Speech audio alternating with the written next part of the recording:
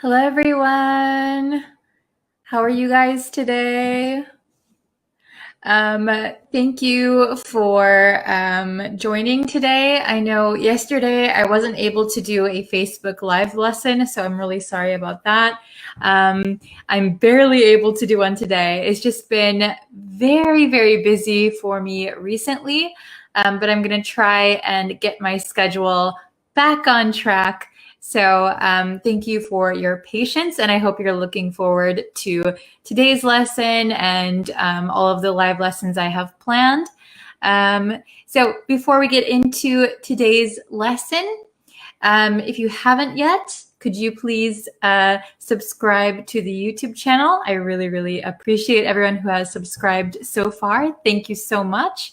And also, you can follow me on Facebook, of course, YouTube, and TikTok.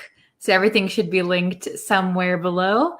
Hi, everyone. Hello from Madagascar. Hello from Egypt, Algeria. Hello, hello from Mexico. Very nice to see you all today. Thank you for joining. Okay, so in today's lesson, we are going to look at some common English expressions for getting things started and for hurrying up, okay? And all of these expressions use the word get, okay? Oh, hello, Tatatwin. Hello, Narindar. Hello, Ali. Hello from Pakistan. Hi. Hello, everyone. Okay, so let's jump into the lesson, okay? Hello from Bangladesh. Nice to see you. Okay, so let's see here. Nope, that's not what I wanted to do. This one. Yeah, this one. Okay, so expressions to get started. So we're going to learn some natural English expressions, and they all use get, okay? And they pretty much have the same meaning, okay? So let's look at the first one, okay? So the first one is get cracking. Get cracking. Has anyone heard this expression before? To get cracking, okay? Hello from Peru, Cambodia. Hi. Hello from Turkey, India. Very nice to have you here. Hello from Mexico, Bangladesh. Okay, let's get cracking, shall we? Okay, so get cracking. If you have not heard of this expression before, that's okay. It is kind of an informal way to say, let's get started. So if I want to start the lesson, I could say, all right, let's get cracking. Let's get cracking. So it means to start doing something immediately, or we can use it to mean hurry, okay? I did a little bit of research on the origin of get cracking, but my research was very brief, very short. So I just learned that it came to American English in maybe the 1940s to get cracking. Okay, let's look at some examples. All right. So example number 1, let's get cracking on this project. Okay, let's get cracking on this project. Very good. Oh, hello from Cambodia.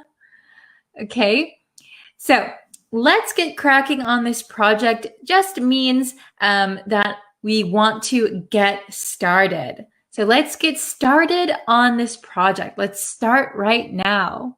Hello, Brenda. Nice to see you.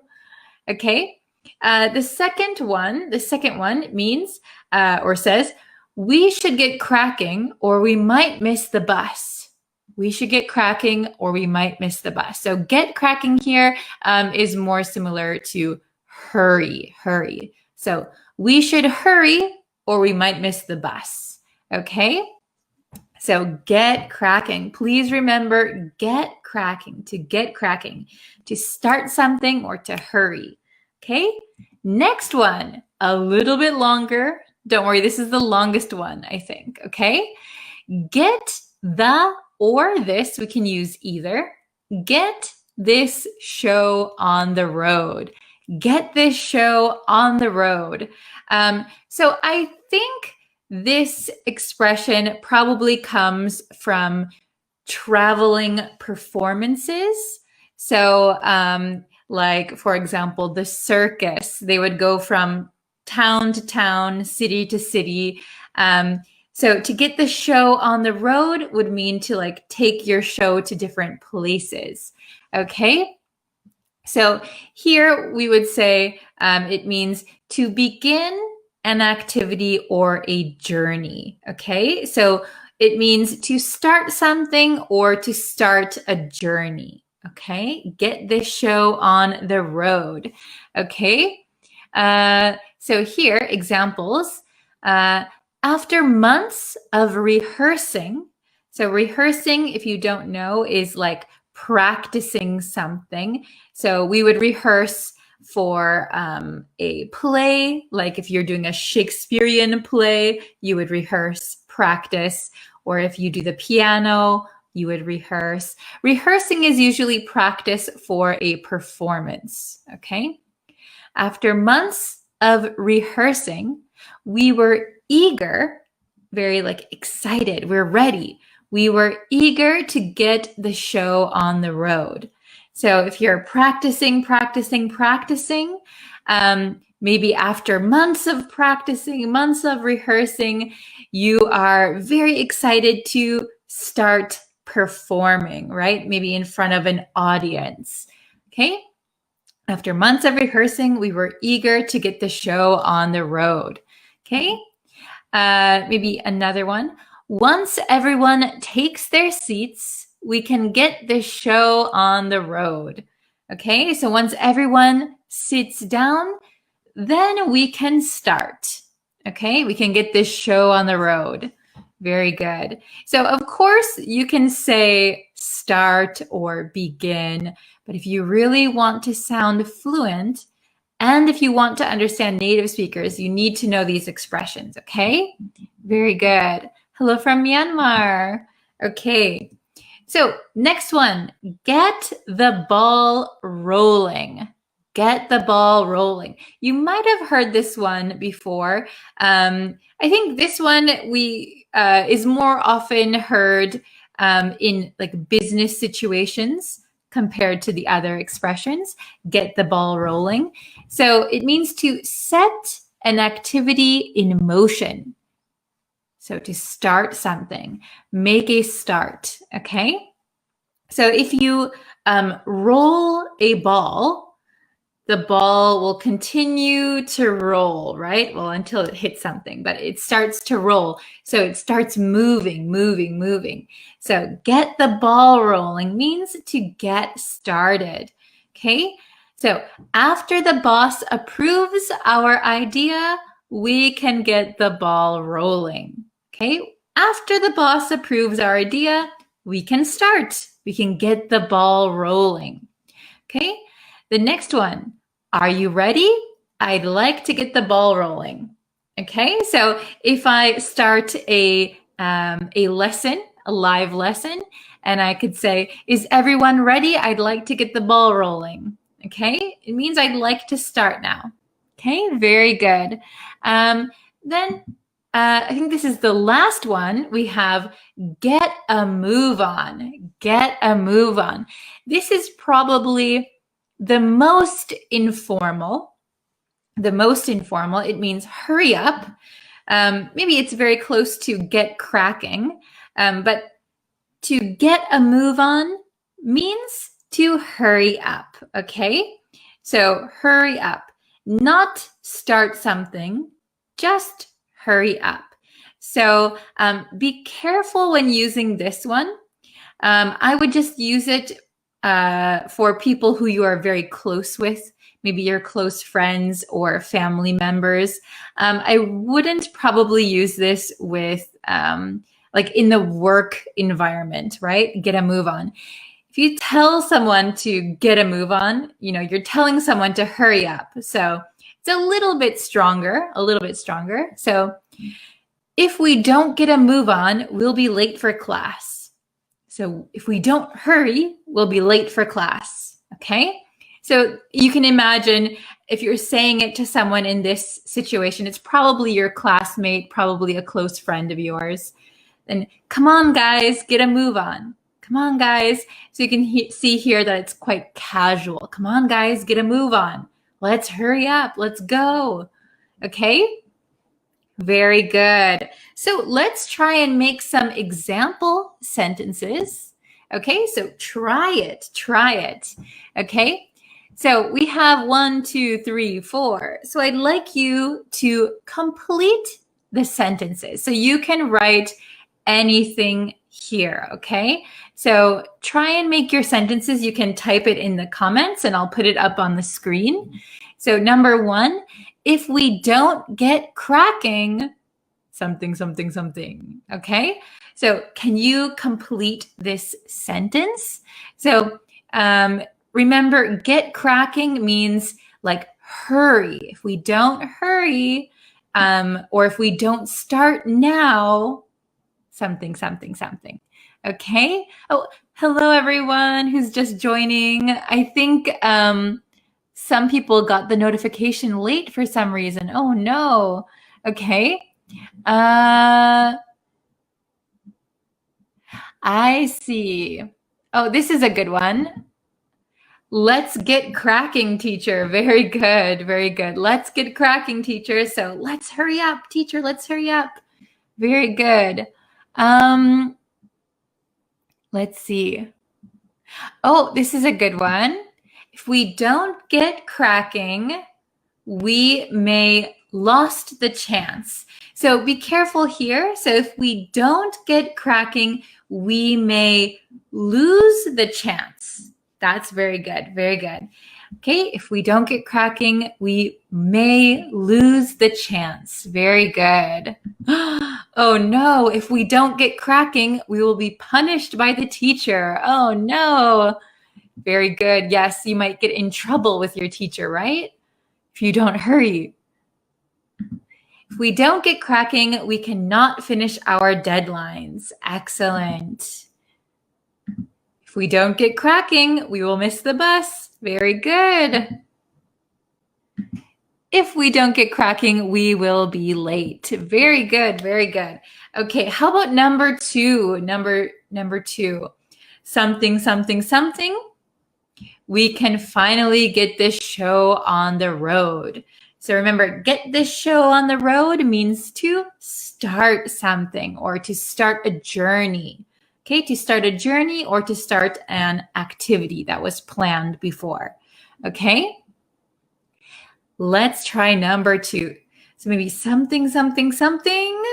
We can finally get this show on the road. I'll give an example. Let's see.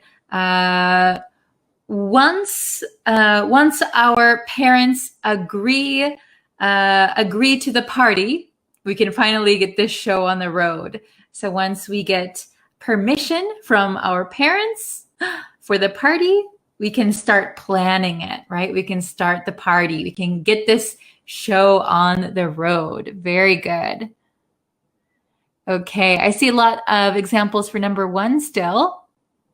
If we don't get cracking, we miss the train. If we don't get cracking, we are going to miss the presentation. Oh, very good. Okay. The authorities decided to ease cautionary measures. We can finally get this show on the road. Nice. If we can raise enough money before the end of the month, we can finally get this show on the road. Very good example. Excellent. Nice job. I like these examples. You guys are good at making them. If you decide quickly, we can finally get this show on the road. Very good. As soon as rain will start, we can finally get this show on the road. Interesting. So maybe you are waiting for the rain. You need rain. Maybe you are planting a garden. You need to wait for the rain. Now that we have eaten, we can finally get this show on the road. Nice example. So after eating, now you can start your activity. Very good. Okay. What country am I from? I am from the United States, but I live in Japan. I'm teaching English in Japan. Okay. Number 3. As soon as something, something, something, we can get the ball rolling. As soon as something, something, something, we can get the ball rolling. Let's see if you can make an example sentence. Oh, thank you. Thank you for the compliments, Ahmed. Thank you very much. Let's see. What example could I give for number 3? As soon as he wakes up, we can get the ball rolling. So start something, get the ball rolling, put something in motion. As soon as he wakes up, we can get the ball rolling. It's very similar to get this show on the road. Okay? As soon as he permits, so he permits to go there, we can get the ball rolling. Very good. Maybe as soon as you get permission to go there, you can get the ball rolling. Very good. If the visitors arrived soon, we can finally get the show on the road. Very nice. As soon as we receive instruction from the boss, our boss, we can get the ball rolling. Nice job. As soon as the signboard is lighting up, maybe as soon as the signboard lights up, we can get the ball, we can get the ball rolling. That's the one we're on. Getting confused. Very good, very good. Okay.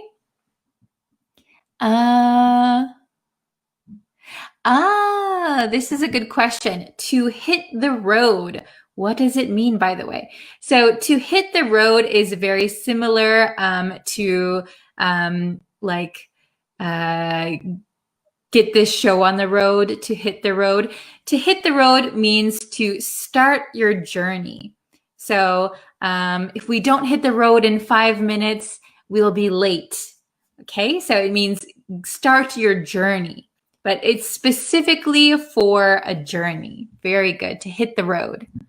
Okay, as soon as the client signs our contract, we can get the ball rolling. Very good. Okay.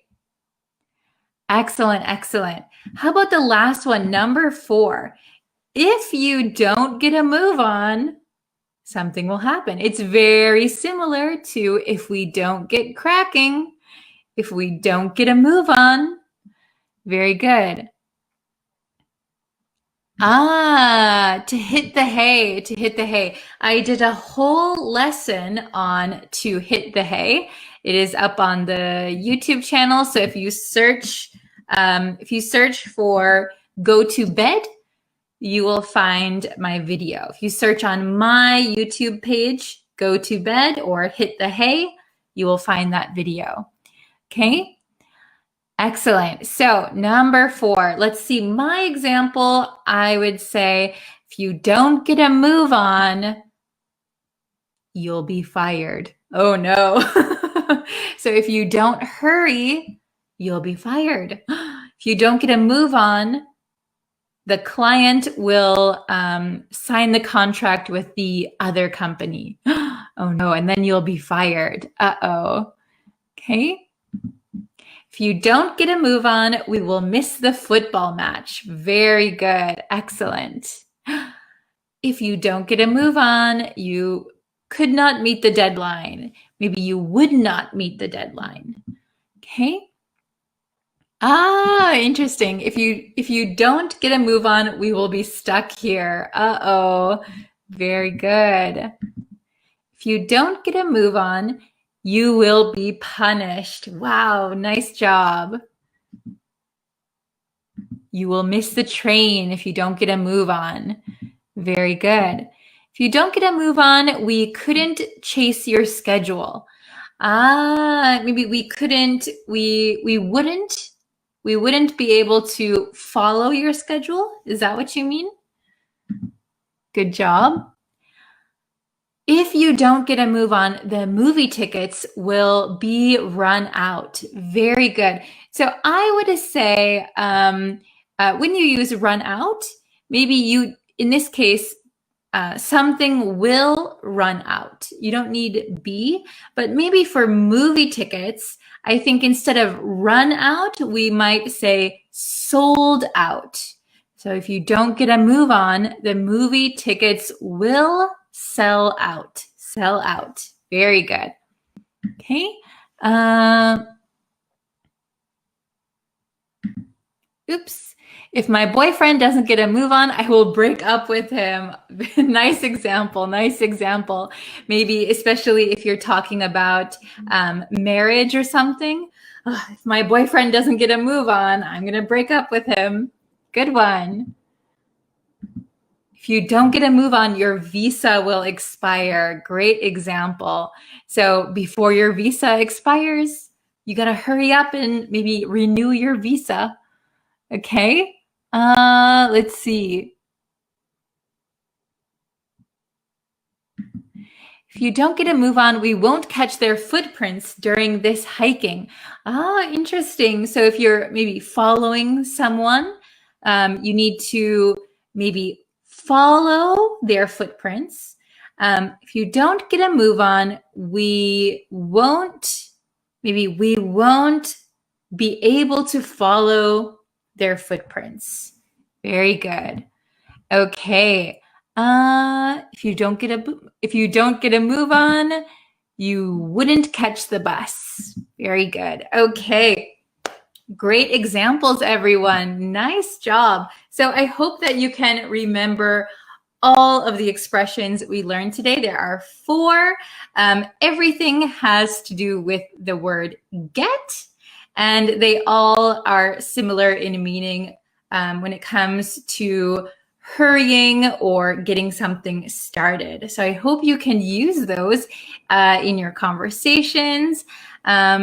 And I'll try to use them in my lessons, right? Like, let's get cracking. Let's start the lesson. Let's get a move on. Okay.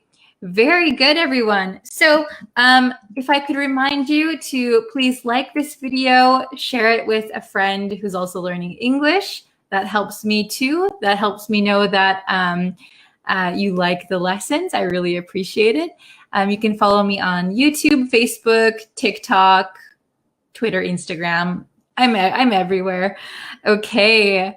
Let's see. If you don't get a move on, you will miss Bree's live lesson. That's true. That's true.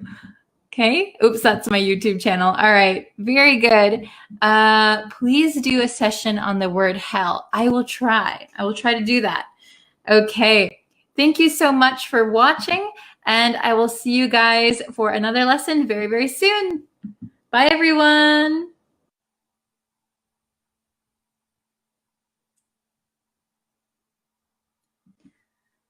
Hello, everyone.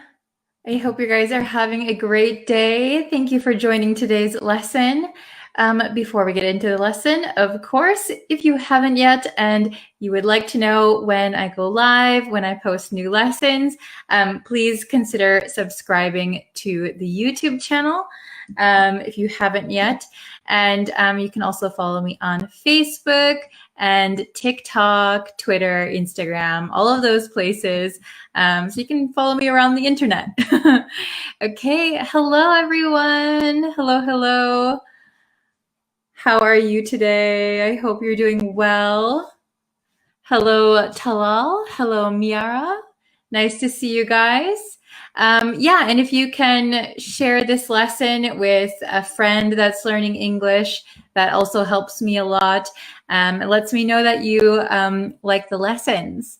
Hello from Pakistan, Somalia, Bangladesh. Hello, hello. I hope you guys are having a great day. Oh, Afghanistan. Hello, hello. Okay, so we're going to get into the lesson. So we're going to be talking about obvious situations in English. Hello, Brenda. Nice to see you again. Okay, so what does obvious mean in English? Well, obvious means that something is very clear. Anyone can know it or anyone understands it.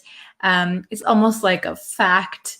So clear, right? Obvious. But there are many ways and different situations where we can use other words instead of obvious. Okay, so let's get into the lesson.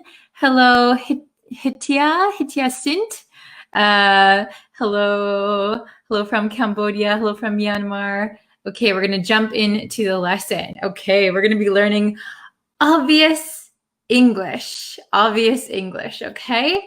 So let's look at the first one. If I can get it up. Okay. So the first one is a given. A given. Okay, so this is an expression we have, a given. So when we say something is a given, it is a known or established fact or situation. So everybody knows it. It's like a fact. Okay, it's just a way of life, right? So the examples I have here is, it's a given that students that study hard do well in class. So that means it's a fact. It's obvious that students that study hard do well in class. Okay, it's a given. Another example would be, good service at expensive restaurants is a given. So good service is a given. Okay, very good. Hello from Sudan, Bangladesh, Palestine, Roma. Hello. Okay, so have you heard this expression before? A given. When something is a given, it is almost like a fact. Everybody knows it. Okay, so for example, you bought a new car. I bought a new car and now I have to buy gas. Well, that's a given. That's obvious. Of course you have to buy gas. Of course, that's a given.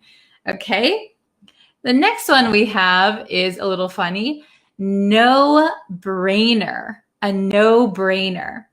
So the meaning of no-brainer means something that requires little or no mental effort.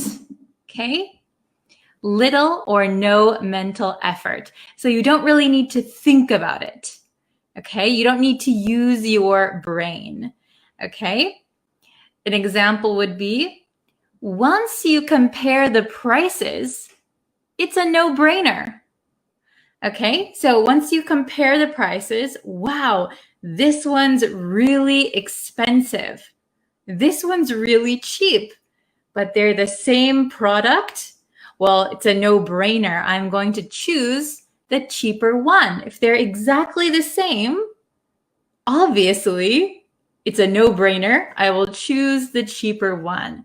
Once you compare the prices, it's a no-brainer. Okay, the next one. When my boss asked me to accept a higher paying position, it was a no-brainer. Okay, so your boss says, oh, I think we have a position for manager open. It'll be 2 times your current salary. Would you like to take it?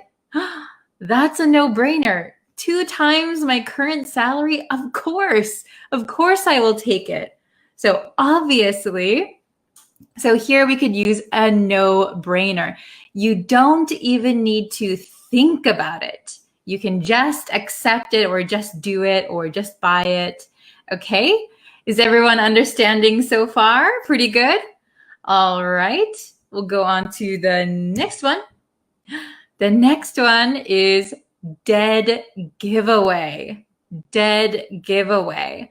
So if something is a dead giveaway, it means that something shows the truth about something clearly. Okay, so maybe you're trying to hide something, or something, you think something is not obvious, but then you show something that obviously tells the truth. Okay, let me show you some examples. It'll be easier to understand. His smirk was a dead giveaway that he was lying. Do you know what a smirk is? A smirk is like kind of a half smile, like So a smile is, on both sides. A smirk is just one side, goes up. Okay, I can't really smirk, but a smirk is like a one-sided smile. His smirk was a dead giveaway that he was lying. So maybe he thought, I'm lying, but nobody knows I'm lying. I'm a good liar. But maybe he gave a little smirk when he lied. So the other person, you're lying. I can see it. I can see that you're lying. Your smirk was a dead giveaway. Okay? Very good. Hello, everyone joining. Okay. The next one, your outfit is a dead giveaway that you're a tourist. Your outfit, so your outfit is your clothes. Your outfit is a dead giveaway that you're a tourist. So if you're not wearing clothes that the local people would wear, Americans, often their outfit is a dead giveaway when they're in other countries. Lots of Americans will travel abroad and wearing like no sleeves and shorts and a backpack and sunglasses. Oh, that's a dead giveaway. I think you're a tourist. Okay. So dead giveaway. It's totally obvious. It's clear to everyone. Okay. And we'll look at one more. The last one is the elephant in the room. The elephant in the room. So can you imagine that you're sitting in a room with a few people and there is an elephant in the room? If there's an elephant in the room, of course, you're going to notice it. Wow, there's an elephant here, because an elephant is very, very big. It takes up a lot of space. But here, the meaning of the elephant in the room is there is a major problem or controversial issue which is obviously present but is avoided as a subject for discussion. So there's something that is obvious, maybe an argument or a disagreement or something, but the people ignore talking about it. So even though there's an elephant, a big problem in the room, we pretend we don't see it, but it's obvious. It's obviously there. Okay, let's look at some examples. They ignored the elephant in the room. So maybe the elephant in the room is that two people don't like each other. Two people don't like each other, but they're at the same party. So you don't want to fight in front of everyone, but everyone knows these two people don't like each other. So everyone will ignore the elephant in the room. People will just pretend that they like each other. Okay? The next one, their argument was the elephant in the room. Okay? So, for example, if you have two colleagues, two coworkers, yesterday at the meeting, they got into a heated argument. They were fighting, they were yelling. Today at the office, we are pretending the argument never happened. Even though everyone saw the argument, everyone heard the argument, everyone knows about the argument is the elephant.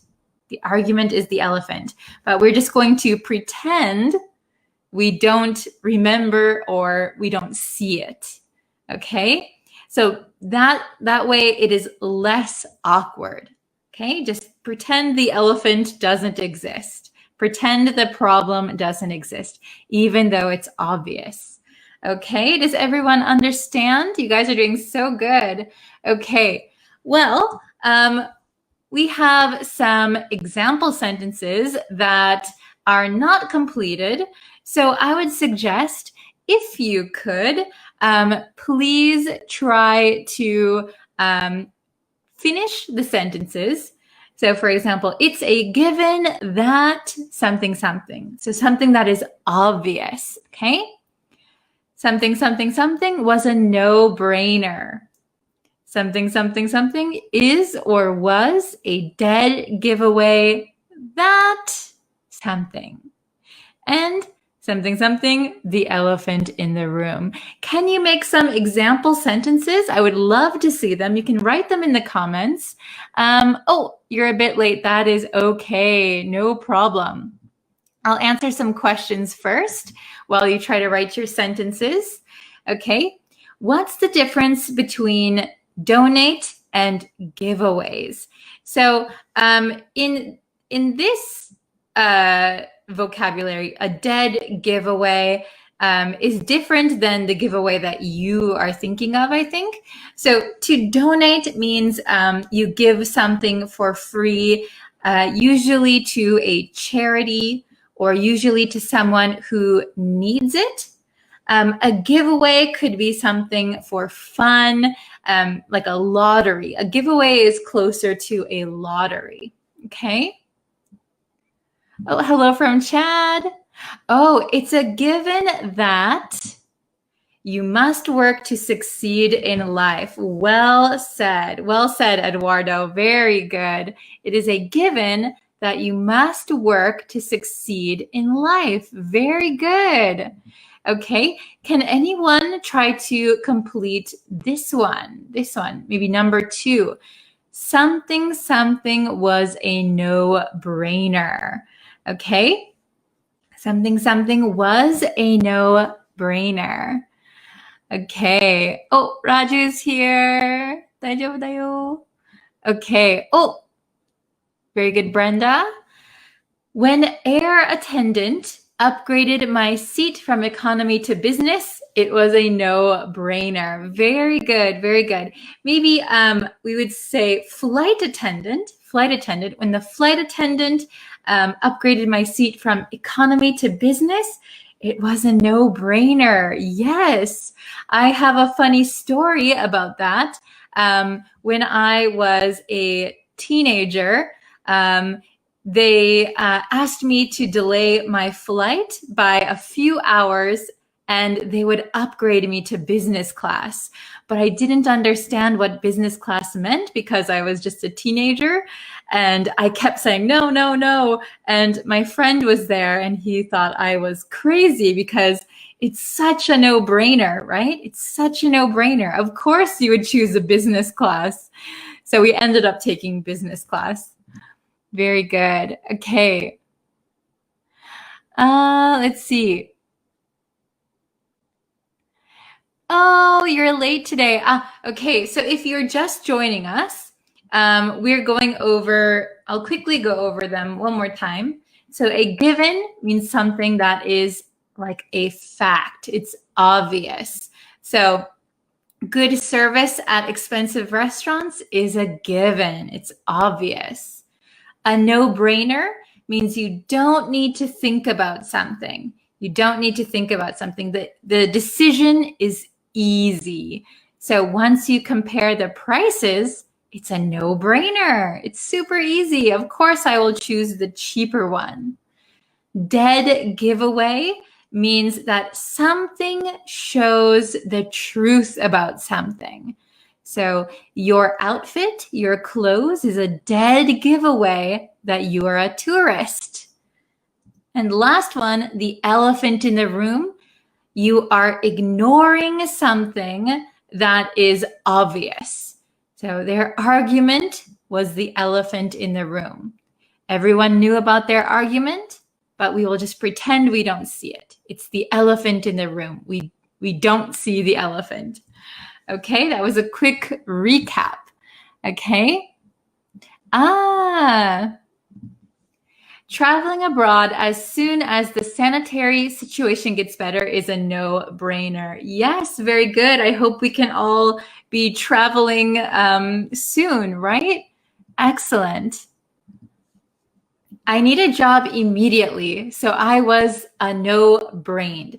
Very good. Be careful that no-brainer is with an R, a no-brainer. I need a job immediately, so it was a no-brainer. So for example, if someone offered you a job, hey, I have a job available, would you like to take it? And you say, yeah, I need a job. So it was a no-brainer. Very good. Okay. Oh, Tatatwin, hello. Welcome, welcome. Okay. What does smirk mean? Yes, we covered that a little bit earlier, but a smirk is like a half smile. So a smile is both sides go up, but a smirk is like, only one side. Okay. When you check a map at an attraction, it is a dead giveaway that you are new to here. Oh, very good. So when you check a map at an attraction, it is a dead giveaway that you are new. And then we wouldn't say to here. You are new there. You are new there or you are new here. Very good. Okay, but we wouldn't say to here or to there. Good job. Oh, I like this one. The way you speak is a dead giveaway that you're not from northern Myanmar. Great job. Yes. So remember, dead giveaway means it's obvious. It's obvious. The way you speak is a dead giveaway. It's obvious you're not from northern Myanmar. Very good. Okay. Let's see. It is a no-brainer. Remember, it is a no-brainer to purchase clottages during a sale. Yes, so if you purchase something during a sale, it's a no-brainer. Very good. Oh my goodness. Okay. Can anyone try to make a sentence with the last one? Something, something, the elephant in the room. So for example, the argument is the elephant in the room. There was an argument. Everyone knows about it, but we are pretending it doesn't exist. Okay? Very good. The word was clothes. Yes, yes, very good. If you buy clothes on sale, that is a no-brainer. Very good. Okay? As I had a scholarship, thinking about attending to that university was a no-brainer. Very good. As I had a scholarship, thinking about attending that university, maybe if you have attending, we don't need the word to. If you're thinking about attending that university, was a no-brainer. Good job.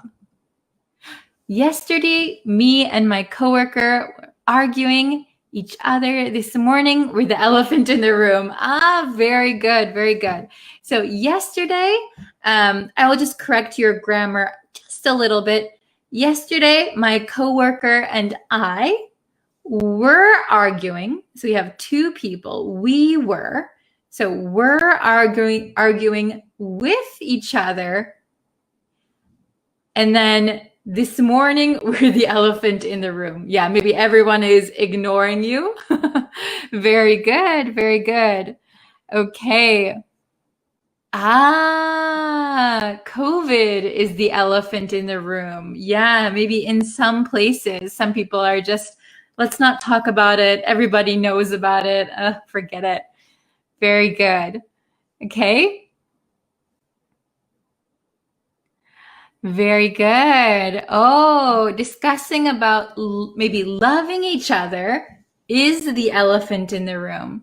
So maybe it's obvious to everyone that you are in love. It's obvious. Everyone can see they love each other, but nobody talks about it. Nobody brings it up. They just pretend not to know. That would be the elephant in the room. Very good. Okay. Excellent job, everyone. So I know some of you guys are coming in late. So if you'd like to rewatch this lesson, feel free to do so. I will leave it up and you can watch it anytime. And yes, I'm so sorry for being a little bit late with the schedule. But yes, today's been so busy. It's been a hectic week so far. But yeah, I hope to see you guys in our lesson tomorrow. And please, if you could subscribe on YouTube, follow me on Facebook and TikTok. Thank you guys so much for watching, and I will see you in our next lesson. Thank you so much. Bye, everyone. Hello, everyone. Welcome to Bree's Practical English. My name is Bree, and today we're going to look at the difference between people, peoples, and persons. Now, these words can be very tricky in English, but we're going to look at each one and I'm going to explain the differences. So by the end of this lesson, you should have no problem understanding the difference, okay? Also, I'm going to put on my website a written explanation, so you can go see that as well. I will link that in the description and in the comments. And by the way, if you're interested in courses with me and PDFs, ebooks, please join my website. I will be updating it very frequently. For paid members, they're called Premium Studio members on my website. For the Premium Studio members, I have some courses available on pronunciation. I'm working on an ebook that will be available for premium members, and we have a bunch of PDFs on there too. Okay, so let's get into the lesson. So we have people versus peoples versus persons. So let's take a look at each one. So people or peoples, right? Most of the time, people is the correct word you are looking for. People is the plural form of person. So when you're having like an everyday conversation and you want to talk about many people, the correct word is probably people, okay? So make people your go-to word for the plural of person, okay? Let's take a look at these examples. One person is waiting in line. Okay, one person, that is the singular. Two people are having lunch. Two people are having lunch. So when we're talking about more than one person, generally we're going to use people as the plural form. Pretty easy, right? I think you've learned that in most English classes from the beginning. Okay, so when do we use the word peoples? Peoples is the plural of people when used for ethnic groups. Okay, so usually the word people is plural for person. But sometimes we use people as a singular noun when talking about a specific group of people. And then peoples is the plural form of people. This is specifically for ethnic groups. Okay, so let's take a look at these examples and see if you can see the difference between people, a people, and peoples. Okay? The first example. The French are a proud people. You can see here, the French are a proud people. So people here is in the singular, a proud people, because I'm talking about one ethnic group. I'm talking about the French, okay, as a group. There are many French people in the world, but the French as a group would be singular people, okay? The next example, the peoples of the world speak many languages. So in this case, I'm talking about multiple ethnic groups, multiple groups of people, okay? In that case, we're going to put peoples with an S. Are you following me so far? Let me know in the comments if you can understand the lesson so far, okay? Use people to talk about one nation or one ethnic group. People here is singular. The people of the United States have elected a new president. The people. One group of people. One nation. They are a great people. Okay? So remember here, this is not the general use of the word people. This people is singular. Use peoples to talk about multiple nations or ethnic groups. Like I said, peoples is the plural form of people. We learned about the native peoples of Canada. Multiple groups of people, multiple ethnic groups. Customs like this one are shared by many peoples of the world, many different groups of people. Now, when do we use people and when do we use persons? Now that you know how to use people and peoples, when do we use persons? Both people and persons are plural forms of the word person. They are both plural forms. People is the standard plural form of person, right? That's the one we use every day. We use people in most situations. Persons, however, is an archaic plural form of person. What does archaic mean? Archaic means very, very old. Old. It is very formal and mostly used in formal legal writing. Okay? So persons is old, very, very formal, and usually used in legal writing. So we don't use the word persons in everyday conversation. It's a very specific occasion when we use persons.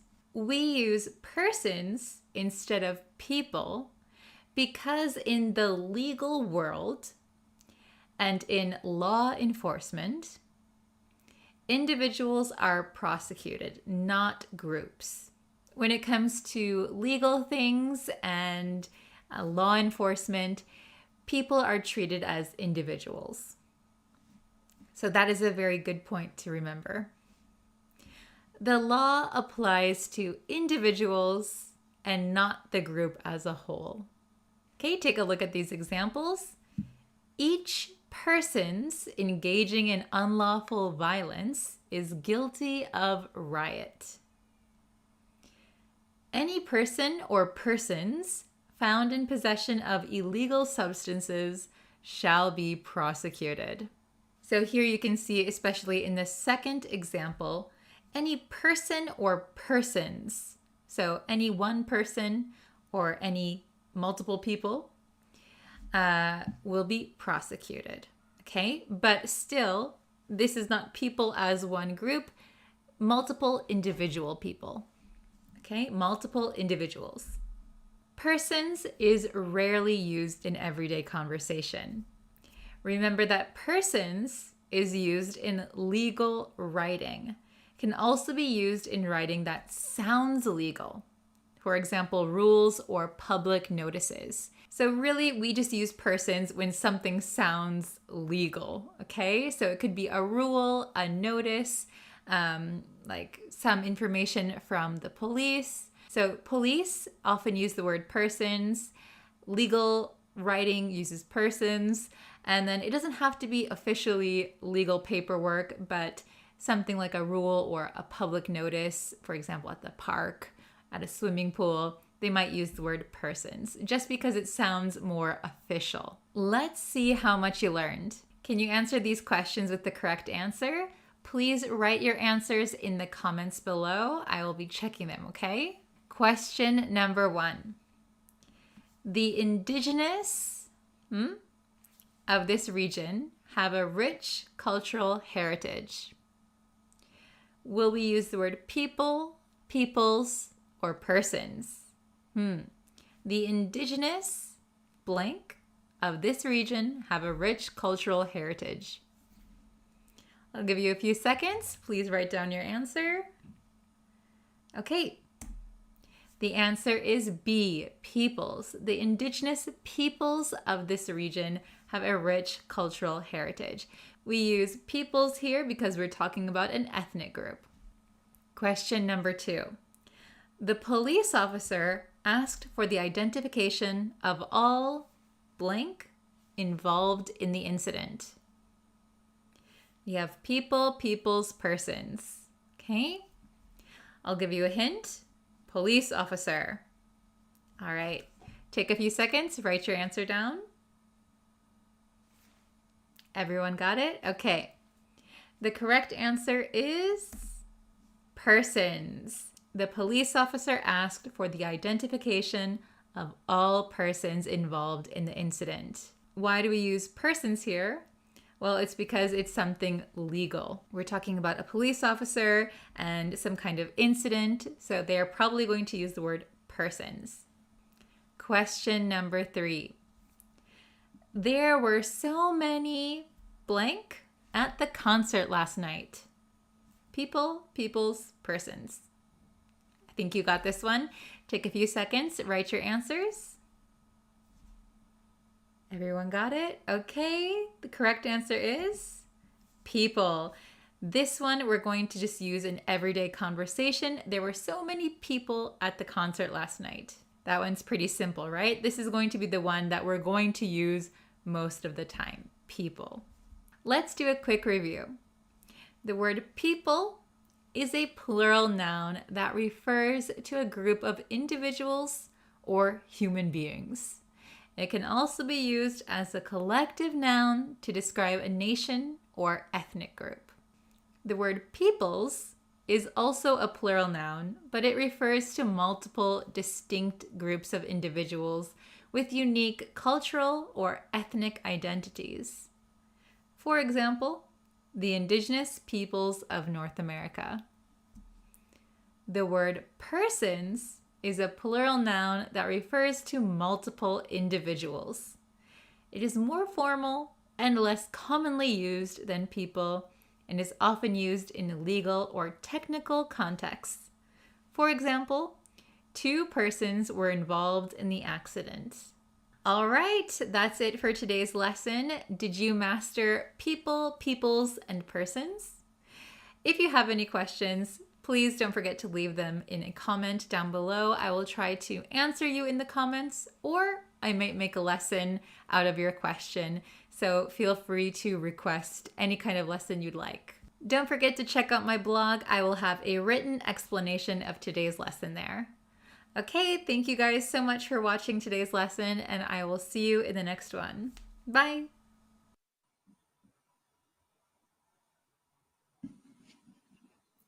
Hello everyone! How are you today? I just did some lesson planning slash kind of study hall over on YouTube. So it's really fun to live stream with you guys while I'm planning the lesson. So I hope you guys are enjoying that. Let me know what you think. Just trying something new, you know? Hello. How are you? Hello, Hanan. Hello, Mosharaf. I'm good. How are you guys? Yeah, I'm just experimenting over on YouTube with live streaming. So I'm trying to get into more live streaming for you guys. Hello. Off the bat, interesting question from Devashka. Hello, how many minutes is it in the expression of in a few minutes? So it depends on everyone. So when one person says, I'll be there in a few minutes, it could mean 3 minutes or 5 minutes. For other people, I'll be there in a few minutes. It might be 30 minutes, 45 minutes. It depends. It should be a short amount of time, but it really depends on who you're talking to. Hello. Yes, congratulations. Enjoy your holiday. Very nice. So it's the end of Ramadan? Please enjoy. Okay, hello from Mexico City. Hi, hello everyone. So before we get into today's lesson, if you could subscribe to the YouTube channel, if you could like the Facebook page, like this video and share it with your friends, I really, really appreciate it. Thank you so much for your support. But yeah, let's get into our lesson. We're going to do one more reading comprehension lesson today. So I think it's intermediate, pretty intermediate. So let me know if there are any difficulties in reading this. So I'm going to bring it up on the screen. Okay, so he saved her from drowning and they fell in love. Wow, beautiful story, right? Okay, so just so you know, drowning means that you are in the water and maybe you are going under the water uncontrollably and you can't breathe. That is drowning. So he saved her from drowning. So she didn't drown. She was okay. And they fell in love. Sounds like a very interesting story, right, today? Okay. Let's see. So I'll read it once first, and then we'll go over the difficult vocabulary, okay? So I'm sorry if I butcher these names. I'm sorry if I can't pronounce these names correctly, but Nupur Gupta was nearing the end of a 2-week stint teaching at a yoga retreat in Goa, India. It was February 2019, and the weather was balmy and the sea glistened invitingly. In between yoga practice, Gupta always made time for a swim. On this particular day, she floated out further than she usually would. When she realized how strong the current was, it was too late. The water had started to pull her under. She tried not to panic. Okay, if I constantly and with consistency keep swimming, I might make it, she thought. Then I saw this man coming towards me. This was Attila Bosniak, a financial advisor in his 40s, hailing from Hungary, but based in the Netherlands. Coincidentally, Bosniak was a student at Gupta's yoga retreat, where he says he'd been trying to disconnect from the hustle and work pressure and the Dutch winter. Bosniak helped Gupta back to shore, but was injured from being thrown into rocks by the waves. Something changed for me in that moment, she recalls. There was a click in my heart somewhere. Bosniak felt it too, even as he lay there bleeding. I think that was a magic moment, he says. Okay, so that was the article. I kind of shortened it a little bit because it was very, very long. So let me know how much you could understand. If you can understand 85%, that is very good. If less than 85%, don't worry, we're going to go over and explain it in detail. But first, let's look over some of the vocabulary words, okay? So the first word is stint. Stint. So a person's fixed or allotted period of work. So synonyms for stint are session, term, period. So usually like not regular, but maybe like a one-time thing that you had to do. Okay, so here is an example. He had a 3-month stint as a janitor at the local school. Okay, so he had a 3-month stint, maybe a 3-month term, working term as a janitor. So if you don't know what a janitor is, it's a person who does the cleaning for like shopping malls or schools or hospitals, cleaning staff. Okay. Oh, I see some people saying 85%, Fatima 80%, Mohammed Aziz said 50%. Okay, good. So we're learning some new words today. So stint. It's kind of like a short-term period of work or something that you need to do. Stint is maybe not that formal, I guess. It's not slang, but I wouldn't use it to describe your work if you're going to an interview. Maybe I would say like a term or a period if you want to be very formal. So stint. We can also use stint for if somebody went to jail or something, or somebody went to prison. He did a 5-year prison stint. Okay, so like a fixed period of time. Okay. Let's see. How about the next word? The next word is current. So current has several meanings, but here we're going to be talking about current as a noun, and this has to do with water. So like the sea current, the ocean current. So here's the official definition: a body of water or air moving in a definite direction, especially through a surrounding body of water or air in which there is less movement. So sometimes you can go into the ocean, and the ocean looks calm. The ocean looks, not like huge waves or anything, very calm. But if you step or swim into a certain part, there is a current. And the current will pull you back into the deeper and deeper and deeper. So you have to really be careful.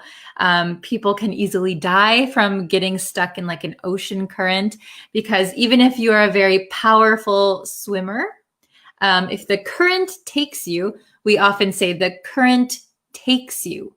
The current took you. If the current takes you, you're in big trouble. Okay, you're in big trouble. So it's kind of like the water or air that is moving in one direction and pulling whatever is around it. Okay, here's the example sentence. The current was so strong that it pulled her farther out to sea. Okay, the current was so strong, it's pulling her farther and farther. Oh my gosh, getting very far. Okay. Next one, hail from. Hail from. This means to be from or to come from. So one's birthplace or established residence. Okay, so you hail from somewhere. Where does everyone hail from? Where do you hail from? So here's my example sentence. Although I live in Japan now, I hail from the United States. So my birthplace, where I am from, is the United States. So please let me know where you hail from. Okay. Oh, yes, we should not go through the current. That is right. Please be careful not to get trapped in any kind of current. Oh, perfect. I hail from India. Very good. I hail from Jupiter. I hail from Taiwan. Very good. Although I live in America, I hail from Myanmar. Oh, I didn't know you live in America. Nice. I hail from Morocco, even though I live in Canada. Fantastic. I hail from Kurdistan region of Iraq. Nice. I hail from Bangladesh. Wow, we have such a big group of people. I hail from Pakistan. Awesome, you guys. I hail from Myanmar. Wonderful. Okay, so that one is easy enough. You hail from the place that you were born. Ooh, we have Madagascar. Very nice. Okay, next one, hustle. Hustle. So hustle has several meanings, okay? Hustle has a lot of different meanings. So one meaning is to work hard, work hard. So especially with young people these days, they're often using the word hustle. We gotta hustle. I hustle on the weekends. If you have a side hustle is your work that is not connected to your job. It's kind of like a side business. So, for example, I work for an insurance company, but I do consulting as my side hustle, for example. So you have a proper job, and a side hustle is like extra work that you're doing on the side. Okay, so it can mean to work very hard. It can also mean a state of great activity. So if you hear like hustle and bustle, that means like hurrying, kind of busy. Or for example, when I was a high school student, we had to do something called the mile run. So I had to run for a mile in my high school PE class. And my gym teacher, he used to drive like a little golf cart, and he would chase us around while we're running. And he would say, hustle, hustle, hustle. So kind of like, hurry up, keep working. So that's kind of the meaning of hustle. It has some other meanings, but we're going to focus on this one today.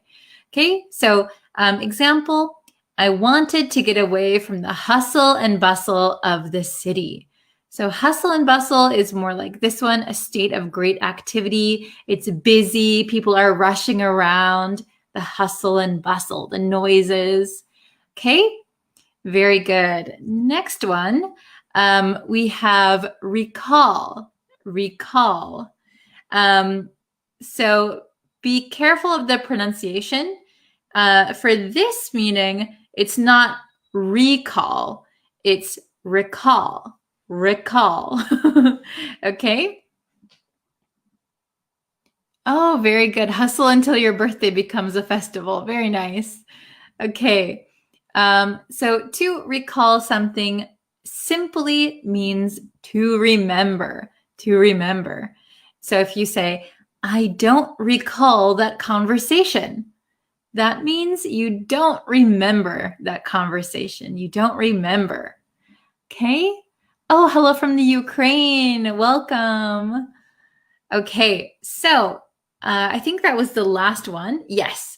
So now that we know some of the new vocabulary, let's read this one more time. I'm going to explain it. So hopefully you'll understand 100% this time. Okay. And again, I'm sorry for mispronouncing any names. Okay. So we have Nupur Gupta was nearing the end of a 2-week stint teaching at a yoga retreat in Goa, India. So remember that stint means something like a short period of time, or for a certain fixed period of time, you're doing something. Okay, so she was nearing the end, coming to an end of a 2-week stint. So a 2-week job teaching at a yoga retreat in Goa, India. It was February 2019 and the weather was balmy. So it's nice. There's a nice breeze and the sea glistened invitingly. So maybe the sea is glistening in the sun. So glistening means if you ever look at water when it's like a nice sunny day, you can see the reflection of the sun kind of like twinkling like stars. That is glistening, glistening. Okay, so it was nice weather. The sea was glistening invitingly. So we can call this like personification. So invitingly means like welcoming, welcoming. So the sea was welcoming her, right? Glistening, beautiful. Okay. In between yoga practice, Gupta always made time for a swim. Okay, hopefully that sentence is all right. Oh, what does yoga mean? Oh, we have a question. Yoga. So yoga is it's very popular with women. It's a type of kind of exercise and meditation. I think it's popular in India too, right? So yoga, there's like poses, like kind of poses for stretching and putting your weight on stuff, and very good for your health. Okay. Let's see. So in between yoga practice, so she's practicing yoga, Gupta always made time for a swim. So she always made sure she had time to swim. On this particular day, so this certain day, she floated out further than she usually would. Okay, so usually maybe she stays close to the shore. So here she kind of went too far out. When she realized how strong the current was, it was too late. So remember, the current is in the ocean or the sea or wherever in water, where you get like kind of pulled in. So there's like maybe like a water current and it's pulling in one direction. Okay, so the current was too strong. The water had started to pull her under, so under the water. She tried not to panic. So this is her thinking. We have quotations here. Okay, if I constantly, so without stopping, constantly, and with consistency, so maybe in a certain pattern, keep swimming, keep swimming, keep swimming, I might make it, she thought. So I might make it means she might survive. I might make it. I might survive. Or I might make it to shore. I might be able to get there. Okay. Oh, we have a question. Let's see. What is particular day? So it means on this certain day, specific day. So maybe there are many days where she would finish yoga and she would go out for a swim. But on this particular day, this specific day, she floated out too far and the current was too strong. Okay. Oh, welcome, welcome. Okay, very good. So she's maybe pulled out really far into the sea and she's thinking, don't panic.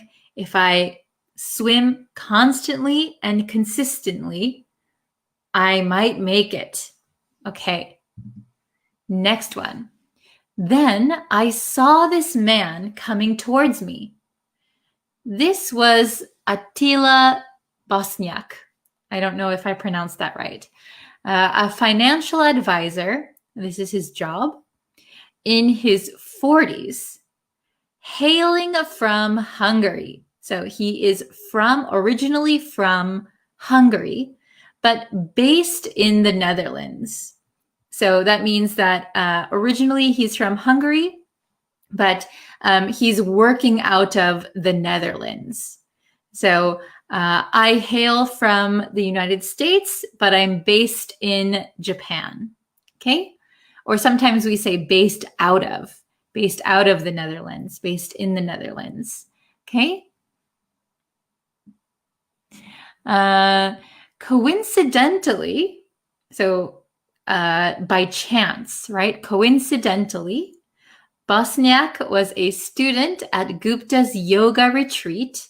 So a yoga retreat is where people travel to do yoga together, and there's a teacher and maybe they make friends. That is a yoga retreat.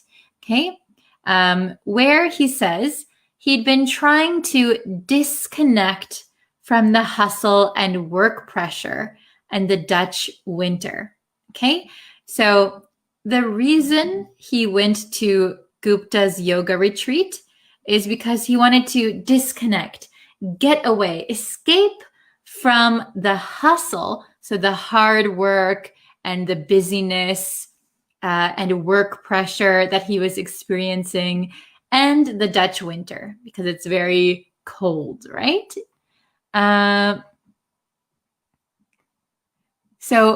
Retreat, what does retreat mean? So a retreat itself has some different meanings, but here, so some people go on a religious retreat, some people go on yoga retreats. When I was a student, I went on like a nature retreat. It means that you go somewhere to kind of learn something with a group of people. Usually, somewhere, my image is that it's somewhere with nature, but not always, I think. So yoga retreat is they go somewhere and learn yoga and meet new people, and maybe probably some meditation, I would guess. Okay. Bosniak helped Gupta back to shore, but was injured from being thrown into rocks by the waves. So he went into the ocean to help her, to save her. And he was getting thrown into the rocks by the strong waves. So he got injured. He got hurt. Okay. Before we go on, people are asking Dutch winter meaning, please. So Dutch, so he's based in the Netherlands. So he's working in the Netherlands. And the Dutch winter is like the cold winter in the Netherlands. So when Dutch is just describing, so for example, if I said I wanted to escape the New York winter, or I wanted to escape the Tokyo heat, just the place and the season. So probably in the Netherlands, winter is very, very cold because it's very, very north. Okay. So he saved her, but he got injured. Something changed for me in that moment. So maybe in that moment means the moment she was saved.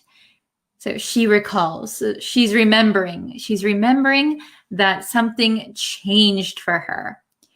There was a click in my heart somewhere. So maybe her heart was looking for love. And just that when we say something clicked, it means everything came into place like a puzzle piece. It clicked, or like something came to the right place, right time. There was a click. Okay, there was a click in my heart somewhere. Bosniak felt it too, even as he lay there bleeding. So even though he was injured, they both fell in love in that moment. I think that was a magic moment, he says. Okay, very good. I hope you can understand 100% now. Oh, okay. So some people are asking hustle. So perhaps you came in a little bit late. So let me go back. Hustle. Hustle means work hard or a state of great activity. So I hustle on the weekends means I work extra hard on the weekends. A state of great activity means like kind of busy, rushing, no time to slow down. I wanted to get away from the hustle and bustle, the busyness of the city. Okay, very good, everyone. Let's see. We have some example sentences. When I saw the actress who was swimming in the current ocean in the movie, I felt trepidation. Oh, trepidation! What a good word. So instead of saying current ocean, maybe ocean current or the sea current. Okay, very good. 40s. What is the meaning of 40s? So it means he is in his 40s, means that his age is like maybe from 40 to 49. We're not sure exactly his age, but from 40 years old to 49 years old. He's in his 40s. Okay. Let's see. I think you look exhausted. You need to take a rest. Don't hustle too much. Oh, very good. Very good. Excellent.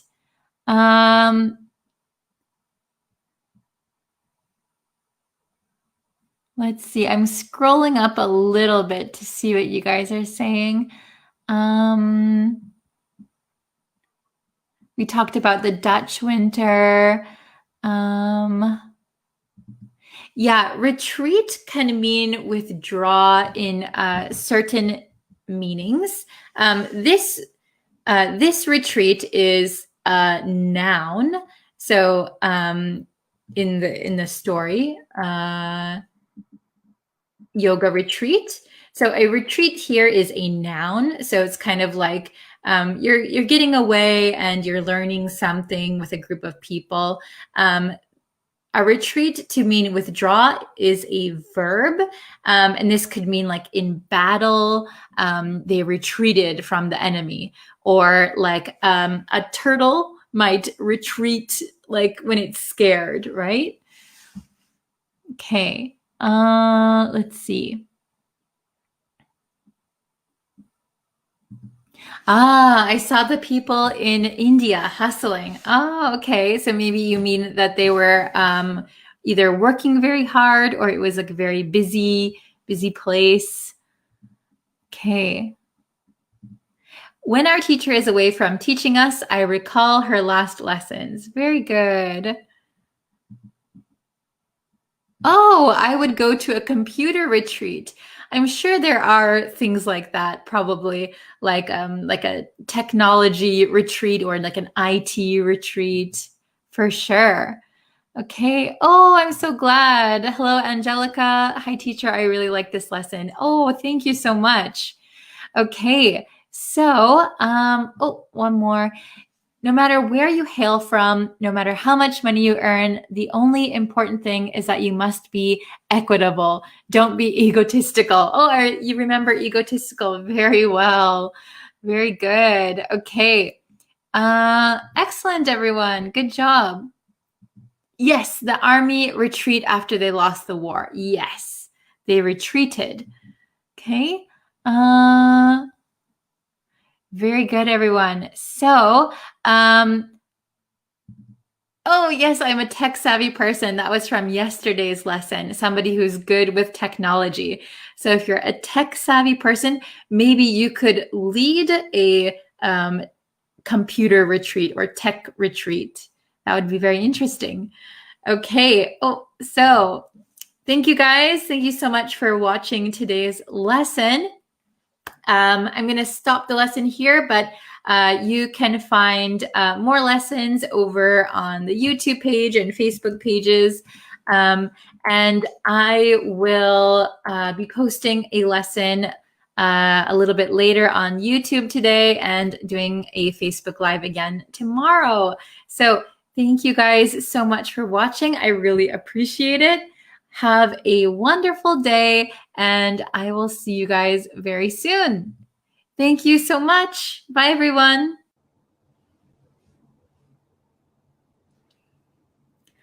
Hello, everyone.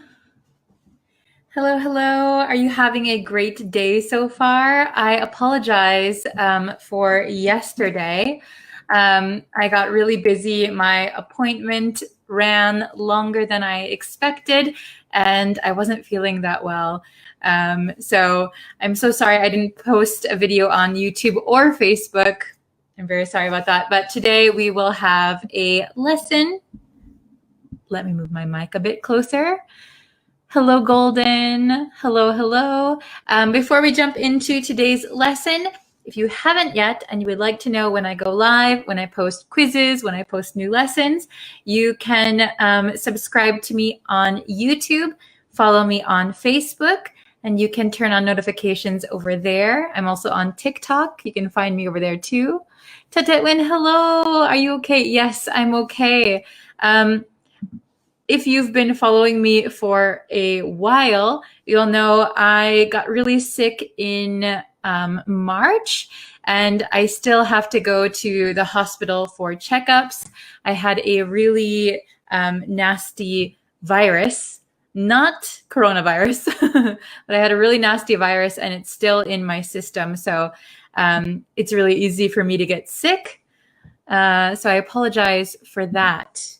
Okay, so we're going to look at phrasal verbs. I only have a little bit of time, so we're going to jump into it right away.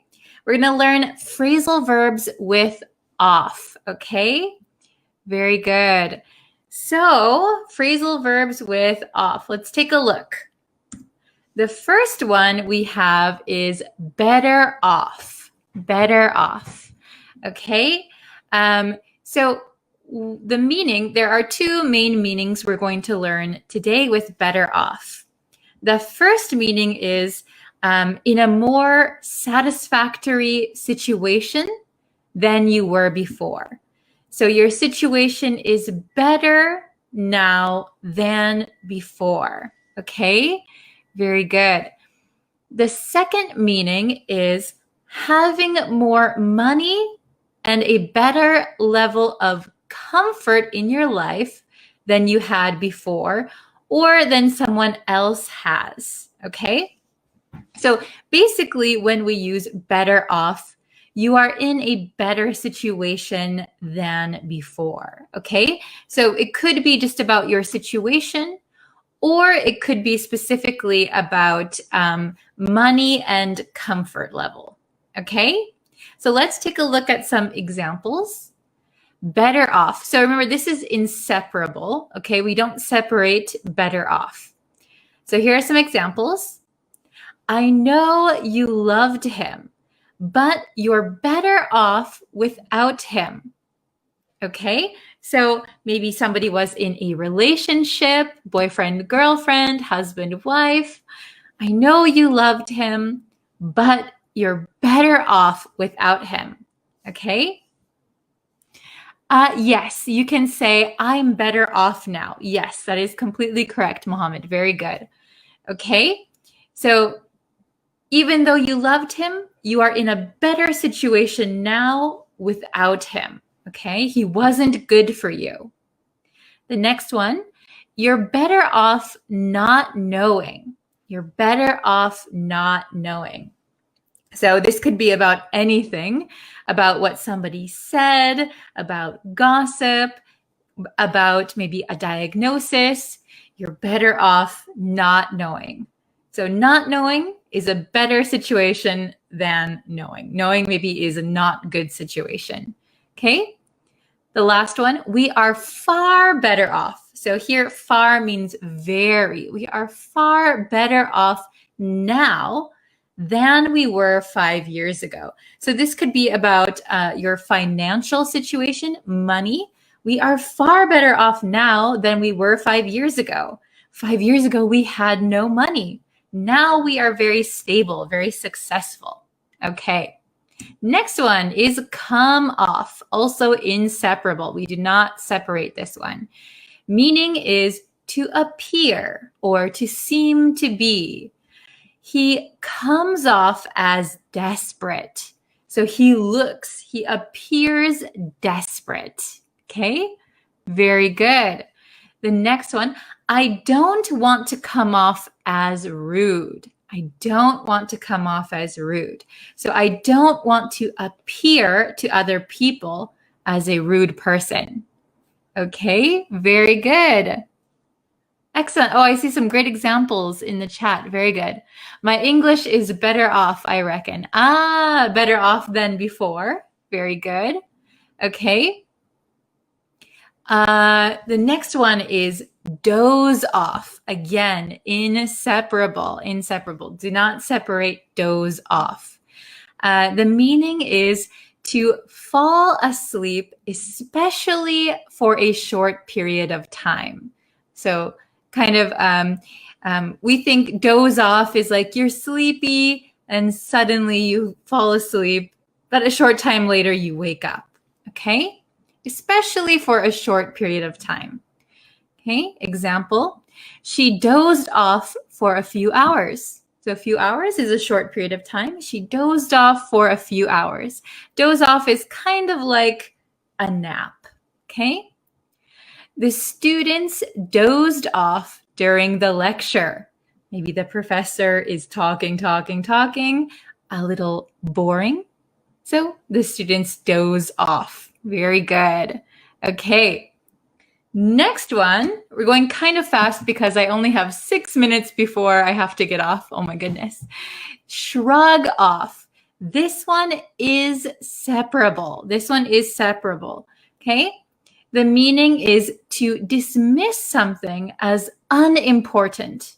Okay. Shrug off. So shrug is kind of like this.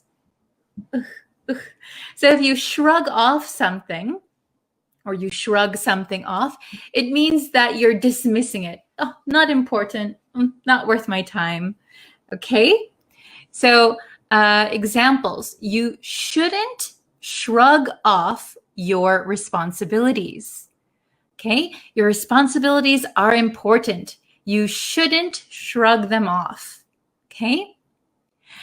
The criticism didn't bother her. The criticism didn't bother her. She just shrugged it off. So here it's separated. Shrugged it off. Shrug it off. Shrug it off. Okay, we'll go a little quicker. This is the last one. Tip off. This one is also separable. Tip off. Okay? So meaning to inform. To inform. So usually to inform someone of something that's going to happen or that happened or you know who did it, okay? Someone tipped off the police before the incident. So someone told the police, they gave them a tip. They tipped off the police before something happened. And here we can separate it. Who tipped them off? Who tipped them off? Was it you? Was it you? Who told them? Okay? Very good. Very good. We will never shrug off our lessons. Oh, thank you. Oh, hello from Myanmar. Okay. So let's answer some questions really quick. We have 5 questions and 5 phrasal verbs with off. Better off, come off, doze off, shrug off, tip off. I only have 4 minutes left. Oh my gosh. My schedule is so packed today. I'm so sorry. So number 1, before setting my alarm clock. When do you set your alarm clock? Probably before you go to sleep, right? So before setting my alarm clock. Oh, Aliawan, perfect. Very good. Okay. Excellent, TF Ran. Good job. So the correct answer for number 1 is dozed off. Very good. I dozed off before setting my alarm clock. Number 2 is separable. If you have back pain, you shouldn't it's something. Okay? Aliwan, perfect. Oh, Tetetwin, very good. Okay. Number 2, if you have back pain, you shouldn't shrug it off. Very good. You shouldn't think, oh, it's not important. Maybe you should go to the doctor. Number 3, you'll be something if you study more now instead of going out with friends. Very good. You'll be if you study more now instead of going out with friends. Can you get number 3? Ali, very good. Excellent. Good job, Kat. Marfa. Very good. Okay. You'll be better off if you study more now. You'll be in a better situation. Excellent, excellent. Number 4, because he's shy, he can as arrogant. Because he's shy, he can as arrogant. Oh, very good, very good. Ali, Mohammed, good job. Mohammed again, good job.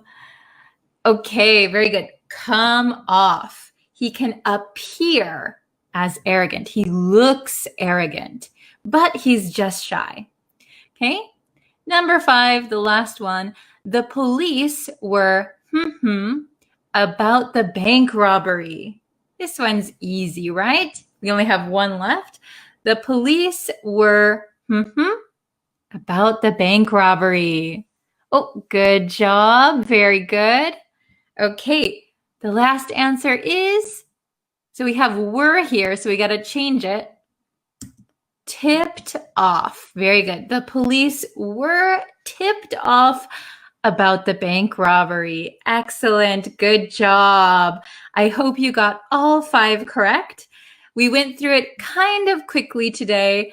If you need more help, you can always go back and review this lesson. Maybe you can write down the words that you didn't know.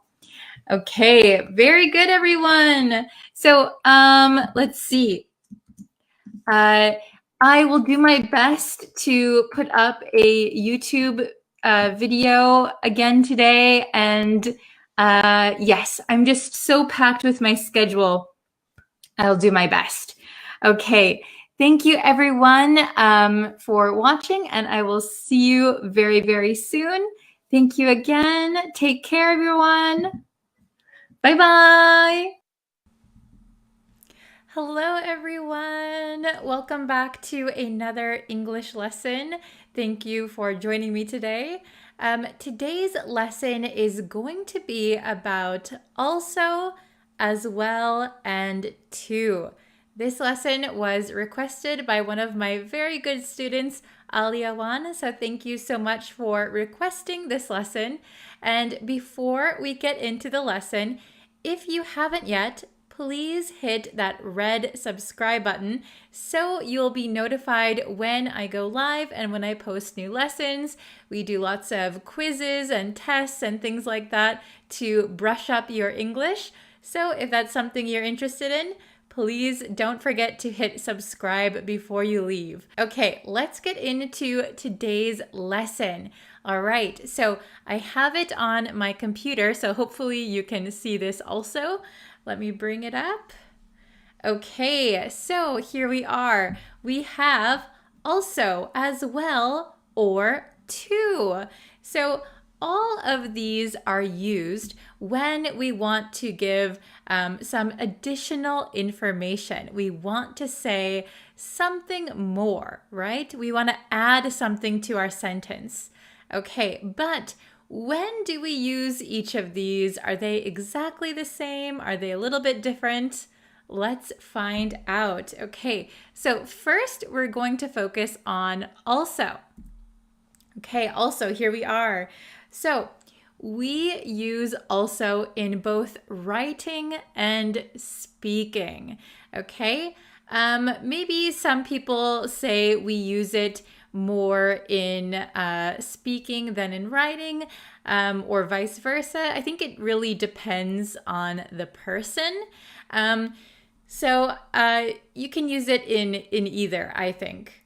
We can use also at the beginning of a sentence for emphasis. Okay, we use it at the beginning for emphasis. This is kind of an important one to remember, okay? So here's an example. We need to buy dinner. Also, we don't have any food at home. Okay, so if you're talking with your maybe a family member or your friend, oh, we need to buy dinner. We don't have anything to eat today. Also, we don't have any food at home. We have nothing left at home. So we definitely need to go shopping, not just for dinner, but maybe for the week. Okay, very good. So the next one, we can use also in the mid position for adverbs between the subject and the main verb. Okay, let's take a look at an example of this one, because I know with all of those words, it can get a little confusing, but really look at what it says. We use also in the mid position for adverbs. So between the subject and the main verb. So also is going to come before the main verb. Let's take a look at this example. He plays football, but he also plays hockey on the weekends. Okay, so if you can see here, let me get my cursor. So if you can see here, he also plays. So here we have the subject, and then we have the main verb, plays. He also plays. Okay, does that make sense? Very good. Oops, okay. Next one. Okay, we're still looking at also. We use also after the modal verb or first auxiliary verb, or after be as a main verb. Okay, are you following me so far? We use also after the modal verb or first auxiliary verb, or after be as a main verb. Okay, so here is an example. I've been studying English this week, and I've also been practicing the violin. I've also been practicing, okay? So far, so good? Excellent. I hope you guys can make some example sentences. So write some example sentences in the comments if you can. All right? And looking at also one more time, we use also in the end position to connect two phrases. Now, this is not common in speech. You'll see this more in writing.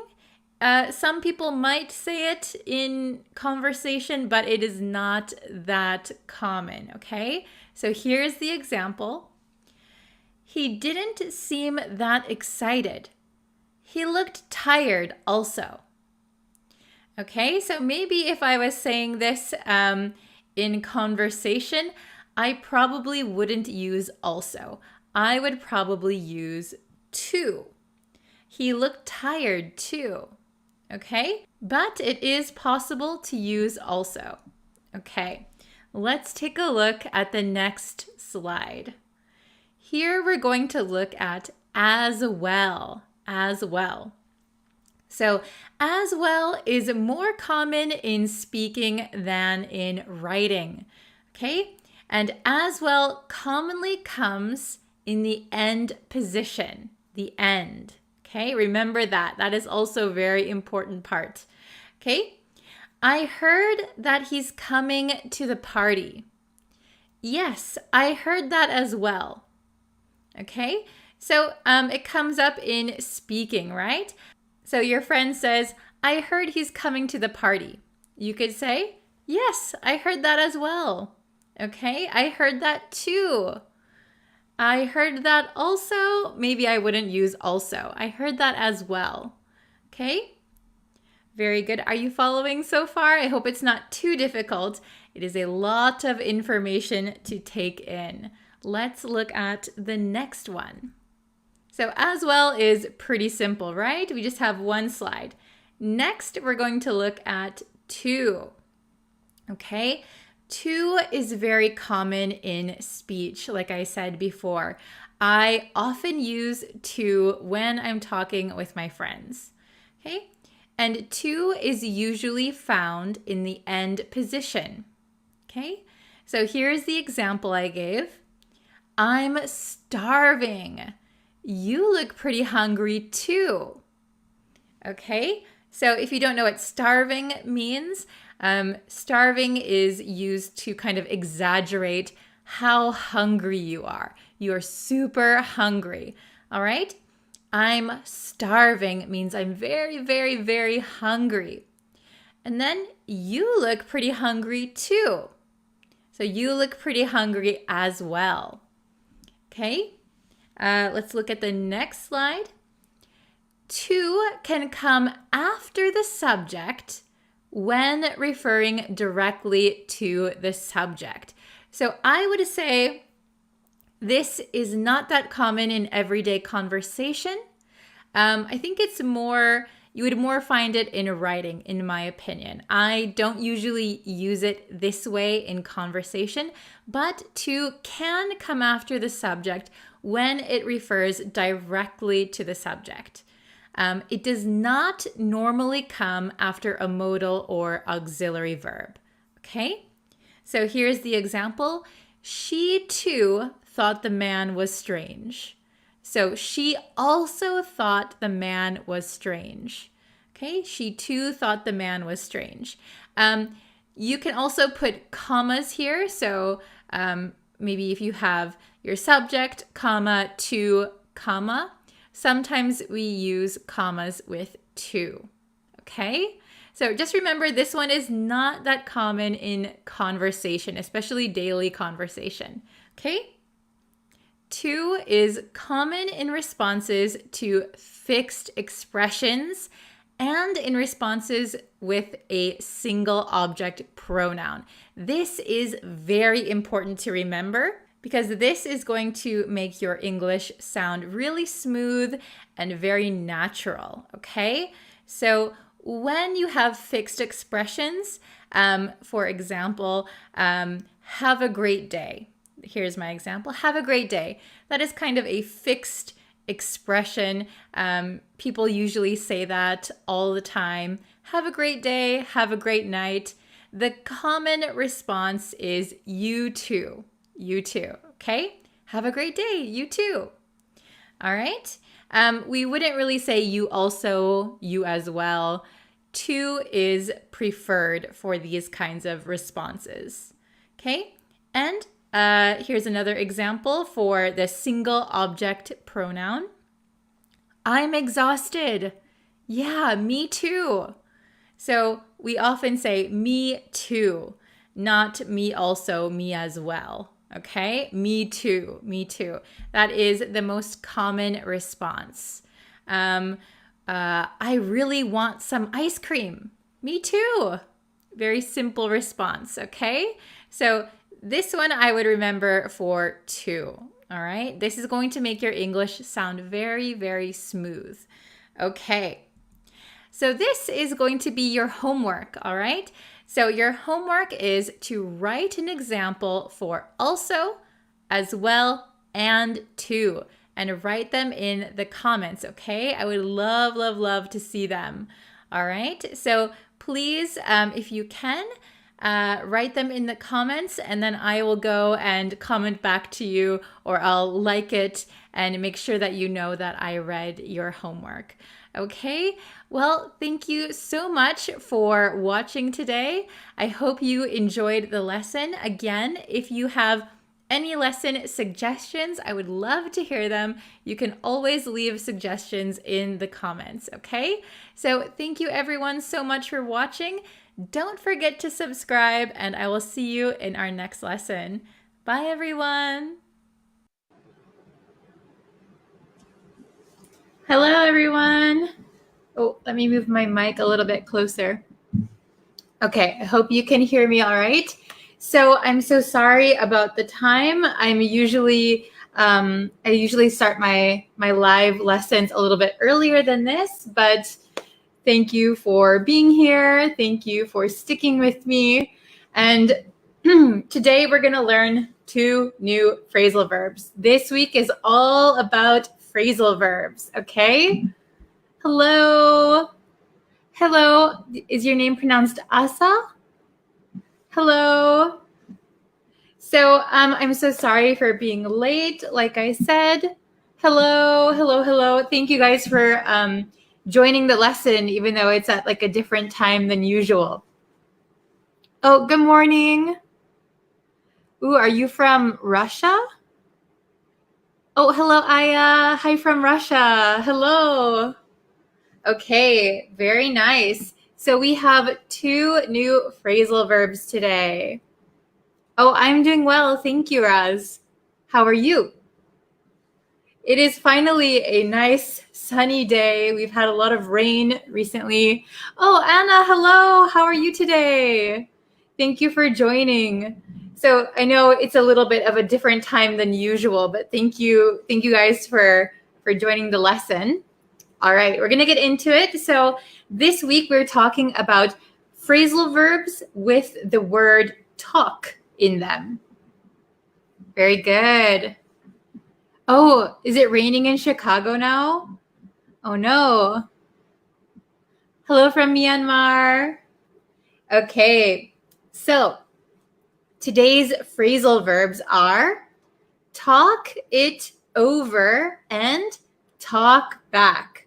So both have talk, right? Oh, hello. Hello, Quarry. Hello, Smith. Very good. I'm doing good. Glad to see all the familiar names. Okay. So we're going to go over the first one. Talk it over. Talk it over. Hello, Joni. So to talk it over means to discuss something thoroughly. So usually before you make a decision, you want to talk the decision over with your partner or whoever you are deciding with, right? So talk something over, or we can just say talk it over. We can use it when both people know what you are talking about, okay? So if I said, I have to make a big decision, I have to either stay in Japan or move back to the US. So I will talk it over with my family. So it meaning moving to the US or staying in Japan. I will talk it over. I will discuss it with my family, okay?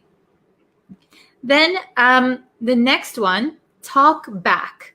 Talk back is a negative thing. You don't want to talk back to someone. So to talk back to someone means that you reply very rudely or defiantly. So usually children sometimes talk back to their parents. So if their mom says, hey, I want you to clean up your room, the child might say, why don't you clean up your room? So that is a very naughty thing that a child can do, right? So that means the child was talking back to their mother. Okay? Oh, good morning. Hello, hello. Oh, I'm glad you like the teaching method. Thank you. I hope it's easy to follow. Hello from Bangladesh. Very good. So do you understand talk it over and talk back? Are these understandable? So if you have no questions, we'll go to the exercises. Seems okay? All right. Very nice. So, this whiteboard is a little bit heavy. Okay, so again, if you want to see the meanings are here. So talk something over or talk it over. Oh, good job, Anna. Anna's got it. Very nice. Okay, to talk something over means discuss something thoroughly. Talk it over, talk about it and make a decision. Talk back means reply defiantly or rudely. So you don't want to talk back usually. Okay, so today we actually have 5 exercises. So I think they're pretty easy. These phrasal verbs aren't that similar, right? So we should be able to get through them pretty quick, I think. Oh, very good. I'm glad it's clear. Okay. So number 1, don't to your teacher. Don't to your teacher. So this is a pretty easy one, I think. So we have, this is a big hint. Don't do something. So usually it's a negative thing. And to your teacher, so to someone. Oh, very good. Anna is so quick. I think Anna and Kevin are usually pretty quick on these. Oh, very good, Hafez. Nice. Very good, Khan.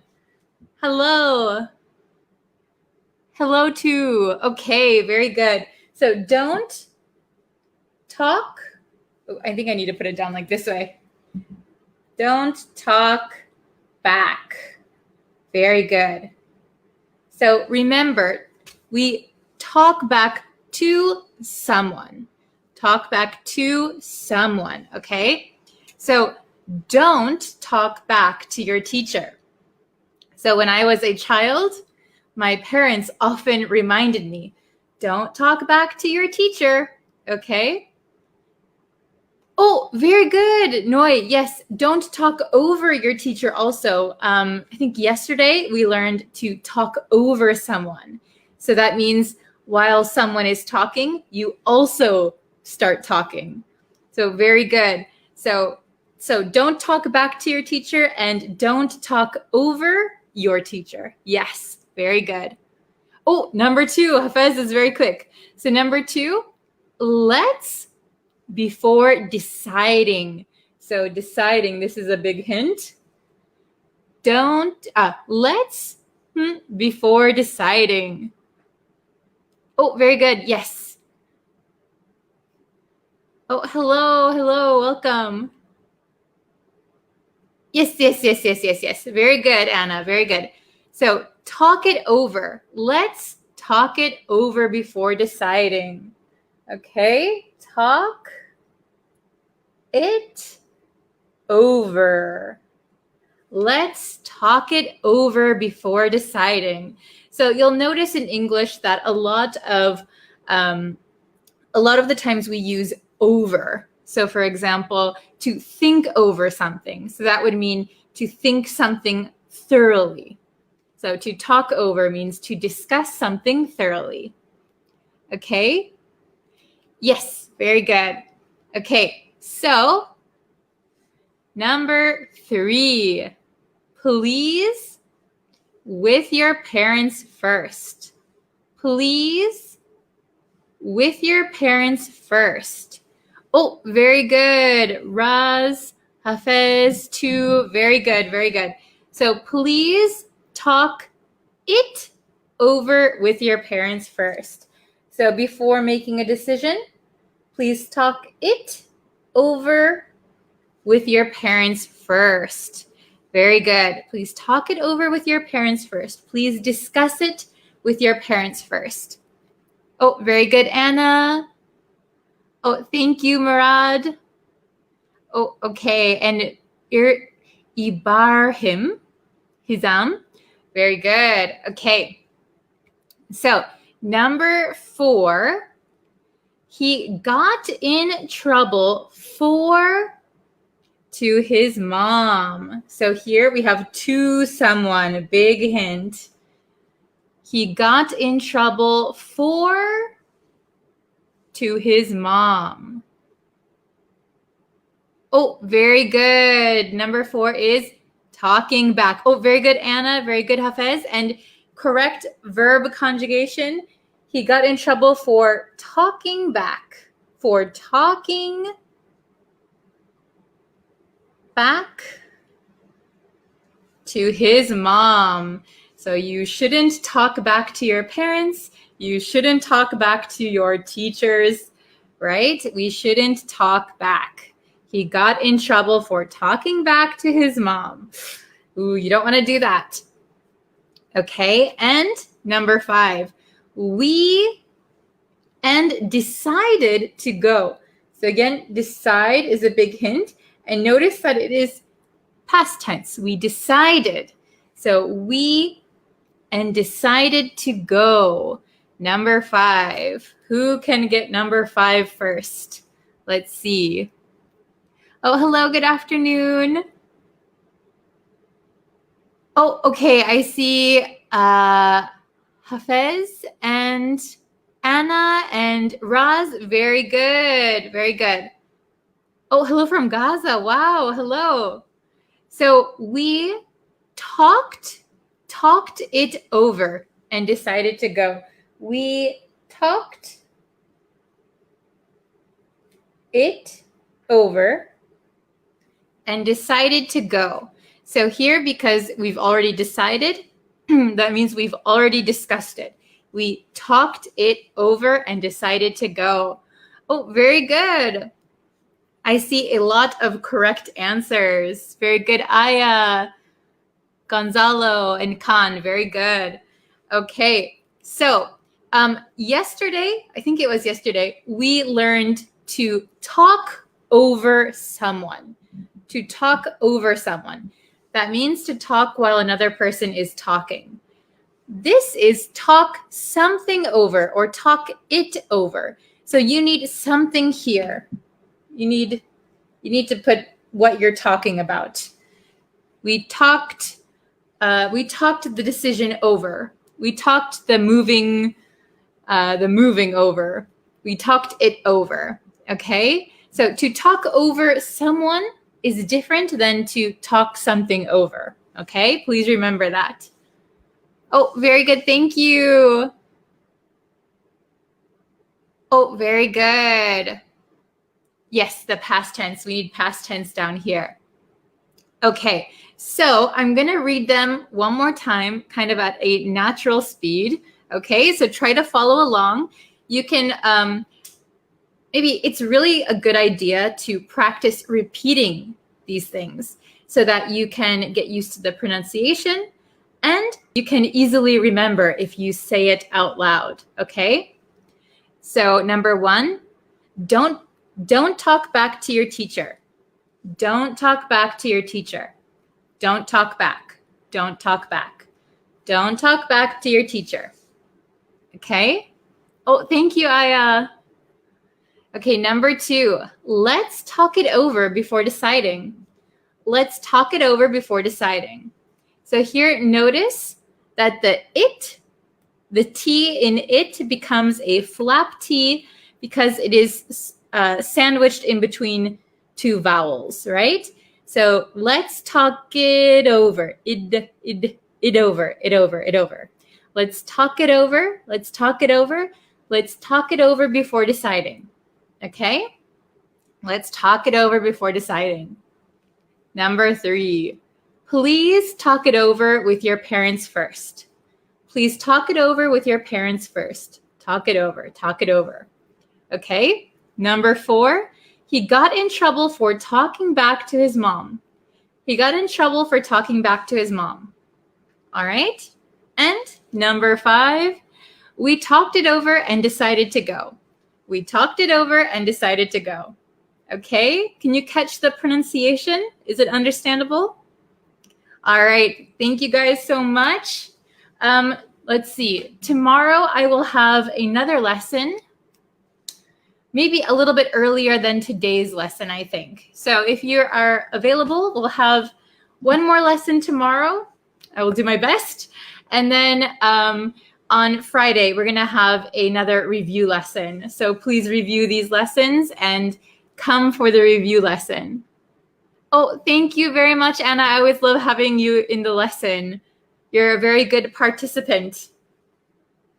Okay, thank you. So I'm going to leave this lesson on the Facebook page, and so that you can see it anytime. Okay. Oh, Khan is asking the pronunciation of anxious, anxious, anxious. It has an X, right? So it looks pretty difficult to pronounce. Anxious, anxious. Okay. Oh, thank you, Aya. Okay, thank you, everyone. So I will see you in tomorrow's lesson. Please catch up on this week's lessons if you've missed them. And we're going to review everything on Friday. So I can't wait for then. Okay, so see you later. Thanks for joining. Bye-bye.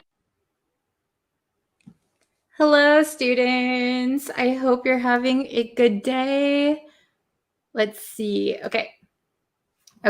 So today we're going to do our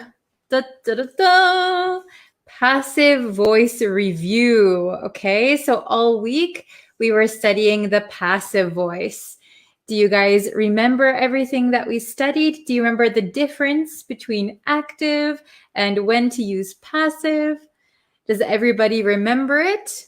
Let's see. Oh, hello. Hello, Hina. Hello, Ashok. How are you guys? I hope everyone's doing well. It is Friday, TGIF. Good morning, Mohandas. Hello, hello. I hope you all had a good week. It is finally Friday. That means it's going to be the weekend.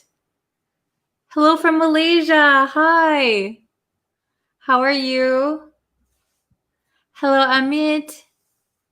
Oh, I'm pretty good. I'm still a little bit sick, but I'm trying to recover.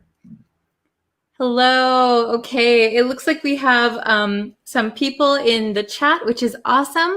So I need your help with this lesson because it's going to be a review lesson. So that means I need participants. Okay. Hello from Russia. Good morning from Myanmar. Hello. Okay. Ooh, hello from Chad. Wow. Okay, so let's jump into the lesson. We're going to do the passive voice review, okay? So I need your help to answer the questions. Ooh, the lighting in here is changing all the time. It is kind of typhoon weather in Japan. So yeah, it's really rainy and everything. Okay, so I have my marker ready. And I know somebody suggested that I place the whiteboard on the wall. Unfortunately, I can't do that here because I'm in an apartment. But I'd love to get a standing whiteboard. So if anyone has any suggestions where to get a good one, you can just let me know. Okay, so we have today 5 questions. We're going to do 5 questions, and we're going to change. These are all active sentences. We're going to change them to passive, okay? So I need your help to change these to passive, all right? Oh, hello. Oh, from the Congo. Yes, I remember you. Thank you so much for joining. Hello from Cambodia. Hello, hello. Okay, so let's see. I am going to do, let's see. How about number 1? Okay, so let's do number 1 and see who can get the answer the quickest. Okay, so we're changing these to passive. All right, so number 1 is I will do my homework. I will do my homework. How are we able to change this to passive? So what if we don't know who will do the homework? What if the person who's doing it is not important?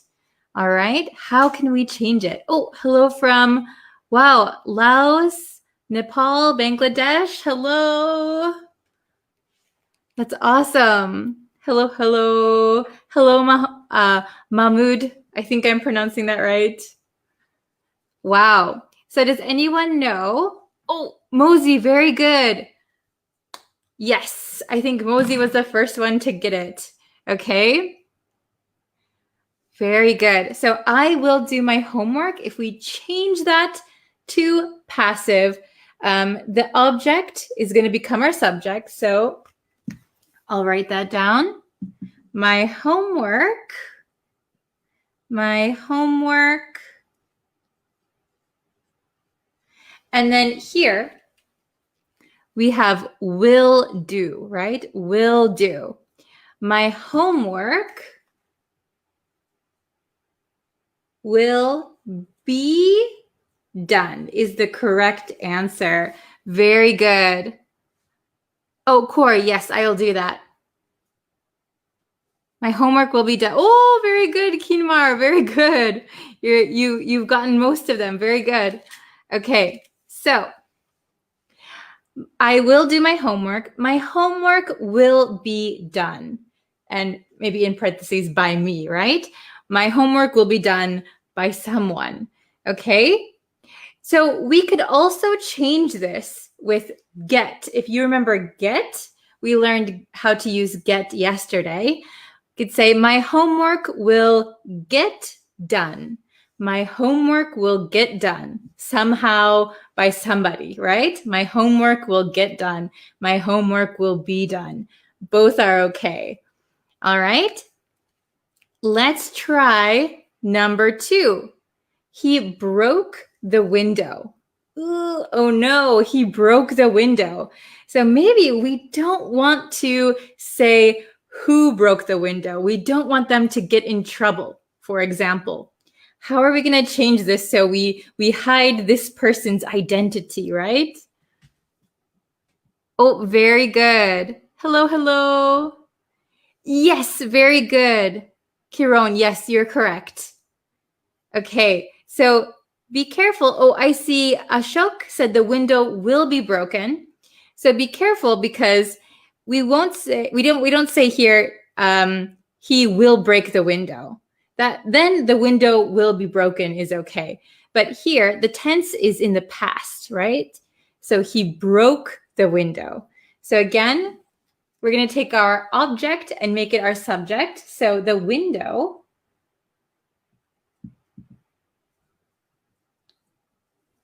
and we're going to take the to be verb in the correct tense. The window was broken. The window was broken. Very good. By him, by someone, right? The window was broken. Oh no. You could also say the window got broken. Maybe you don't know who did it or what did it, how it happened. The window got broken. That's unexpected, right? And a negative thing. Yes, very good, Nana. Very good, Mosey. Very good. The window was broken. Very good. Or the window got broken somehow. Okay. Number 3. My boss deleted my file. My boss deleted my file. Oh, what a terrible boss we have. So maybe this is an accident. Maybe we don't want to call out our boss, right? We don't want to say, hey, boss, you deleted my file. You could be very indirect, using the passive voice. Oh my gosh. Oh, very good. I see Sarhan got it. Yes, Ashok, very good. Yes. Very good, very good. Okay, very good, Kinmar. Yes, very good. Okay, so we could say my file was deleted. Oh my gosh.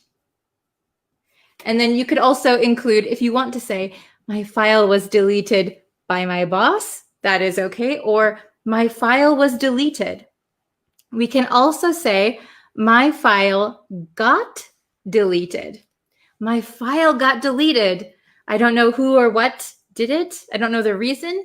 My file got deleted. Or my file was deleted. Or my file was deleted by my boss. Okay, very good. Yes.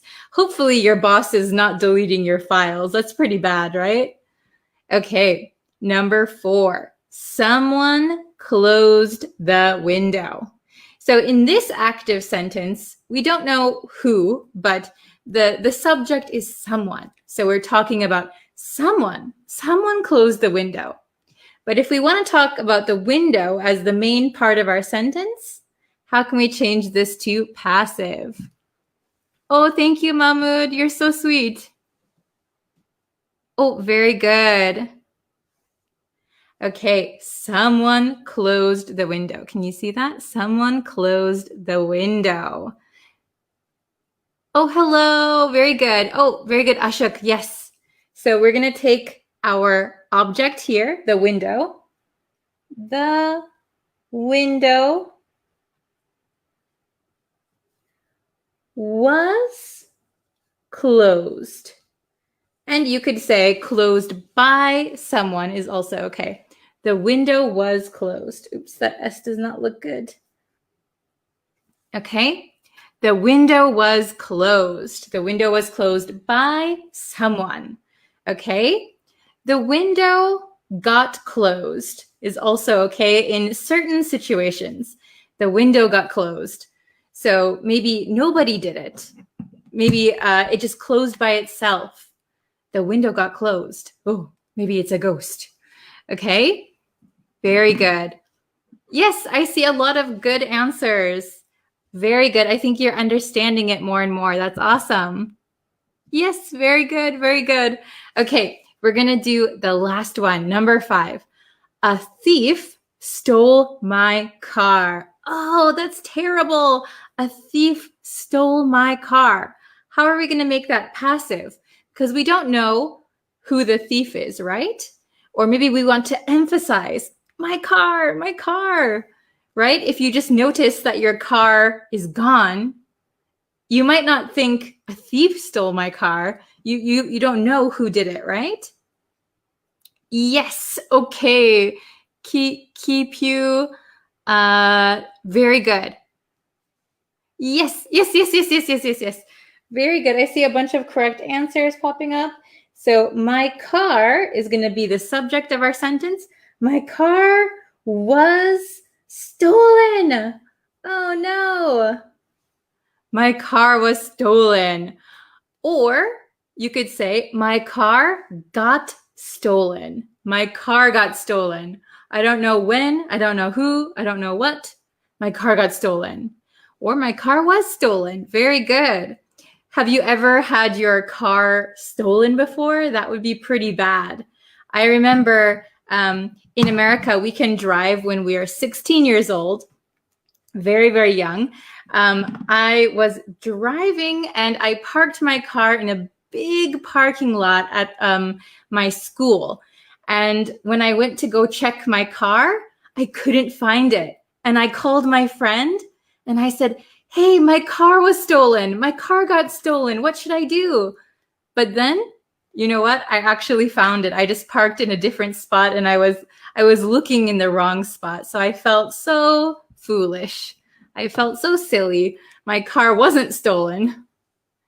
Very good. Okay, so I'm going to go over just the pronunciation really quickly for you guys. So you can repeat at home alone if you like. I don't know if you're in front of people in public, you might not want to, but it's a really good practice. Okay, so my homework will be done. My homework will be done. Or we could say, my homework will get done. My homework will get done. Okay, number 2, he broke the window becomes, the window was broken. The window was broken. The window got broken. The window got broken. Very good. Oh, I just noticed we did window, window. Oh, how boring. Okay, number 3. My file was deleted. My file was deleted. Or my file got deleted. My file got deleted. Okay. The window was closed. The window was closed. Or the window got closed. The window got closed. My car was stolen. My car was stolen.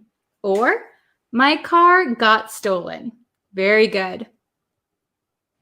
So Sue Y is asking, is it okay if I don't use by? So in these passive sentences, if you don't want to include the person or whoever did the action, so for example, in this case, my car was stolen, the active sentence has a thief. You could just leave it like this without the thief part. And sometimes this way is more natural. But sometimes if you want to include who was doing the action, you could say, my car was stolen by a thief. But if you include the person who's doing the action, you need to say by. My car was stolen by someone. So the window was closed by someone. My file was deleted by someone. The window was broken by someone. My homework will be done by someone. Hopefully yourself, right? Very good. Okay, so if you guys have questions, feel free to leave them in the comments. I'll try to check them. But yeah, I hope you guys understand the passive voice now, and I hope you have no trouble and you can use it freely as you wish. Okay, very good. Thank you guys so much. And I think there'll be some new videos on the YouTube channel this weekend, so please check that out. The YouTube channel is Breeze Practical English. It's the same as this Facebook page. So yes, if you want to subscribe, that really helps me out too. Thank you guys very much. Okay, so I'll leave this up here one more second if you guys need to see it. Okay. All right. So thank you guys so much for tuning into this lesson today. I appreciate it. Our new lessons will start on Monday. I might post something on the weekend. I haven't decided yet. So let me know if you want to see anything interesting. Okay. Thank you guys so much for watching. I appreciate all of you participating. It seems that we're having more and more people in the chat, which is awesome. All right. Thank you guys so much. And I will see you next time. Thank you. All right. Bye-bye. Hello, students. Welcome back to my English learning channel. I hope you're ready to learn some English slang today. I'm going to teach you 5 American slang terms to describe people. But first, if you haven't already, please remember to subscribe to this YouTube channel. That way you'll know when new lessons are uploaded. Okay, let's get into the lesson. So in today's lesson, all of the slang that I'm going to teach you can be used to describe someone. However, they might not be the nicest words to use. So please remember that when you try and use them. The first word I'm going to teach you today is creep, or we can say creepy. So creep is a noun, and a creep is a person who is a little bit strange. So, for example, if you were at a bar or at a restaurant and a guy was staring at you from across the room, You don't know who he is. So you might say to your friend, "Why is that creep staring at us?" Or you could use the adjective, creepy. Why is that creepy guy staring at us? Ooh. So as you can tell by that example, a creep is not a good person. You don't want to be called a creep. But if you see someone who is acting strange or a little bit unusual, you might call them a creep. Okay, are you ready for the next word? The next word is shady. Shady.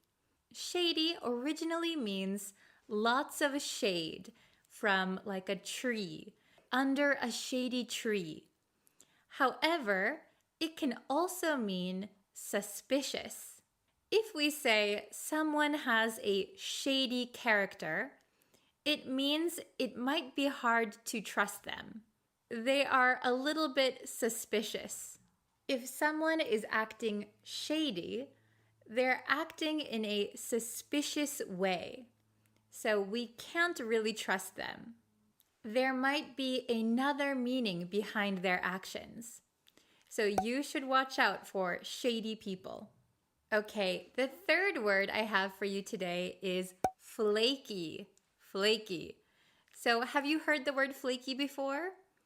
Flaky means someone who is a little bit unreliable, not really responsible. And sometimes we use flaky to mean a little bit dumb. For example, if a person makes a plan and cancels at the last minute, we could call them flaky. Okay, the fourth word I have for you is frenemy. Frenemy. This is a combination of the word friend and enemy. So a frenemy is someone who you dislike, but you keep them close. You're friends with someone, but you don't actually like them. They are your frenemy. Perhaps you often disagree or argue with each other. That might also be a frenemy. So that person is a little bit of both, a little bit of a friend, a little bit of an enemy. So it's very interesting. This one might be easy to remember because friend and enemy, kind of a mixture of both. Do you have a frenemy? Do you even have a word for frenemy in your language? Okay, and the last slang word I have for you today is extra. Extra. If we call someone extra, it means they're very dramatic. They're very extra. Kind of too much for people to handle. So if we said, "She's so extra," it's a negative meaning. It means she's saying or doing too much. She's so extra. Here's an example of creep. That guy is such a creep. Why does he keep calling me? Or we could say, that guy is so creepy. Why does he keep calling me? Okay?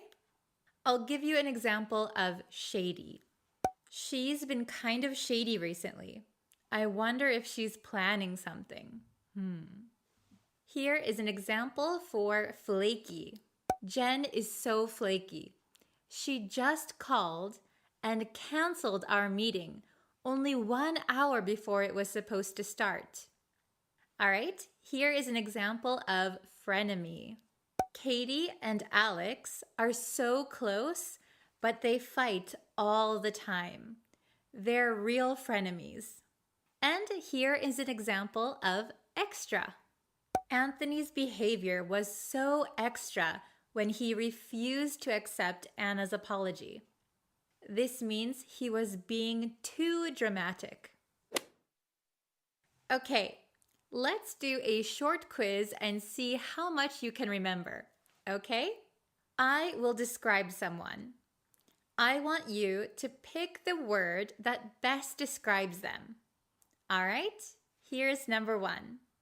I'm close with Alan, but he's really annoying sometimes. I'm close with Alan, but he's really annoying sometimes. Which slang word best describes Alan? Creep, shady, flaky, frenemy, or extra?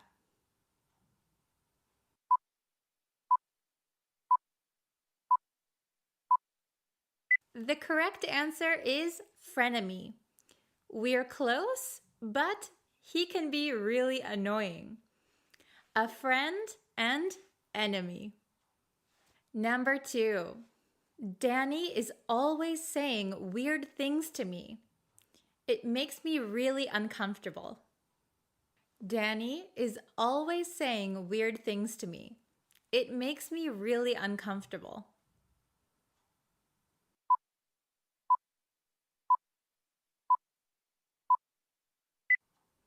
Okay, the correct answer is creep or creepy. Danny makes me uncomfortable. I think he is a creep. When someone makes you feel uncomfortable, you might say that they are a creep. I can't believe you're canceling our plans. We've been planning this all week. I can't believe you're canceling our plans. We've been planning this all week.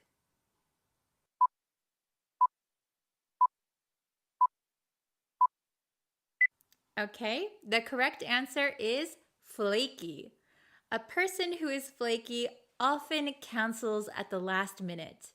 They are unreliable. Kristen is always saying and doing too much. She's so dramatic. Kristen is always saying and doing too much. She's so dramatic.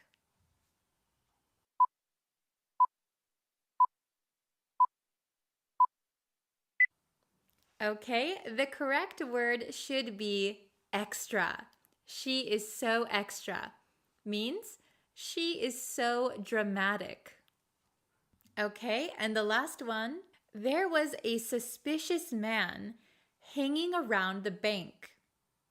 There was a suspicious man hanging around the bank.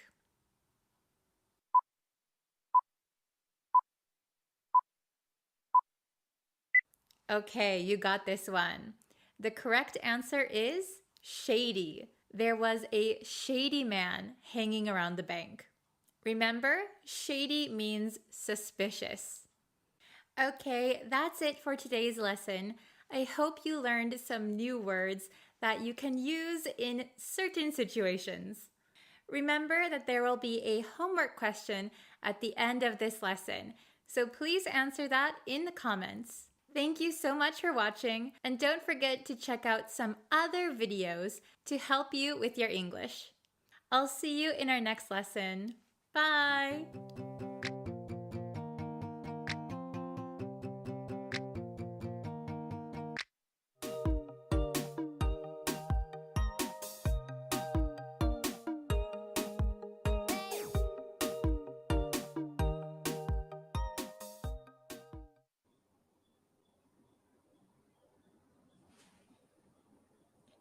Hello, students. I think I'm live. How are you? Let me check my mic. Yeah, my mic is working just fine. Okay, so how is everyone today? Let's see.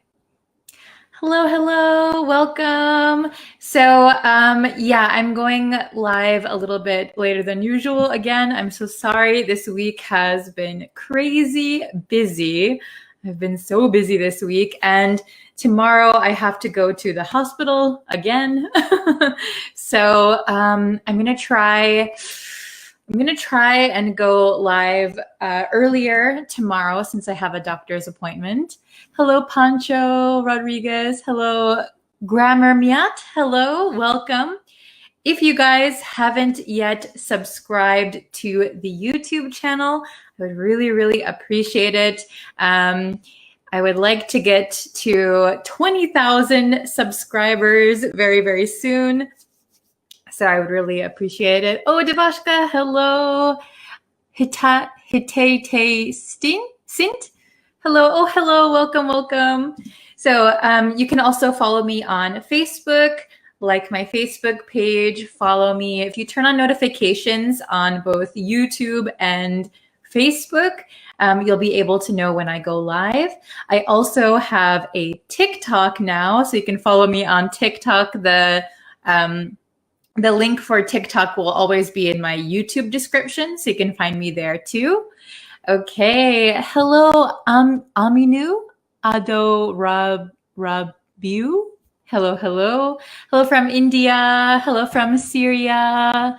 Hello from Sri Lanka. Welcome, everyone. Hello from El Salvador. Very good.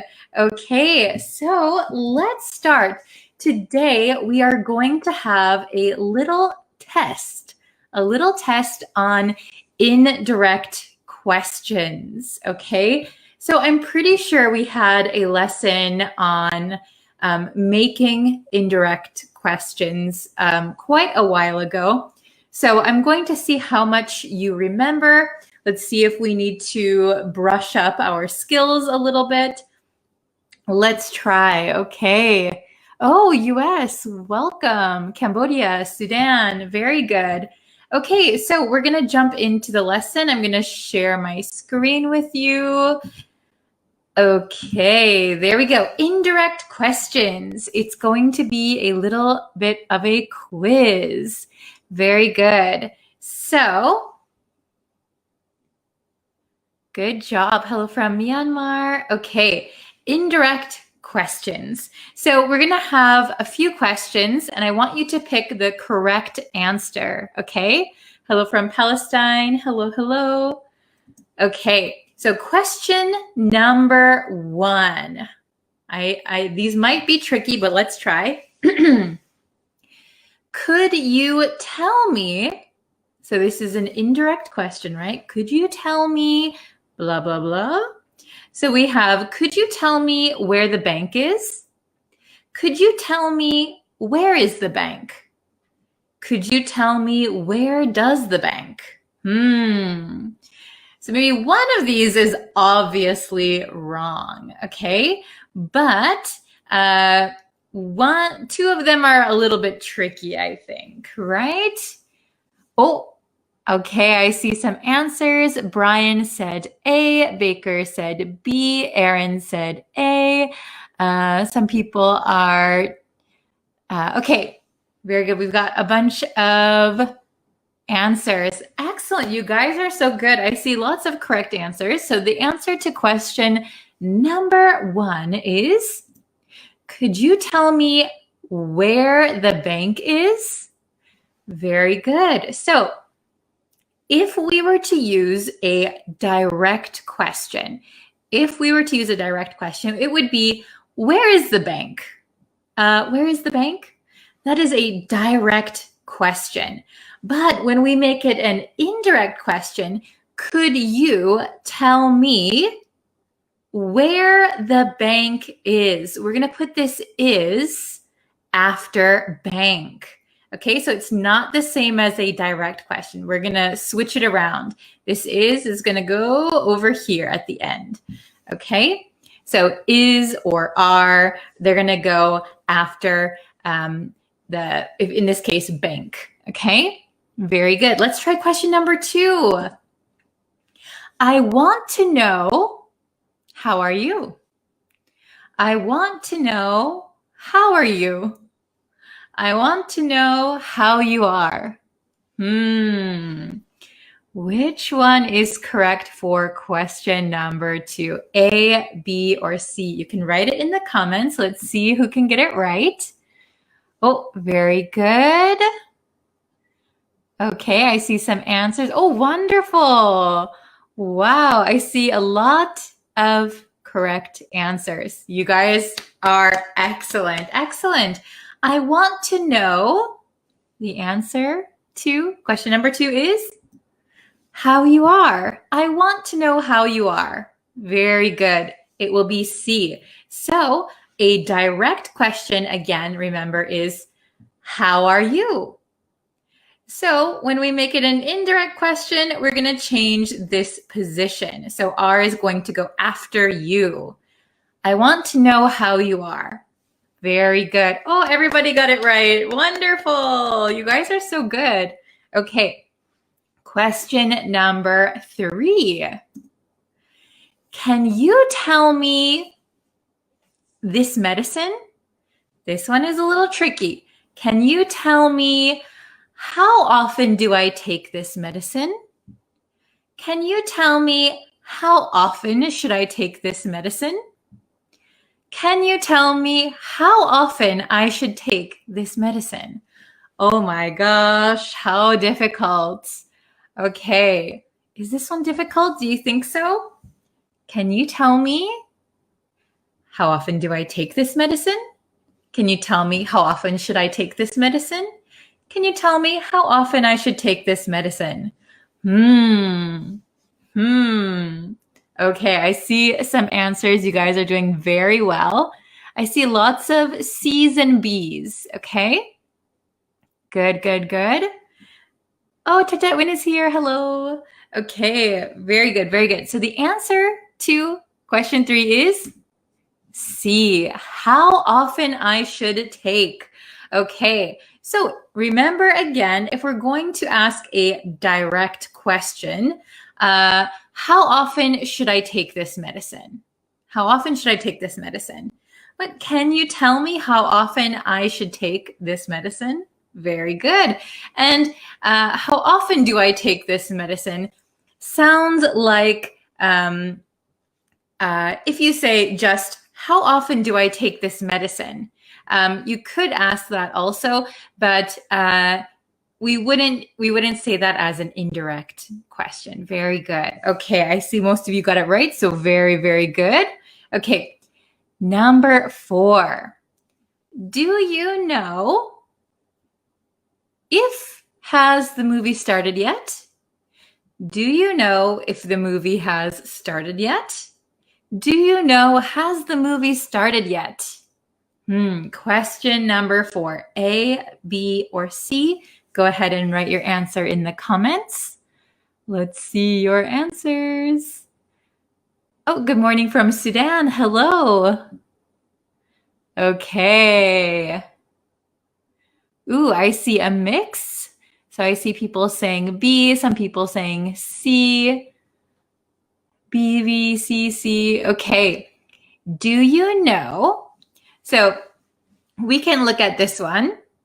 Do you know if has the movie started is definitely incorrect, right? We wouldn't say if has. Okay. Then we have these two, B or C. B or C. Let's take a look. Which one is correct? The correct answer is B. So, do you know if the movie has started yet? Do you know if the movie has started yet? Very good. If we are going to say a direct question would be, has the movie started yet? That would be a direct question. Has the movie started yet? But indirect question, we are going to move this has after movie. Do you know if the movie has started yet? Very good, very good. Okay, question number 5. Let's give it a shot. Question number 5. Do you know how did she do it? Do you know how she did it? Do you know she did it how? Okay, question number 5. Maybe this one will be a little bit easier, I hope. Question number 5, there is an obvious incorrect answer, okay? Let's see, Divan said A. Oh no, Soppy has bad internet connection. Oh no, I hope you can watch it. Okay, I see Nimali said B, Harry said B, Devashka says B, Dan said A. Okay, Do you know? So I see a lot of A's or B's. Okay, so do you know how she did it? The correct answer is B. For those of you who said B, very, very good. Okay. Somebody asked about the YouTube channel. Yes, you can subscribe to me on YouTube. That would be very, very helpful.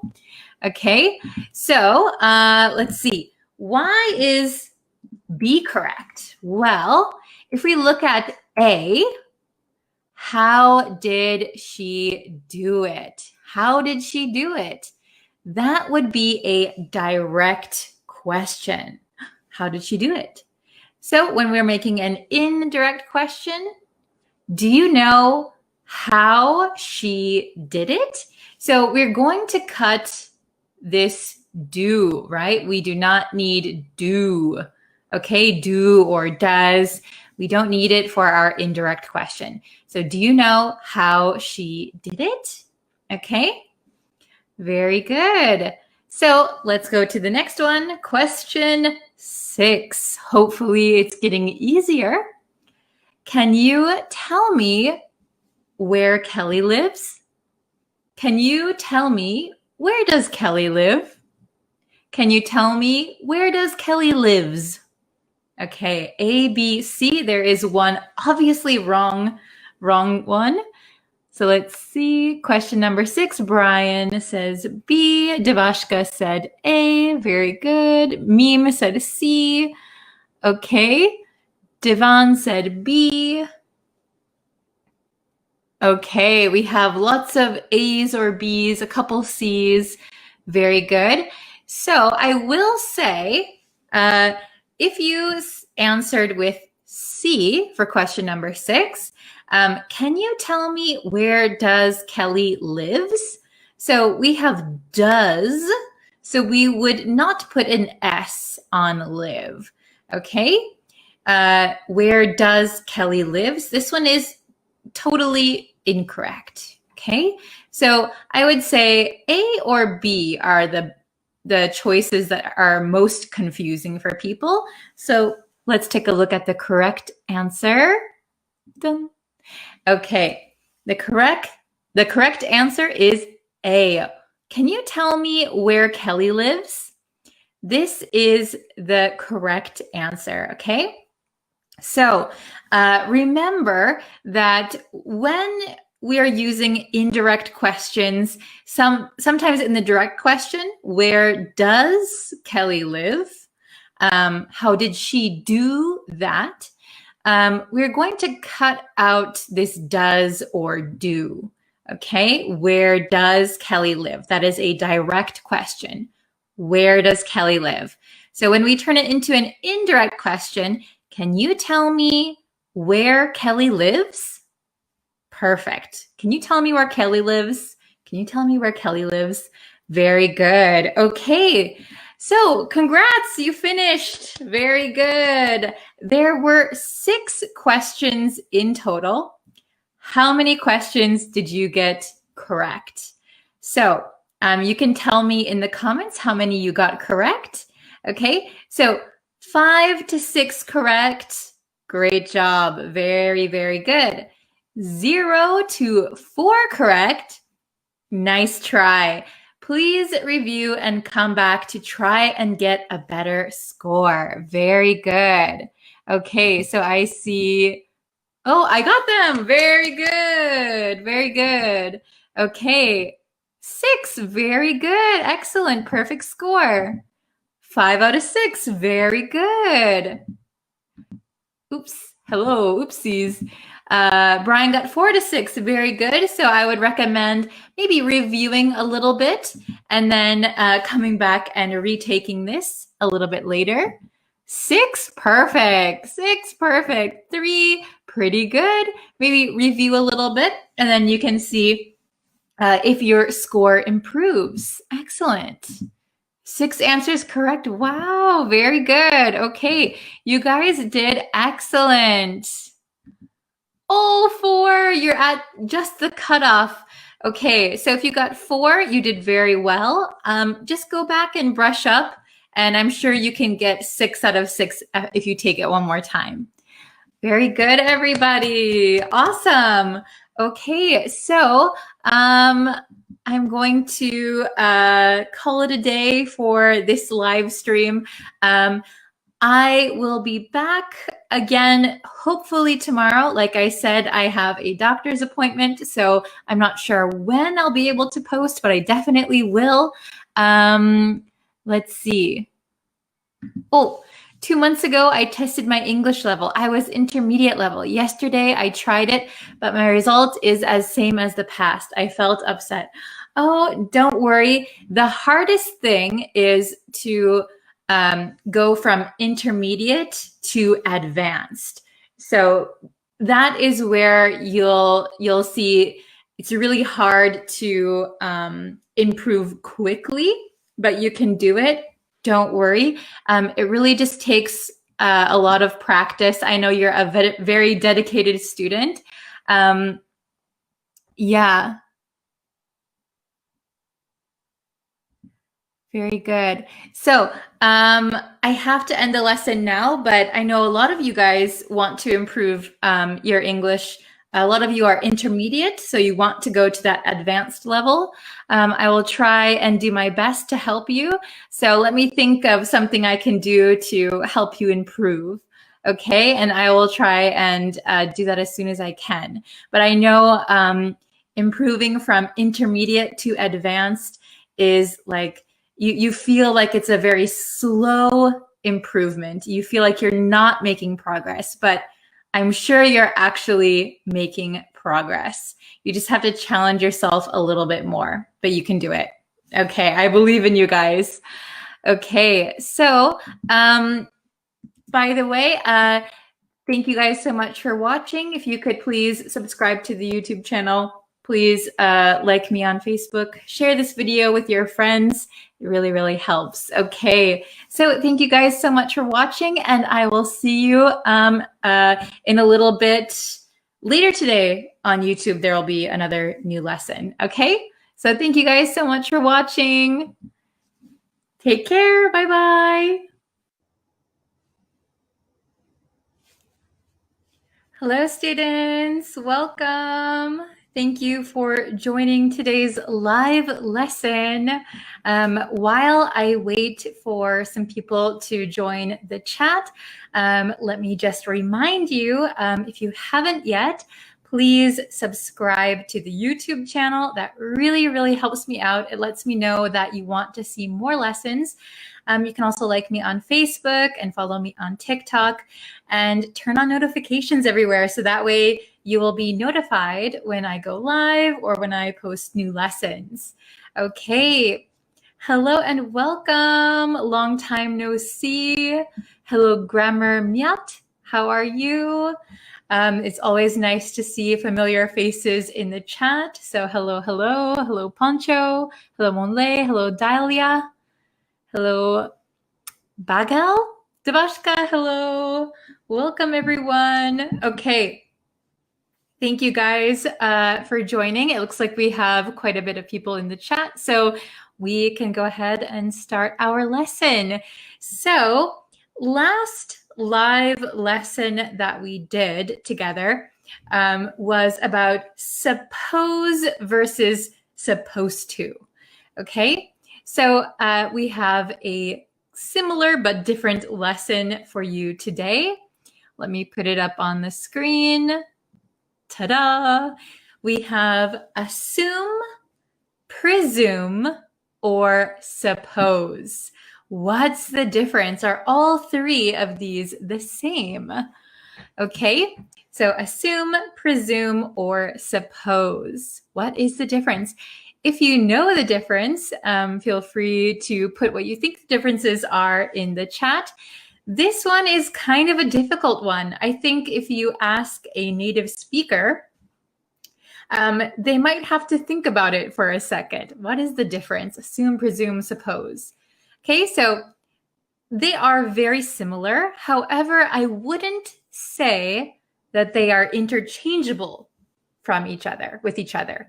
So before we get into the lesson breakdown, I want you to know that assume and presume come from the same Latin root word. Okay, so they have the same root word. They have the same root in the Latin. That's why they look so similar and mean such a similar thing. Okay, so just so that you know, they have the same root word in Latin. But in the English language, assume and presume are more like brother and sister and less like twins. Okay, they're not exactly the same. So let's get into it. Let's review suppose. Okay, we learned suppose in the last lesson, but let's just quickly review it. So the suppose that we're looking at in this lesson is when you think that something is likely to be true based on some facts or your own assumptions. Okay, so there might be some facts or just your imagination or your feeling, so you think something. Okay, in I guess American English, a very similar word to suppose is guess. Okay, I am a native speaker. I'm from Wisconsin in the United States. Okay, just FYI, I think some people are new in the chat. I'm from the US, but I live in Japan. Okay, so to think that something is likely to be true based on some facts or your own assumptions. So that means that you have some evidence, okay? Or you have an assumption in your mind. Let's get into the example, okay? So I suppose he's studying for his exam at the moment. So I know he has a test. I know he has a test coming up. And I am imagining, okay, that he is studying for his exam. The second example, I don't have the key, so I suppose you have it. Okay, I don't have the key, so I suppose you have it. So me not having the key is a fact, right? So it's not based on all facts. So I don't know 100%. I'm not sure 100%, but I have some facts, so I think something. Okay, very good. So, okay, I suppose he's studying for his exam at the moment. I don't have the key, so I suppose you have it. All right, very good. Okay, so let's go to the next. Assume, okay? So assume is to accept something to be true without question or proof, okay? To accept something to be true without question or proof. So if we look at the difference between suppose and assume, suppose is there is some doubt. You are doubting something, but you think it's true. So very similar to the English guess. I guess something. I suppose something.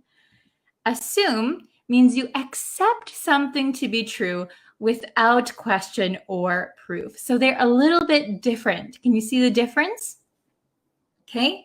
So the first example, we shouldn't assume things about others. We shouldn't assume things about others. So we shouldn't think something is true without any proof. Okay, so assume means you think something is true without any proof. The next one, I assumed that you were coming to class. I assumed that you were coming to class. So that means that although I didn't have proof, you didn't tell me you were coming to class, but I just assumed that to be true. I thought that was a fact. Okay. Hello from Madagascar. Hello from Poland. Welcome. Okay. Now let's look at presume, presume. So to presume means to suppose that something is the case on the basis of probability, okay? Especially with confidence. So you are supposing something with confidence, okay? So here, presume, you have some evidence, you have some proof, and you confidently think something, okay? I presume she's been here before because she knew exactly where to go, okay? I presume she's been here before because she knew exactly where to go. So I have some evidence that she's been here because she knew where things were. So because of that, I am confident that she's been here before. So the key difference between presume and assume is that assume lacks confidence. Presume has confidence, okay? Judging by the time, I presume you've already eaten. So if it's very late in the day or late in the evening, maybe you think that somebody has already eaten, but you're quite confident in that because it is already past dinner time. So judging by the time, I presume you've already eaten. Okay, very good. So really quick, we'll just do a quick review. Suppose. This expresses some doubt of the assumption. So you have an assumption, but you also have some doubt. Going down, we have assume. This is to suppose, to think something without reason or evidence. Okay, you don't have any reason or evidence to believe something, but you believe it. So this has less doubt than presume, okay? Or less doubt than suppose. Suppose has the most doubt. Next is assume. And then presume is to suppose or to think something confidently with some evidence.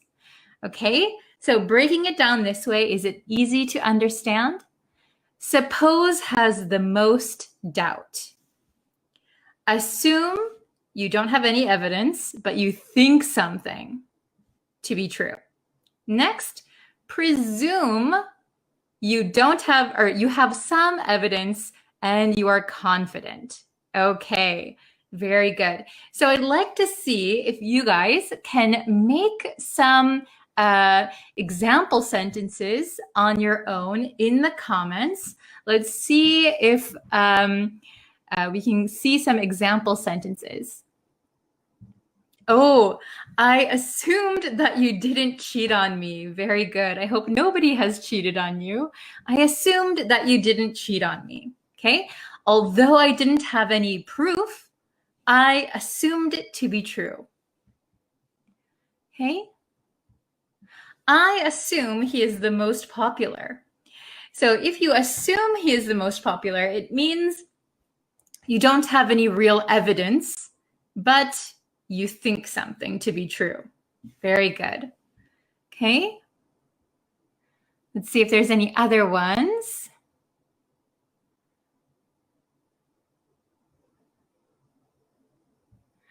I do not have enough money, but I suppose he will lend me some bucks. Ah, very good. So bucks, we say, could you lend me a few bucks?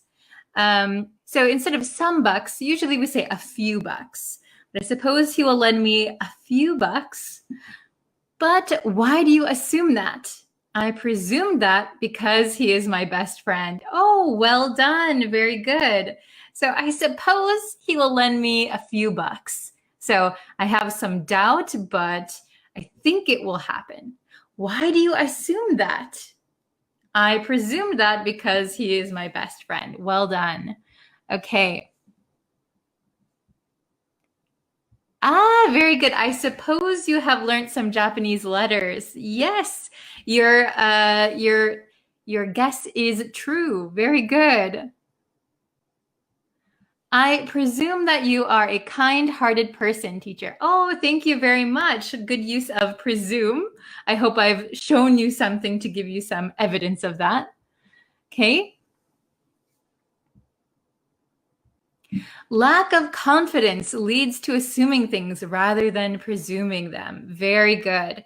So we have an expression in English that if you assume something, it makes an ass out of you and me. So if you can see, assume has ass, ass. So sometimes we use the word ass meaning like an idiot or a fool. So if you assume something, that makes an ass out of you and me. Okay, so that's a kind of little joke that we have in English, because when you assume something, it means you have no evidence, but you just think something's true. Okay, very good. Oh, hello from Myanmar. Welcome. I assume you will teach us English. Your assumption is correct. Very good. I presume you are an extrovert because you talk very friendly. Oh, thank you very much. Actually, I am, I think, half an introvert and half a extrovert.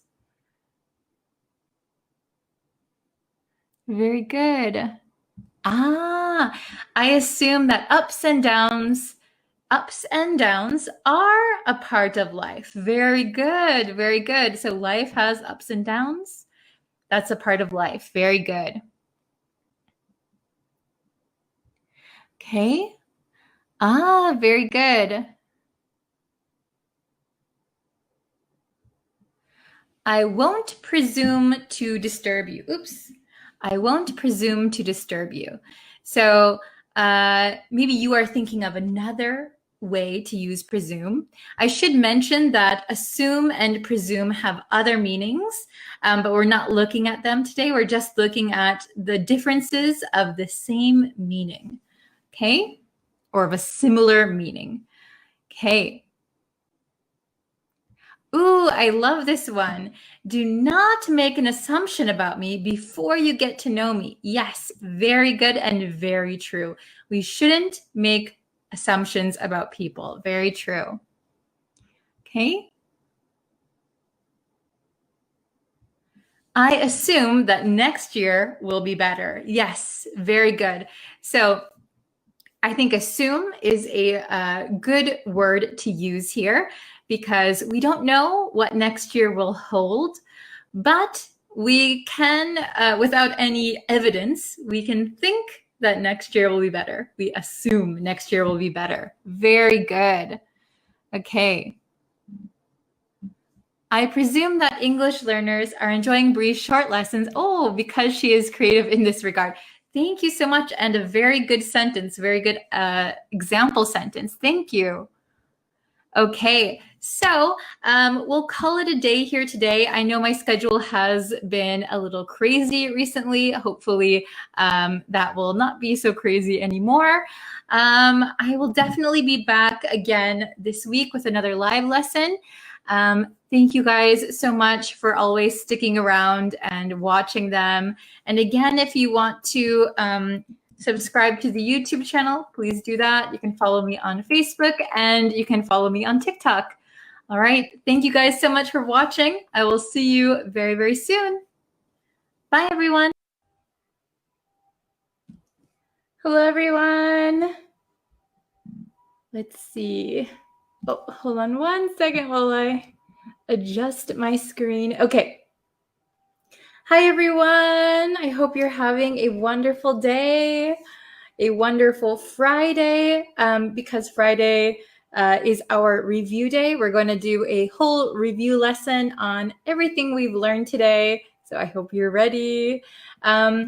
Just while I wait for people to come in. Oh, hello from Pakistan. Hi. So while I wait for people to come in, I'll just let you know that if you haven't already subscribed to the YouTube channel, you can go and do that, and you can see exclusive lessons over there.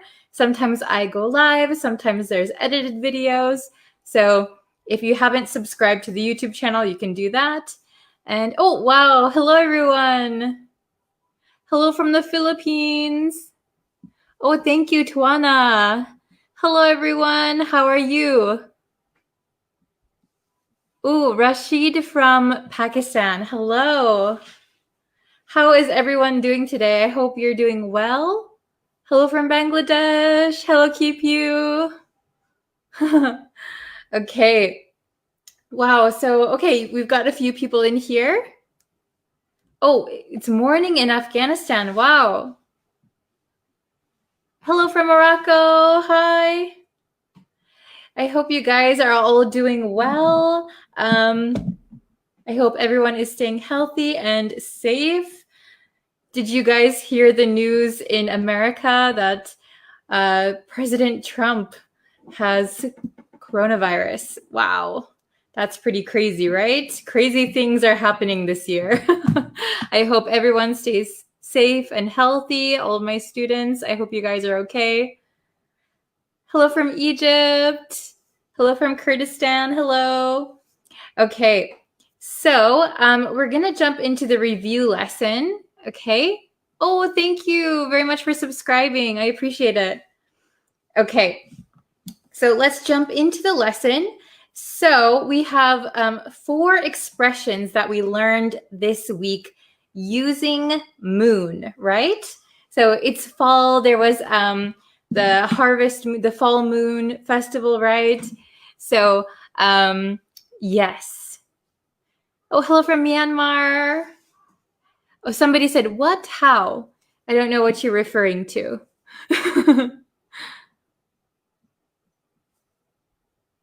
Okay, so hello from Pakistan. Okay, so we're going to do our 4 expressions that we learned that include the word moon, right?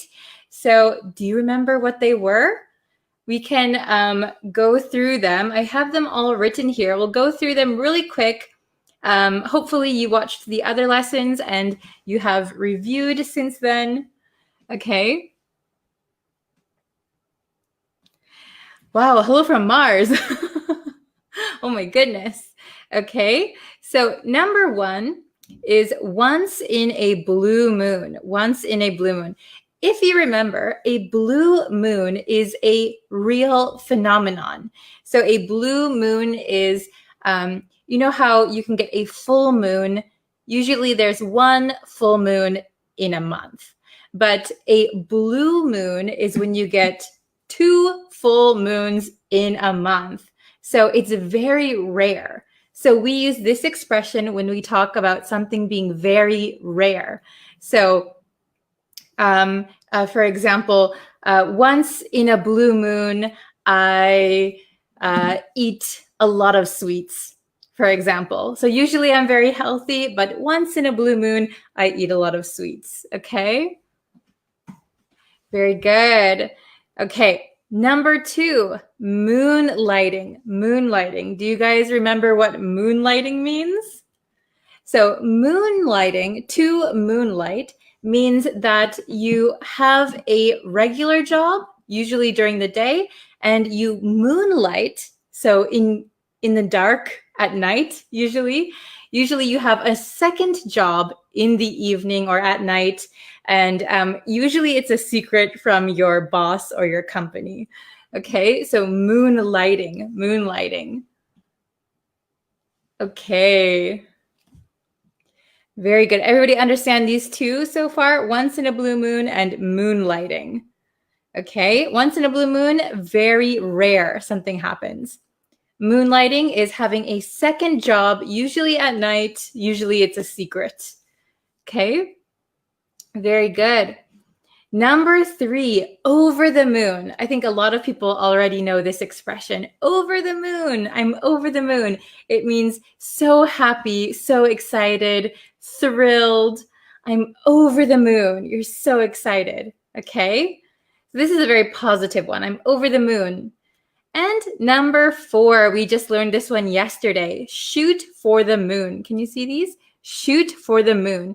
So if you shoot for the moon, it means that you're setting your goal or your aim very, very high. Okay?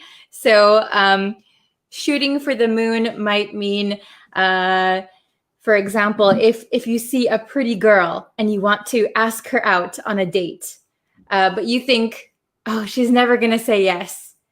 Might as well shoot for the moon, set your goal high, and at least you can try. So it's like very ambitious, or like a businessman who shoots for the moon. It means that he's always being very ambitious. Okay? Oh, I'm glad you like the lessons, Salwa. Thank you. Oh, once in a blue moon, I feel the urge to smoke. I see. Yeah, are you a smoker? Very good. Okay, an example of moonlight. So to moonlight as something, like for example, let's see. I'll use myself as an example. During the day, I work as an English teacher, but I moonlight as a YouTuber, for example. I do YouTube videos. So that's kind of my second job in my spare time, right? I moonlight as a YouTuber. I moonlight as a dog walker. Okay? Are these all understandable? Okay, so let's get into the exercises. Let's see. Oh, hello, Sandy. No problem. If you're just joining us now, we are reviewing our lesson.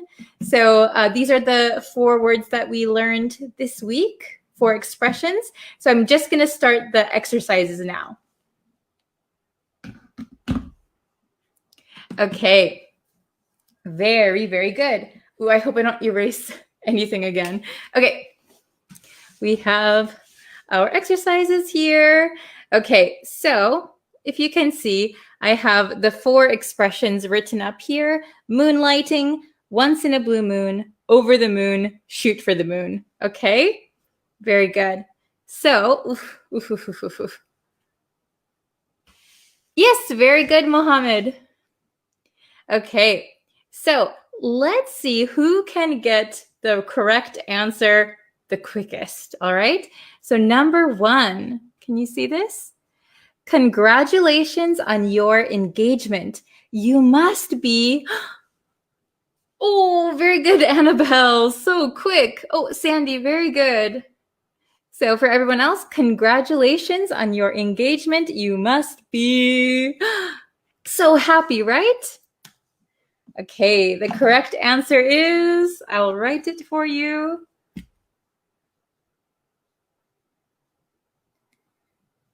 Let's see how many people could get it right. Yes, very good. Number 1 is over the moon. Congratulations on your engagement. You must be over the moon. Okay, very good. So let's try number 2 together. Okay. If you're going to apply for the job, you might as well do something and go for the manager position. If you're going to apply for the job, you might as well, and go for the manager position. So go for something means aim for something. That's a big hint. Oh, very good, very good. So number 2, Sandy's got it. Anyone else? If you're going to apply for the job, oh, there's such a glare on there. If you're going to apply for the job, you might as well, and go for the manager position. Oh, very good. I see a bunch of correct answers. Yes. Whoa. So many correct answers. Good job, everyone. Okay. So if you're going to apply for the job, you might as well shoot for the moon. Shoot for the moon. So set your goals high. Set your aim really high. Shoot for the moon. Okay, very good. All right, we only have 2 left, so it should be pretty easy, right? Okay, let's do our best. Number 3. I try to stick to my diet. So if you remember, stick to, we had this in a previous lesson, so you can go find it on the Facebook page. I try to stick to my diet, but I will eat fast food.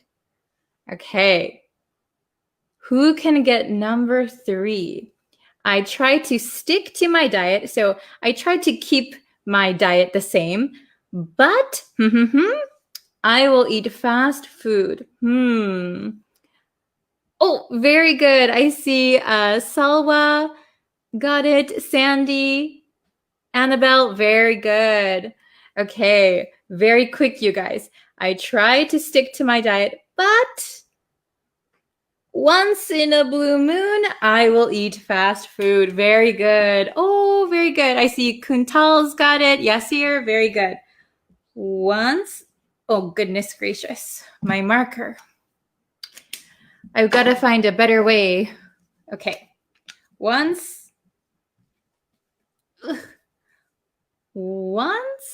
in a blue moon. Very good. Okay. So I try to stick to my diet, but once in a blue moon, I'll eat fast food. Okay, very good. And number 4, the last one. She works a 9 to 5. So if you listen to the previous lessons, you'll know that a 9 to 5 means a regular job from 9 o'clock to 5 o'clock. It's full time. She works a 9 to 5, but as a tutor for extra cash. Okay, who can get it? Oh, very good. Amr, is that how you pronounce your name? Okay. Oh, very good, Sandy. She works a 9 to 5, but remember the subject is she, so we have to change it a little bit. She, as a tutor, this says tutor, for extra cash. Oh, very good.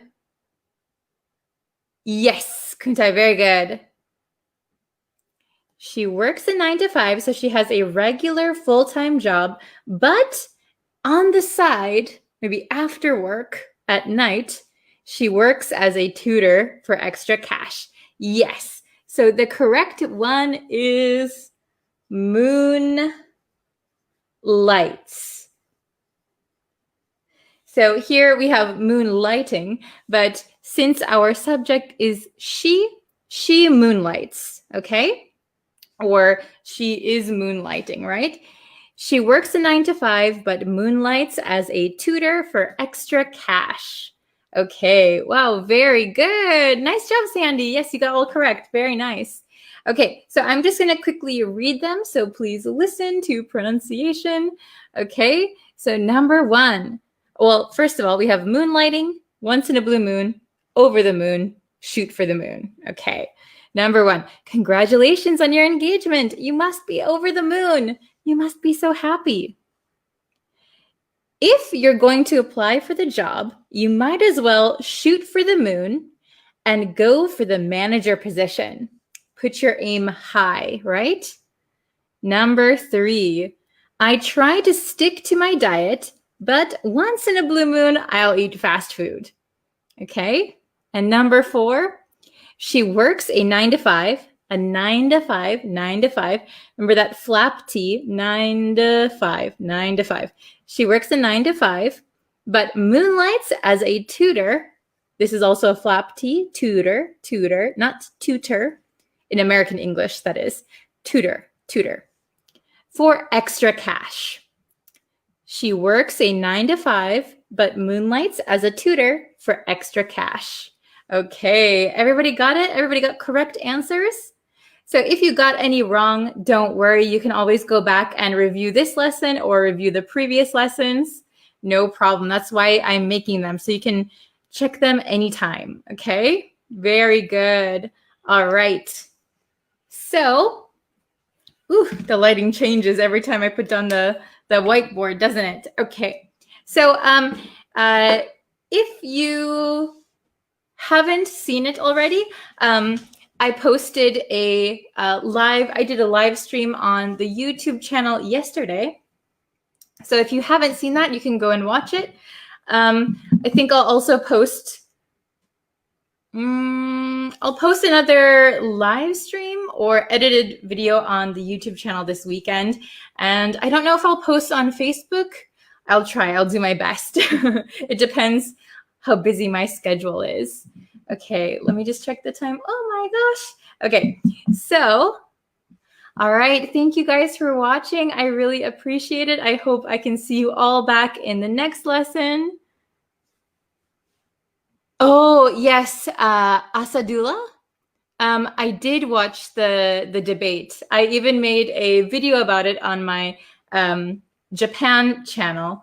So, by the way, if you don't know, I live in Japan, and I have my English YouTube channel, but I also have like my life in Japan YouTube channel. It's totally different, so you might not be interested in it, but it's called Tokyo Bribri. I'll post it. Yeah, Tokyo Bribri. Yeah, that is my YouTube channel for my life in Japan. That's just like my life. So if you're not interested in it, it's not really English teaching. So you don't need to you don't need to watch it if you're not interested. Okay, but if you want to see the YouTube channel for this Facebook page, it's Bree's Practical English. The same name as here, Bree's Practical English. And then that is the English YouTube channel. So if you can find that, I post there and I go live on there. And those are exclusive to YouTube. Okay. Well, anyway, thank you guys so much for watching. And I will see you probably this weekend. Okay? Thank you for joining. Have a wonderful weekend. See you next time. Bye-bye. Hello. Hi, everyone. Oh, I have a little bit of a cold, maybe. Let's see. Who's going to join us today? Oh. Okay, I'm going to wait a little bit again. Oh, I hope you can hear me. I think the mic's on. Oh, okay, we have some people in the chat. Hello, is everybody ready for a new lesson? Hi, welcome. What country are you from? Please let me know what country you're from, because last time we had a bunch of different countries. And we're just starting the lesson. Oh, hello from Laos. Wow, hi. I have some friends who are from Laos. Okay, what other countries are here? Last time we had Afghanistan, India. Oh, Morocco, very nice. Okay, we have a few different countries here. That's wonderful. Okay, so we're just starting the lesson. Nice to see you again too, Kevin. Oh, from Myanmar. Hello. I have friends from Myanmar too. I don't have any friends from Morocco yet. I'll have to make some. Oh, from Iran. Hi. Okay. So today I'm going to teach you guys a new idiom. Okay. Yesterday I taught you an idiom too. If you haven't watched that one, go watch it. But today we're going to learn hold your horses. Hold your horses. Oh, I see somebody from Ecuador. Wow. Okay, we're very international again today. Oh, I have never been to Laos, but I'd like to try and go there. I love traveling. Okay, so does anyone know what hold your horses means? Hold your horses. Have you heard this expression before? So actually, it doesn't have anything to do with horses. So lots of idioms don't sound, they don't mean what they sound like, right? So hold your horses doesn't mean holding or carrying horses, right? Hold your horses actually means to wait a moment. It's a very informal or casual way to say, hold on, wait a second. And the origin is, it dates back a long time. So the origin is, I think we don't actually know the origin, but many people say it is because people used to travel by riding horses. And when you wanted your horse to wait, you had to hold your horse, like the reins of your horse, you had to hold it, and then your horse would wait. So hold your horses means wait a moment, hold on, okay? And remember, it is informal, it's very casual, okay? Hold your horses. Okay, now I have some examples. So remember, meaning is wait a moment. It's informal. Okay, let's look at these examples. I have 3 examples for you today. So the first one, I know you're excited, but hold your horses. I know you're excited, but hold your horses. Oh, Ali said slow down. Yes, it means slow down. Okay, so this is a sentence my parents often told me when I was a child. So if my parents said, we're going to visit your cousins, I would get very excited. But they would say, I know you're excited, but hold your horses. We're not going anywhere yet. We'll leave tomorrow. Okay? Calm down, slow down. Okay. Number 2, hold your horses. So this one, we're just saying it as its own sentence. Hold your horses. We'll leave in a minute. So you can use this when someone is very anxious to go, anxious to leave. So maybe you have dinner plans and you're running a little bit late and someone says, come on, we have to hurry up. We're going to be late. You can say, hold your horses. We'll leave in a minute. Calm down, slow down. Okay? And number 3, he wants to buy a new car, but I think he should hold his horses. So, buying a new car is a very big decision. They're very expensive. So you should take your time and you should think about it. So he wants to buy a new car, but I think he should hold his horses. So as you can see, hold your horses. We can change this your to any pronoun. So hold his horses. Okay. So I'll just go through these one more time, a little bit faster, okay? Number 1, I know you're excited, but hold your horses. Number 2, hold your horses. We'll leave in a minute. And number 3, he wants to buy a new car, but I think he should hold his horses. Okay, very good. So I'll give you some other examples. Can you guys think of some examples and write them in the comments? So hold your horses. So for example, if you've ever played sports, you're on a sports team, and maybe you are winning. Your team is winning, but you still have the rest of the match left. But you feel excited. Oh, we are 10 points ahead. We're going to win. Maybe your coach might say, hold your horses. We haven't won yet. Hold your horses. We haven't won yet. Okay? Hold your horses. So, like I said, this is informal. It's a little bit casual. So I wouldn't, if you're at work and your boss says, hey, I want to see you in my office in 5 minutes.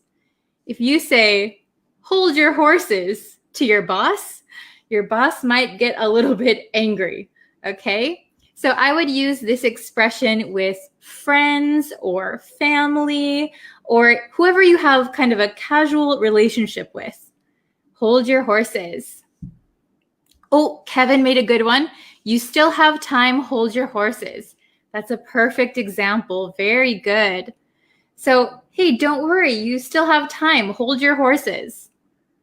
Hold your horses. Where are you going? Yes, that is a good one too. Hey, wait a second. Where are you going? Hold your horses. Very good. So this one, I think we often say it in America. I'm not sure about other countries like the UK or Australia, but in America, we often use this one. So you might hear it if you watch American TV shows or American movies. You might hear, hold your horses. And you might think, what horses? So just remember this expression, this idiom. Wait a second. Very good. Okay. So let's see. I'll think of one more example for you. Oh, I know. Does anyone celebrate what's the next holiday that's coming up? Ooh, does anyone celebrate Halloween? I don't know if all countries celebrate Halloween, but in America, for example, right now it is August. But if I decided, okay, I want to go get a princess costume for Halloween, maybe my friends might say, hold your horses. It's not even October yet. Hold your horses. Okay? Very good. Okay, I think everyone did a very good job. Thank you guys for watching this lesson. And if you have any ideas for new idioms or new expressions you want to learn, please let me know. You can always leave suggestions. And let's see, what else? I'll try to come live again. I'm trying to do a live lesson every day, so I'll do my best. I know for some people, they want to stop and review. So you can always go back to my older lessons and review them and then go on to the next one. Okay, thank you guys so much for watching and for participating. I really enjoyed it. And I will see you in tomorrow's lesson. Okay, thanks so much. See you next time. Bye-bye.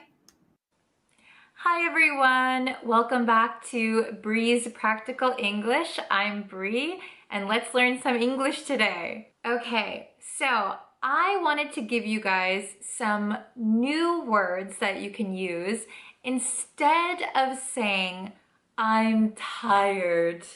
Ugh.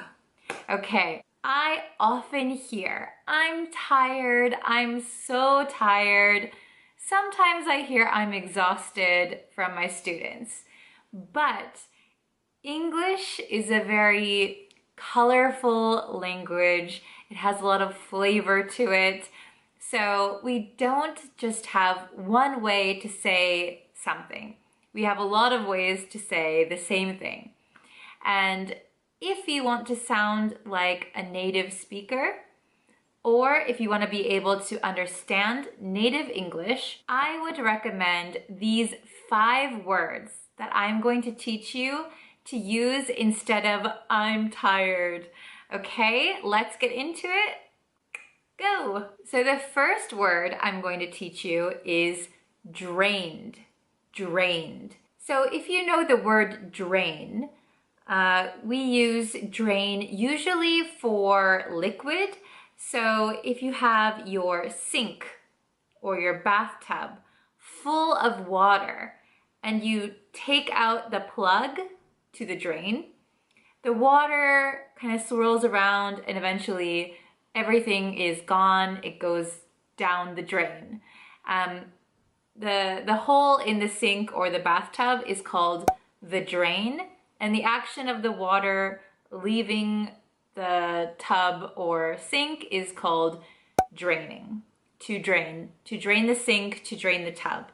So if you can imagine that the water in the bathtub is your energy and you unplug the tub of your energy, all of your energy is gonna go down the tubes. Bye-bye energy. No more energy. You are drained. You have no more energy. You just wanna sit down and relax. You are drained. I often say this after a long day of work.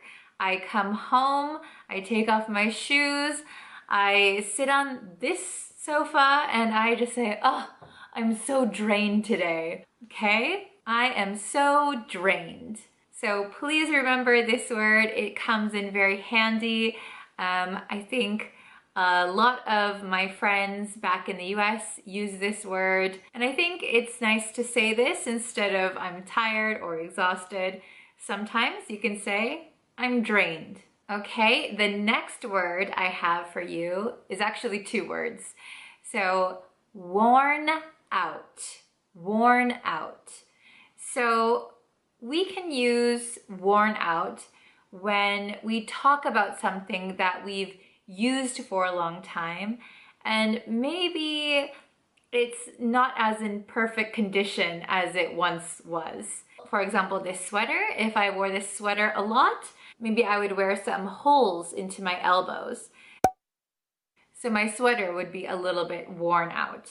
Or if you have a nice pair of shoes, but you do a lot of walking, maybe the bottom or the soles of your shoes might get worn out. So it means you've used it a lot, now there might be a hole.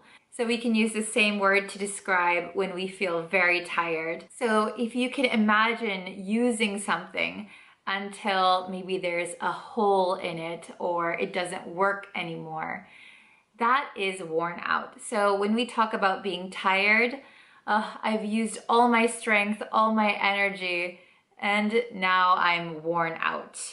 I'm so tired, I'm worn out. It kind of gives that image that you've used everything that you have and now you are so exhausted, you are worn out. Okay, so we have drained and worn out so far. Let's see what the next one is. Okay, the third word that I want to tell you today is spent. I am spent. So, of course, I'm spent means I'm tired. We use the word spend for money. You spend a lot of money. I have spent a lot of money. I'm not sure of the origin of spent, but for me personally, I have the image that you've put out a lot. There was a lot of output, and now there's nothing left to give. You spent all of your energy, so you are spent. So it's really like you put everything out, you're spending your energy, you're spending your time on something, and now you are spent. No energy, no motivation, just tired. You are spent. Okay, so let's try another word. So the next one I want to teach you is tuckered out. Tuckered out. I don't really have a good way for you to remember tuckered out, but maybe in my imagination, I think tuckered out is kind of a little bit of a cute way to say that you're tired. That might not be the case for everyone, but that's just my personal imagination. I think I would use tuckered out more for children or pets. Oh, look at that dog. He was chasing the ball and he's all tuckered out now. Or look at little Johnny over there. He's been playing with his friends all day. He must be tuckered out. So tuckered out for me at least sounds a little bit cute. I probably wouldn't use it for like other adults, or I might not even use it for myself, but maybe a small child or a pet, they are tuckered out. So after a quick Google image search, I found that most of the pictures for tuckered out are of cute little tired animals. So I don't think I'm alone on this one. I think it's usually reserved for pets or small children. Okay, and the last one, number 5, Sounds a little bit funny, but I assure you this is a word that we use, and it's I'm pooped. I am pooped. So again, I don't know why we say I'm pooped, but yes, we say that. And I'm not gonna give you a visualization of it. I don't really think I need to. So saying I'm pooped is a little bit of a casual way. It's not rude at all, so you don't need to worry about that. You can say it to pretty much anyone, but it is a pretty casual way to say that you're tired. Okay, do you remember all 5 words? I'm gonna go ahead and give you another example for each, but of course they all mean the same thing, that you're tired. Okay, drained. I worked a lot of overtime this week and now I'm drained. I worked a lot of overtime this week and now I'm drained. Worn out. I'd love to go hiking this weekend, but I'm so worn out from work. I'd love to go hiking this weekend, but I'm so worn out from work. Spent. You've been working on that project all day. You must be spent. You've been working on that project all day. You must be spent. Tuckered out. I was playing frisbee in the park with my dog, and now he's pretty tuckered out. I was playing frisbee in the park with my dog, and now he's pretty tuckered out. Pooped. It's been such a long day. I'm pooped. I'm going home early. It's been such a long day. I'm pooped. I'm going home early. Okay, I hope these new words and phrases were helpful for you, and I hope that you can try and use them in your everyday life when you're speaking English. So your homework for today is in the comments. Please tell me about a time that you were very, very tired, but use one of the 5 words that we learned today. So I'll check your stories down in the comments below. Please remember to like this video, subscribe if you're not already, share it with some people who also want to learn English, and check out some of my other videos where you can learn other English words and phrases that are useful in your everyday life. I'll see you in the next lesson. Bye!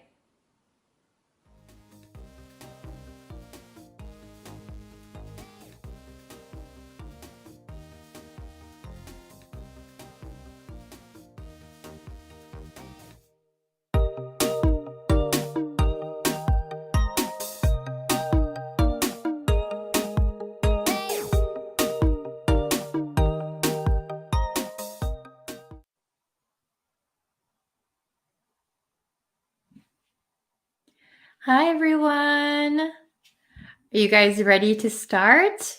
Today we're going to have a live English listening test. So I'm going to be giving you some questions.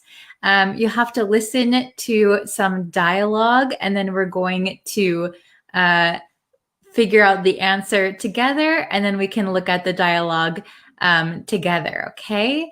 Hello, English learning person. I like your name. Hello, hello. Hello, Angel, Rooney. Welcome, welcome. So we're going to do a live English listening test. Before we get into the test, if you haven't yet and you want to know when I post new lessons, when I go live, when I do listening tests like this, you can subscribe to me on YouTube. Or you can like me on Facebook. You can turn on notifications, both. And that way you'll know when I have new lessons. Oh, I see Tet Win in the chat. Hello. Devashka, hello. Nice to see you again. Okay, so we're going to start our live English listening test. So I'm going to pull up the screen. Okay, English listening test. Okay, so I have the text here. So the first one, question number 1. So please listen to the question. Try to understand the dialogue. Okay? So first we're going to listen to it. I'm going to read it at a regular native level speed. Okay? So try and follow. Then we'll look at the question. Okay? You can try to answer it with just hearing it once, but I'll read it one more time. Okay? And then we'll look at the answer. Okay? So I'm going to block my face for the reading part. I'm going to read it. So just listen. Okay? Just listen. Okay? Are you ready? What time's the barbecue? I think Shelley said it starts at 6, but we can get there at 5 if we want to help set up. Oh, shoot. I think I'll be late because I have to pick up a dessert on the way there. I promised to bring brownies, and the earliest I can get to the bakery is 5:45. It's going to take another 30 minutes to drive to Shelley's house. What bakery do you need to go to? The one on Main Street? Yep, that's the one. I have to go there too. Do you want me to pick up the brownies for you? Then we can meet at Shelley's at 5 to help set up. What do you say? That's perfect. I would have felt a little guilty if I arrived after 6. Thanks so much. Don't mention it. Okay. Let's look at the question. What time will the two friends arrive at the barbecue? This should be a C, barbecue. 5 o'clock, 5:45, 6 o'clock, or 6:15? Okay, if you can answer it now, you can go ahead. I'm going to read it one more time, so please listen carefully. What time's the barbecue? I think Shelley said it starts at 6, but we can get there at 5 if we want to help set up. Oh, shoot. I think I'll be late because I have to pick up a dessert on the way there. I promised to bring brownies, and the earliest I can get to the bakery is 5:45. It's going to take another 30 minutes to drive to Shelley's house. What bakery do you need to go to? The one on Main Street? Yep, that's the one. I have to go there too. Do you want me to pick up the brownies for you? Then we can meet at Shelley's at 5 to help set up. What do you say? That's perfect. I would have felt a little guilty if I arrived after 6. Thanks so much. Don't mention it. Okay, so I'll bring my face back. Okay, oops, didn't want to do that. Okay, here we are. So, what time will the two friends arrive at the barbecue? Okay, we have 5 o'clock, 5:45, 6, 6:15.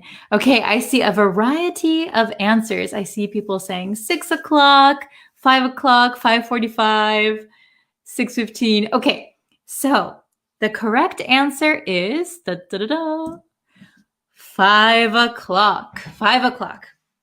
So the answer is A. Let's look at the dialogue together and see why the answer is A. Okay, let's take a look. So here is the dialogue. What time's the barbecue? This is the next person. I think Shelley said it starts at 6, but we can get there at 5 if we want to help set up. So getting ready for the barbecue. Oh, shoot. So this is just an exclamation when you found out some bad news. Oh, man. Oh, shoot. I think I'll be late because I have to pick up a dessert on my way there. So dessert is like nice baked goods, sweet baked food. I promised to bring brownies. Brownies are like little chocolate baked goods. They're so good. And the earliest I can get to the bakery is 5:45. So getting to the bakery at 5:45. it's going to take another 30 minutes to drive to Shelly's house. So if this person goes to the bakery at 5:45, it's going to take another 30 minutes to drive to Shelly's house. So that would make it 6:15, right? However, the next person says, what bakery do you need to go to? The one on Main Street? Yep, that's the one. I have to go there too. Do you want me to pick up the brownies for you? So this person can go to the bakery earlier and pick up the brownies, get the brownies. Then we can meet at Shelly's at 5 o'clock to help set up. What do you say? What do you say? How about that? That's perfect. So what's perfect? This person going to the bakery to get the brownies and meeting at 5 o'clock at Shelly's at the barbecue. Okay? That's perfect. I would have felt a little guilty if I arrived after 6. So meeting at 5 is perfect. Let's meet at 5 o'clock. Arriving after 6, I would have felt guilty. Okay? Thanks so much. Don't mention it. So don't mention it is you're welcome. No problem. Don't mention it. Okay, very good. So you guys are doing so well. Very good. Let's try another one. So question number 2, I'm going to make my face disappear. So please listen. Okay, listen once, and then we'll look at the question. Okay, question number 2. I'm going to the grocery store. Do you need anything? Yeah, could you pick up some bread, jam, bananas, and a box of cookies? I just bought some cookies. They should be in the cupboard. Bananas are always on sale on Fridays. Is it okay if I buy them then instead of today? Oh, sure, that's fine. So just bread and jam then. Are you sure there isn't any bread in the kitchen? I thought I saw a loaf sitting on the counter. Let me check. That bread is expired. I found some jam in the back of the fridge though. Okay, so just that then? Yep, thanks. Okay, let's take a look at the question. So the question is, what will the woman buy at the store? We have cookies, bread and jam, bread, jam, bananas. Okay, so if you can answer it now, go ahead. Otherwise, I'm going to read it one more time. So listen carefully. I'm going to the store. Do you need anything? Yeah. Could you pick up some bread, jam, bananas, and a box of cookies? I just bought some cookies. They should be in the cupboard. Bananas are always on sale on Fridays. Is it okay if I buy them then instead of today? Oh, sure. That's fine. So just bread and jam then. Are you sure there isn't any bread in the kitchen? I thought I saw a loaf sitting on the counter. Let me check. That bread is expired. I found some jam in the back of the fridge though. Okay, so just that then? Yep, thanks. Okay, so I can bring myself back here. Okay, so the answer to question number 2, oh, I see a lot of correct answers. You guys are doing very well. The answer to question number 2 is C, bread. What will the woman buy at the store? C, bread. Only bread, okay? So let's look at the dialogue. Why is it C? Okay, I'm going to the grocery store. Do you need anything? Yeah, could you pick up some bread, jam, bananas, and a box of cookies? And the next person says, I just bought some cookies. They should be in the cupboard. Okay, so there are already cookies, so we don't need cookies. Bananas are always on sale on Fridays. Is it okay if I buy them then instead of today? So because it is not Friday, bananas are always on sale on Fridays. So I want to buy them on Friday, not today. Is that okay? Oh, sure, that's fine. So just bread and jam then. Are you sure there isn't any bread in the kitchen? I thought I saw a loaf. So a loaf is a thing of bread, a loaf of bread, sitting on the counter. Let me check. That bread is expired. So there is bread, but it is expired. That means you can't eat it anymore. It's too old. Okay? I found some jam in the back of the fridge, though. So fridge is short version of refrigerator. Fridge. Okay? So there is bread, but it's too old to eat. We need new bread. But I found some jam way in the back of the fridge. So we don't need it. Okay? Okay, so just that then. So that is bread. Yep, thanks. Okay. Oh, very good. You guys are so good. Yes. So because the bread is expired. Perfect. Because the bread is expired, we need new bread. The answer was C, bread. Okay. So we have one more. This one might be a little tricky. So I'm going to disappear and you guys can listen. Okay. Here we go. Please listen. This is the last one. Okay. I'm going out of town for a business trip and I'll be gone from my apartment for about a month. Is there anything I should be careful of? You should notify the post office.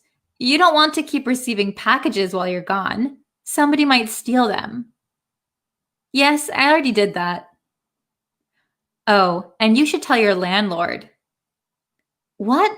Do I have to do that? I gave my friend a key and he's going to check on my apartment from time to time. What happens if your friend loses your key? You have to be responsible for it. You're right. And what if there's a fire while you're gone? It's best to let them know that they can respond accordingly to the situation. That's true. Okay, I'll do that.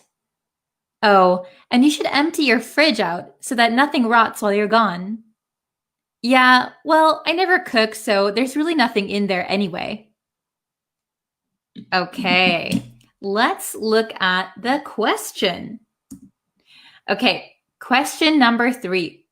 What does the person leaving on a business trip have to do?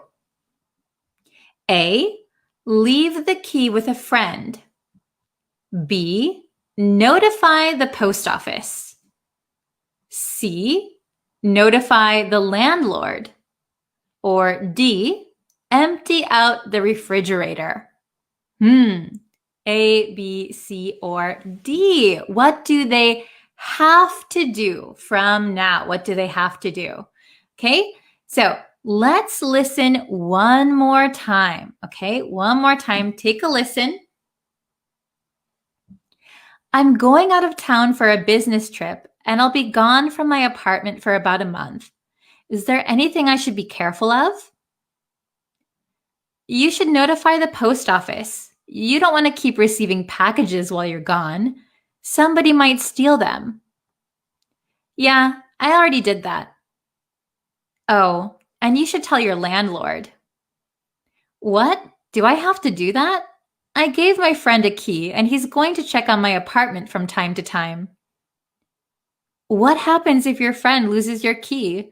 You have to be responsible for it. You're right. And what if there's a fire while you're gone? It's best to let them know so that they can respond accordingly to the situation. That's true. Okay, I'll do that. Oh, and you should empty out your fridge so that nothing rots while you're gone. Yeah, well, I never cook, so there's really nothing in there anyway. Okay, how did you guys do? Let's see. What is the answer to question 3? Ooh, I see some correct answers. Yes, yes, yes. Okay, what does the person leaving on a business trip have to do?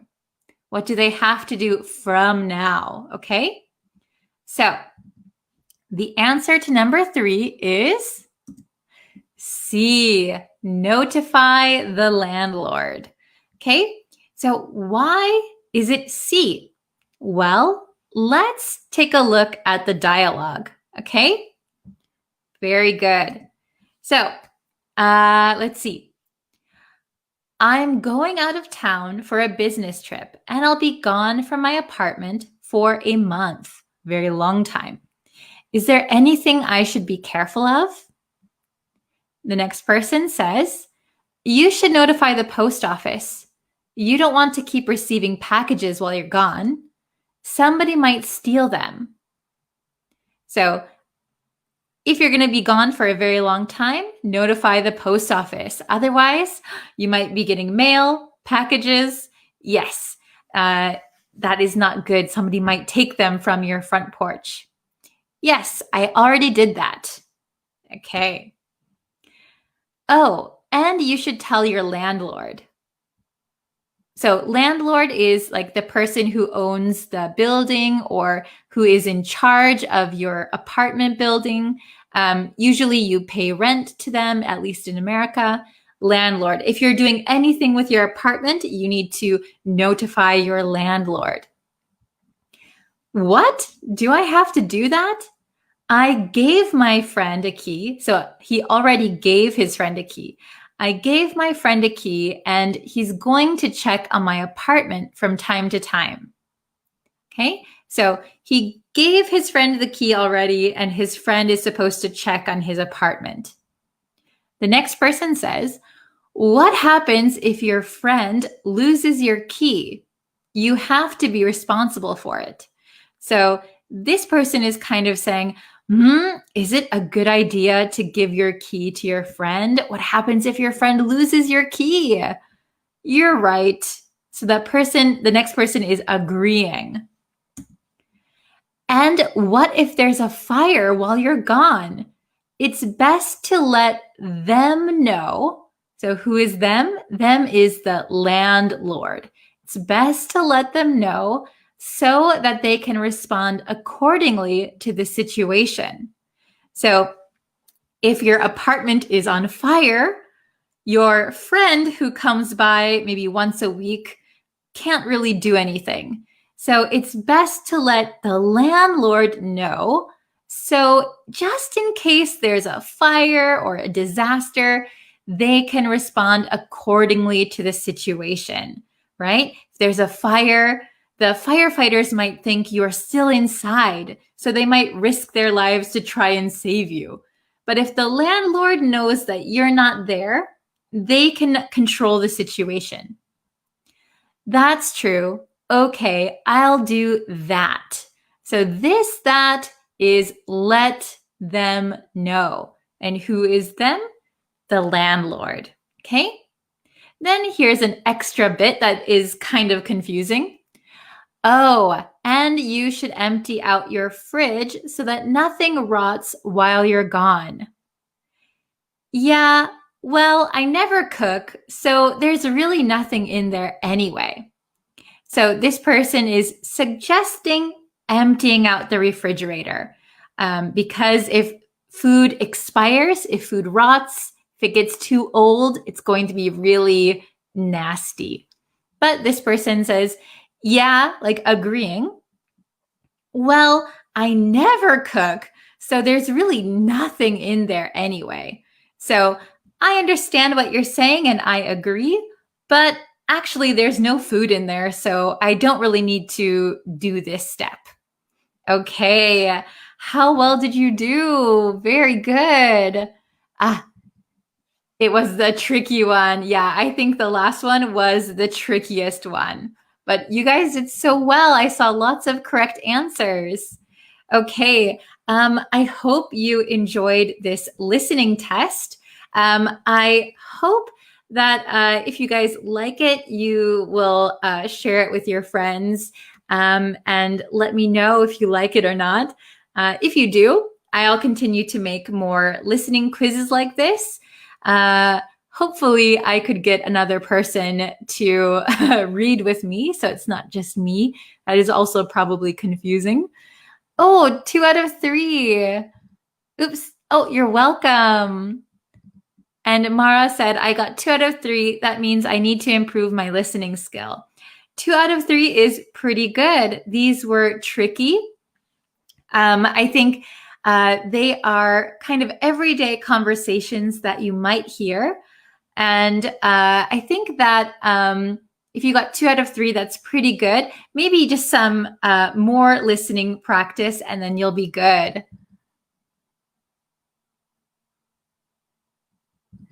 Thanks for such tricky and brainstorming session. Nice attempt to improve listening skills. Oh, I'm glad you liked it. Thank you. Okay. Very good. Let's see. Very good. Very good. Let's see. I came right in and I got a good understanding skill. Oh, I'm so glad to hear that. Very good. Okay, so I'm going to end the lesson here today. If you would like, you can subscribe to me on YouTube. I will be posting another lesson later today. You can like me on Facebook, and that way you'll know when I have those lessons also. But yes, thank you guys so much for watching and listening. I can't wait for the next lesson. Okay, thank you everyone. Take care, and I'll see you very, very soon. Bye everyone. Hello everyone. Welcome to my new setup. I have been spending a lot of time getting this ready, but I hope it is the best for our lessons so that you can learn more easily. And yeah, I hope you enjoy today's lesson. If you haven't yet and you would like to know when I go live, when I post new lessons, please don't forget to hit that red subscribe button, and that way you'll be notified when I go live and post lessons. Okay, so we're going to be having an advanced vocabulary test. Okay, so I'm not going to tell you the meanings of the words first. I want you to be able to answer the questions with your own knowledge. Okay, and then at the end of the test, we are going to look at the explanation, and if you don't know the words yet, you'll find out what the words mean. Okay, are you ready? So don't forget to post your answers in the comments. I'll be checking your answers as we go, so don't forget to post your answers. All right, so let's get into the test. I'm going to do it with you, so don't worry. We can do it together. Okay, so advanced vocabulary test. Are you ready? So, question number 1. Even though it was his first day on the job, he confidence. Even though it was his first day on the job, he confidence. So we have 4 answers at the bottom. A, divulged. B, exuded. C, averted. Or D, ostracized. Okay, so these vocabulary words we are going to be looking at today. So divulged, exuded, averted, ostracized. Have any of you heard any of these words before. They're kind of a little bit, I would say, advanced for English learners. They have some rare letters in them, don't they? V in divulged, X, exude, V again, avert, and Z in ostracized. Okay, write down your answer, A, B, C, or D, and then we're going to look at the answer. Okay, so the answer to question number 1 is exuded. Exuded. Even though it was his first day on the job, he exuded confidence. How many of you got that one right? Let me know in the comments, okay? Let's try question number 2. Remember, we're going to go over the answers at the end of the lesson, okay? So stick around for the end. Question number 2. Every time the teacher asked the class a question, she would suddenly her gaze. Every time the teacher asked the class a question, she would her gaze. Okay, so here we have the same 4 words. They are not in the past tense this time. So we have A, divulge, B, exude, C, avert, D, ostracize. Okay? Every time the teacher asked the class a question, she would suddenly her gaze. All right. The answer to number 2 is avert. Avert. Every time the teacher asked the class a question, she would suddenly avert her gaze. Did you get this one right? Let me know, okay? Very good. So we've had 2 questions so far. Next is question number 3. Question number 3. Okay. He was from the community after making several insensitive remarks. He was from the community after making several insensitive remarks. Okay, again, the 4 answers are at the bottom. This time they're in the past tense again. Divulged, exuded, averted, ostracized. A, B, C, or D. Write your answers in the comments. He was from the community after making several insensitive remarks. Okay, the answer to question number 3 is ostracized. Ostracized. Did you get this one correct?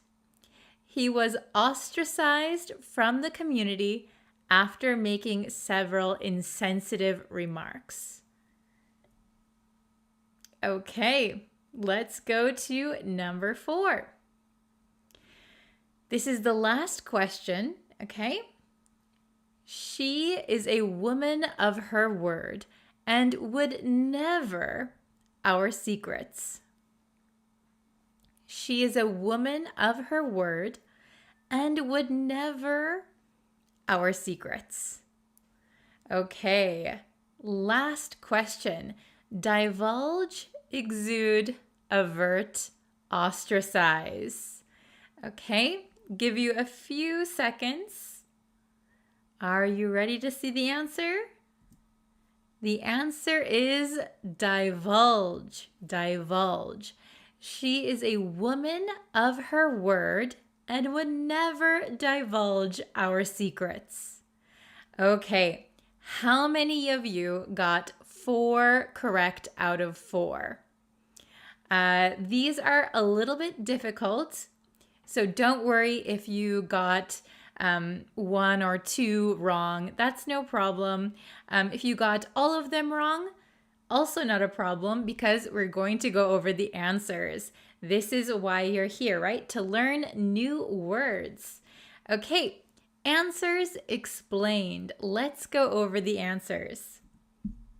In question number 1, we used the word exuded. Even though it was his first day on the job, so he's going to his new job, it's his first day, usually people are kind of nervous on their first days, right? Their first day of work, they're kind of nervous. However, this person exuded confidence. So when we exude something, usually we're talking about an emotion, a feeling. So exude, having a lot of an emotion. So sometimes we can say exude love, exude pain, exude confidence. So we're showing it and we have a lot of that emotion. So if someone is exuding confidence, that means they have a lot of confidence and it's just kind of coming off of them. In this case, I think it is quite positive, right? They're not scared, they're not nervous, they're exuding confidence. Okay, let's check question number 2. Question number 2, we use the word avert. Avert. Every time the teacher asked the class a question, she would suddenly avert her gaze. So first, maybe we need to know what gaze means. Gaze is where your eyes are looking, your eyesight, your eye line. Okay, oops, your eye line. So if somebody averts their gaze, it means they turn away, they look somewhere else, they turn aside. Okay, so we often say avert one's eyes or avert one's gaze. Okay, so that just means to look away, look away. Okay, avert your gaze. So in question number 2, maybe this person didn't know the answer. The teacher is asking a question. I don't want the teacher to call on me. I don't want to have to answer, so I'm going to pretend I'm looking somewhere else. Avert your gaze. Okay? Excellent. So, question number 3. Question number 3, we used ostracized. Ostracized. He was ostracized from the community after making several insensitive remarks. Okay. So, ostracized means exclude from a society or a group or a community. Okay? So, we don't want you in our group anymore. We don't want you in our community anymore. In this sentence, he was ostracized, so kind of kicked out, removed from the community after making several insensitive remarks. So a remark means something that you say, usually a statement, something you say. Insensitive remark means maybe you said something that most people find offensive. Something is insensitive means maybe other people don't like what you said. And the community could be an actual community in a neighborhood, or more recently, it could be a community online or a community at your school, something like that. A group of people who have common interests or have a reason to gather. And ostracize means remove someone from that group. Okay? Then we have the last question. Question number 4, we used the word divulge. Divulge. Okay? She is a woman of her word. Do you know what that means? She is a woman of her word. So we often say woman of her word, man of his word. This means that the person who we're talking about keeps their promises. They are very trustworthy. So in this sentence, she is a woman of her word means she is a woman who will keep her promises. She is trustworthy. So she is a woman of her word and would never divulge our secrets. So what does divulge mean? It means to make something secret known. So to reveal, that is a synonym, a word that has a similar meaning. Expose, disclose something. So we have the three words at the bottom: reveal, expose, disclose. These are very similar words to divulge. So divulge is usually something that somebody wants to keep it a secret, but if someone divulges that, it means they make the secret known to other people. Okay, very good. How many did you get right? Did you get 4 right? 3, 2, 1, 0? Let me know in the comments. And yes, try, if you can, to make some example sentences. I would love to see your example sentences. And yes, let me know what you think of my new setup here. I have a new camera, I have a new background, I bought a chair. Okay, this is my office. So I might do an office tour or a desk tour on my vlog channel, Tokyo Bribri. That is always linked in the description. Let me know if you'd like to see that too. Okay, so that's going to be it for today's lesson. Let me know if you have any suggestions for more lessons. And I will see you guys very, very soon. Probably tomorrow. All right. Bye, everyone.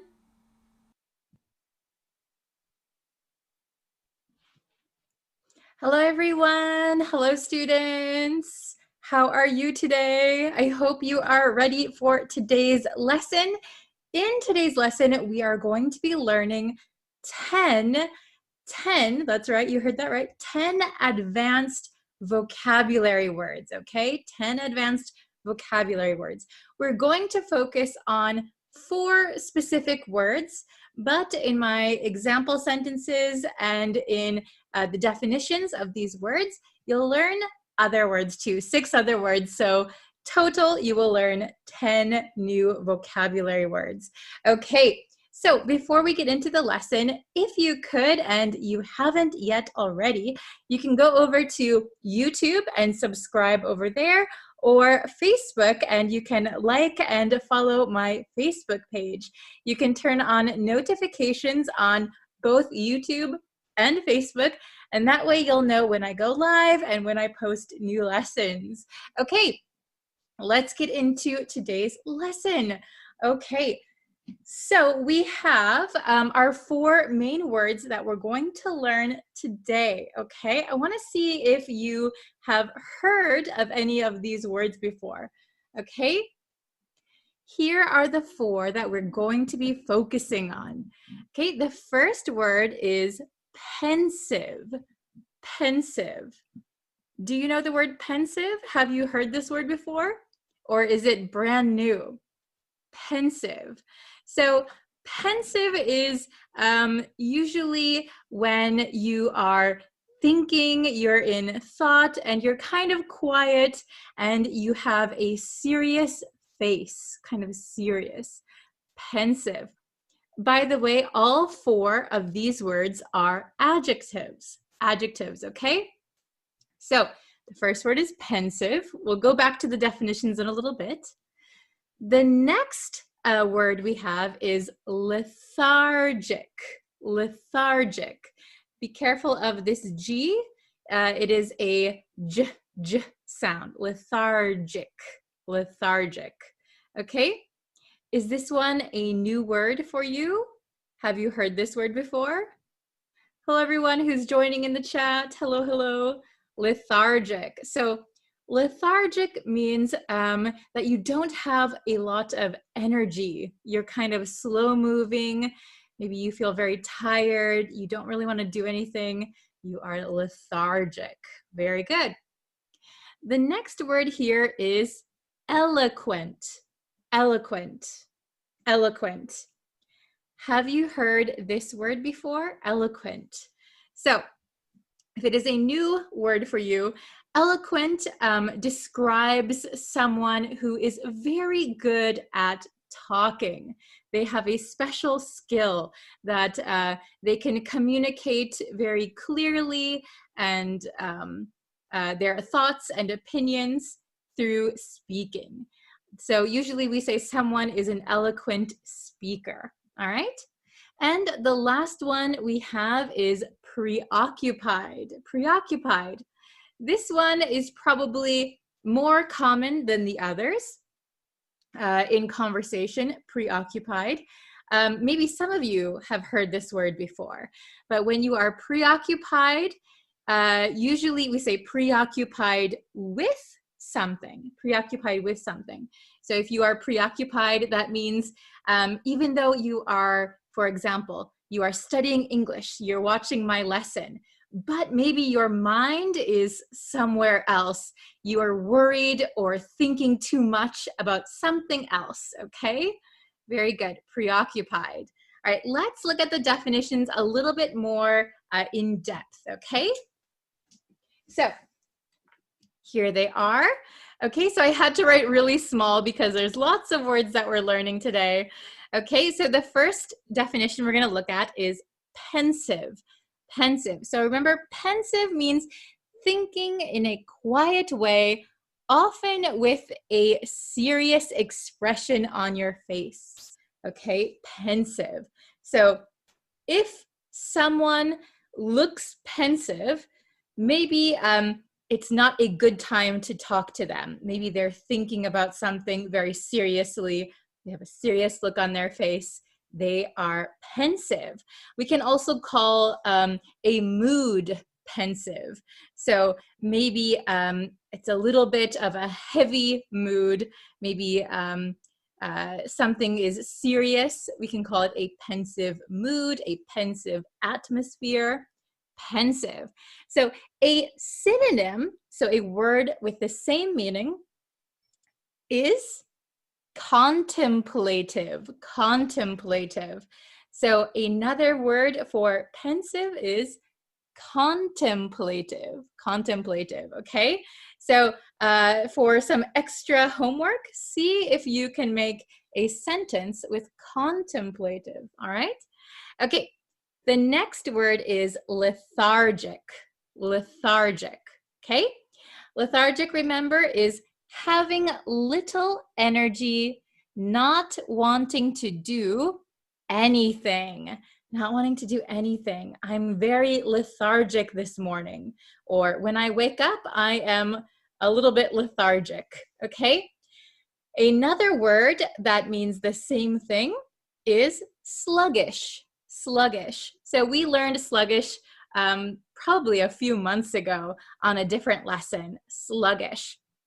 But sluggish is a synonym for lethargic. I'm feeling sluggish. I'm feeling lethargic. Okay, excellent. The next word that we have is eloquent. Eloquent. So eloquent means using language, so talking, using speech, to express ideas or opinions clearly and well. So someone who is good at talking, we can also describe them as being eloquent. Eloquent, okay? A synonym for eloquent is articulate. Articulate, okay? Very good, articulate. Okay, eloquent, articulate. Very good. She is eloquent, he is articulate. Very good. Okay, and I hope you can see this one. Preoccupied, preoccupied. Sorry, my marker is a little bit running out of ink.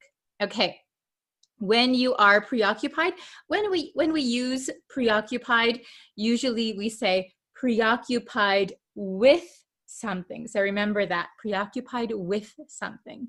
Means thinking or worrying about something too much. Thinking, worrying about something too much. I'm preoccupied with my homework. I'm preoccupied with my upcoming test. I can't stop thinking about it.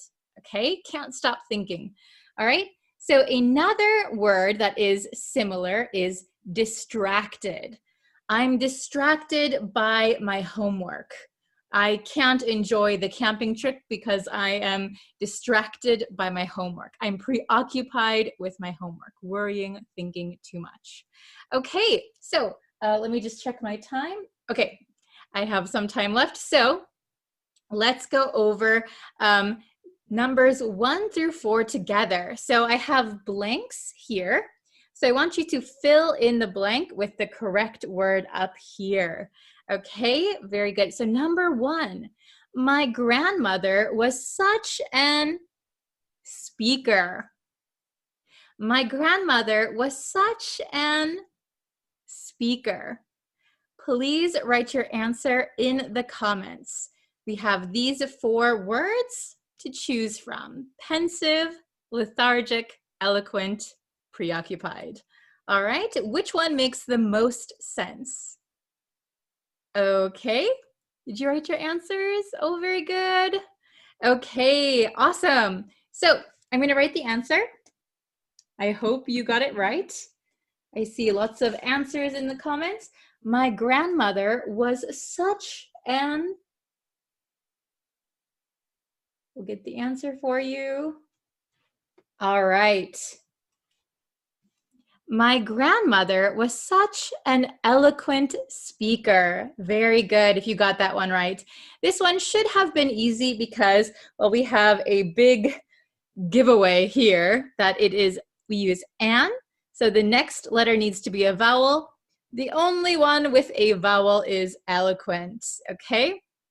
So that should have been a dead giveaway. An, eloquent, and then speaker. Oops, speaker. Okay, so remember that when we say someone is eloquent, it means they're good at speaking. All right, very good. Let's try number 2. The patient feels weak and something. The patient feels weak and something. Okay, so patient here means a person who is at the hospital or seeing a doctor because they don't feel well. That is a patient. The patient feels weak and something. All right. Okay, let's see the answer. Oh, you guys are writing down your answer. Very good. The patient feels weak and...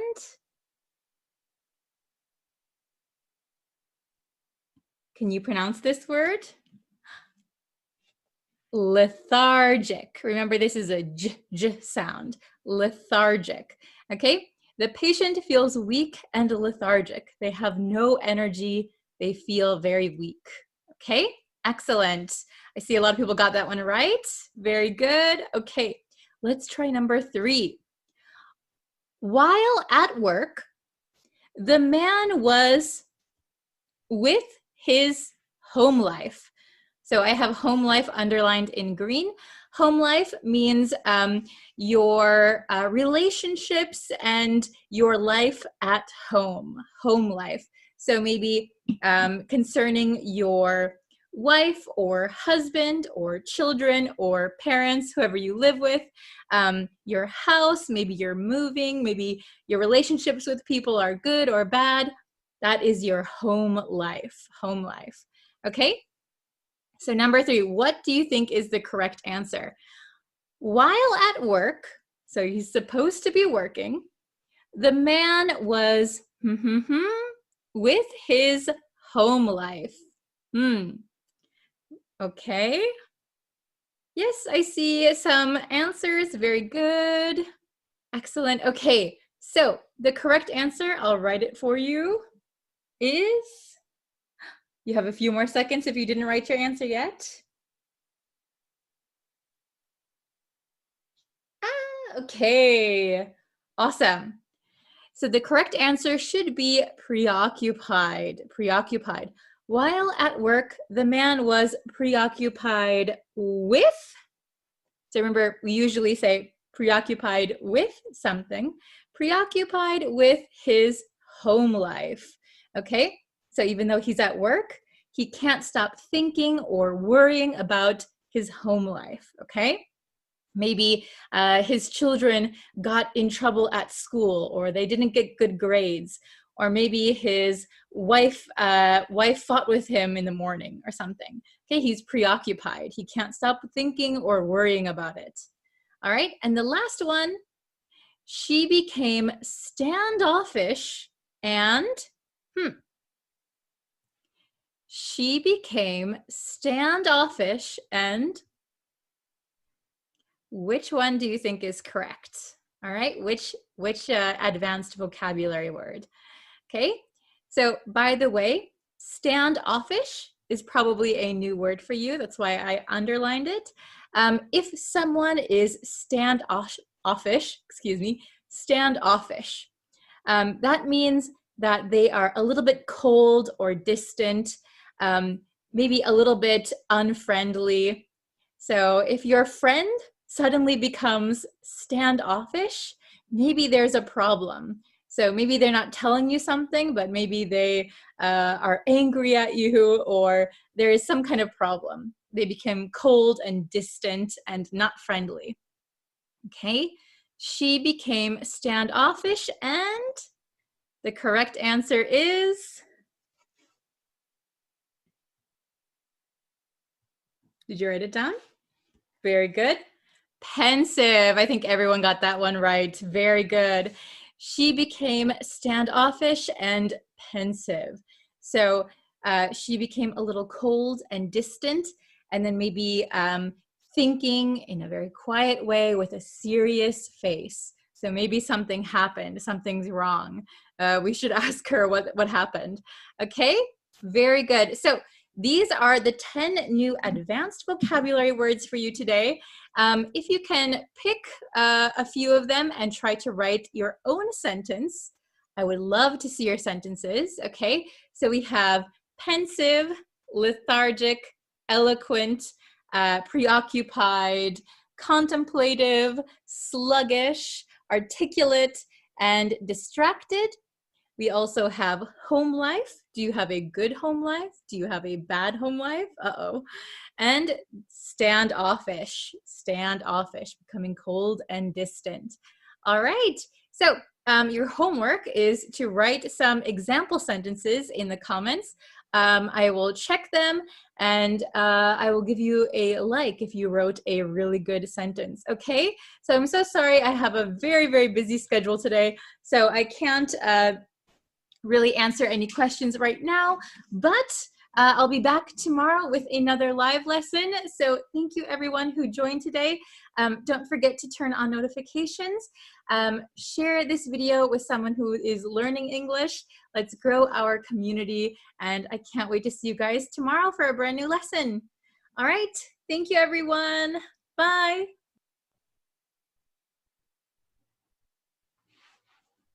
Hello, students. Hello, hello. Thank you for joining me today.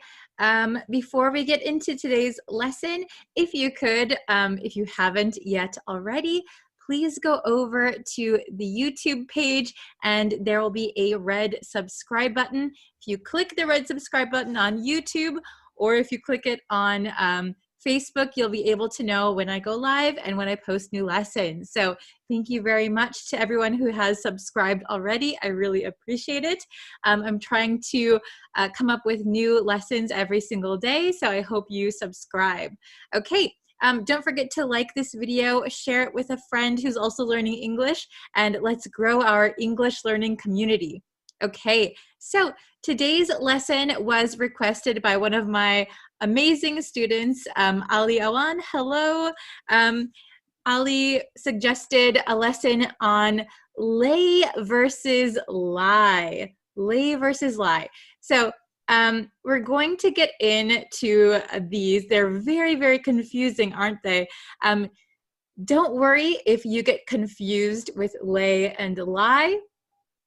Even native speakers often get confused, and a lot of native speakers often use the wrong form of the verbs, okay? So don't worry, I'm here to help you. You'll be able to understand it hopefully at the end of this lesson. Okay, so lay versus lie. Let's look at the big whiteboard I have, okay? So let's take a look. All right, so lay versus lie and versus another lie, right? There's two meanings for lie. So, okay, lay, what does lay mean?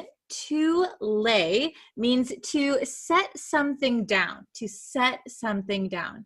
So usually a physical object, you can lay it down. So I have this whiteboard.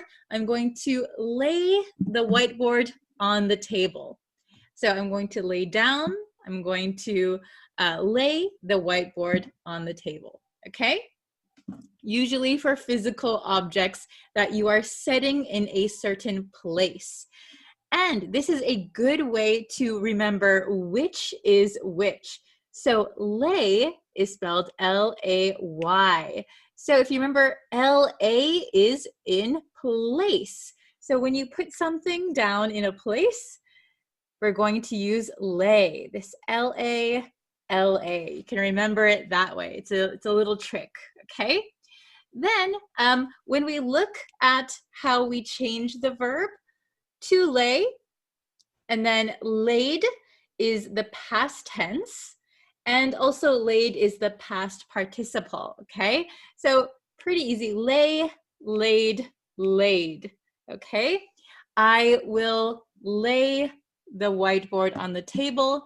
Yesterday, I laid it on the table. I had laid it on the table, okay? Very good. Now let's get into lie, okay? Let's get into lie. This is where it gets a little bit tricky, okay? So lie has two meanings. The first one, to not tell the truth. Can you see that? To not tell the truth. So to tell a lie is a noun, and to lie is the verb, okay? Then we have another meaning, which is to recline or rest. Okay, so if you're very tired and you need to lie on the sofa or lie in bed, okay? So let's take a look at how we can remember lie. L-I, lie. We can remember this with the word recline. I have recline here. So recline, L-I, okay? Lay is for place, lie is for recline, rest. Okay, so let's look at how we change the verb, okay? So when we are lying, when we lie, not tell the truth, we lie, past tense is lied, and the past participle is lied, okay? So fairly simple, right? Now, when we talk about reclining, this is where a lot of people get confused, okay? So, lie, I lie on the bed, all right? The past tense of lie is lay. Oh my gosh. So, lay is the past of lie, but it's also up here, right? Lay. So don't get confused, okay? So that's why a lot of people get confused, even English speakers, because this doesn't sound like the past tense sometimes, right? It sounds like the present tense of this one, to set something down. Okay, so just make sure that lie, the past tense is lay, the past participle is lain, lain. Now I have to admit, I rarely hear people using lain, okay, for resting or reclining, okay? He had lain in bed for 10 days or something. Probably not so often heard in conversation, but I guess if you're going to write more formally, you should know lane, okay? Very good. All right, so now that we understand the difference between lay and lie, we're gonna answer some questions, okay? I hope you're following me so far. You can always write questions in the comments. I'll try and answer them as best I can. Okay, so number one, let's try it together. You can, your bag down over there. You can, your bag down over there. What are we gonna use? Lay, lie, laid, lied, lane. Which verb and which form of the verb are we going to use? Okay, write your answer in the comments. Very good, excellent. Okay, so the correct answer is you can lay, lay. You can lay your bag down over there. So remember, lay is for place, to set an object down in a place. Very good. So we're talking about a bag. You can put your bag down over there. You can lay your bag down over there. Very good. Okay, number two. I can't believe you to me yesterday. Wow, you didn't tell the truth. I can't believe you to me yesterday. Yesterday. Big hint here, yesterday. Okay, write your answer in the comments. Let's see who can get it right. Oh, very good. I'll give you a few more seconds. I can't believe you to me yesterday. All right, be careful of spelling also. So this one, because we're talking about yesterday, we're gonna put it in the past tense. So I can't believe you lied to me yesterday. I can't believe you lied to me yesterday. Excellent, excellent, lied. So this is here, we're using this form, past tense. Okay, number three, she down for a nap a few hours ago. A few hours ago. She down for a nap a few hours ago. Which word, which verb, and which form of the verb are we going to use? Okay, big hint here. A few hours ago. A few hours ago. All right. I see some answers. Very good. Okay, so the correct answer here is she, here we are. She lay down for a nap a few hours ago. Okay, so I know that one sounds a little bit strange because isn't lay the present tense? You can lay your bag down over there. Well, she lay down. Lay is the past of lie. So don't forget, this one means to recline and rest. She lay down, not she laid down, okay? Very good. Number four, I thought my phone down on the desk. I thought my phone down on the desk. So first of all, which verb, lay or lie, and then which form of the verb are we going to use? Okay, this is the last one. I think you can get it. Try your best. Give it a try. Write your answer in the comments. Okay, so did you write your answer? Good job. I thought I laid my phone down on the desk. I thought I laid my phone down on the desk. So laid here, this is the past of lay, to set something down in a place, somewhere. Very good. I thought I laid my phone down on the desk. Very good. Did you get 100%? I hope so. If you'd like, I think we didn't use any of the past participles of any of these. So if you have a minute, you can write a sentence using the past participle of either one of these verbs or all three. That's some good practice, and I'll try and check all of your sentences. Okay, so if you have any other lesson suggestions, please leave them in the comments as well. I'm always looking for new lessons. So thank you very much. And thank you for watching today's lesson. All right, I will see you guys again very, very soon. Okay, bye everyone. Hi everyone.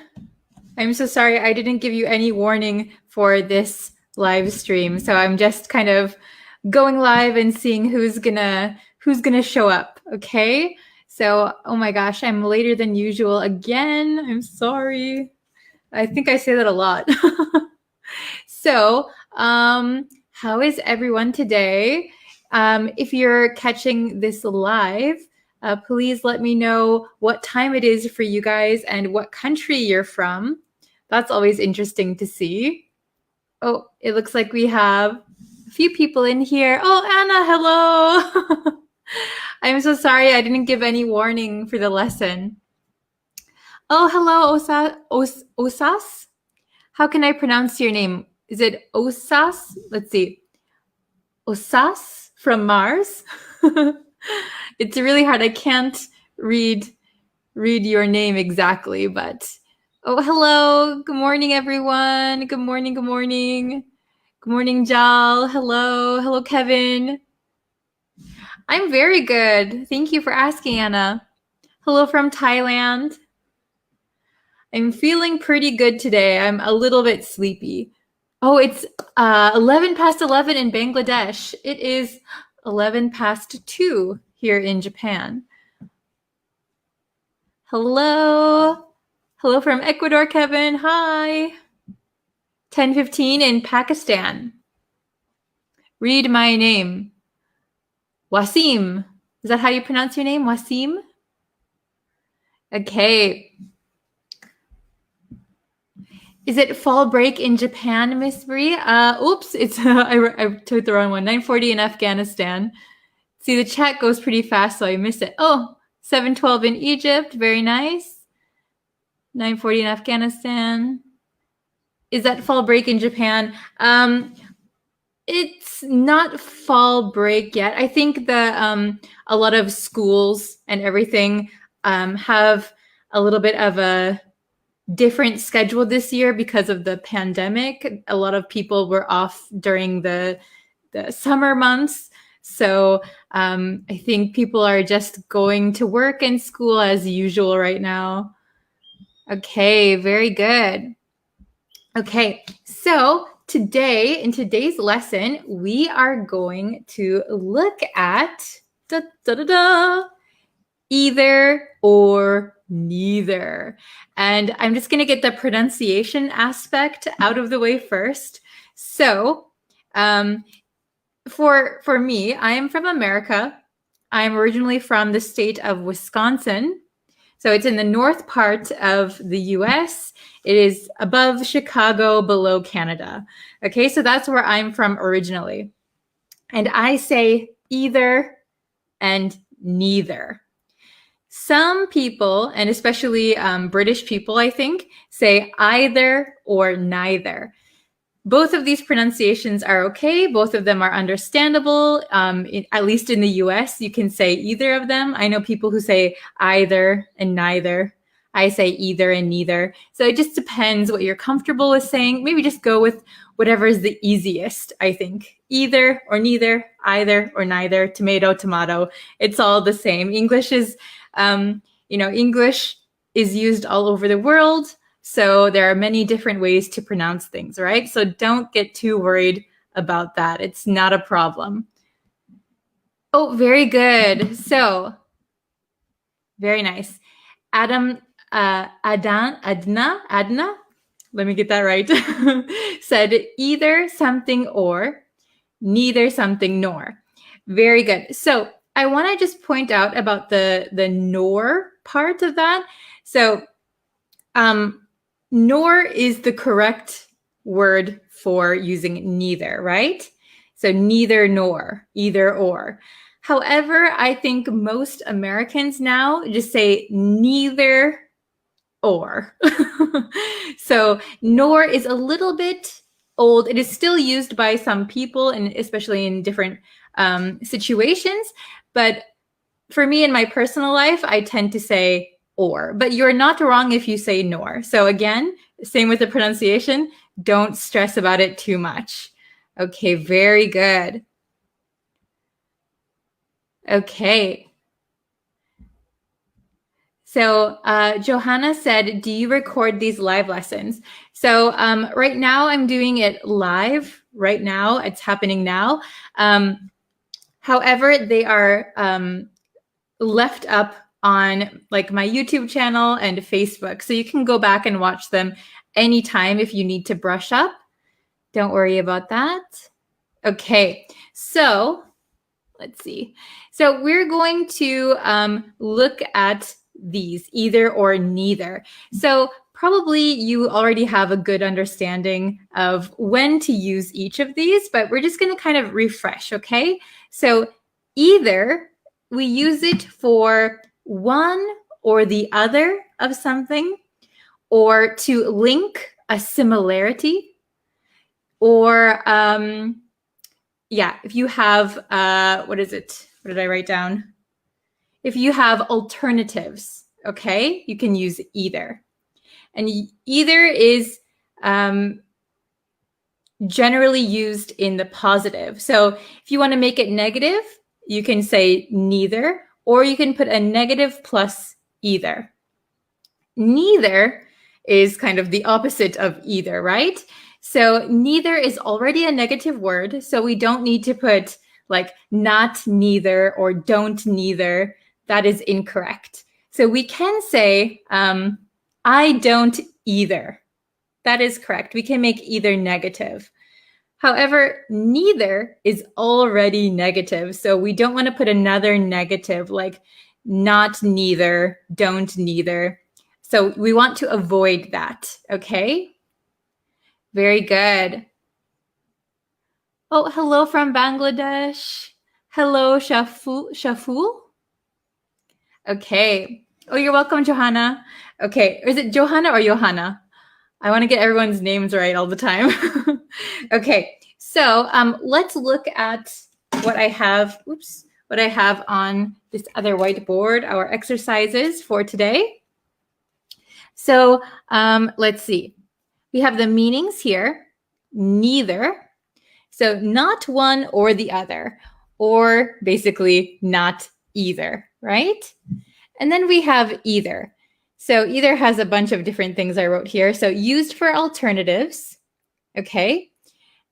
Indicating similarity. So for example, I don't like bread. That's a lie. I love bread. I don't like bread. Oh, really? I don't either. I don't either. Okay? That is a similarity, right? Or one or the other. So this is the opposite of neither, right? Not one or the other. Okay, does everybody kind of understand where we're getting at? Very good. Okay, so let's see. Let's try looking at our questions here. We have 5 questions. I hope you're able to see that. I'll put it a little closer. Okay, so number 1. There were no profits from venture. So if you don't know what a venture is kind of like a business, or like, what is another word for venture? Maybe a company wants to do a new project. That could be called a venture. Okay? So there were no profits from venture. Be careful. Oh, I see some answers. Anna said neither. Hafez said either. Kevin said neither. Adnan said neither. Okay. So there were no prophets. I'll use this blue marker today. Blue is good. There were no prophets. So there were no prophets from either venture. There were no prophets from either venture. Either. Okay. So okay, let me explain this really quick. There were no prophets from either venture. Because we say no prophets, we want to use either because we can make either a negative, no plus either. If we were to use neither, we could say neither venture maybe produced any profits. Okay, but since we have the word no profits from either venture, okay? Is it understandable? Okay, very good. Let's try number 2. I don't know, and does he? So be careful with this one. It has a negative. I don't know. But then we're going to cut the sentence. And does he? Oh, very good. I see Hafez. Kevin said either. Okay, so I don't know. I don't know. And neither does he. So it means he also doesn't know.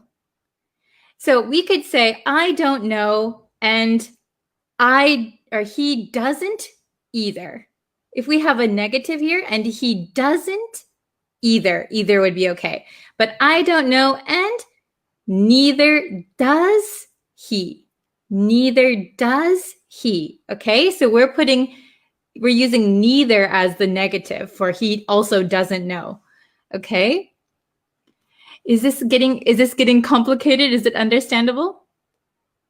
Okay. Oh, I see a lot of correct answers. Very good. Okay. So, how about number 3? You both go or no one goes. So, this is something that my parents used to say to me a lot. So if I wanted to go to like the park, my parents would say, you both go, me and my sister, or no one goes. So we're giving, this would be alternatives, right? One or the other. Very good. I see a bunch of eithers. Yes, very good. Oh, good job, Anna. Okay, so either you both go or no one goes. So you have 2 choices, right? Both going to the park, for example, or no one going to the park. Which choice do you want? Either you both go or no one goes. My parents often said that to me and it was really annoying. Okay. Number 4. You don't like cats? I don't. You don't like cats? I don't. Oh, very good, Hafez. Very good, Kevin. Very good, Abul. Nice. Very good, Anna. Okay. You don't like cats and I don't either. Okay. Actually, I love cats, so this is not a true statement for myself. You don't like cats? I don't either. So, in America, a lot of native speakers use incorrect grammar when we speak. It's kind of casual, but I wouldn't recommend you learning it that way. So, for example, you don't like cats? Me either. So that is something you might often hear in American English. Me either. But it should be, I don't either, right? I don't know. Me either. We often say me either. But if you're writing an email or if you're in a business setting, you probably don't want to say me either. It's very casual. It's, it's just something that we say typically. Okay. And number 5. of them understood the question. Oh, my question. See, that happens to me when I use a whiteboard. I erase some letters. Of them understood the question. Oh, very good. I see a bunch of neithers. Very good. Neither of them. So not either of them. Neither of them understood the question. They both didn't understand the question. Okay, very good. I think I saw a question here. Adna said, can we use she as a reference for cat? So usually if we talk about animals, we can say it. We can use it, but if it's your cat, if it's your pet, and you know the gender, so like if you know if it's a female or a male, you could say he or she. So I have a boy cat in America, so I call him he. But if you don't know the gender, you can say it. But if you do, you can specify. Good question. Okay, so I'm going to go over them one more time. So remember that neither is already in the negative, not one or the other. And either is in the positive, but you can make it negative. Okay, so used for alternatives, indicating similarity, one or the other. Okay, so please listen. And if you want to repeat at home, you can. This is good for pronunciation practice. So number one, there were no profits from either venture. So both ventures did not create any profits. Okay. Number two, I don't know, and neither does he. I don't know, I don't know, I don't know, I don't know, and neither does he. So I don't know, and he also doesn't know. He also doesn't know. Okay. Number three, either you both go or no one goes. So you have a choice, right? Either you both go or no one goes. Can you hear the birds outside my window? Number four, you don't like cats? I don't either. I don't either. I don't either. It almost sounds like I don't neither, but I don't either. I don't either. I don't either. Or if you want to sound very American, you could say me either. Me either. Okay, but that is maybe only use that in conversation, okay, with friends. Number five, neither of them understood the question. Neither of them, neither of them, neither of them. So we can often shorten them to M. Neither of them, neither of them. Neither of them understood the question. Neither of them understood the question. Very good. Oh, me either and me neither can be used. Yes. Good point. Yes. So Kamrul said, me neither, me either or me neither can both be used. So yes. So if I said, what's a good point? I don't like cats. Me either. You don't like cats? Me either. You don't like cats? Me neither. Yeah, you can use both of them. That is correct. But I would stick to I don't either. That is probably the best one for if you're studying English. Very good, though. Adna said, excuse me, I'm going to share your lesson in about 3 English learning groups. Oh, yes, go ahead. If you can share the lesson, that is awesome.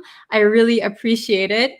It helps to grow our community and meeting other students. Very good. Thank you. Okay. So does everyone understand? Is it understandable? I know it can be a little bit confusing, and sometimes it doesn't help that English speakers change the way they talk. Oh, okay. Let's see. So MD said, either I nor he will go there. So if you're going to use, you want to use it as a negative, you could say, neither I nor he will go there. Neither he nor I will go there. But either is in the positive originally. So if you want to make it negative and you want to say nor, you should use neither. Very good. Okay. Oh, I just followed. Thank you very much. I appreciate it. Yeah, if you want to follow this Facebook page, it really helps me out too. You can see when the lessons are live, right when they start. Okay, very good. So please try to make some neither and either sentences in the chat, and I will take a look at them, okay? So you can go ahead and do that now. By the way, I will be doing... Oh my gosh, it's already 2:30. I will be doing a live stream on YouTube right after this one. We're going to talk about English reductions and how to sound more fluent when you speak. So if you are interested in that lesson, right after I finish this one, I'm going to start the next YouTube live stream. There is a pinned comment on my Facebook where you can see that the live stream is going to happen. Okay. So if you want to see the next live stream, it's Breeze Practical English. I should change my name actually. Breeze Practical English on YouTube. I'll show it right there. So Breeze Practical English on YouTube. We'll be starting in probably about 10 minutes. So if you want to join that, also there is a pinned comment on my Facebook page. Okay, so oh, are you British? No, I'm not. I'm actually American. So there are some differences. Like I pointed out at the beginning with the pronunciation, I'm from America, so I say either and neither. But people from England, British people, or some people in America too, say either or neither. So that depends on where you're from, what pronunciation you'd like to use. So both are correct. Okay. Oh, Anna said a big message. Thank you for your lesson today. I hear those words every day, but sometimes spoken English makes me confused. Yeah, but today you helped me make clear. Oh, I'm so happy that it was a little bit understandable. Yeah, I know, because either and neither we often use probably every day in English. So it's really helpful to kind of brush up and practice them. Thank you for your kind message. Okay.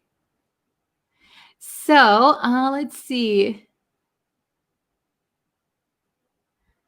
Okay, let's look at trying to find an example sentence.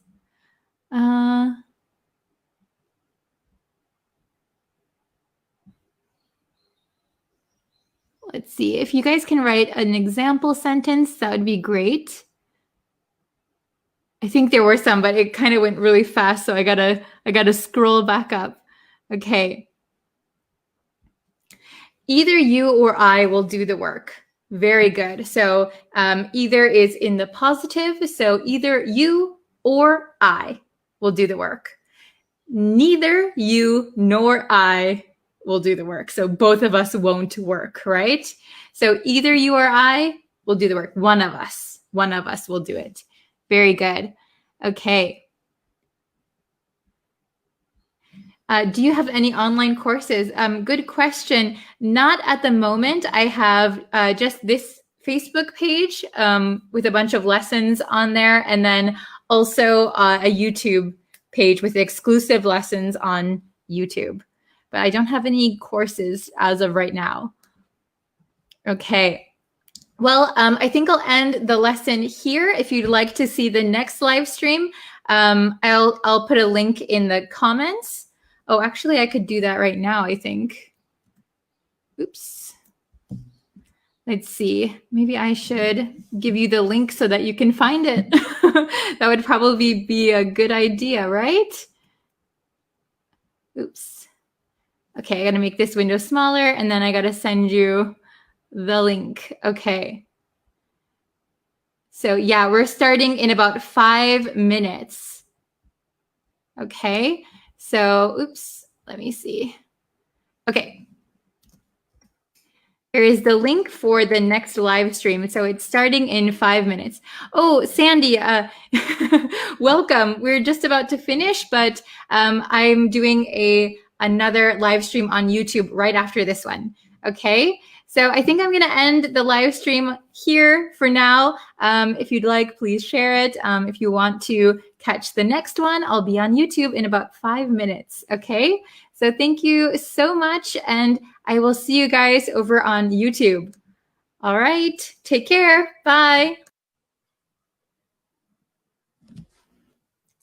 Hi, everyone. How is everybody doing today? How are all of my students today? Is everybody having a great Monday? It is Monday for me right now. I just slid down my chair. Okay. So by the way, if you are watching this live, you can, I think there's like a bell notification. And if you hit that notification, you will be notified when I go live. Hello, Hisumyat, hello, Muhammad, hello, Ali, hello, Keen, hello, Bimal, hello, Asa, hello, Jalil, is that how you pronounce it? I'm so sorry. Hello, Yash, hello, Kwa, Kiao from Myanmar, hello. Hi from the Philippines. Hello from Madagascar, hello. Hi, I hope everyone is doing well. Hello from Iraq. So I was just saying that if you're watching this video live, you can hit the notification. There should be a notification bell somewhere on your screen. And if you hit that little bell, you will know when I go live every time. You'll get like a notification, okay? So yes, welcome notifications. Yes, so if you have notifications turned on, you'll be able to see it. Hello, Haku, nice to have you back. Hello. Subject of the lesson. So one of my students asked me about doing a pronunciation lesson, and I did ask for what words everyone thought was difficult to pronounce in our group called Free Online English Lessons. But I'm going to save that video for the YouTube channel. So we're not going to do pronunciation today. I'm going to save that for the YouTube channel. I'm going to create a whole video, so don't worry, we're still doing that. But this week, I want to focus on confusing verbs, okay? So I know for English learners, no matter what your level is, there are some verbs that are confusing. So today we're going to look at make or do. Make or do. Okay. Hello from Bangladesh. Hello from Congo. Okay. Yes, if you have the notifications turned on, you will know when I go live. Yes. Hello from California. Hello, Olivia. Hi. And I know Roz wants to learn tenses. Don't worry, we're going to do that eventually also. Okay, hello. Okay, so we're going to look at make or do. Make or do. So these can be really confusing because there are a lot of times when there are a lot of collocations that we have in English, right? And sometimes we can only use make, and other times we can only use do, right? Hello from Myanmar. So Madhu said, why are you staying in Japan, teacher? Don't you like to go back to the USA? I would love to go back to the USA, but I'm working in Japan. So with the current situation, I can't travel. So it's very hard to get into the US and then come back to Japan. Hello from Madagascar. Hello from Saudi Arabia. Hello from Sudan. Hello. Hello from Cambodia. Okay, so make or do. Make or do.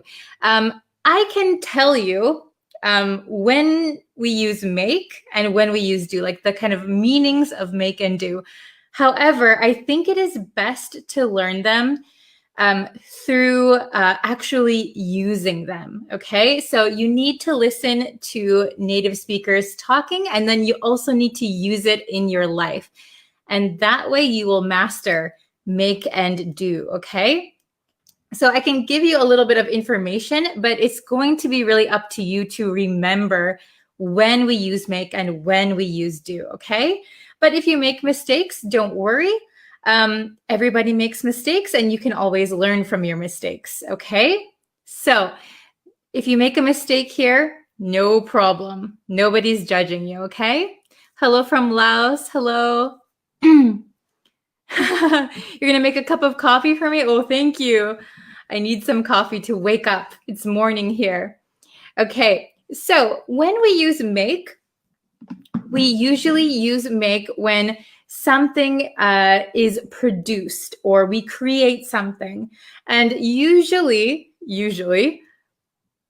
make focuses on the result, right? It focuses on the result. Do, however, we can use it for actions or tasks, like repetitive tasks that we always do, right? So usually it's the action itself. And we can also use do to replace a verb that is already common sense. Okay, so for example, let's see. Oh, I have to do my nails. I have to do my nails. What does do your nails mean? So that means like filing your nails or putting nail polish on. We would say do your nails. Okay. We wouldn't say make your nails. Make sounds more like you're creating something or you're focusing on that end result. Okay. So like make dinner. You are creating dinner, okay? So that is the general rules, but we do have collocations that kind of could go either way, and I'll help explain those to you, okay? Hello from Afghanistan. Hello from Bangladesh. No, you're not too late. We just started. We didn't even do the exercises yet, so don't worry. We'll get into the exercises right now. So make and do. Okay, so oof, my chair is squeaking all over the place. Okay. How to read is this, is there? I'm not sure what you mean. Okay, so let's see. Okay, as I was saying, do are actions, tasks, and replace other verbs. So if the verb is clear, we can replace that verb with do, okay? And make usually is for producing something and refers to the result more than the action, okay? Okay, so let me just quickly look at some comments. So Madhu said, last week you did a series of lessons about personalities. Likewise, I kindly request you do a series of lessons about commonly used idiomatic expressions. No problem, I will do that. Thank you for the suggestion. Okay. Oh, I see some answers already. You guys are doing very well. Okay. So if you want to do the exercises, we can do them together. Okay, so let's do number 1. So, and I made these sentences really simple so that we can go over them. Number 1 is please your homework. Please your homework. Okay. So I see a lot of people answering number 1. Hello from Myanmar. Ali, I'll answer your question in just a second. Hello from Kurdistan. Very good. I see everybody's got the correct answer. Please do your homework. Please do your homework. Do. So homework is your task, right? You have to do your homework. So please do your homework. We wouldn't say, please make your homework. If you say, please make your homework, it sounds like you are producing some new homework, okay? Maybe the teacher makes homework. The student does the homework, okay? Very good. So Ali had a question. Which verbs can do replace? And I gave one example of like somebody doing their nails. So it's obvious what we mean by do your nails. It means like filing your nails or putting nail polish on. So filing, instead of filing, you could say do your nails, okay? So that is one hint. I'll go over it again after we do all of these, okay? So number 2, I need to lunch. I need to lunch. Oh, very good. I see a bunch of correct answers. Awesome. Very good. Okay, so maybe the first 2 are a little bit easy, right? I need to make lunch. So when we talk about food or meals, I need to make lunch. I need to make dinner. Oh, I need to make pasta. I just heard something out my window. Okay. So let's try number 3. Can you a promise? Can you a promise? Oh, very good. Hello from Malaysia. Yes. Oh, I see a bunch of good answers. Can you? Yes, very good. Can you make a promise? Can you make a promise? So a promise is something that you create, that you make between maybe 2 people or 3 people. Can you make a promise? Very good. Yes. Okay, so we wouldn't say do a promise, not to do a promise. So a promise is kind of like maybe like a contract. So you make it. You make a contract between people. You make a promise between people. Okay? Is it understandable? That one is kind of tricky. Can you make a promise? Okay, number 4. He will the dishes. Oh, hello, Anna. He will the dishes. Oh, very good. So, yes. So when we talk about dishes, these means plates or glasses. Okay, so number 4 is he will do the dishes. He will do the dishes. Very good. So this do is replacing a verb. So we could say he will wash the dishes. He will wash the dishes. However, wash is common knowledge, right? When you're talking about dishes. So instead of saying he will wash the dishes, we can simply say he will do the dishes. He will do the dishes. And doing the dishes is a task and an action. So we would use do. Very good.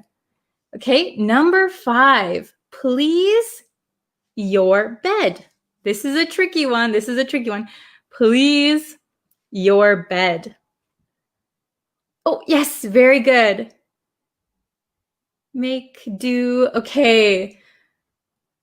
So this one is tricky because make your bed, like putting the covers on, putting the pillows back, making it look nice. Your bed, it sounds like it could be an action, right? Or a task. However, we're going to create a lovely environment. So we would say, please make your bed. Please make your bed. Please make your bed. Okay? Please make your bed. Please remember this one. We would never say, please do your bed, right? Please make your bed. Make your bed beautiful. Make your bed clean. Okay? The very last one, I need to my hair. I need to my hair. Oh, very good. Okay. Oh, very good, very good, very good. Don't worry if you make mistakes, because this is why we're practicing, right? Okay, I need to, the correct answer is do. I need to do my hair. So this do is replacing an obvious verb. So I need to do my hair means I need to brush my hair. I need to comb my hair. I need to put my hair up. I need to do something with my hair, right? I need to do something with my hair. I need to do my hair. So girls could say, I need to do my makeup. It means like put on makeup, right? Yes, yes, yes. Very good, everybody. Okay, so I'll go over them one more time. Please listen. So please do your homework. I need to make lunch. Can you make a promise? He will do the dishes. Please make your bed. I need to do my hair. Okay, very good. So even though I give you this explanation up here, I think these explanations alone are not enough to really understand make and do, because it's very simple, right? And we always have exceptions to the rules. So if you want to memorize or you want to master make versus do, I suggest that you listen to native speakers talking. And when they're talking, try to think, which one are they using? Are they using do? Are they using make? Okay, are they using nothing? So please really try to listen. And I'll go over these again sometime. I'll give you some more examples. But all of this week, we're going to do confusing verbs, okay? Please do a lesson on may, might, may not, might not. Yeah, that's a good idea. Okay. Oh, I see some questions. Yeah, so remember that usually do refers to an action or a task. Or if it's an obvious word like washing dishes, you could say do dishes, right? However, make is more about the end result. Make lunch, make dinner, make money, right? However, like make your bed, that one is kind of confusing, I think. Okay, so I'll answer some of your questions really quick. I'm a little bit concerned about the noise I heard outside of my window. Okay. Let's see. Okay. Okay, this is a good, interesting question. So, Sumyat, is that how you say your name? Teacher, please suggest me. I want to be an embassy officer. How can I study? So, if you are using English for your job, I would suggest that you do a lot of self-study. So get a textbook and do your grammar, memorize your grammar, practice. But I think the thing that's going to really help you is speaking out loud. So if you speak, you're going to remember how to say things, and your mouth muscles are going to remember the position, and it's going to be natural for you. It's going to be feeling more natural. So that's the same as children. Like when children learn their native language, they're listening to their parents, they're listening to like the people around them, and then they start mimicking them, and it becomes like a natural reflex. So if you want to be a natural sounding speaker and using it for your job, I would suggest a lot of repetition and repeating out loud. That is the best I think you can do. Good question. Okay.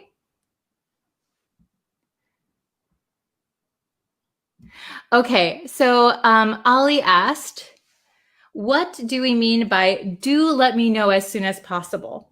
So in this case, when somebody inserts do, do let me know as soon as possible.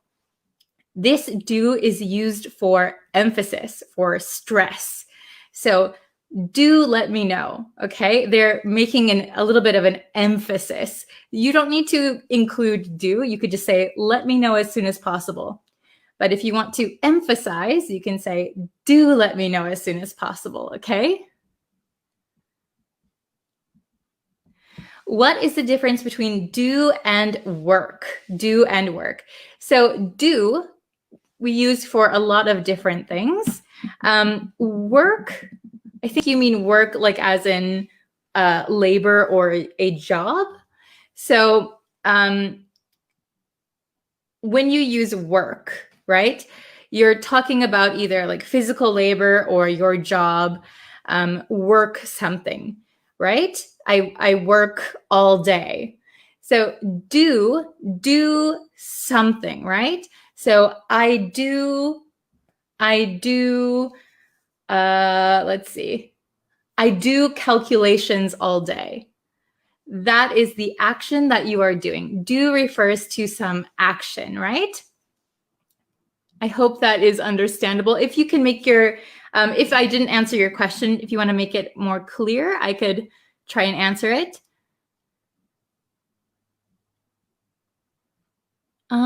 Let's see.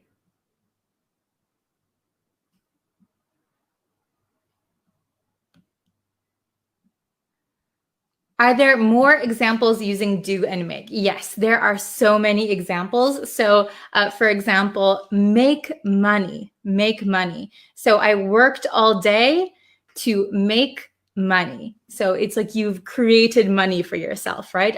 I make money. Do, let's see, do laundry.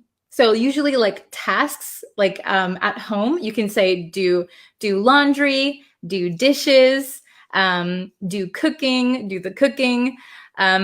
Make the bed is an exception for a household task.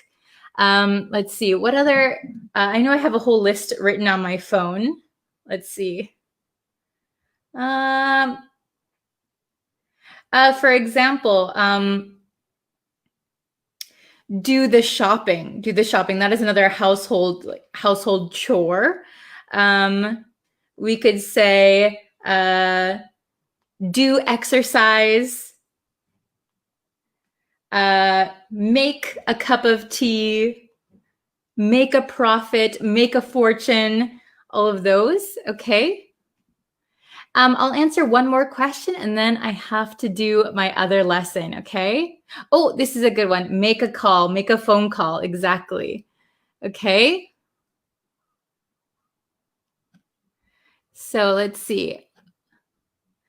Is this example correct, teacher? I want to make a call to him. Yes, you could say, I want to make a call.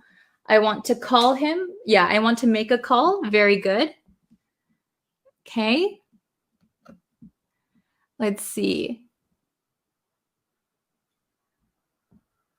Hi, teacher. How do we recognize the difference between similar words like week and week when we are listening? Okay, so when you hear those similar words that sound the same but are spelled differently and have totally different meanings, you have to recognize them via context, by context, right? So if I said, oh, I feel so weak, you wouldn't think of like Monday through Sunday, right? You would think physically weak. But if I said, oh, I had a really tough week, we wouldn't think I have a tough, not strong body, right? We would think, oh, you had a very difficult week, right? Monday through Sunday. Okay, so studying by context will help you differentiate those words. Okay, so I'm sorry I had to rush at the end, but I hope this lesson was helpful. We'll do more confusing verbs this week. So please review this lesson. And if you can, turn on the notification. That way you'll know when these lessons are live. Okay, thank you so much, everyone, for watching. And I will see you guys in our next lesson tomorrow. Thank you so much. Bye. Hello, everyone. Welcome to Bree's Practical English podcast. Today, I wanted to talk about education, and specifically education in the United States. So the other day, I was scrolling on TikTok, and I saw a video of a 7th grade teacher in America. Well, first of all, it's September now, and it's the start of the school year in the US. And there was a 7th grade teacher, and he was describing his shock and horror that the new 7th graders that came into his classroom were still performing at a 4th grade level. And it wasn't just him that was complaining about this. Lots and lots of other teachers started stitching his TikTok video and commenting with their own experiences. A lot of other 7th grade teachers were saying the same thing. The students coming in are performing at a 4th grade level. Some students didn't know how to spell simple words like window or though or sky, and they're very serious. They don't know how to spell those words. They're also not good at reading comprehension. They will get a small 1-paragraph story, and after they read the story, they can't tell the teacher who was the main character. What was the story about? They don't know. Another teacher was saying that his students don't even know what state they live in. They don't even know what region of the United States that they live in. So it seems that these students are very, very behind. It was from a variety of teachers from different backgrounds and even from affluent schools. So this seems to be a huge problem in the US. And I was wondering if it's a problem in your country. So if you have children or if you're a teacher in your home country, please let me know if the students in your classrooms or your children at home, are they the same as the students in the US? Are they that far behind? Are they behind at all, or are they advanced? So the teachers that were discussing this issue brought up several possible reasons that this is happening. The first reason that a lot of people brought up was the pandemic. So with COVID, a lot of students went to online learning. Classes had been canceled. Teachers maybe weren't that great at creating online materials or creating an online classroom. And, we all know COVID happened 3 years ago. So that would make sense that that kids going into the 7th grade are performing like they're in the 4th grade. It's like they're frozen in time from before COVID happened. That is one possible reason. I live in Japan, and I saw a lot of my students who are children, their classes went online in 2020, and their teachers did not know how to handle online teaching. I heard from a lot of my students that the teacher's mic would be muted the whole time and they wouldn't even know, or that the teachers weren't able to kind of control the students in an online atmosphere, in an online classroom. So I could see that as being a big impact on students. Not being able to be in a physical classroom, not having a teacher who is confident at teaching things online, those could all affect the students' learning ability. Another reason that they bring up is the No Child Left Behind Act. So I remember it was right when I just started high school. In 2001, President Bush pushed this No Child Left Behind Act. I think the purpose of No Child Left Behind was to make sure that students put in effort and teachers put in effort to help children get to the level that they're supposed to be at. I don't know if they do this in your country. I know they don't do this in Japan, but in America, if a student is very advanced for their age, they might skip a grade. I remember very, very vividly in the first grade, I had a friend and she was really, really good at reading.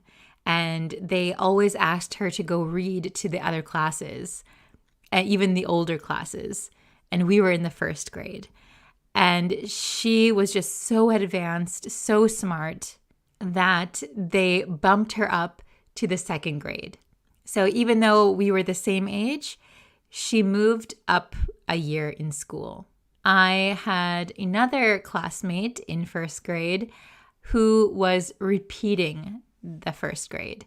So he might have had a learning disability. I'm not sure. He had already taken the first grade, but his grades weren't good. And I think he failed a lot of the basics. So he had to take the first grade again. So he was a year older than everyone, but he was still in the first grade.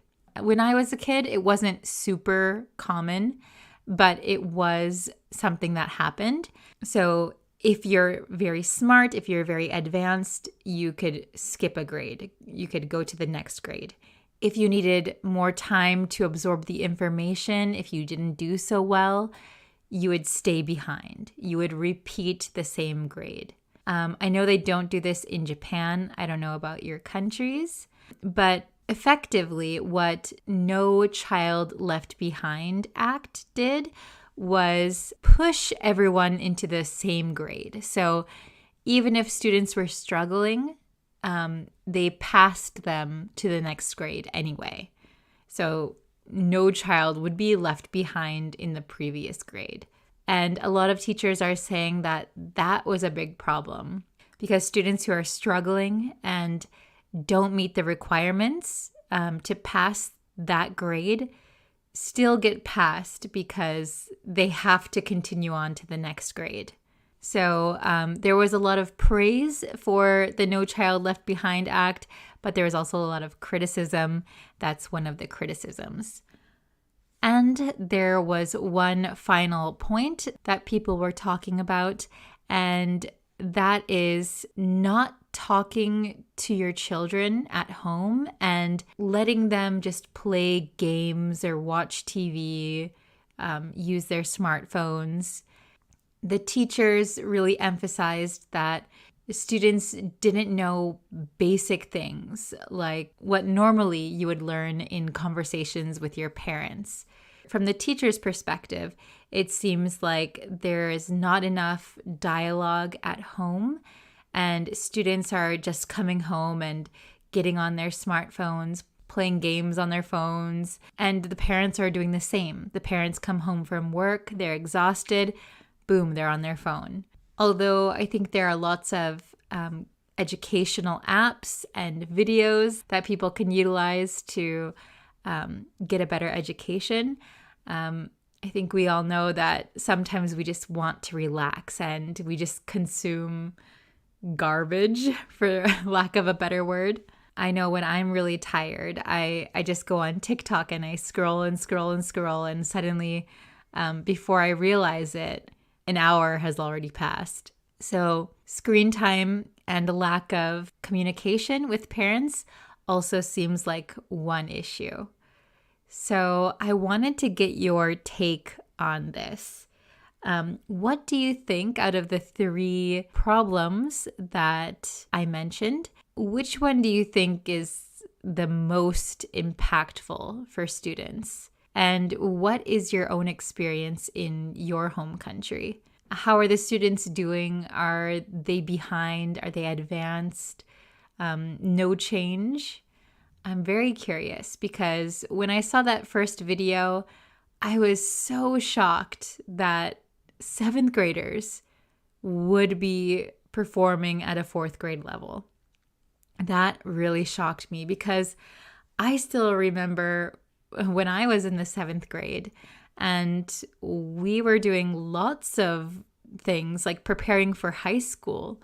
I remember being very challenged and also having a lot of fun in 7th grade. Yeah, so that really surprised me.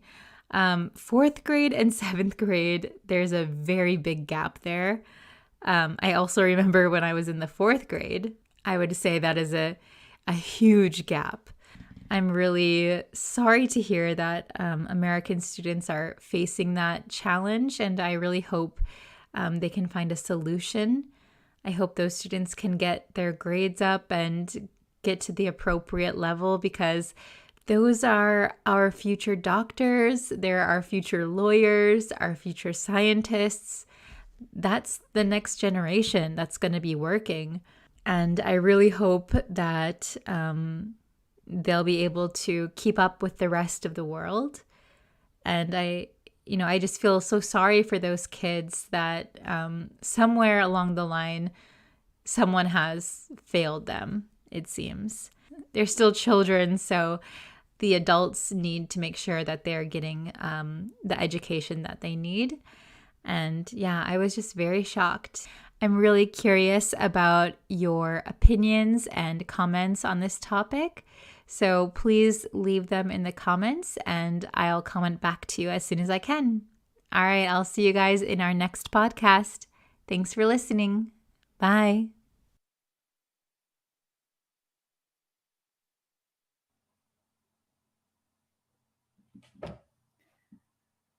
Hello, students. Hello. Long time no see for some of you. Welcome to today's live English lesson. Thank you so much for joining me today.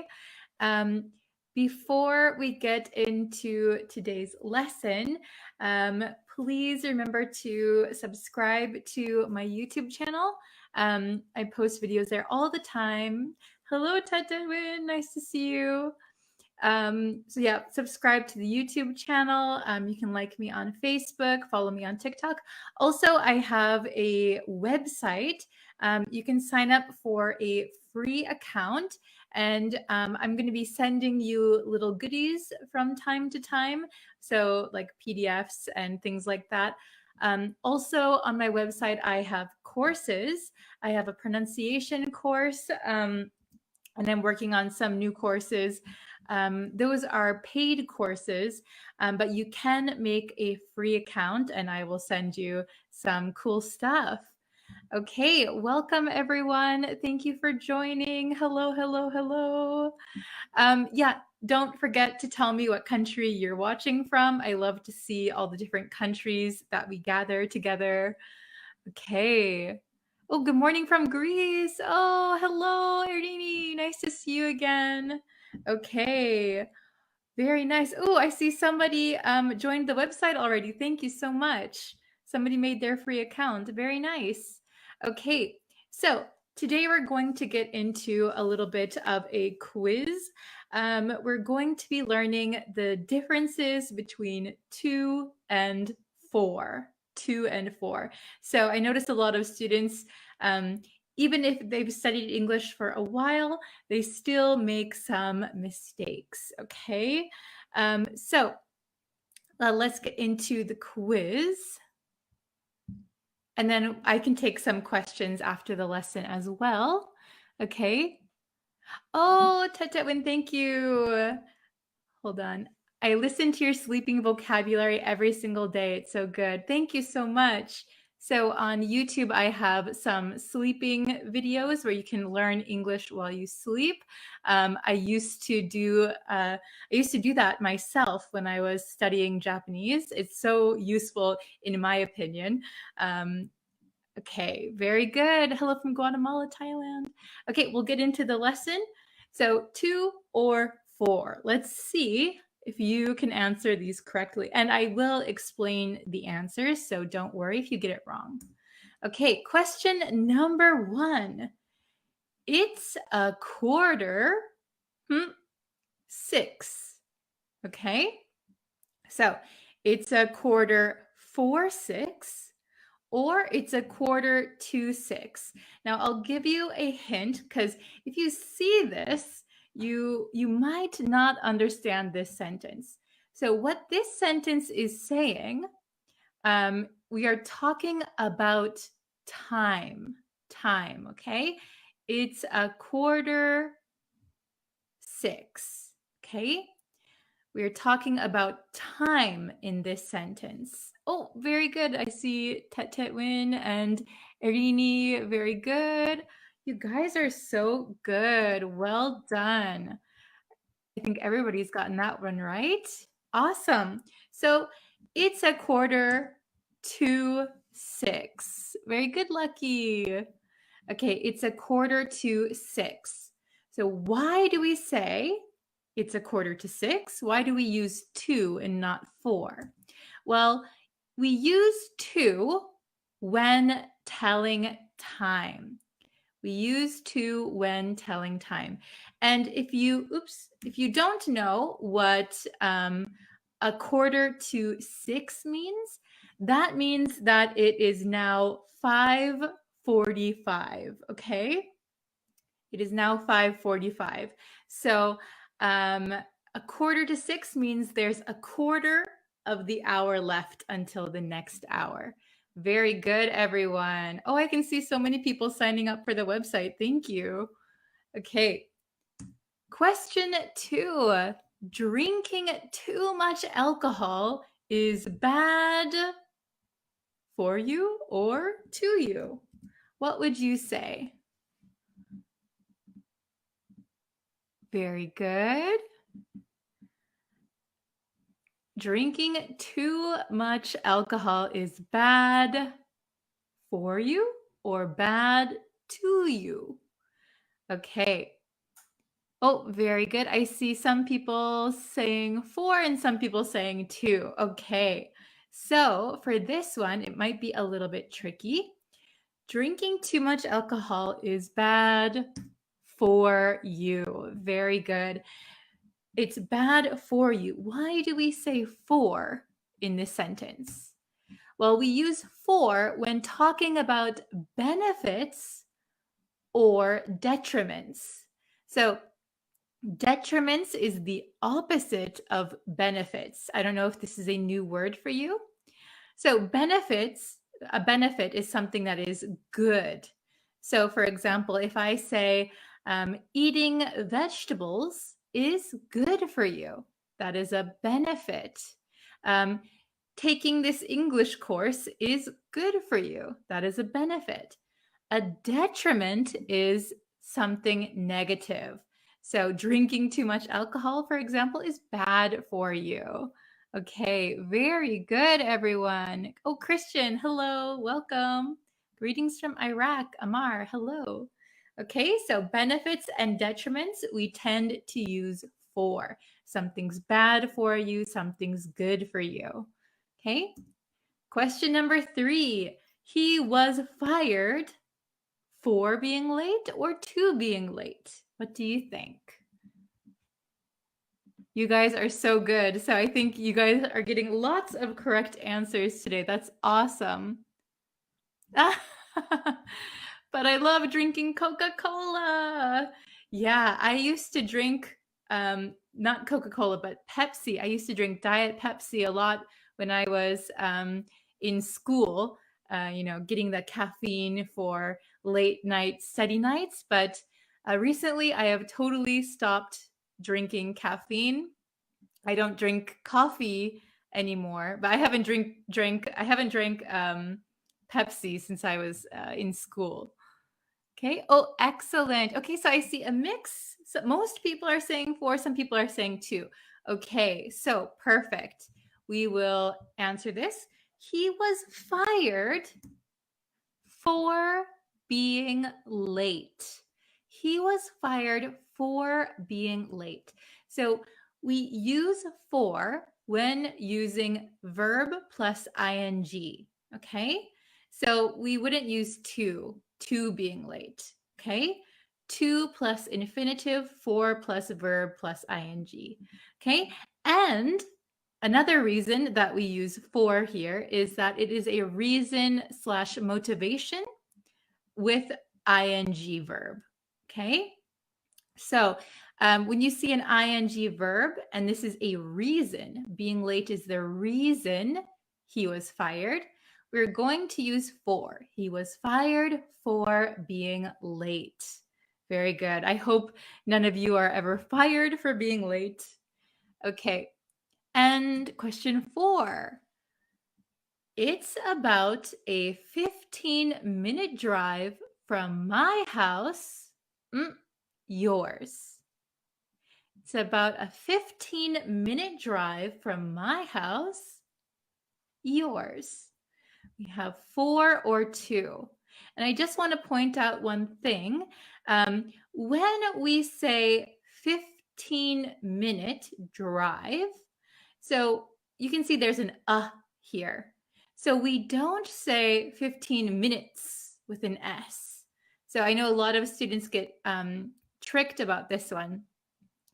A 15-minute drive. So here, 15-minute becomes like an adjective for the word drive. Okay?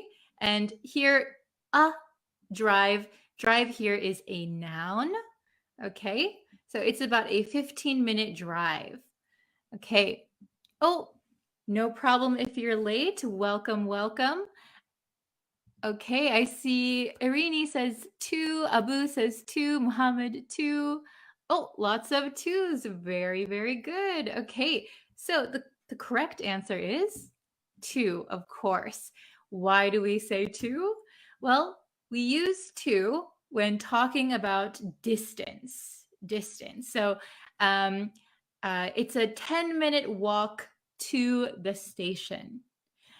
It's a 12-hour flight to the US. Okay, so when we're talking about distance, especially from to, we use that combination, from somewhere to somewhere. Okay, we can also talk about time. For example, I work 9 to 5. 9 to 5. Very good. Oh, yes, it's about a 15-minute drive from my house to yours. Very good. Okay, so we have one more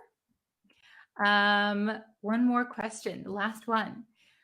I watch your videos for or to learn English. I watch your videos for learn English. I watch your videos to learn English. What do you think? What's your answer? Let me know in the comments.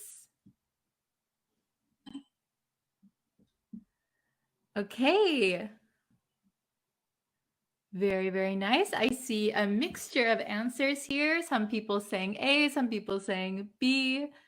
That's okay. Okay. So this one I think is probably the trickiest one. So I know that lots of students tend to make a mistake when it comes to this sentence. Okay, so if we look at the sentence, why do you watch my videos? Well, learning English, right? So here you can see learn is the infinitive. Okay, so we're going to use to here. Okay, so use to with infinitive. So I think a lot of students know that you use for like a reason, right? So the last one that we, not the last one, this one, he was fired for being late. But when we use for in this case, we need either a noun or verb plus ing. So when we go to question 5, here it's learn. It's not learning, and it's not just English. So it's not a noun and it's not a gerund. So it's the infinitive of this word, learn. So we're going to say to learn English. I watch your videos to learn English. So yes, we can use to as a reason. I came here to talk to you. Okay. I went to the store to buy milk. Okay, so we can use to plus the infinitive when we're talking about a reason. Okay, very good, everyone. So please let me know in the comments how many you got right. Did you get all 5 correct? Did you get 4 right, 3 right?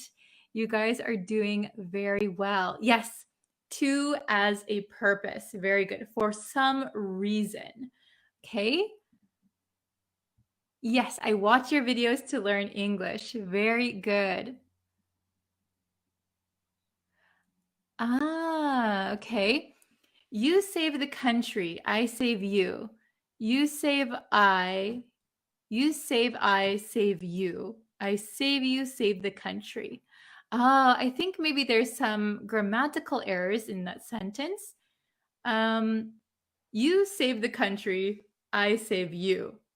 So maybe I save you, so I save the country? Is that what you mean? Very good. Okay, we got 5 out of 5. 5 out of 5. Oh, Ernie, very good. 4 out of 5. That's pretty good. Lucky.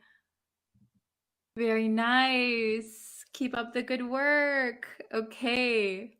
4 out of 5. Excellent. Okay. So, hello from Afghanistan. Welcome. Okay, so that's it for today's lesson, but I would like to say again that I have a new website up and you can make a free account and I will send you some things in email. For example, sometimes I will send PDFs or you'll get notifications about my blog. So I will be writing blogs about my lessons. So if you want to see it written out, you can follow me on my website. And also there are some paid courses. There is a grand opening plan right now, so it's only $5. It's a lifetime discount. So once you sign up, you'll always have the discount. And yeah, I have a pronunciation. I have a pronunciation course. I have a bunch of PDFs and extra lessons for you guys on there. So please check out my website. I would really, really appreciate it. Okay. If you know anyone who is learning English, maybe you can send them this video, share it with your friends, and please like and subscribe to me on YouTube as well. Thank you guys so much for watching. I can't wait to come back for another lesson. I'm very excited. I have a lot of lesson ideas ready, so I hope you're ready too. Okay, thank you guys so much, and I'll see you very, very soon. Bye, everyone. Hi, students. Welcome back to another English lesson. Today, we are going to have a little bit of a quiz, okay? But first, if you haven't yet and you would like to know when I post new lessons and when I go live, please consider subscribing to the YouTube channel, okay? All you have to do is press the red button, turn on notifications, and then you'll know when I go live. So today's quiz is all about make and do. So make and do are oftentimes confused by English learners. So today we're going to test how well you know make versus do. There are 10 questions, and I'm going to give you 3 answers for each one. After I read the question, you'll have about 20 seconds to pick the correct answer. Feel free to type your answers in the comments, and then you can see where you made your mistakes. Don't forget to tell me your score after you've completed the quiz. All right, are you ready for question number 1? Before you can see the doctor, you have to an appointment. A, do. B, done. C, make.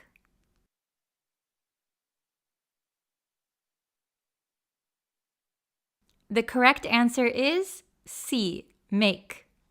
So when we talk about appointments, we use the word make.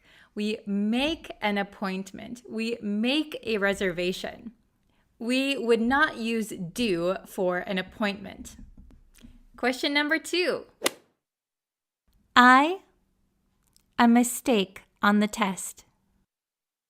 A did, B made, C done.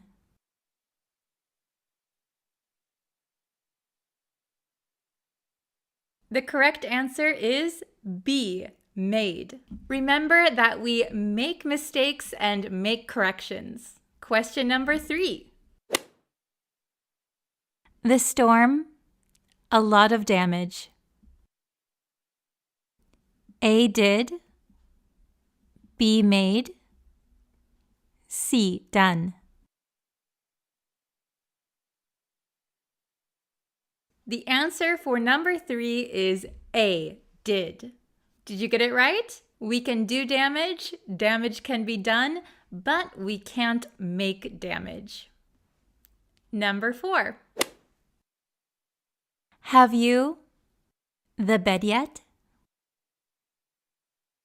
A make, B made, C done. The correct answer for number 4 is B, made. We make a bed. We don't do a bed. To make a bed means that you make the bed clean. So after you wake up, you put the pillows back nicely, you put the bed sheets on, maybe a quilt, you put the blankets on, and the bed is made. Question number 5. You should more of an effort. A make, B do, C have done. The correct answer for number 5 is A make. This might have been a little bit tricky for people who see should and then have done. You should have done something. However, I tried to trick you a little bit. We make an effort. We don't do an effort. Remember that the idiomatic phrase for this one is make effort. Question number 6. He didn't his homework. A did, B make, C do.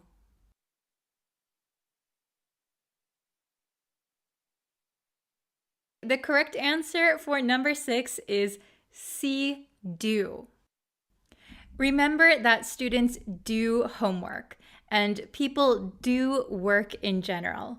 Number 7. The girls are in the bathroom, their hair. A done, B making, C doing.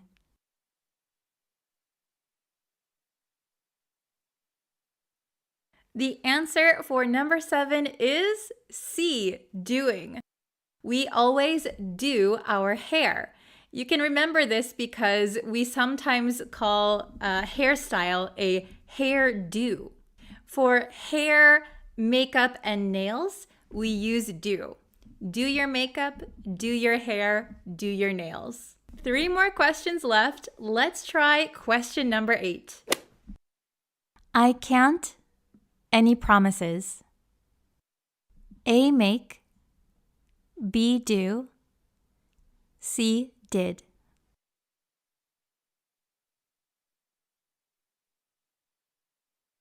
The correct answer for number 8 is A, make. Remember, when it comes to promises and vows, we make them. Make a promise, make a vow. Only 2 more questions left. Number 9. Have you the dishes yet? A did, B done, C made.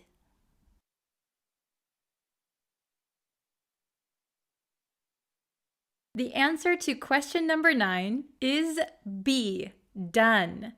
Have you done the dishes yet? So dishes is a part of household chores. When we say do the dishes, we mean wash the dishes. All right, ready for the last question? I think you can get this one. Question number 10. I, the laundry yesterday. A, have made. B, did. C, made. The correct answer for number 10 is B, did. I did the laundry yesterday. Laundry is another household chore. So when we wash our clothes, we call it doing the laundry. So doing laundry, doing the dishes, those are household chores. We do chores. All right, how did you do? There were 10 questions. How many did you get correct? Please write your score in the comments below. I hope it was easy for you, but if it wasn't and you need more help, don't worry. I'll be making another lesson on make versus do very soon. So please subscribe so that you can see that lesson when it comes out. All right, that's it for today's quiz. Thank you guys so much for watching, and I will see you again tomorrow for a brand new lesson. Bye, everyone.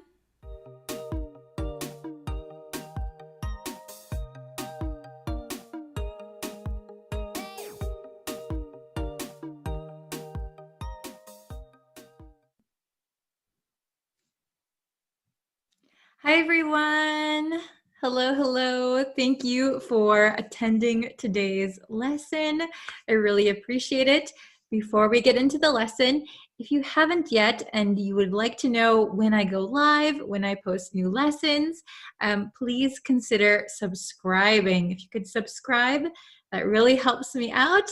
Also, like this video, share it with somebody who's learning English. Okay, so for today's lesson, we're going to learn one new vocabulary word, but it consists of 3 words. Okay, we are going to learn, let's see if you can pronounce it. How do you think this is pronounced? Pretty easy, I think.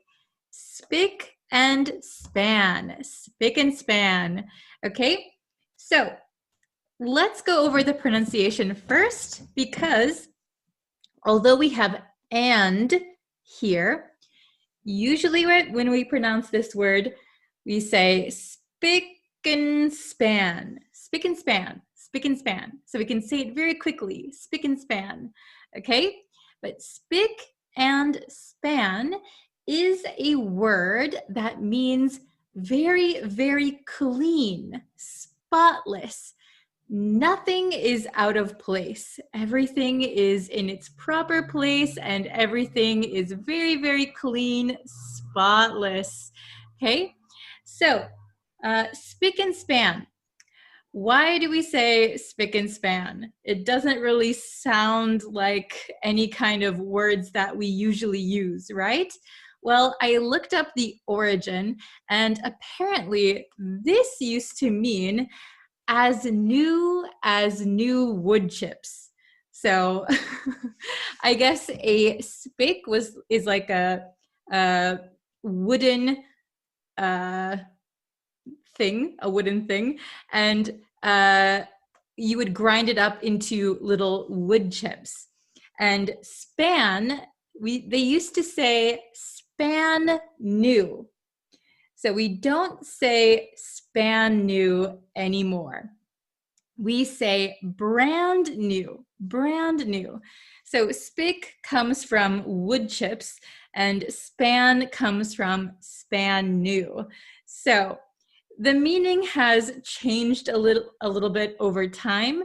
So we usually use spick and span to mean something is very, very clean. Something is very, very clean, okay? So that's all you need to really know. This means very, very clean, okay? Let's see. I will show you the bigger board, all right? Spick and span. Has anyone ever heard of spick and span before?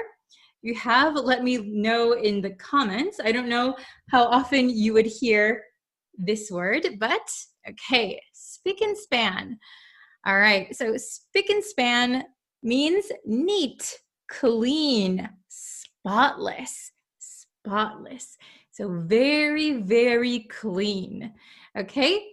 So I know we are only learning one vocabulary word today, but I put some other things in here that maybe you haven't heard of before, so we can also increase your vocabulary through the examples. Okay, so let's try example number 1. Her house may be old, but she keeps it spick and span.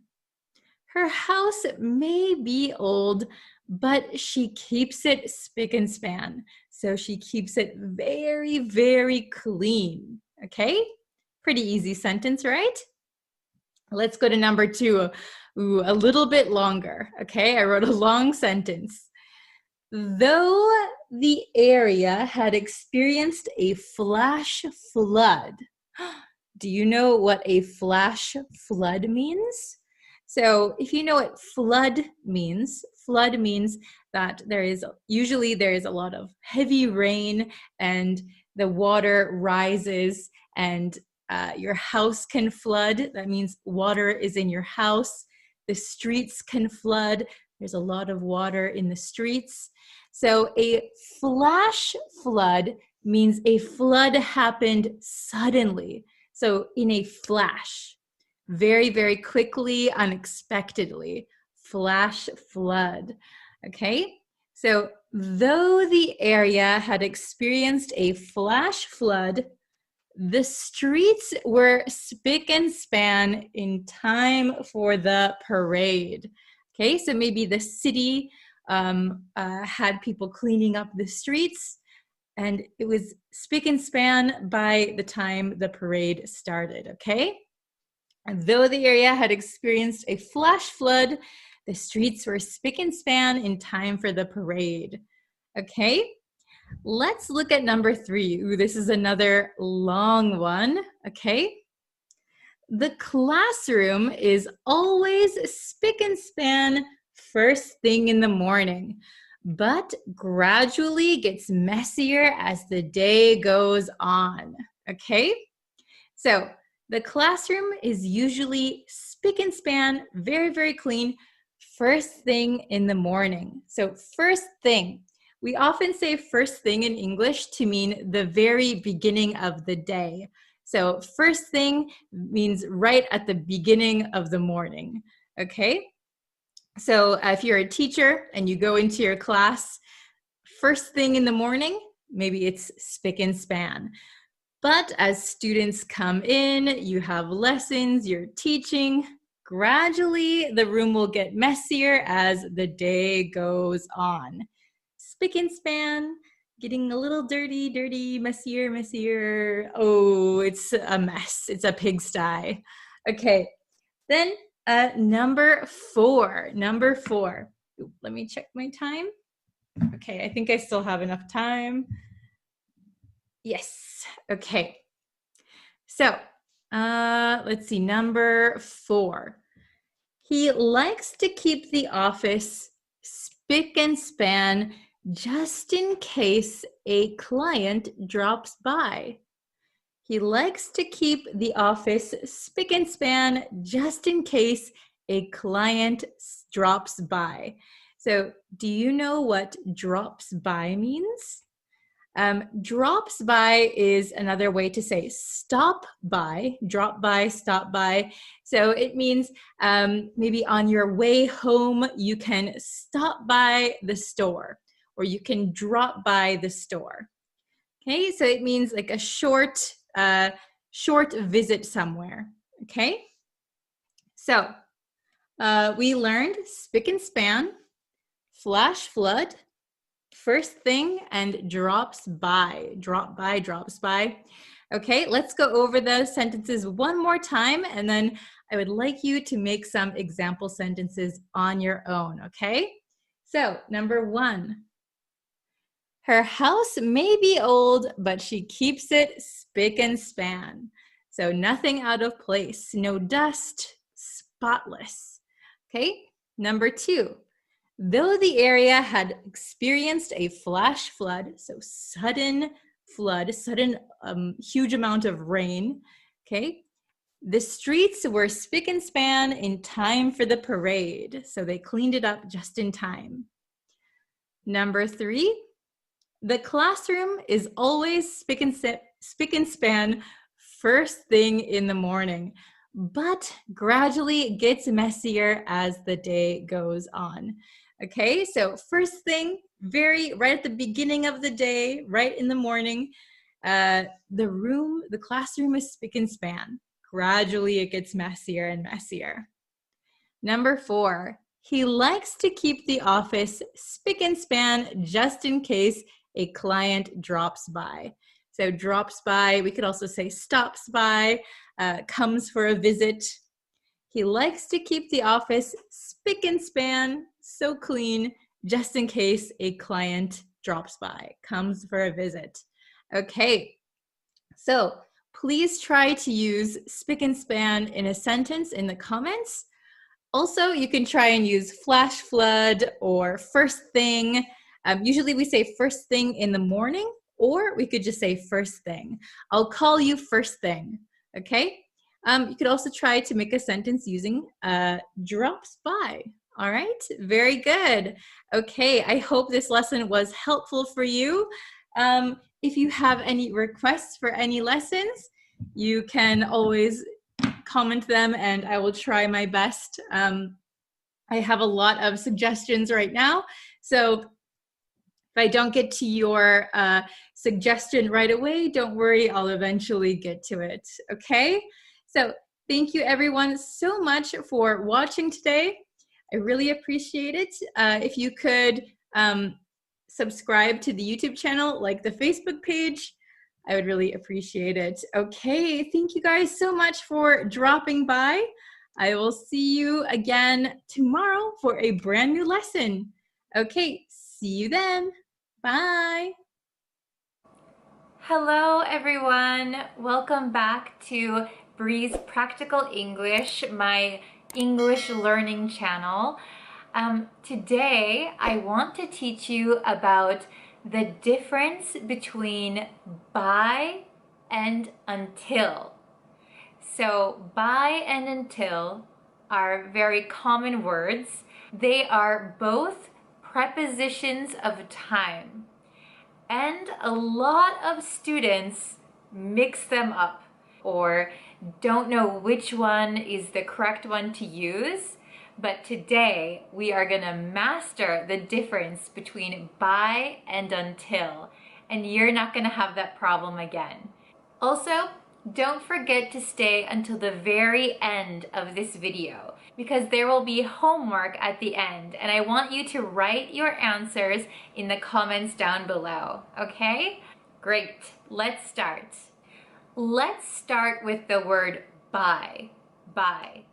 By means on or before a deadline.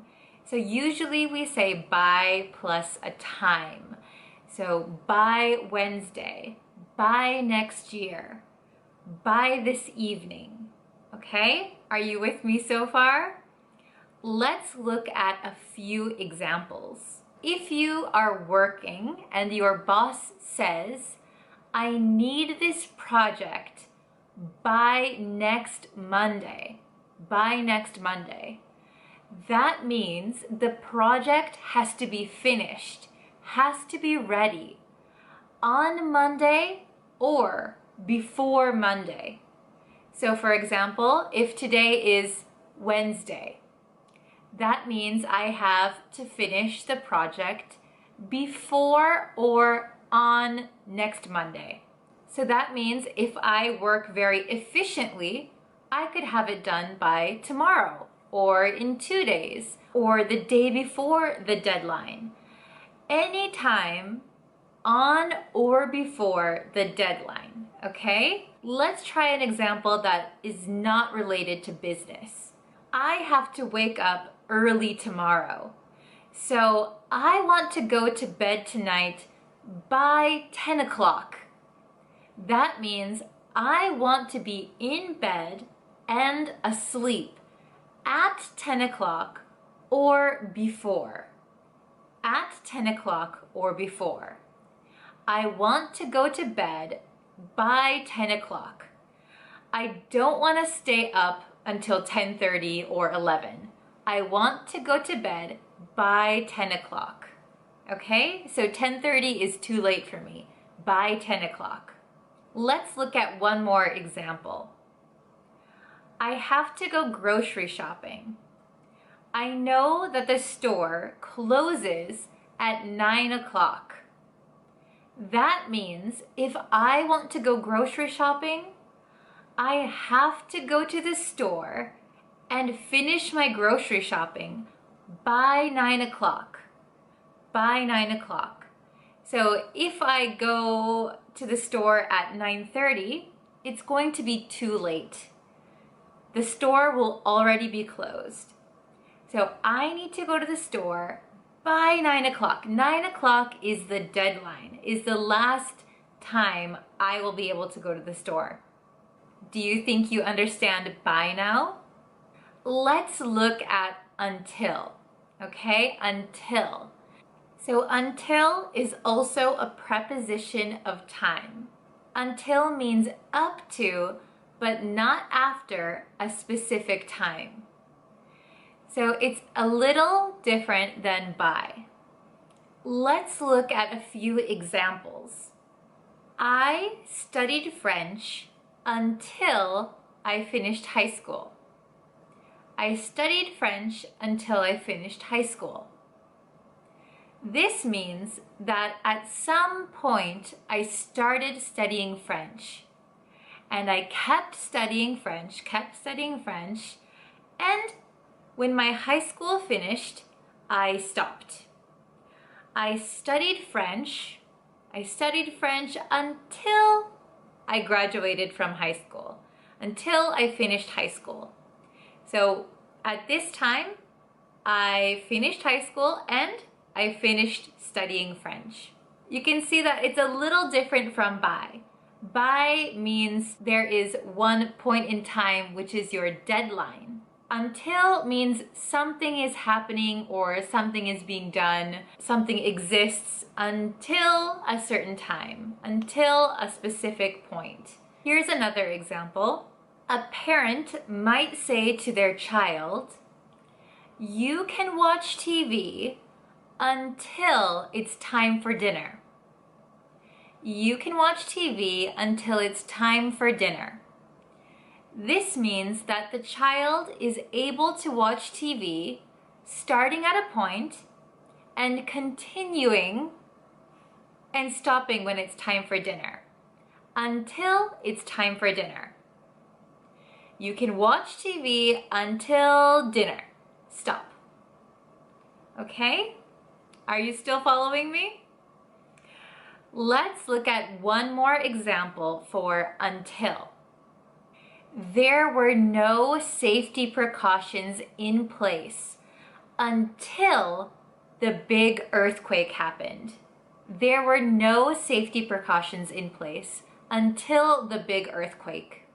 So this means that something wasn't there continuously until something happened.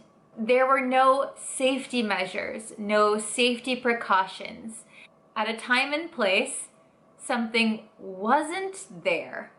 And wasn't there. Earthquake happened. Now we have safety procedures. Now we're thinking about it.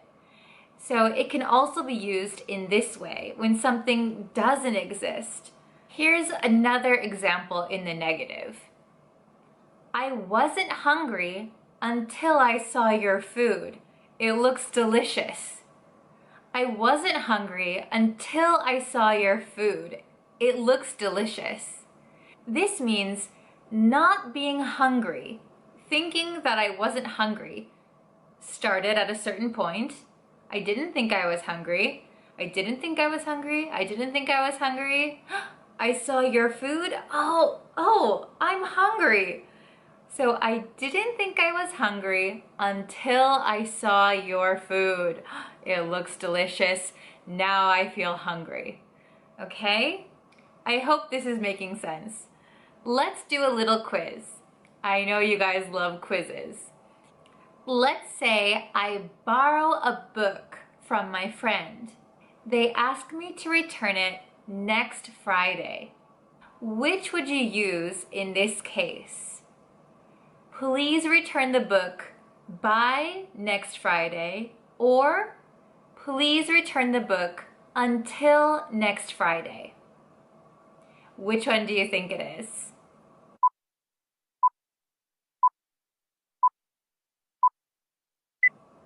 Okay, did you think about it? The correct answer is, please return the book by next Friday. By next Friday.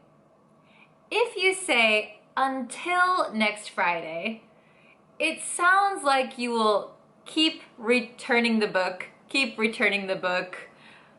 until next Friday. That doesn't really make sense now, does it? Let's try another question. Let's say you have a roommate. You and your roommate make a rule about coming home at a certain time every night. You don't want to stay out too late. You agree that you will come home at a certain time every night. You agree that you will be home before or at the very latest 11 p.m. Which would you use in this sentence? By or until? Please come home by 11 o'clock. Or please come home until 11 o'clock. I'll give you a moment to think about it.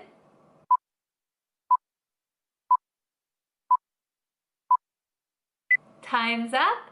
What was your answer? The correct answer should be by.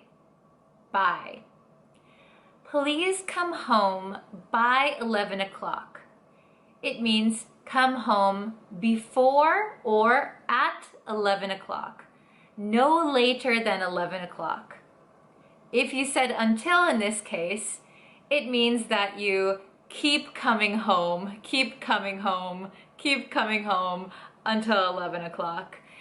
And nobody wants to keep coming and going from their house, right? That's a little bit strange. Okay, this is the last question, and I'm sure you can get this one. I want to ask my students to watch my video all the way to the end. What can I say? By or until? Please watch my video by the end. Or, please watch my video until the end. Which one do you think it is? I'll give you a few seconds.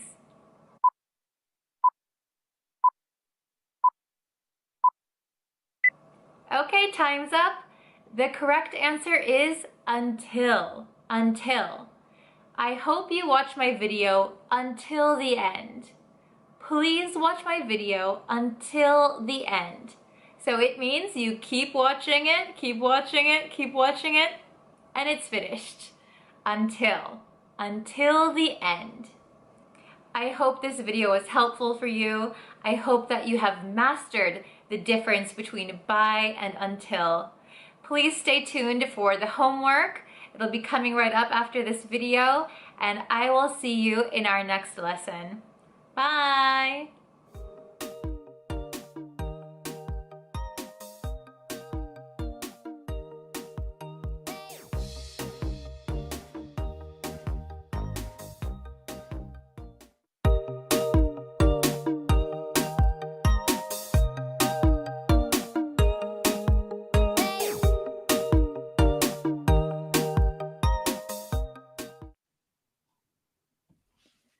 Hello students, how is everybody doing today?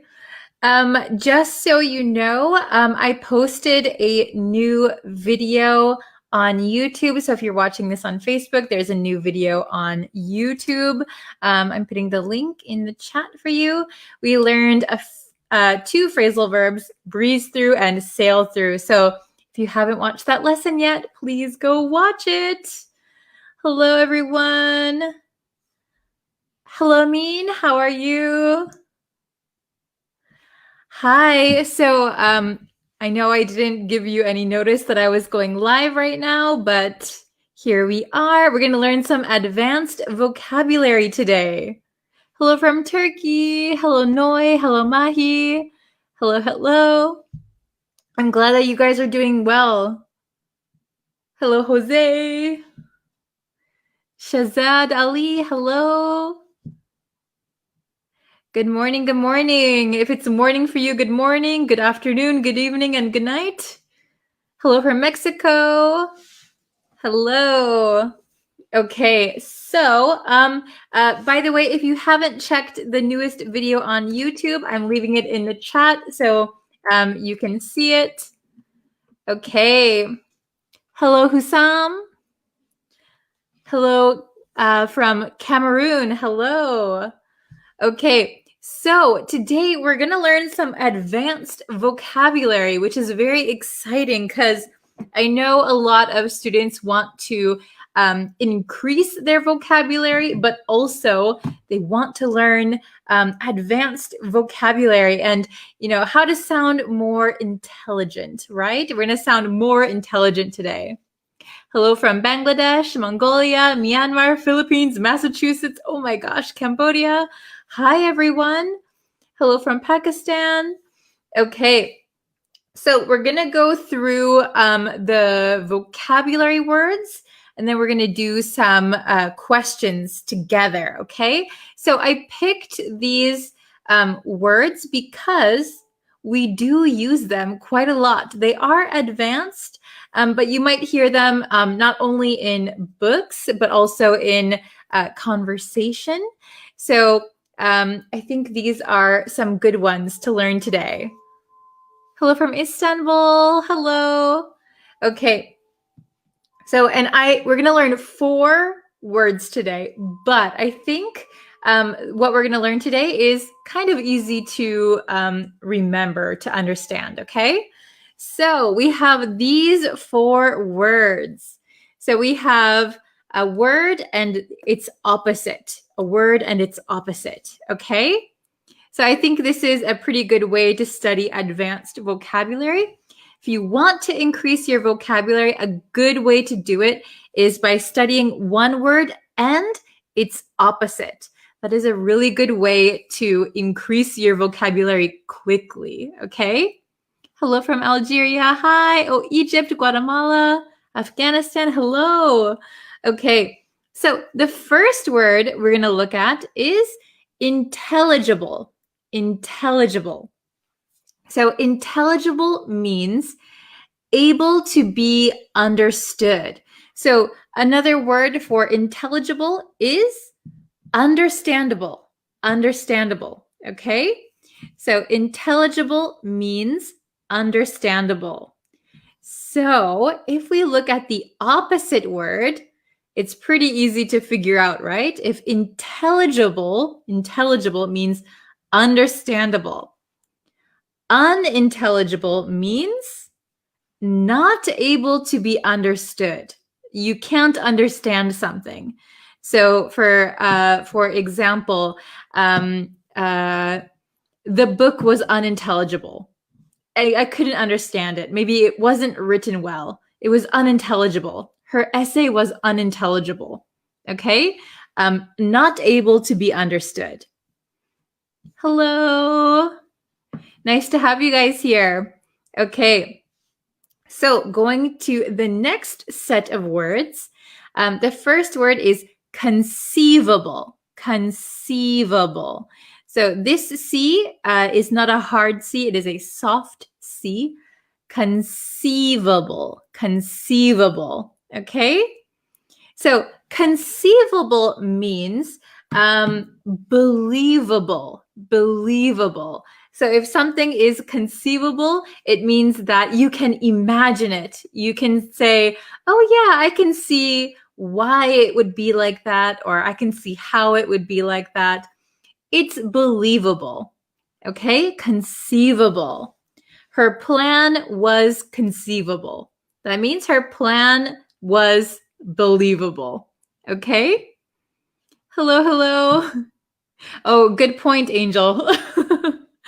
Okay. The next one is inconceivable.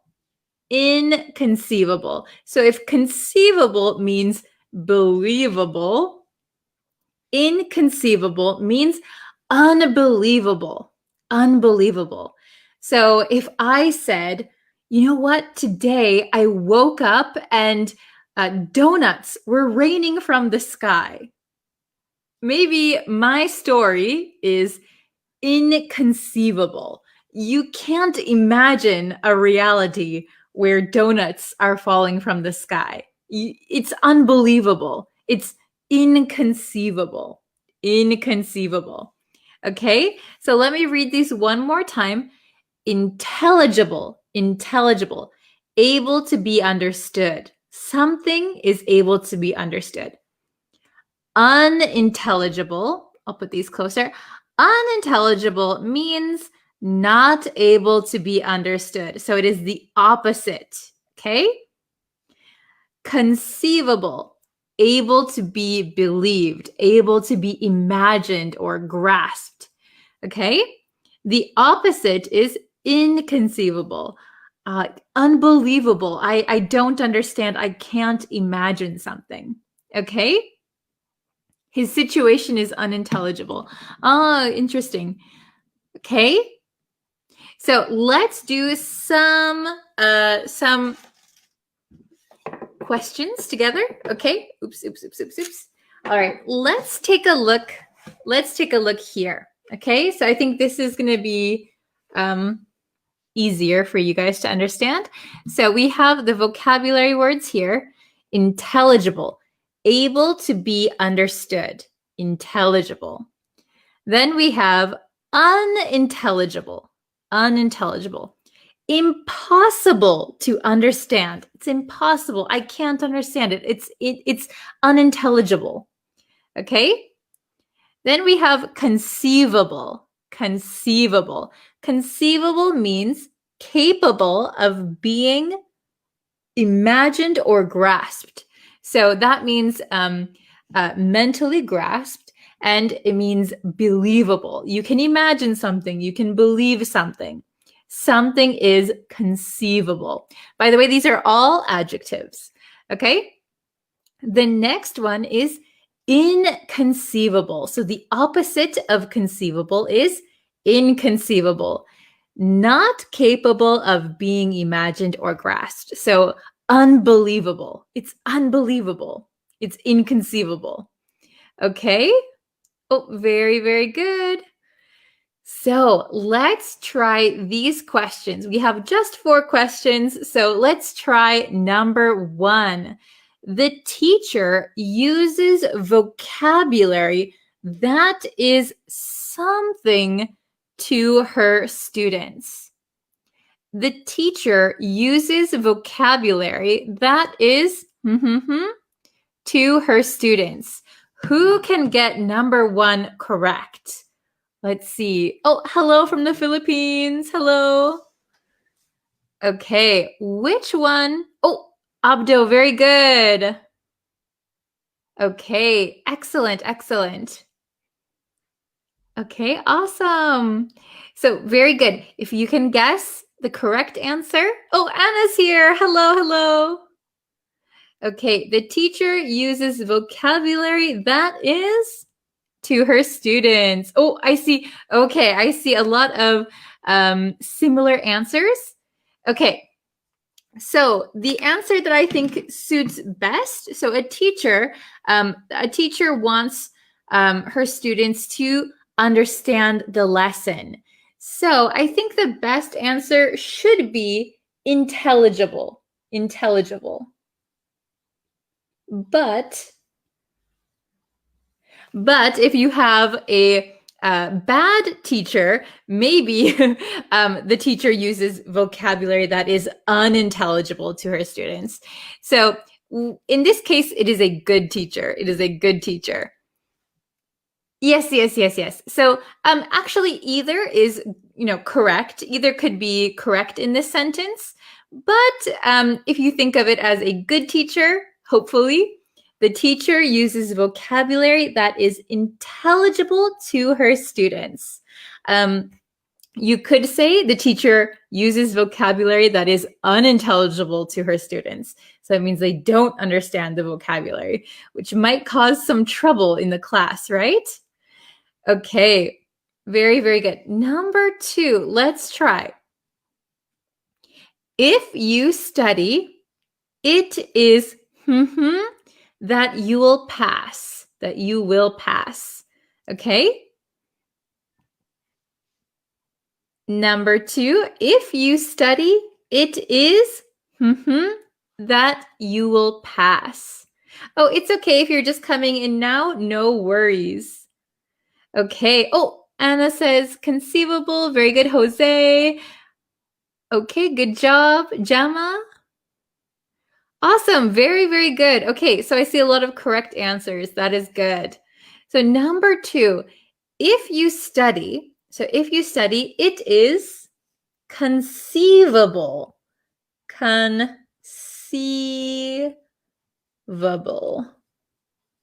It is conceivable that you'll pass. So that means it's believable. I can imagine. So if you study, I can imagine that you'll pass, right? But for example, if you didn't study, it is inconceivable that you would pass. If you didn't study, it is inconceivable that you'd pass. Okay? But this time, if you study, in the positive, if you study, it is conceivable that you'll pass. It is believable. Very good. Okay, how about number 3? Number 3. He turned around and muttered something. So this might be a new word for some students. Let me underline this one. Muttered. Muttered. So in my American English, I say muttered, muttered, muttered. But you could say it muttered. Muttered is also okay, but muttered. So muttered means when you talk, but it's not clear. So if I say, oh, it's just kind of, you know what I'm saying? This is muttering, muttering, muttering. Okay, so when you talk, but it's not clear, usually in a low voice and your mouth doesn't open.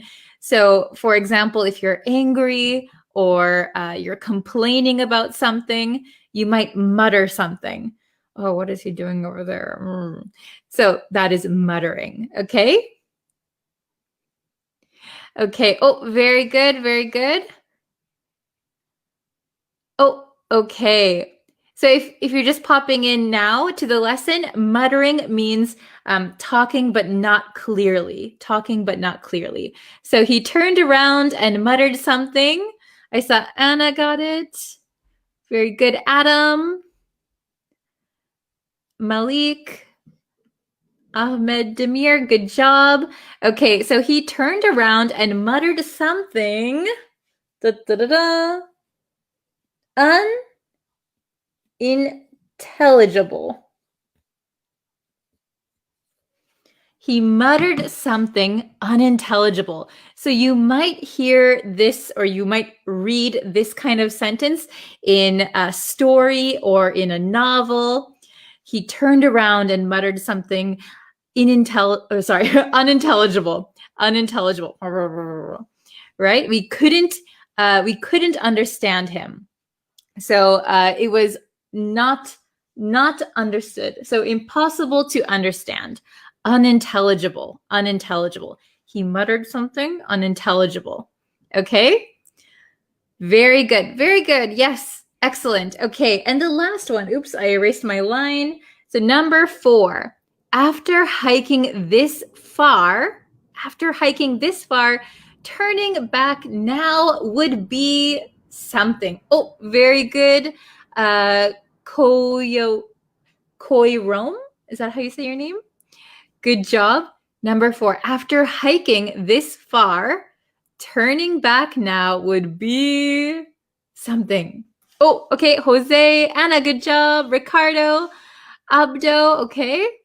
Ishbal, very good. Oh, very good. Excellent. So I don't know if you guys go hiking, but if you hike and hike and hike and hike, and you're almost at the top, after hiking this far, turning back now before going to the top would be unimaginable. So we would say inconceivable. Inconceivable.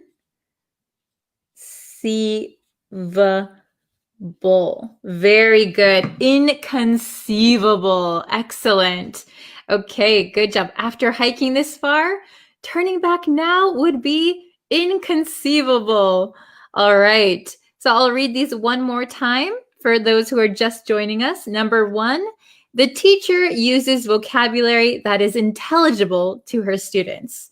So the teacher uses vocabulary that is understandable for the students. Okay, the students can understand the lesson, hopefully. If you have a bad teacher, maybe unintelligible. Okay, number 2, if you study, it is conceivable that you'll pass. I can imagine that you'll pass. It is believable.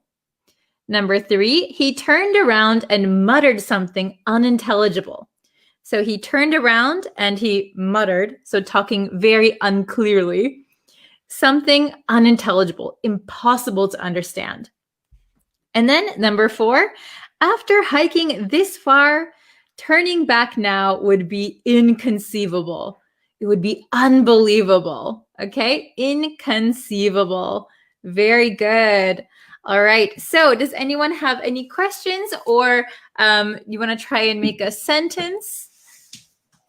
Thank you for joining me at this time, by the way, because it's a little bit later than I usually start.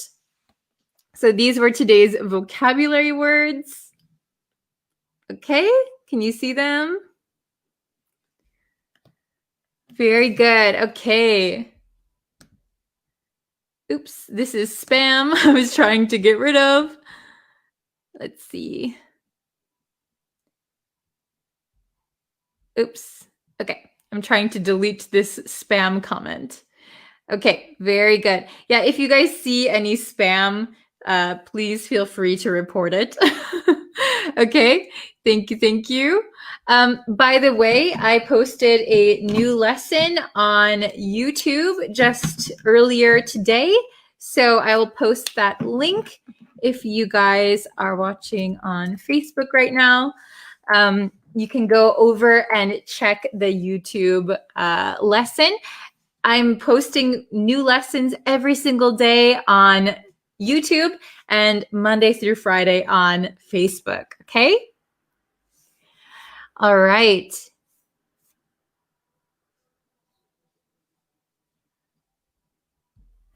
I'm hiking now somewhere. Is it, I think you mean right or wrong?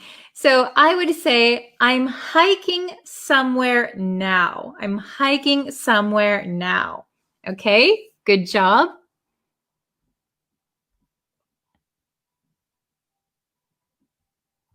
Good job, everybody. Let's see. Oops. Okay. Sometimes when the chat goes fast, it's hard to click on the right comment. Okay. Oh, you're welcome, Jama. Okay. So here, I can't conceivable that I have accomplished the hard work.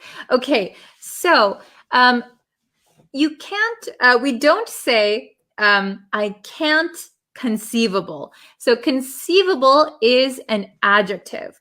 We do have the verb. So I can't conceive. But today we're going to use the adjective. So conceivable. So you can say, for example, in your sentence, maybe you have a lot of hard work to do and you can't imagine, you can't believe that you will accomplish it. So you can say, accomplishing my hard work is inconceivable. Is inconceivable. That means you can't believe that you can finish it. Okay? Maybe you have a lot of hard work. Okay, good job. Let's see. Very good. Oh, excellent. I breezed through this lesson. Excellent, excellent.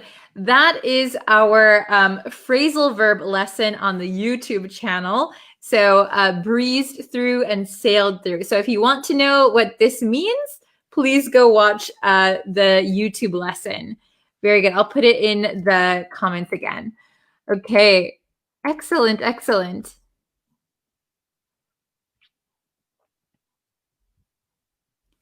Okay. Oh, you're welcome. I'm glad to see all of you guys here. Okay.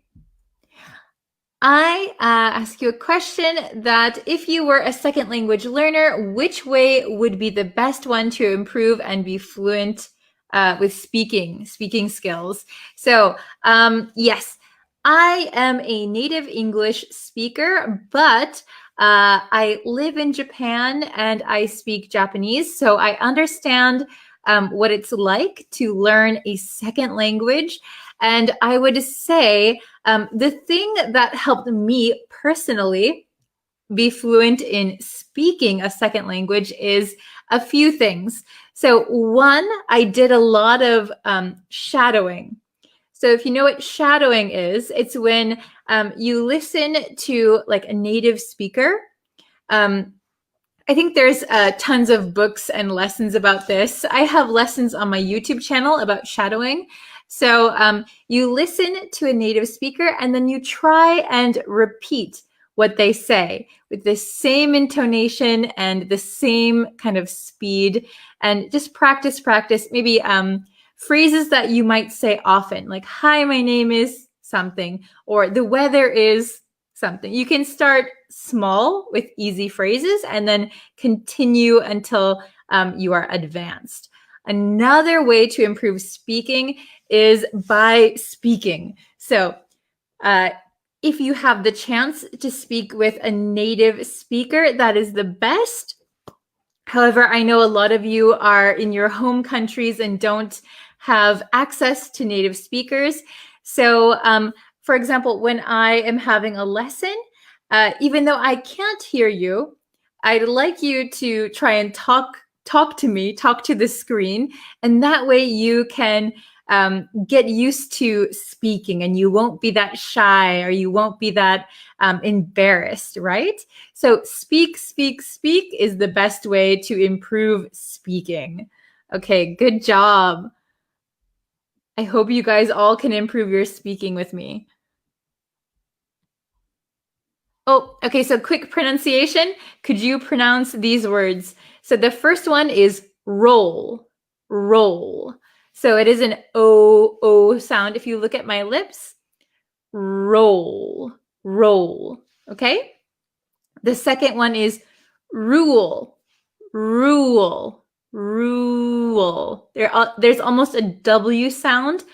Rule, rule, rule. Okay? And the last one is roll. So the first one, roll, and the last one, roll, are the same pronunciation, same, roll, roll. And the middle one is rule, rule. Okay? Very, very good. Today's lesson is intelligible. Oh, I'm so glad. It's easy to understand. Very nice. Okay.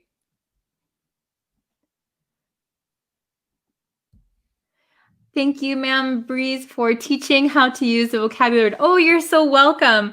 Yeah, I like teaching vocabulary, so it's very fun. I'll have to teach some grammar this week too. Okay.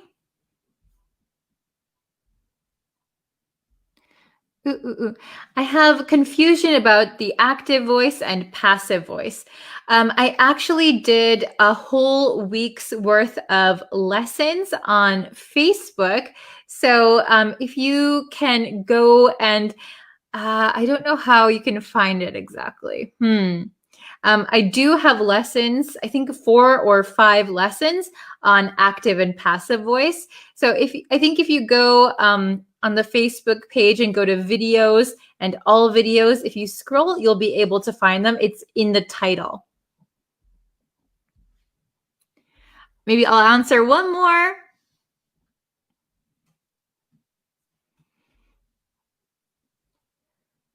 Okay, I'm scrolling up now. Ooh. So Anna said, I lived in a tropical country before, so it was inconceivable when I first moved to Chicago that the water bottle was frozen in my car after one winter night. Oh, yes. So this is a very good example. So Anna lived in a tropical country before, so it was inconceivable. She couldn't imagine, she couldn't believe that when she first moved to Chicago, Chicago is very, very cold in the winter, especially at night. So if you leave a water bottle in your car, it's going to freeze. Yeah. It's funny because my family in winter, we are even more north than Chicago. So instead of putting things in the refrigerator or the freezer, my mom will just put everything in the garage because it's so cold. So like if you want like cold juice or something, she'll just put it out in the garage and then it's like really, really cold in like a matter of minutes. Okay, good job, Anna. Good job, everyone. Okay, let's see.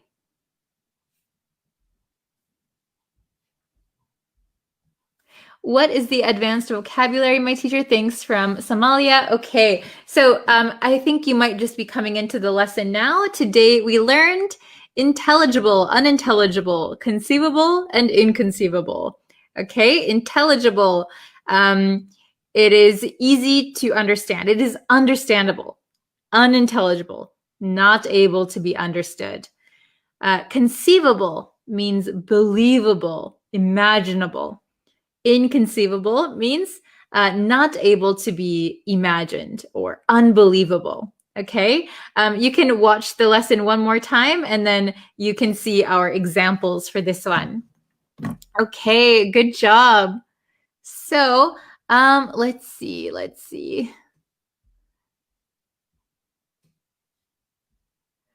Okay, awesome. Okay, so I think it's time for me to get going. Let's see. Oh, Anna, very good. I sailed through the lesson today. You're welcome. So if you want to see what sailed through means, you can go check out my lesson on YouTube. Awesome.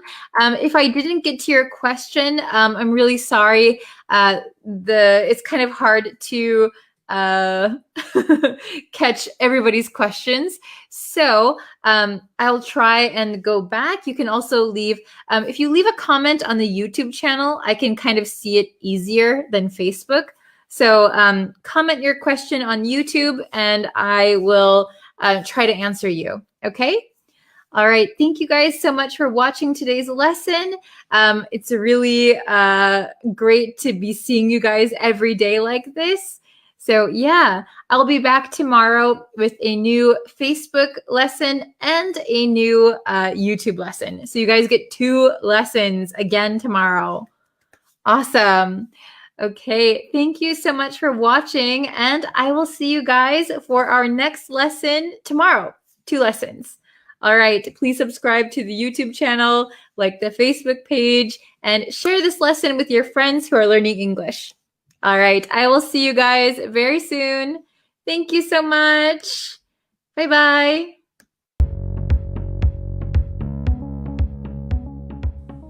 Hello, studio members. Welcome to your American English pronunciation course. The flap T in American English sounds like a soft D sound. D. The T comes between the vowels in the word about and the I of the word it. About it. About it.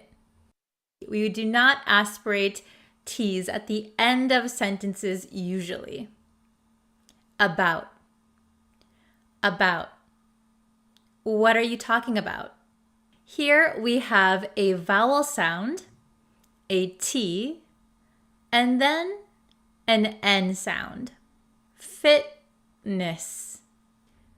Caddy, Katie, bidda, little, buttered, turtle. To make the R sound, we're going to pull the tongue slightly back. Sure. Sure. All right. Are you ready to begin? Let's start the course. I'll see you in lesson 1.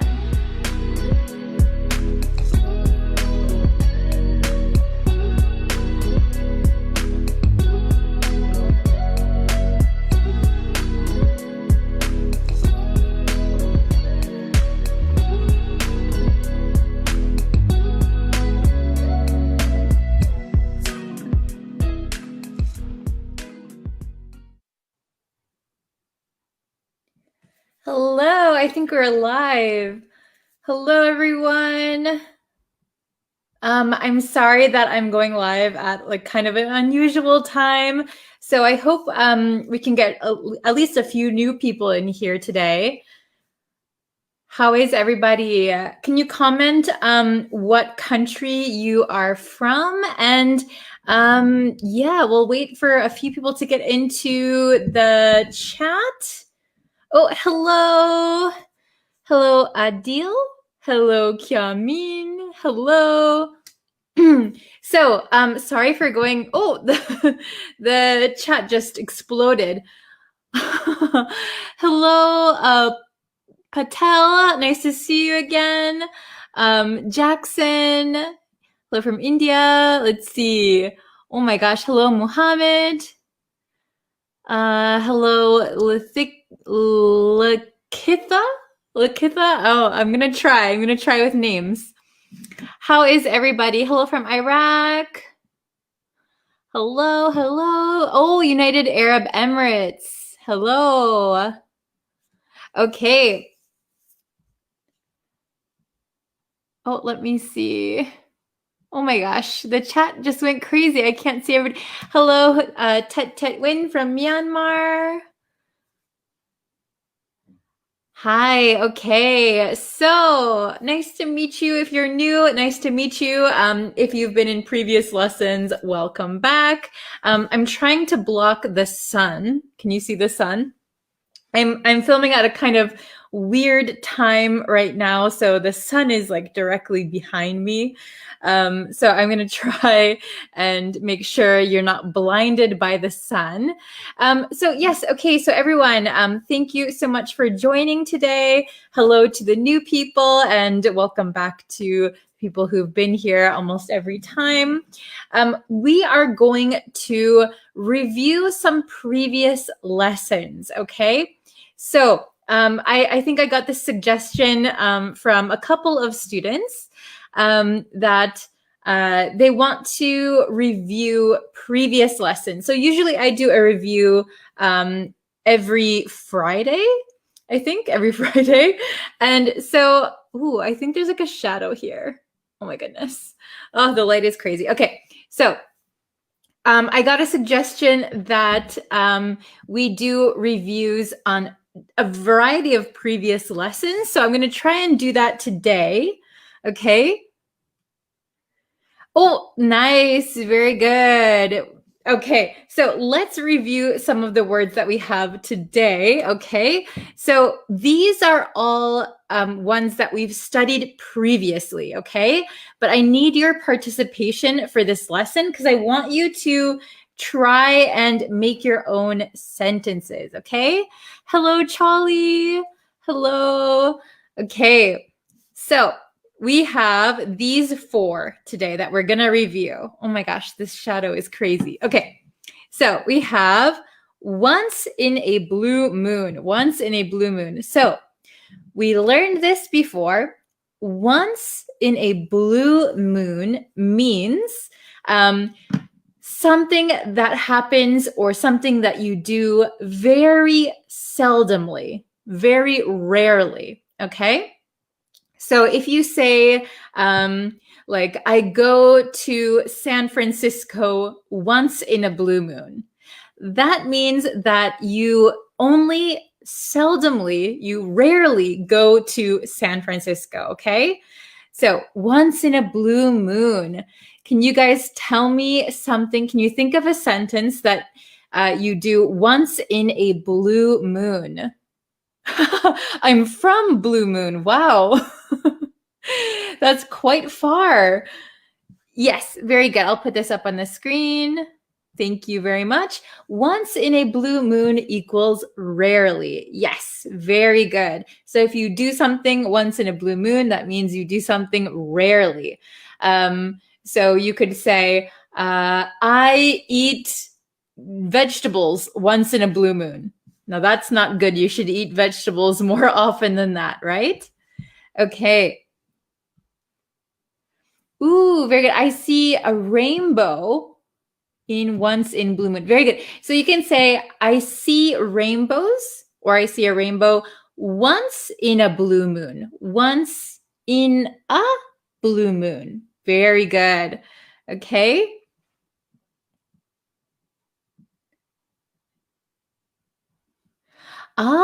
This is very interesting. Okay. So I eat chicken once in a blue moon. Very good. You eat chicken rarely. Excellent. Let's see, Tet Win. Last weekend, I had a plan to study your previous lessons on Facebook and YouTube. Oh, thank you. But last Sunday was our religious festival day and a full moon day. So I procrastinated last weekend. Oh, very good. Well, don't worry. If you had a special ceremony or festival, don't worry. You can take a break from studying. Tet Win is always participating in the lessons. So she only skips a lesson once in a blue moon. Very good. Okay. So if you're just coming in, once in a blue moon means rarely. Okay. I go to the beach once in a blue moon. I wish I were more often. Very good. I wish I could go more often. Excellent. Very nice. Okay, let's go to the next one. The next one is talk up. Talk up. This is a phrasal verb. So to talk up means that you are speaking positively about someone or something.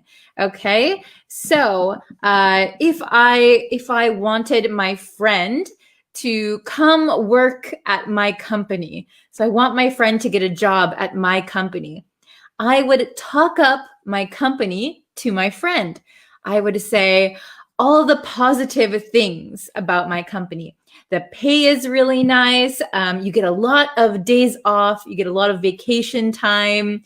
The boss is really friendly. The coworkers are nice. So I would talk up my job. I would say very, very positive things about my job. Okay? Talk up. Be speaking positive about something, usually in order to convince someone to do something or convince somebody of something. Okay? Very, very good. So can you guys make any sentence with talk up? Talk up. My teacher talked me up to my parents. So your teacher said really nice things about you to your parents. Okay. So this is interesting. Speak up and talk up are actually very different phrasal verbs.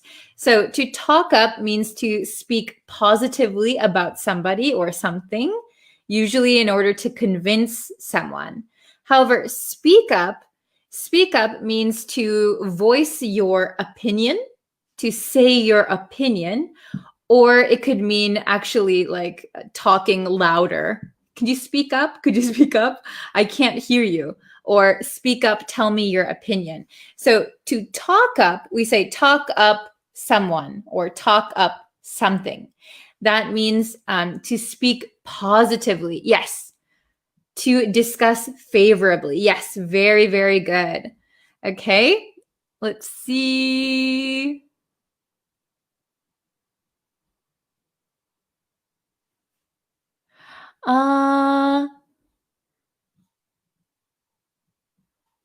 Oops. Okay, sorry, the chat just went crazy. I think I saw an example, but I lost it. Okay, very good. I would talk up my country to my Facebook friend. Yes, I would talk up my country. So you would say many positive things about your country. Very good. I talk up about Breeze to my friends. Oh, thank you. So you could just say, I talk up Bree to my friends. Perfect. You don't need about actually. Talk up and then someone or something. So I talk up Bree's lessons, for example. Thank you, by the way. Very kind of you. Okay. Oh, another one. I like to talk up about your online lessons. Very good. So I see a lot of people saying talk up about, but actually we don't need about. We just need talk up.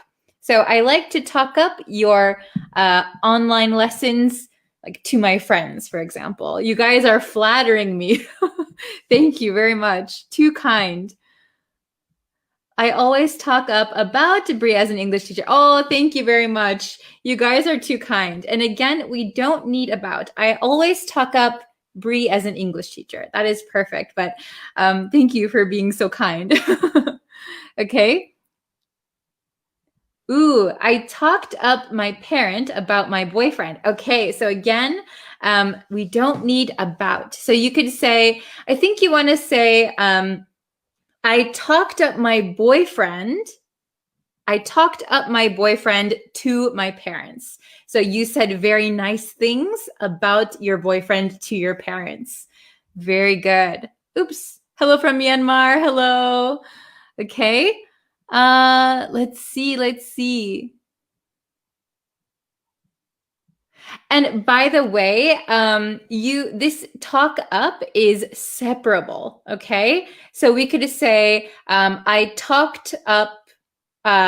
You could say, I'm going to talk you up, talk him up, or talk up him is okay too.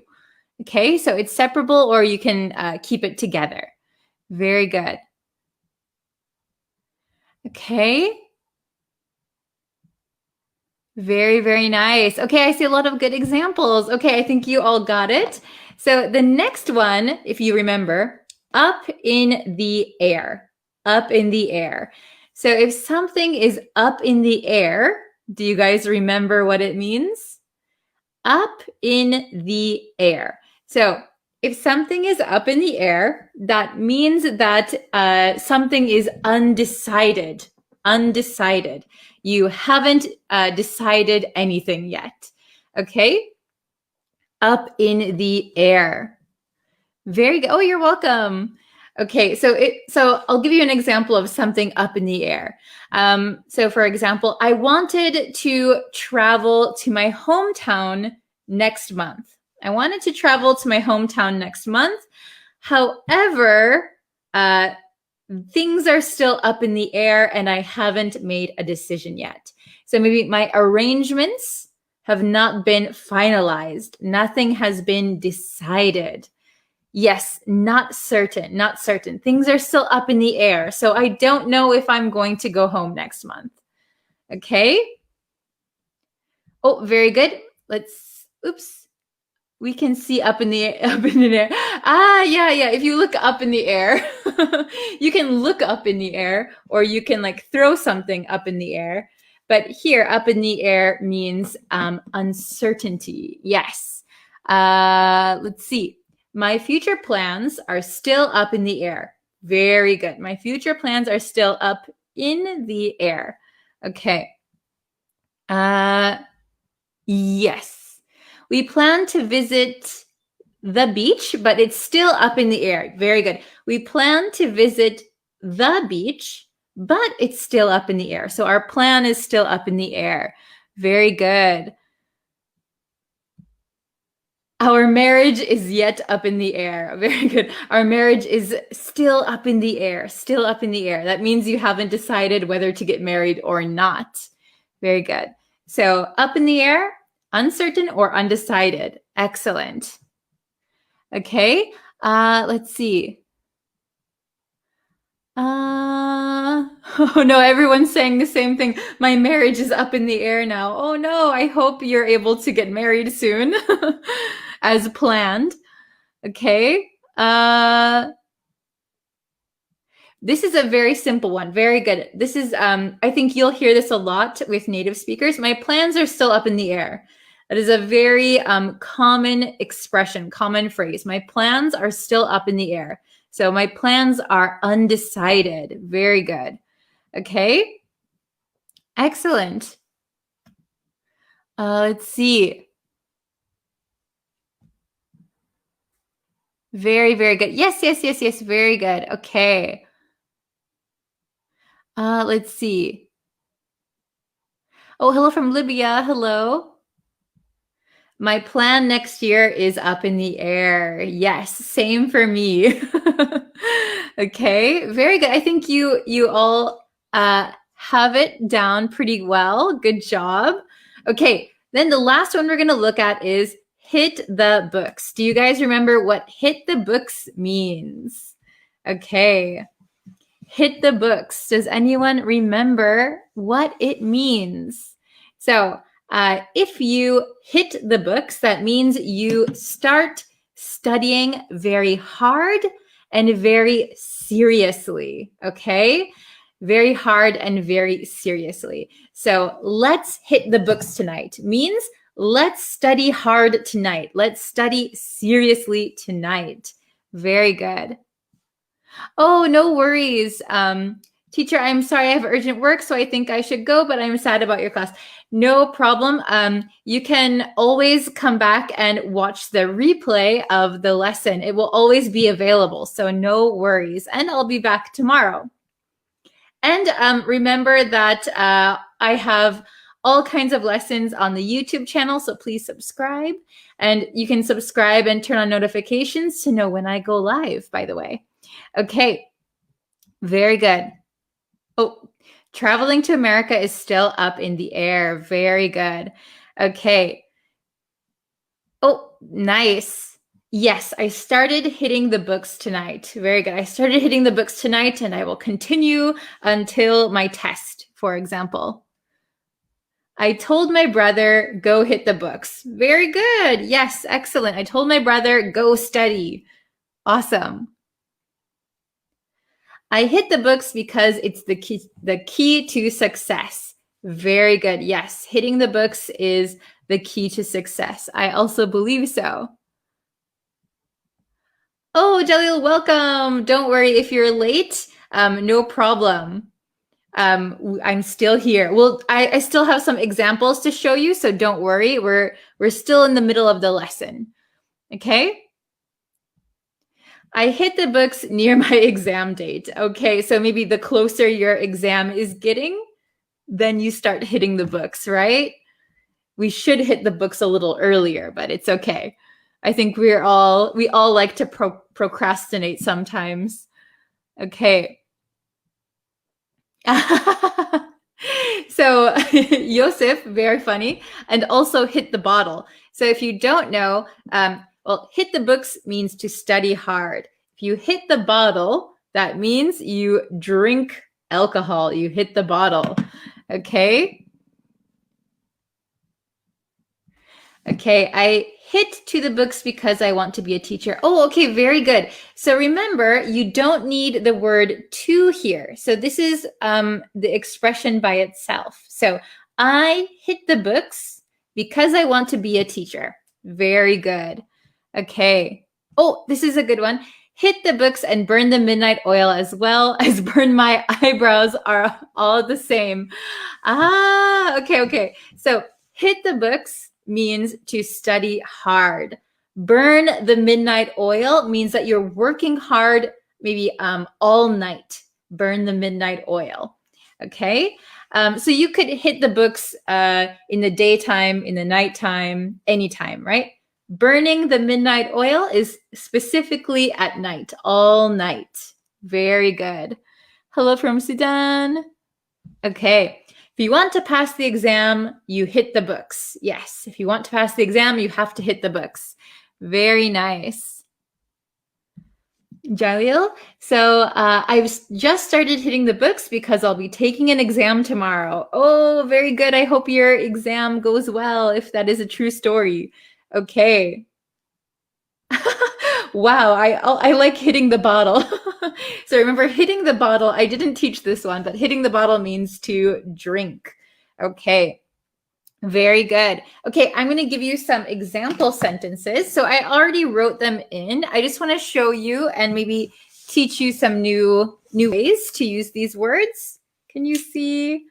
Okay, I'm blocking the sun still. Okay. So I'll read number one. Number one is very long, okay? Oh, hello from Egypt. Okay, number one. I don't like to spend money on things I don't need, okay? I don't like to spend money on things I don't need. But once in a blue moon, so rarely, once in a blue moon, I'll splurge on something nice for myself. So maybe splurge is a new word. So splurge means that you spend money on maybe something that you don't need that costs a lot of money. You'll splurge, okay? Maybe I will teach this in another lesson coming up, okay? I don't like to spend money on things I don't need. But once in a blue moon, I'll splurge on something nice for myself. So maybe you buy an expensive pair of shoes once in a blue moon. Or maybe you treat yourself to a nice dinner once in a blue moon. Okay? Not every day, maybe not even every month, but occasionally. Okay? Number two, he really wants us to meet his friend. He was talking him up. See, it's a separable phrasal verb. He was talking him up all evening. He really wants us to meet his friend. He was talking him up all evening. So he kept saying very positive things about his friend. Hey, don't you want to come meet my friend? He's really nice. He's really kind. He's really smart. Okay. Oh, this is a good question. Splurge, is it like spend? Yes. So splurge means maybe spending a lot of money, a little bit more than usual on something nice or luxurious or something that you like. Splurge. So usually I cook at home, but sometimes once in a blue moon, I'll splurge on going to a fancy restaurant. So I'll spend a little bit more money to get something nice. That is splurging. Okay? Very good. So number two was, he really wants us to meet his friend. He was talking him up all evening. Hey, my friend's really smart. My friend is a really nice guy. My friend is a good businessman. He's very kind. So saying all the positive things about the person and trying to convince someone to maybe meet your friend. Okay? Oh, Patel, very good. Splurge is a new word. Yeah, I thought splurge might be a new word for many people. So I thought I should include it. Okay? Very good. Okay, number three. Since the location of the party is still up in the air, so the location of the party has not yet been decided. We haven't decided where the party is going to be. Okay, we haven't been able to finalize a guest list. Oh, let me just answer one question. Is splurge mean to spend it for unnecessary things? Yes, splurging means that you don't need to spend that money, or you don't necessarily need to buy that thing. Maybe you could get it for cheaper. Maybe you don't need it. But splurge is, oh, I really want it, or I want to have a nice dinner, so I'll spend extra money. Kind of unnecessary.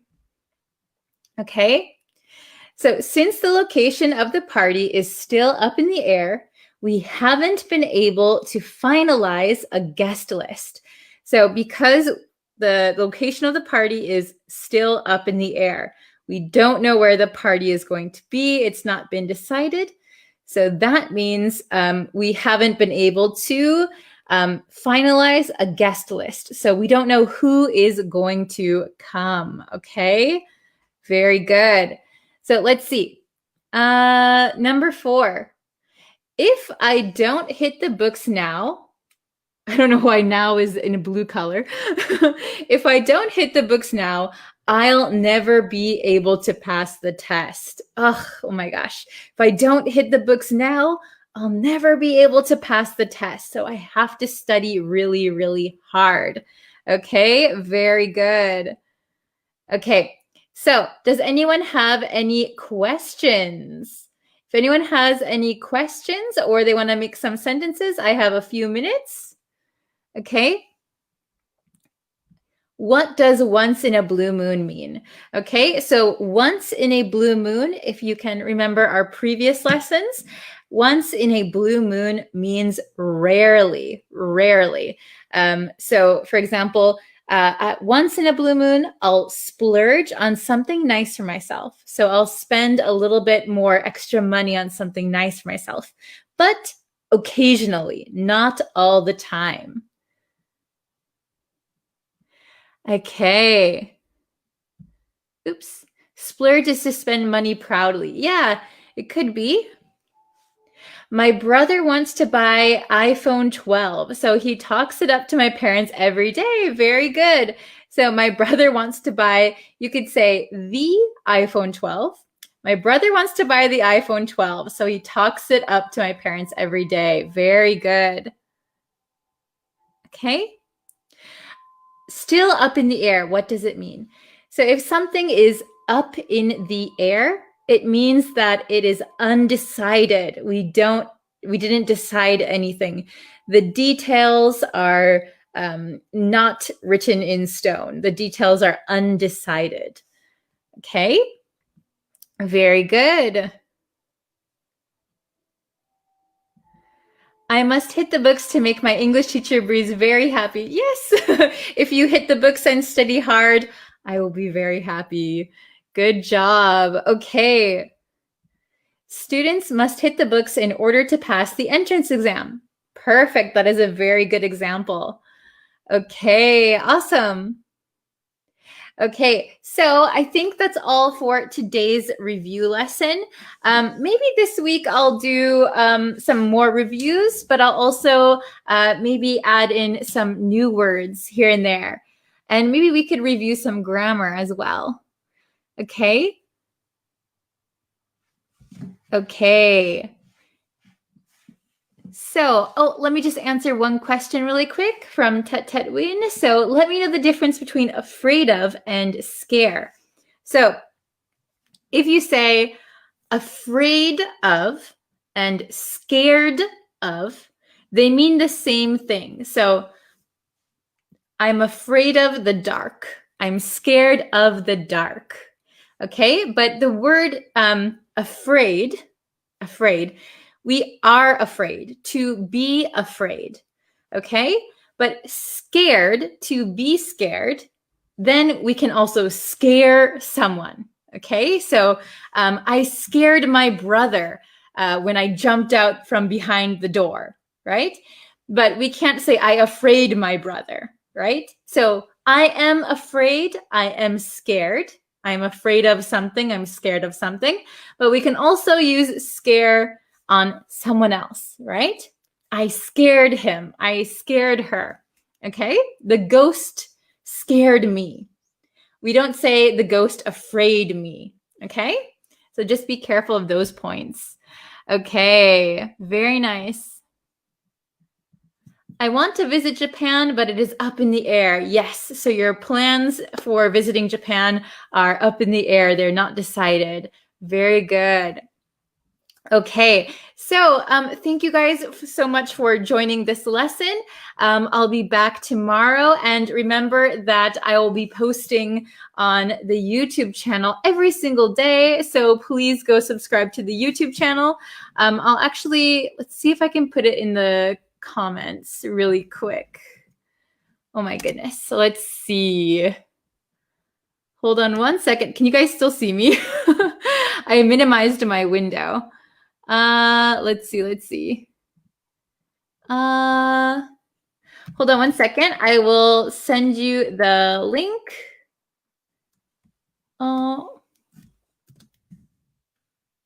Okay. I hope I can send the link. Yes. Okay. I got it. Where did you guys go? Okay. So, you can subscribe to the YouTube channel and you can see new lessons every single day. And I will also be posting on Facebook. So like the Facebook page, subscribe to the YouTube channel, leave a comment, and I appreciate it. So thank you guys so much. And I will see you guys tomorrow. Okay? Thank you very much. Have a great day. See you guys tomorrow. Bye-bye. Hi, everyone.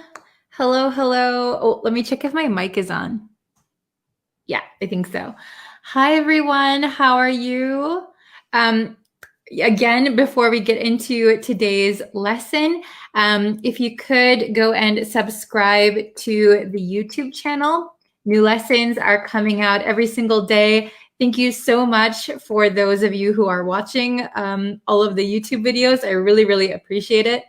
And of course, like this video, share it with your friends. Hello, how are you? Hello from India. Hello, Ahmed. Good morning. How is everyone today? Hello.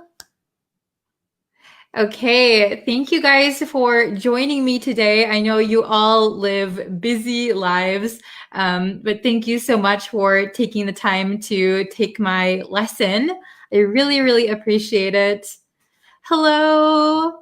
Okay, you're ready. Awesome. All right, so I'll leave the link again in the comments. There you go. So I hope you guys are ready. We're going to have an intermediate English idiom lesson today, okay? So, oh, Tata, when I didn't study your lesson yesterday. Oh, that's okay. Don't worry. You can always catch up anytime. The lessons are up forever. Oh, hello from Cambodia, from Laos, from Kenya. Hello from Bangladesh. How is everyone? Good morning. Hello, Irini. Hello. Okay, so we're going to learn intermediate level idioms today. We're going to learn two that are connected. So let's take a look. Okay, we have two idioms. Wow, color change. Okay, so we have the first one, kick the bucket. Kick the bucket. And the next one is bucket list. Have you heard either of these idioms today? Have you ever heard, before today, have you ever heard any of these? Hello from Myanmar. I hope things are getting better. Hello from Afghanistan. Okay, so kick the bucket and bucket list. Okay, these two, we can see the similarities, right? They both have the word bucket. But what does bucket mean in these? Kick the bucket list. So if you don't know, a bucket is like, I'll try to draw a picture of a bucket. Usually it's kind of metal. You can put water inside or anything really. That's a bucket. Oh, sorry, my drawing is terrible. But if you haven't heard either of these, it might be confusing to hear kick the bucket and bucket list. Okay, so I'm going to tell you what bucket means, okay? So bucket refers to dying, okay? It's a little bit grim, it's a little bit sad, but to kick the bucket means to die, okay? Death. So it's a little bit sad or a little bit grim to think about, but we use kick the bucket to mean someone died. And it is a very informal, very casual way to say that someone died. So I would not use this if someone very close to you or a loved one, or if you're having a serious conversation. Don't use kick the bucket. Kick the bucket is very, very informal, okay? So the origin, I looked it up, and the origin of kick the bucket is also very, very grim. So when people wanted to kill themselves, it's very sad. You can put a rope around your neck, and they would stand on a bucket, and when they were ready to die, they would kick the bucket and they would die. Okay, so it's very, very grim. I'm sorry to bring it up, but that is the one of the origin stories for kick the bucket. So kick the bucket just became an idiom for die. Okay, so kick the bucket means to die, and bucket list. This means a list of things that you want to do before you die. Okay, so kick the bucket, very, very informal. Bucket list, we hear a lot more. It just means a list of things that you want to do before you die. Oh, very good. Yes, awesome. Okay, so let's look at some examples, okay? And then we can talk about it a little bit. Oops. Okay, I'm got to go over here a little bit more. Okay. We'll go like this. Can you see all right? Okay, so kick the bucket means to die. It's informal, so be careful when you use it. I think you don't really need to use it, but it's good to know in case someone says it, right? So you know what it means. Okay, sometimes it comes up in movies or dramas, TV dramas. Okay, and then we have bucket list, and that means a list of things you want to do before you die. So they both have the word bucket here. Bucket list is more commonly used than kick the bucket. Okay. Oh, how is your health now? Yeah, I'm feeling much better. Thank you for asking. Okay, it's okay if you're late. We're just starting, okay? So number one, here are some examples, right? Number one, when my old man kicks the bucket, I'll take over the family business. Okay, so maybe this is a very casual conversation with your friends. Maybe you're not worried about your father's health. By the way, old man is also a very casual, informal way to say my father, my dad, my old man. So very, very casual, informal. When my old man kicks the bucket, I'll take over the family business. Okay. Bucket list. This is a good question. Does bucket list equal will? So a will is something that you write. So after you die, your family can get your possessions, right? So after I die, my house will go to my children. All of my money will go to my parents, something like that. Bucket list is not a will. It is a list of things you want to do before you die. So anything you want to do. So for example, traveling or mastering English, something like that. Before you die, I want to do this. That is a bucket list. List of things you want to do before you die. Okay? So let's take a look at example number 2. Visiting Rome is next on my bucket list. Okay, so bucket list again is more often used than kick the bucket.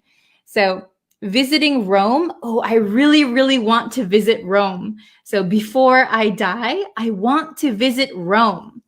Visiting Rome is next on my bucket list. So maybe you have a list of things you want to do. Visiting Rome is next, okay? Yes, like a priority list of things you want to do. Very good. Okay. Very good. So number three, our family dog finally kicked the bucket after being sick for several months. Our family dog finally kicked the bucket after being sick for several months. Okay, again, kick the bucket is very, very casual, very informal. So be careful when you use it, if you use it. If like a friend's family member died, maybe don't say kick the bucket. Okay. Very good. Okay. So the last one, number 4, what's on your bucket list? What's on your bucket list? So can you, in the comments, please tell me what is on your bucket list? What do you want to do before you kick the bucket? What do you want to do? Okay. What's on your bucket list? So please leave it in the comments, okay? Oh, thank you. Okay. Agenda. Is it the same as bucket list? So agenda could be like a weekly agenda, monthly agenda, daily agenda. Agenda you can use in many different situations. So like business, things like that. Bucket list is specifically things that you want to do, usually for fun before you die. Okay. Oh, visiting France. Visiting France is on your bucket list. Very good. I'll write it down. Let's write down everyone's bucket list. Visiting France. I went to Paris to visit my friend. It was very, very lovely. I really enjoyed France. Okay. Visiting America. Visiting America. Awesome. Visiting America. America. Very nice. I recommend it if you can. Maybe once we are able to travel again. Okay.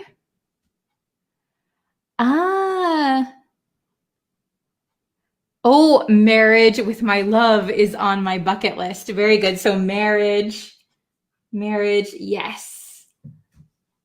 Very good. I'll just put marriage. Awesome. Okay. Let's see. Oh, I'm scrolling up a little bit because the chat went a little bit fast. Studying abroad. Very good. Studying abroad. I really recommend studying abroad also. Studying. Oops, what did I do? Studying abroad. I can't write. Studying abroad. Sorry for my terrible handwriting. It's hard to hold this at an angle. Okay. Very good. Oh, I saw a good one. Oh, very good. Taking the proficiency test is next on my bucket list. Yes. So Irini is going to be taking a proficiency test. Let's wish her a lot of luck. We hope you do very, very well. That is next on her bucket list. Very good. Oh, visiting Switzerland. Yes, Switzerland sounds so lovely. I wish I could go. Oh, visiting Myanmar. Yeah, I would love to visit Myanmar too. That's also on my bucket list.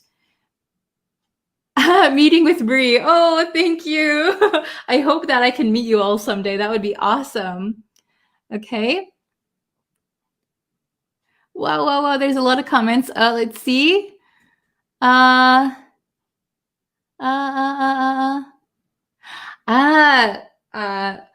Maybe learning English is one priority on my bucket list. Very good. Learning English. Awesome.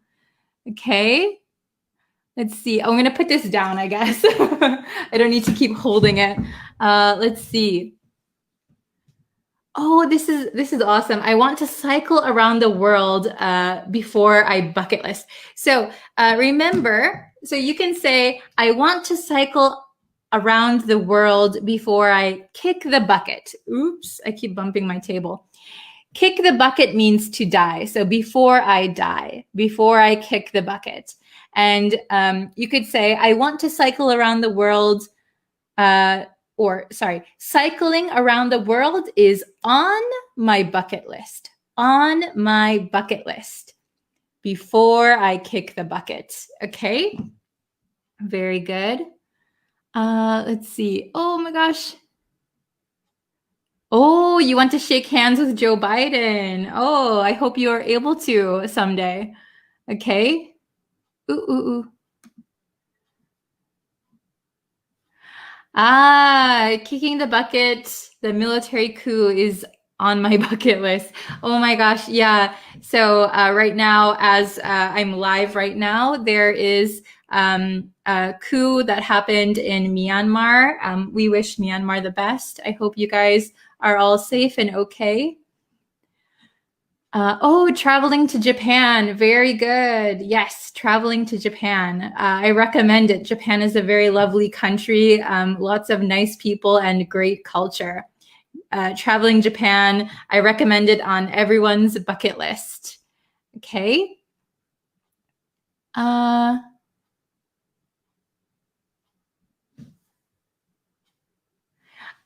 But is it before someone dies? For example, when someone is sick.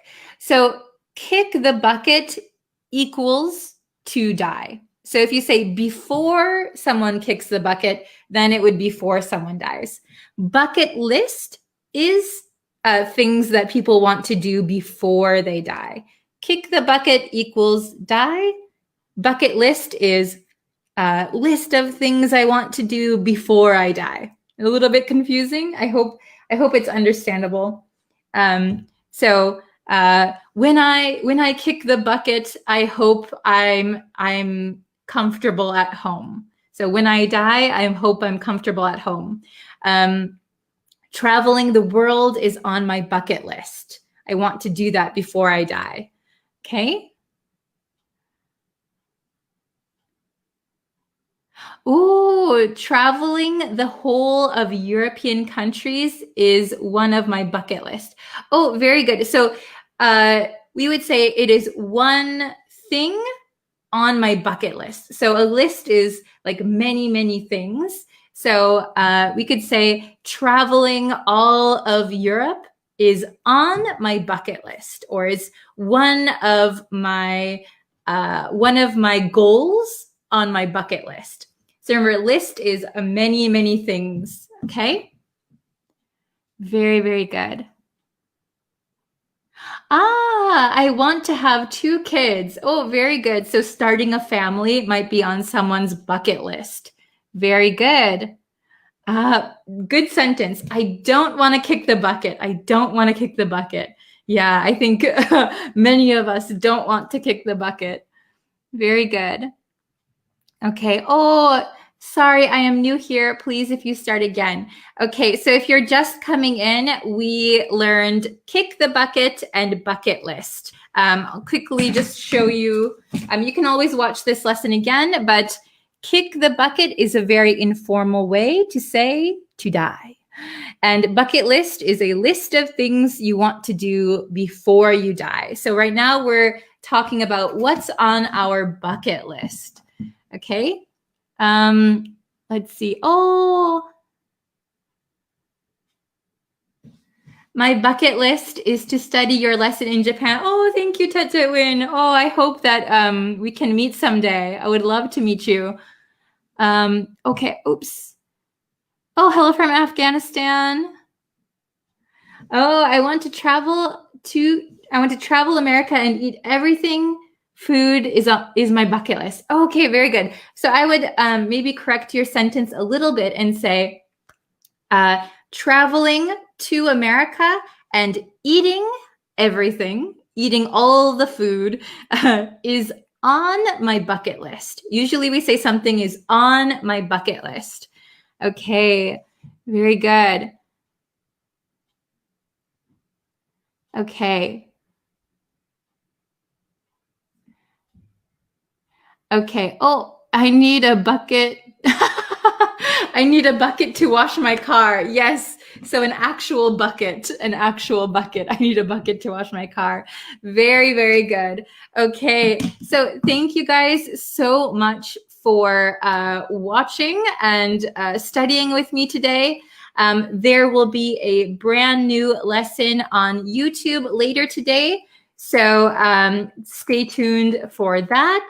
And yeah, please like this video, share it with your friends. Thank you so much. I will, I think I missed some questions in here, so I'll try to go back and answer them as best that I can for you, okay? So thank you so much, and I will see you guys a little bit later again on YouTube and again tomorrow on Facebook, okay? Thank you so much, everyone, for watching. I really appreciate it. See you guys a little bit later. All right? Bye-bye. Hi, guys. Hello, everyone. Welcome to our lesson. Hello, hello. So let's see. For today, I thought we could talk about time. So we're going to go over a lot of time or like periodic vocabulary today. Okay, so we're going to go over 5 periodic vocabulary words. And I want you to, in the comments, try to make an example, hopefully for each one, but there are 5. So I know you want to watch the lesson also. So if you can, try and make a sentence for each one. If it's a little difficult, just try and make a sentence for the ones that you think are the most difficult for you to use, the one that you use the least, okay? So that way we have some good practice for this lesson, all right? And before we get into the lesson, if you could subscribe to the YouTube channel, that would really, really help us out. We want to grow our community so that everyone can talk to each other and help each other learn and all that good stuff. And like this video, share it with someone else who is studying English. We also have a Facebook page, so you can go over there. I think on Facebook we have over 40,000 students, which is crazy, which is very, very awesome. So if you could go and like the Facebook page also, that really helps us out. Okay, so let's get into the lesson, all right? So, ta-da! Here are all of the periodic vocabulary words that we will be using today. We're going to put them in sentences, and I think also you can learn some new vocabulary in the sentences as well, okay? So we have, the first one is daily, daily. And if you'll notice, the all end in ly, ly, okay? It looks like an H almost, a backwards H, but that's RLY, okay? So the first one is daily, daily. So daily means every day, okay? So we use this word when we're talking about something that happens every day or something we do every day, okay? So for example, if you eat the same breakfast every day, so my daily breakfast consists of bacon and eggs, for example. Okay, my daily breakfast. Every day I'm eating the same thing, okay? Or you could say my daily commute. So commute means when you go to work, right? Or go to school. So my daily commute is about 1 hour, okay? So I have to take the train every day for 1 hour to go to work or school, okay? Daily, daily. The next word we have is weekly. So you can kind of guess what that means, right? Every week, okay? So I have a weekly saxophone practice. For example, if you play the saxophone, I have a weekly saxophone practice. Or I go to a weekly English lesson, okay? Every week. Not every day, but maybe once a week, okay? The next one we have is monthly, monthly. Monthly is going to mean every month, okay? Our monthly meeting. So that means once every month, okay? Once every month. So try and think, what is something that you do once every month? Do you have a monthly meeting? Do you go to a monthly study group? What do you do every month, once a month? Okay? Then we have quarterly, quarterly, quarterly. Do you guys know this word, quarterly? And if you'll notice, quarterly. This T is going to become a flap T. So if you watch a lot of my lessons, you'll notice that I often talk about pronunciation. I'm American, so I teach American pronunciation. So quarterly, quarterly, this T is going to become a flap T. So it sounds like an English soft D sound. In your country, it might sound like an R, but in English, it sounds like a soft D. Quarterly, quarterly. Okay, so what does quarterly mean? So if you know what a quarter means 1/4, 1/4. So a quarterly something is going to be something that happens every quarter. So 4 times a year or 4 times like a school year, quarterly, all right? So if you, for example, if you go to school, 4 times during the school year, you might have a test, for example, a quarterly test, okay? Or you might have to give quarterly reports, quarterly income reports, quarterly sales reports, okay? So that happens 4 times in a year, okay? So a quarter, remember a quarter means 1/4. So I'll put it right here. Easy to understand, right? This is a quarter. So quarterly is 1/4. It happens every 4th of a year, right? Okay. So yearly. This means every year. That's right, every year. So I'm going to our yearly picnic, right? It happens once a year, okay? So this happens every day, once a week, once a month, once a quarter, so 4 times in a year, and yearly, once a year, okay? So try and think, what do you do daily? What do you do weekly? What do you do monthly? What do you do quarterly? And what do you do yearly? All right? Let's get into some example sentences, okay? Our favorite part, right? So we just have 5 example sentences, 1 for each word. So I hope by seeing these in sentences, you can get a better understanding of how and when to use these words, and maybe you'll learn some new words from these sentences, okay? So number 1, waking up at 6 a.m. is part of my daily routine, okay? So I want you to think about your daily routine, okay? So what do you do every day?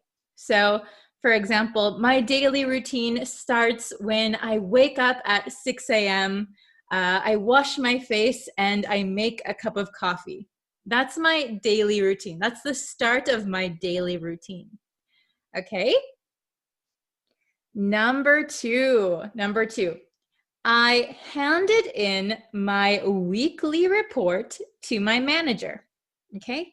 I handed in my weekly report to my manager. So handed in means that you submit something. You hand it in, okay? So weekly report.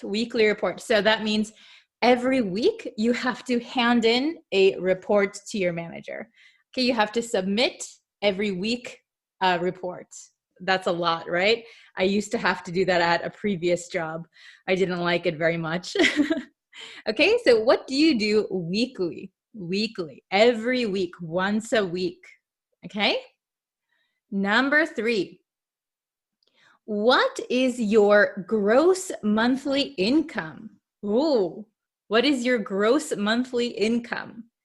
Okay, so gross income means all of the money that you made before taxes. Okay, so we know we have to pay taxes, right? We have to pay insurance, all those things.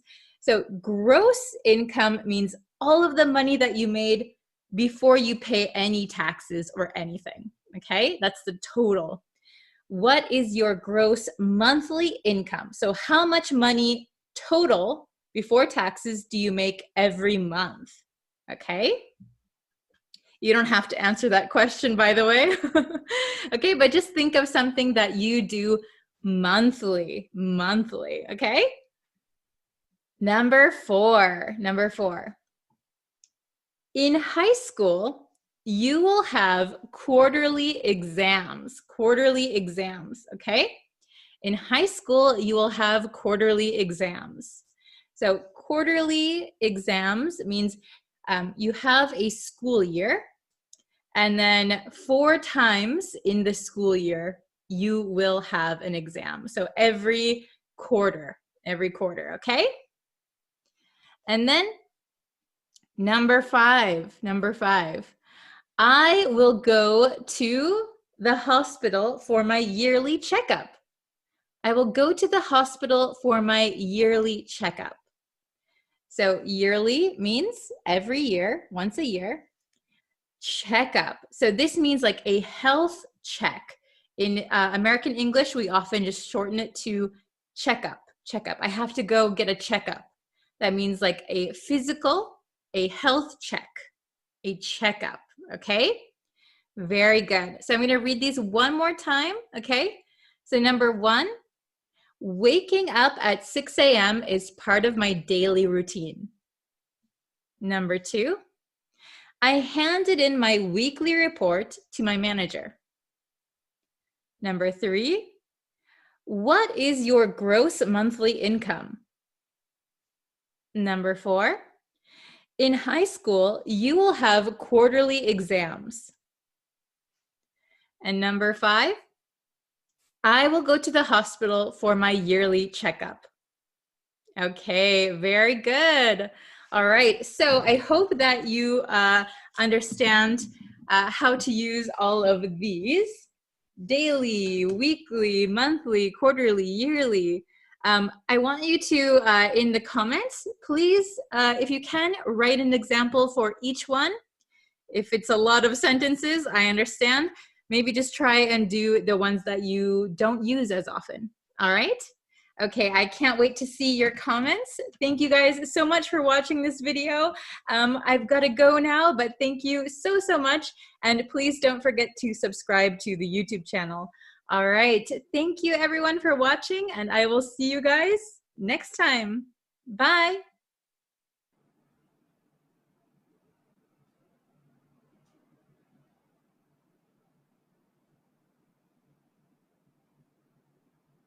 Oh, hello guys.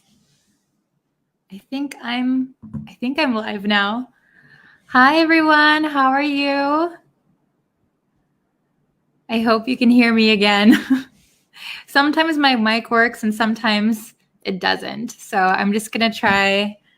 Oh, I hope you didn't hear that. I'm going to try my best today. I know this is like an odd time to start a live stream, but I thought like I'd see how many people are online right now. It's a really weird time to go live, but today I want to teach you a new idiom. So I have it all written out here. Ooh, can you see that? It's hard to see. Okay. So the idiom we're going to learn today is to bend over backwards. To bend over backwards. So if you think about bending over backwards, it is a pretty difficult thing to do. So that is the origin of the idiom. It comes from gymnastics. So to bend over backwards is a difficult thing to do. So if you're doing it, you're trying really hard, okay? So let's look at the meaning, okay? So for those of you just joining us, to bend over backwards, ooh, there we go. To bend over backwards means to try very hard to help or please someone.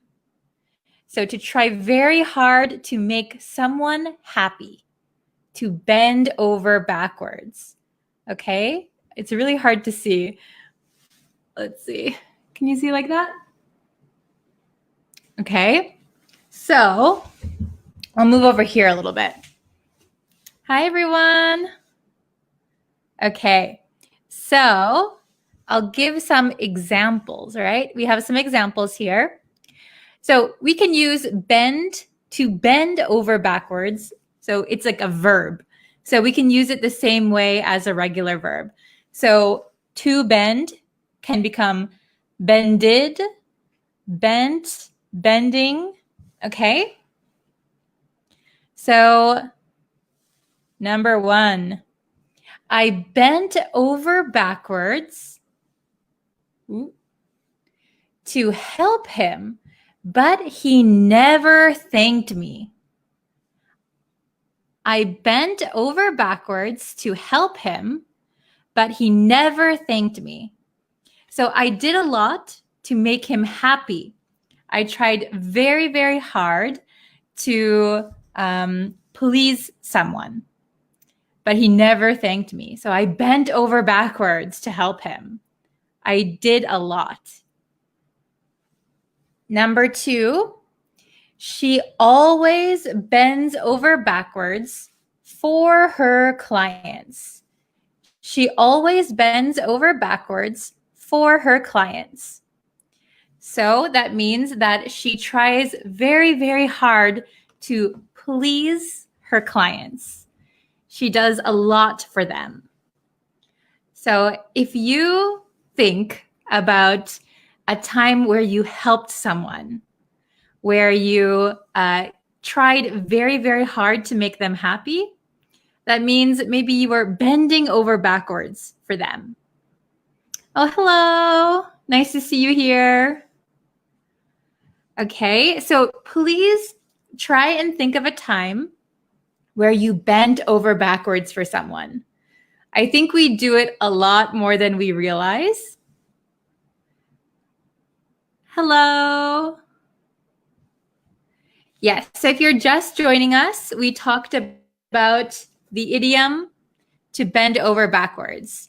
So simply it means to try very hard to help or please someone. And I gave some examples. I bent over backwards to help him, but he never thanked me. She always bends over backwards for her clients. Okay, so remember that the origin of this idiom is from gymnastics. So to bend over, whoa, I hope you didn't hear that. I bumped the mic. To bend over backwards is a very difficult thing to do. Okay, so please write in the comments a time that you bent over backwards for someone. All right, thank you guys so much for watching. I'll have some new lessons uploaded very, very soon. And if you want, you can go over to the YouTube channel and watch all of the longer videos over there. I have a new one that's coming out pretty soon. So if you subscribe, you'll see when it's uploaded. Okay. Thank you guys so much. And I hope I'll see you in the next lesson too. Okay. Bye for now. See you next time.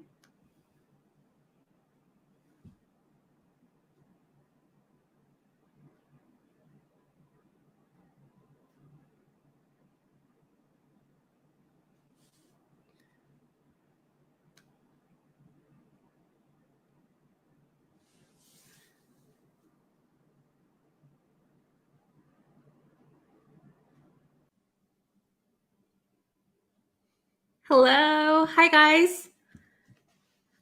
Hello, hello. I hope you're all having a great day. So, I'll let a few students get in here before I start the lesson. But if you are watching this and you haven't subscribed to the YouTube channel yet, please go and subscribe. I'd really appreciate that. Oh, some people have joined. Good. Hello. Do you pronounce your name Zanyar? Nice to have you today. Okay, so it looks like a bunch of people have joined, which is awesome. Thank you guys for joining today. So this is going to be another quick lesson. I asked you guys on the Facebook page if you prefer longer lessons or shorter lessons. And I think a lot of people preferred shorter lessons. So let me know which one you prefer. If you prefer longer lessons, shorter lessons. Oh, hello from the Philippines. Hello, Alina. Nice to have you. Nice to have you guys here. Okay, so we'll start the lesson. So today we're learning the phrase, I'm all ears. I'm all ears. So if you think this sounds a little bit strange, it sounds like somebody is all ears. There's ears all over them. So this is a very useful expression, actually. Okay, I'm all ears. I'm all ears. Hello, thanks for joining. Okay, so we're learning the expression all ears. I'm all ears. So the meaning is very, very simple. It means that you are listening carefully, that you're very interested in what someone is telling you or what someone is going to tell you. Okay, so it's a very nice way to say that you are listening. So you could say, I'm listening, but if you want to say, I am going to listen to you very carefully, you can say, I'm all ears. I'm all ears. Okay? Oh, hello, Jamal. Hello, guys. Thanks for joining us. Okay, so let's look at some examples really, really quick, all right? So remember, I'll get my marker. Okay, I figured out how to show this properly. Oh, you're all ears. Good. Yes, you can use this for when you're watching a lesson or having an English lesson. If you want to tell the teacher you're listening, you can say, I'm all ears, teacher. Okay, very good. Oh, hello from Egypt. Wow, I always wanted to visit Egypt. Okay, so remember the meaning is listen carefully. Okay, I'm listening carefully. So example 1, what's your plan? I'm all ears. So you can use it on its own. I'm all ears, just like that. What's your plan? I'm all ears. I'm very interested in what your plan is. Please tell me. I want to hear it. Okay? Oh, I'm all ears watching from South Africa, Cape Town. Wow, amazing. Thank you for joining. Okay, so I'm all ears. I'm listening carefully. Number 2. So I have it like this. I'm all ears, which is a common expression, but we can also change the subject. So here the subject is the kids. The kids were all ears when I was telling the story. The kids were listening very intently. The kids were keen to listen. The kids were listening carefully when I was telling the story. They were very interested. Okay, and number 3, I was all ears when my grandpa told me about his childhood. So maybe when your grandpa tells you about his past, that's very interesting. It was a long time ago. Please tell me more. Okay, I was all ears when my grandpa told me about his childhood. Okay. Frederick, what? You have my ears? Oh no. Oh, hello. Very good. We're learning the expression, I'm all ears. And it means listen carefully. I'm listening. I'm interested. Okay, we're going to go over the examples one more time. Oh, you found the same translation in German. Do you have the same expression in German? How about everyone else? Do you have this similar expression in your language? I'm all ears. Okay, let's go over the examples one more time. What's your plan? I'm all ears. The kids were all ears when I was telling the story.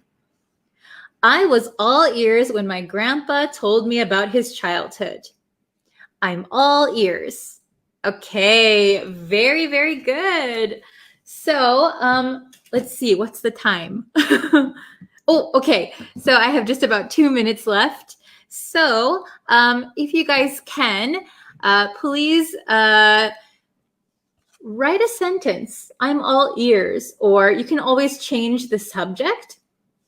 He's all ears. She's all ears. The children are all ears. So just remember, it's the subject plus the to be verb and then all ears. Okay, very good. Thank you guys for participating and joining in. I really appreciate it. Every time I go live, you guys are in the chat. So that's awesome. Thank you so, so, so much. Okay, and I filmed a new YouTube lesson today also. So I'll try to edit that today or tomorrow. So hopefully it will be up by the weekend. So if you're not subscribed, go subscribe to the YouTube channel and watch those lessons too. Okay, thank you guys so much for joining. I'll see you in the next lesson. Bye. See you next time.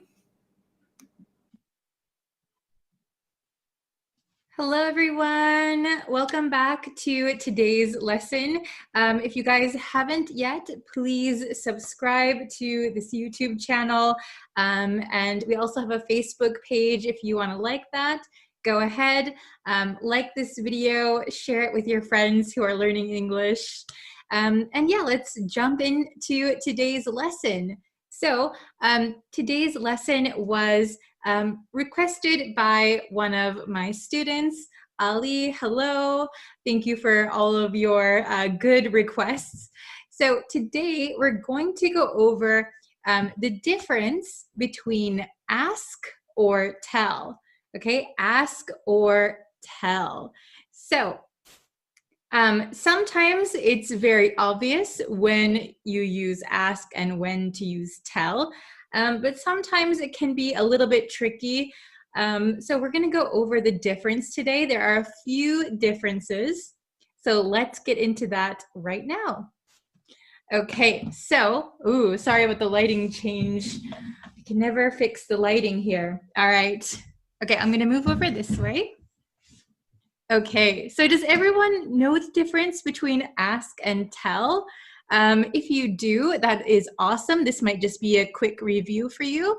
If you don't, let's go over the lesson together. And then if you still have questions, please feel free to put your questions in the comments, okay? I'll try and check them for you. All right, so let's go over ask. Let's go over ask first. Okay, we have more polite, and it's like a request. So when you ask someone to do something, it is a little bit more polite than to tell them to do something, especially if you're not close. So if you're not family, if you're not friends, ask is a little bit more polite. And yeah, it's more like a request. You're requesting someone to do something for you. Okay. So, and we can use ask with if and WH clauses. So, like what, when, where, why. Okay. So, let's look at tell and let's see the difference. Okay. So, tell, when you tell someone to do something, that sounds like an instruction or an order, so a command, okay? So if you tell someone to do something, it's a little bit stronger than asking them to do something, okay? And we can use tell with that clause, okay? That clause. So is it understandable so far? Is everybody following the lesson? Okay, if you have a question, feel free to put it in the comments, okay? Let's go over. I have 5 examples, okay? So sometimes ask or tell could be used in a sentence. It does, it's grammatically correct, but it does change the meaning a little bit. Other times we have to use either ask or tell, okay?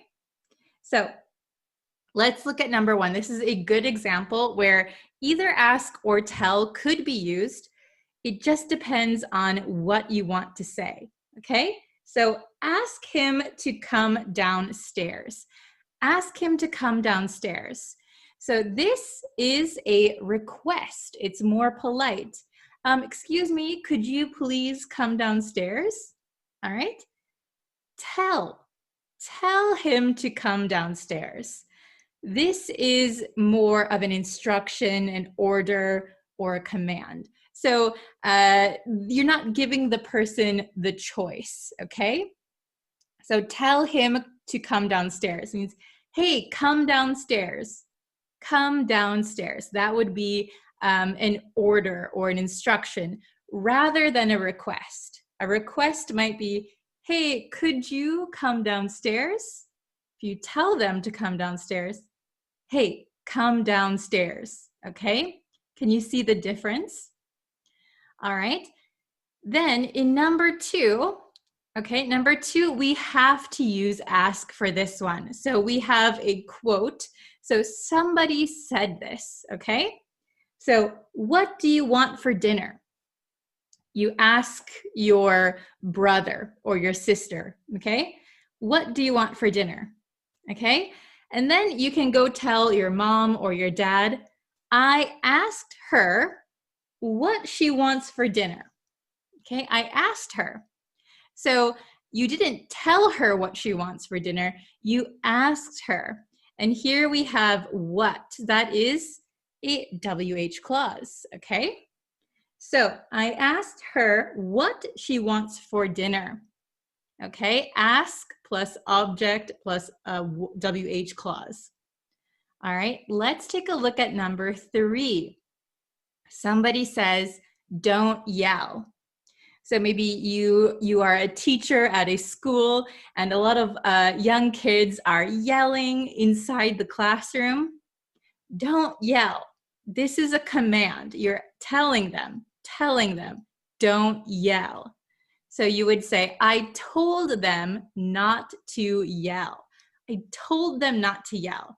I didn't ask them, I told them. It was an instruction, okay? It was an order, okay? Then let's look at number 4. Let's see, we told them that it's snowing. We told them that it's snowing. So we have told, object, and a that clause, okay? So we wouldn't be able to use ask here because we didn't ask a question, we gave the information, right? We told them that it's snowing, okay? Are you following me so far? let's look at the last one, number 5, okay? Ask her if she's hungry. Ask her if she's hungry. So ask plus object plus an if clause. Ask her if she's hungry. Okay, so here we wouldn't be able to use tell. Tell her if she's hungry, right? That doesn't really make sense. Okay, so we're requesting some information. All right, is it understandable? Let's go over it really quickly one more time, okay? So ask is generally more polite and more like a request. And we can use it with if and WH clauses. So WH clauses are who, what, when, where, why, okay? Then tell. Tell is a little bit stronger. It is like an instruction. It is an order or a command. And we can use them with that clause, okay? I'm going to read them one more time. So try and listen. And if you can, try and repeat it, right? So if you repeat English that you learn, it's going to help you a lot. It's going to help you remember it more, and it's going to get your mouth muscles used to speaking English, okay? So number 1, ask him to come downstairs. Ask him to come downstairs. This is a request, okay? Tell him to come downstairs. Tell him to come downstairs. This is an order or an instruction, okay? Not a request. Number 2, let's see, what did I write? Okay, what do you want for dinner? What do you want for dinner? I asked her what she wants for dinner. I asked her what she wants for dinner. Okay, so ask, object, WH clause. Right, number 3, don't yell. Don't yell. I told them not to yell. I told them not to yell. Okay, so this is an instruction. Number 4, we told them that it's snowing. We told them that it's snowing. Told plus object plus that clause. And the last one, number 5, ask her if she's hungry. Ask her if she's hungry. Okay, ask, object, if clause. All right, very good. Okay, if you have any questions at all, please leave them in the comments. I will try and answer them for you. And if you can, as a little bit of a homework assignment, try and write a sentence with ask and tell in the comment box below, okay? All right, so the lighting changed again. All right, so if you guys have any lesson requests, please let me know. I will try my best to make them for you. And yes, please subscribe because I'm posting new lessons every single day on YouTube and on Facebook. I go live Monday through Friday. All right, thank you guys so much for watching. I will see you in tomorrow's lesson. Bye, everyone.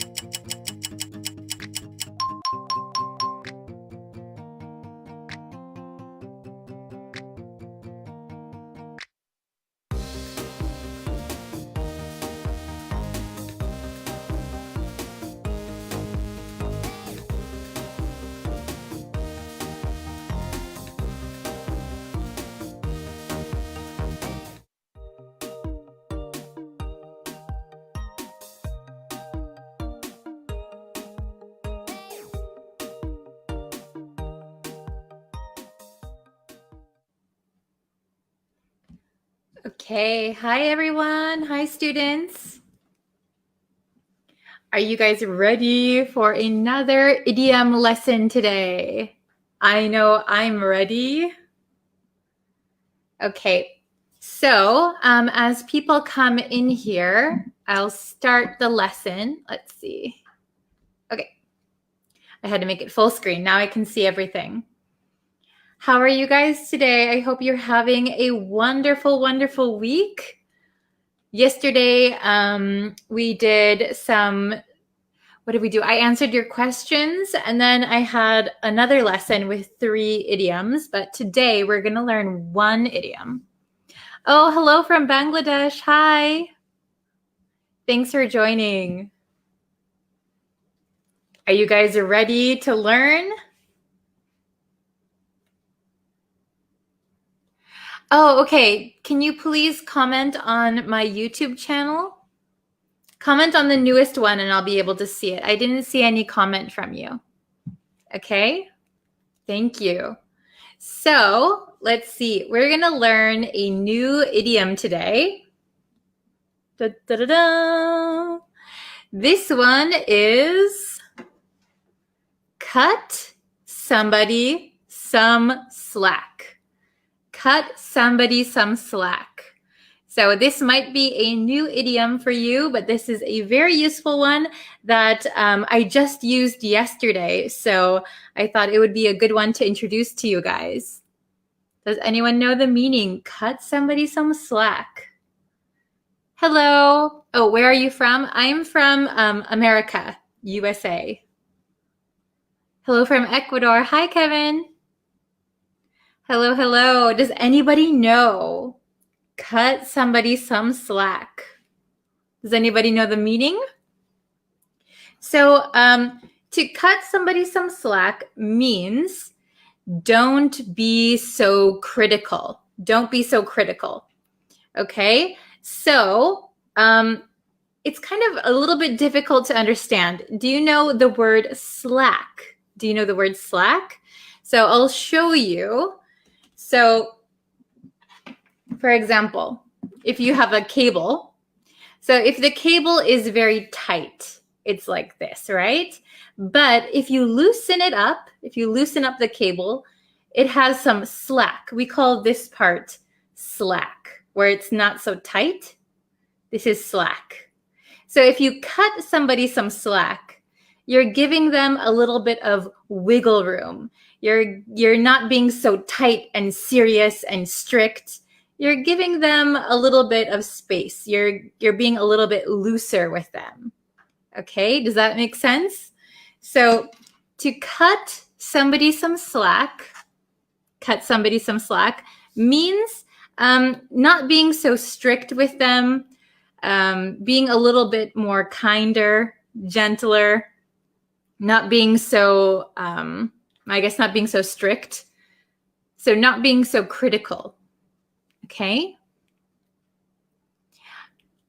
Quarry, I already commented on your YouTube channel. So can you let me know which video you commented on? That would be really helpful. Okay. So cut somebody some slack. Let's look at the examples. Okay. So we have our examples here. So the meaning is don't be so critical. So we always hope that people will cut us some slack, right? We don't want people to be too critical of us. Okay. So number 1, let's look at number 1. He's new. Let's cut him some slack. He's new. Let's cut him some slack. So this could be, he's new. So he's new at the office. He's new on the team. This could mean anything, right? So depending on your situation, he's new. Let's not be so critical. Let's cut him some slack. So he's new, so he's still learning. We should be a little bit more flexible with him. Okay? Number 2, my boss, and this is in the negative. My boss never cuts me, not some. We're going to change this to any. My boss never cuts me any slack. So this is in the negative. My boss never cuts me any slack. So this means my boss is always critical of me. My boss is always critical of me. So this is a negative, never cuts me any slack. So never is not critical. So always critical. Have you ever had a critical boss before? I have. My boss never used to cut me any slack. Okay. Oh, Noor, hi. Thanks for joining us. She has some awesome YouTube videos for English too. Okay. And let's look at number 3. Cut me some slack, will you? I'm trying my best. Cut me some slack, will you? I'm trying my best. So this one, we can say this just on its own. Cut me some slack. Or you can say, cut me some slack, will you? So also, when we talk really quickly, this you becomes ya. Ya. Cut me some slack, will ya? Have you ever heard that before? Cut me some slack, will ya? I'm trying my best. So be a little less critical of me. I'm trying my best. Okay? So cut somebody some slack. So that somebody we can change to cut me some slack, cut her some slack, cut yourself some slack. So we can change that somebody. Okay? So I'm going to read them one more time. I'm going to read them a little bit faster. Okay? So please listen. He's new. Let's cut him some slack. Could you catch that? It was kind of fast. He's new. Let's cut him some slack. Cut him, cut him, cut him some slack. So remember, when we link these words, this T almost sounds like a D, and this H kind of disappears. Cut him, cut him. Let's cut him some slack. Let's cut him some slack. Okay? My boss never cuts me any slack. My boss never cuts me any slack. So this one is in the negative, so we change some to any. My boss never cuts me any slack. And number 3, cut me some slack, will ya? I'm trying my best. Cut me some slack, will ya? I'm trying my best. So will ya, this you becomes ya. Cut me some slack, will ya? Will ya? Will ya? Okay? So that is my American pronunciation. Very good. Do you guys have any questions? I saw one. Can you give me more examples about slack, miss? So slack, I think if you're just joining us, slack is like if you have a cord or a rope or something and it's very tight, this is just tight, right? But if you have some slack, this is slack. So you have some extra room, you have some flexibility, right? So cut me some slack means give me some extra wiggle room, extra flexibility. Okay? So it means don't be so critical. So we often use this like if your parents are telling you to do something and they say, hurry up, you're not fast enough. Oh, come on, Dad, cut me some slack. I'm trying. So don't be so critical. I'm trying. Or your boss might say, hey, you're not working good enough. Work better. You can say, hey, boss, cut me some slack. Please cut me some slack. So don't be so critical, please. Okay? Very good. I hope you guys understand the lesson. Oh, hello from Afghanistan. Oh, thank you for watching every day. I appreciate it. Very good. So please leave in the comments your sentence. Try to make a sentence with cut somebody some slack. I'll put it up here again.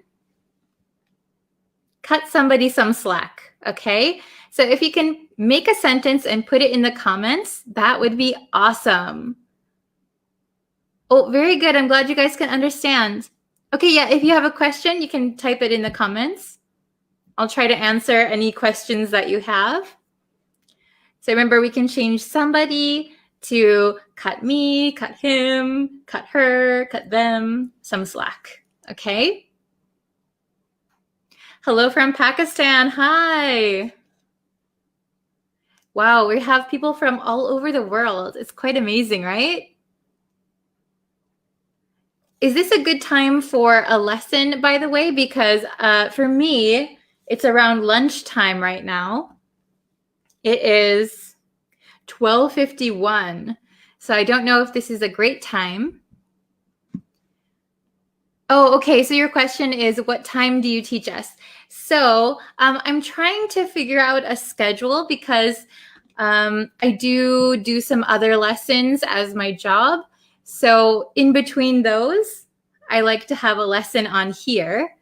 So the time is kind of different every day, but it's around the afternoon for me. I know everybody is in different time zones. So if you can tell me what time is best for a lesson, I'll try to do lessons that time. Oh, hello from Sri Lanka. Hello. So do you think it's better if I make a schedule? Oh, very good. The lesson is hard. Please cut me some slack. Yes, perfect. Very good. Awesome. Okay, so please let me know what time that you would prefer a lesson. If you would like it earlier than this, or at this time, or later. Please leave that in the comments too, and I will do my best. Please cut me some slack. I'm doing my best. Okay. Oh, you prefer this time. Okay. Oh, very good. After COVID-19, the workers need cut some slack to recover their potential. So very good. You could say the workers need to be cut some slack. Ooh, it's 9 in the morning for you. Wow. So around this time is good for you guys, right? Okay. I will keep that in mind. So please write your sentence using cut somebody some slack in the comments, and I'll check them. And I will see you for another lesson tomorrow. Okay? Thank you guys for watching. See you next time. Bye-bye. Oh, hello, everyone. Welcome, welcome, welcome, welcome. I hope you are enjoying the daily lessons.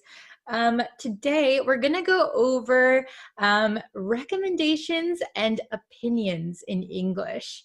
So I'm not sure how many of you know how to give recommendations or state your opinions in English, but that's what we're going to go over today. Hello everyone. So I'm going to give you, I think it's 8 examples of ways that you can give recommendations or your opinions in English. And after we go through them, I want you to write your own sentences, either in the chat or in the comment section, wherever you are able to type. So yes, I want you to try and use the ways that I'm going to give you to write a recommendation or to tell your opinion about something. Okay, so we're going to get into it. Let's see. So look at this colorful board. Okay, so we have 8 different ways to give your opinion or a recommendation, and we have both positive and negative ways. Okay, so I thought that would be easier for people to understand. So let's look at number 1. So we're going to use should be. Okay, should be. So he should be allowed to do what he wants. He should be allowed to do what he wants. So maybe this is an opinion or a recommendation. So I think he should be allowed to do what he wants. All right? Should be allowed. Okay? Let's look at number 2 in the negative. Students shouldn't be required to pay for parking. So I think students shouldn't be required to pay for parking. So I don't know about in your country or at your school. I know when I was in high school, in America, we can drive cars at the age of 16. Very, very young. But some kids would drive their cars to school. But I think they had to pay for parking. So if I think that's not a good idea, or if I think that's not fair, I could say students shouldn't be required to pay for parking.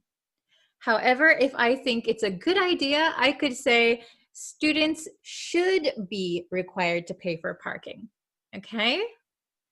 Let's look at number 3. We have a different way to give a recommendation or an opinion.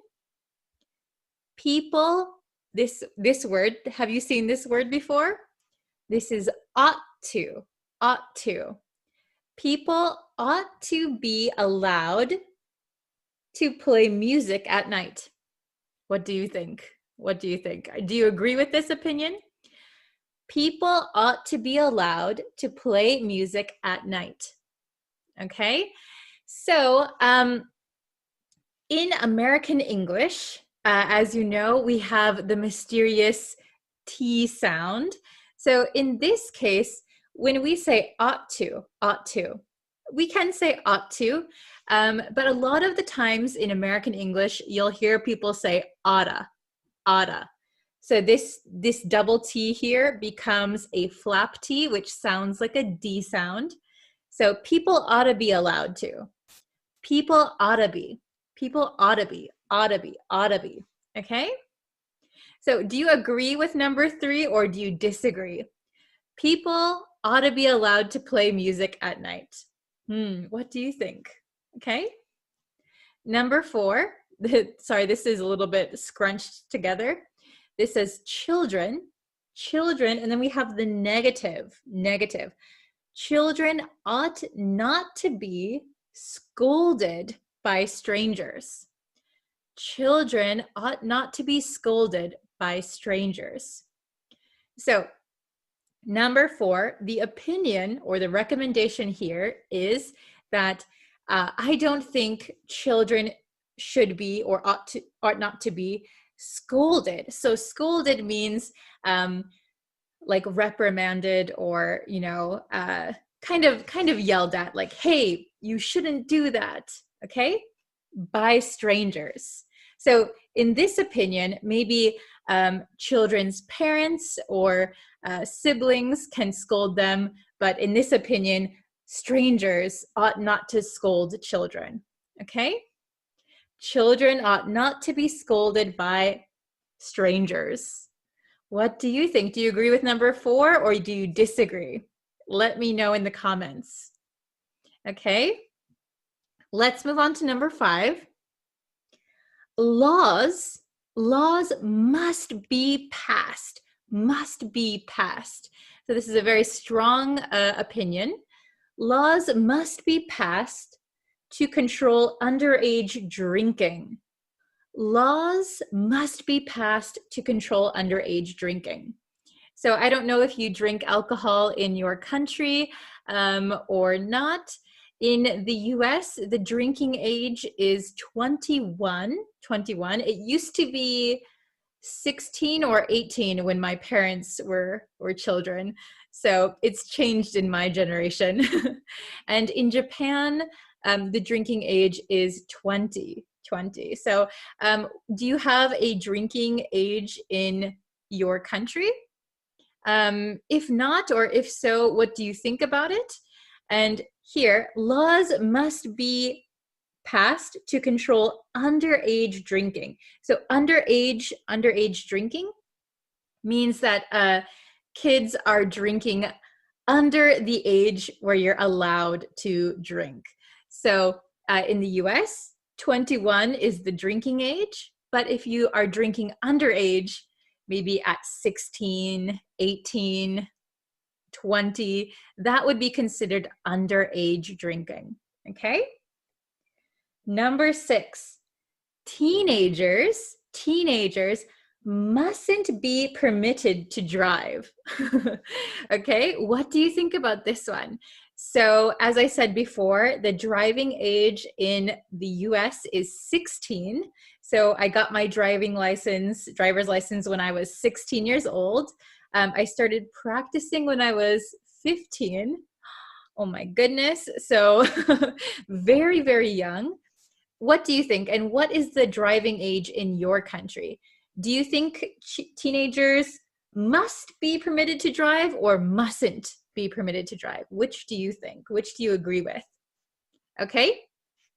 Number 7, a rule has to be made. So this is also very strong. A rule has to be made to require students to bring their own lunch to school. So I don't know in what case this would happen, but a rule has to be made to require students to bring their own, should be lunches. Let's change this to lunches. Lunches to school. What do you think? Do you get, I don't know how many of you are in school right now, but when I was in high school and in middle school, we had a choice. We could bring our own lunch or we could have the school lunch. So what do you think? A rule has to be made to require students to bring their own lunches to school. Agree or disagree? And the last one, number 8, something has got to be done to stop littering. Something has got to be done to stop littering. Okay, so something has got to be done. Something has got to be done. This is also a very strong opinion. Okay, it's very similar. A rule has to be made. Something has got to be done, right? A rule has got to be made. We could also say that as well. All right, and littering, if you don't know, littering is when you throw your garbage on the ground outside. You don't throw it away. Very, very bad habit. All right, we shouldn't litter. Okay. All right, so I hope you can understand all of these different ways to give your recommendations or opinions. Some of them are stronger than others. Okay. So please choose one or two or a few ways that you can make your recommendation or opinion. Put them in the comments. I would love to see them. And tell me if you agree with these. Do you agree or disagree? Let me know. Okay. So thank you very much for watching today's lesson. Please subscribe to the YouTube channel. Like it, share it with your friends. Excuse me. And if you'd like, we also have a Facebook page where I often do live lessons. So YouTube, YouTube, every day we have new lessons. And on the Facebook page, Monday through Friday, I do live lessons. So I hope you stick around. I hope you like these lessons. And I will see you guys tomorrow for another lesson. See you later. Bye. Hello, students. Welcome back for another English lesson. If you subscribe, you'll know when new lessons are uploaded, and it really helps out the channel. In today's lesson, we're going to do another dictation lesson. That means I will give you a sentence. I want you to listen to what I say, and I want you to try and write it down. See if you can write down everything I say correctly. I have a similar lesson that we've done previously, which I will link for you. So please check out that one as well. Okay, in this lesson, I'm going to give you a simple conversation that two native speakers might have on a rainy day. Some of the vocabulary or expressions might be new to you, but that's okay. I want you to listen to the whole conversation first, one time. Then I'll break it down into sentences. I will repeat the sentence 2 times. Then I want you to write down exactly what you hear. We'll do this for every sentence. At the end, you'll listen to the whole conversation one more time with subtitles. Let's see how much you can understand. As I just mentioned, some of the words and expressions might be new to you. Don't worry, I'm going to explain the meaning of everything at the end of this lesson. So make sure you watch until the end. Are you ready? First, let's listen to the conversation. You don't need to write anything yet. Hey, what are you up to? Nothing much. I'm just waiting for the rain to let up. Yeah, it's really coming down.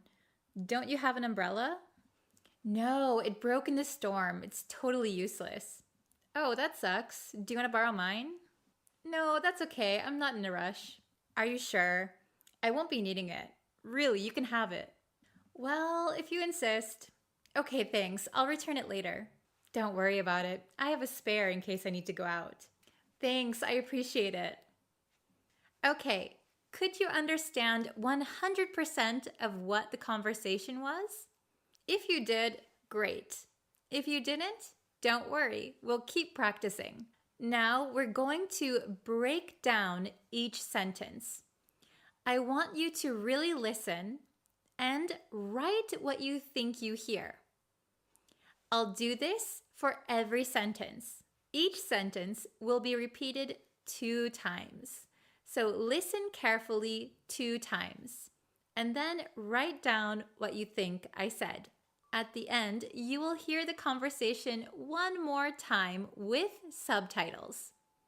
Then you can check your answers and see how much you got right. Are you ready? Let's try. Hey, what are you up to? Hey, what are you up to?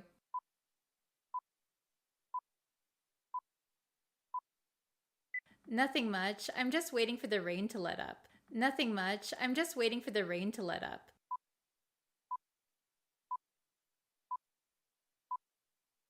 Yeah, it's really coming down. Don't you have an umbrella? Yeah, it's really coming down. Don't you have an umbrella?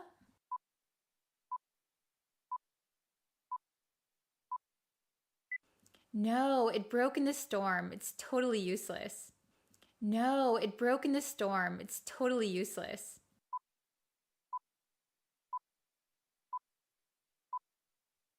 Oh, that sucks. Do you want to borrow mine? Oh, that sucks. Do you want to borrow mine?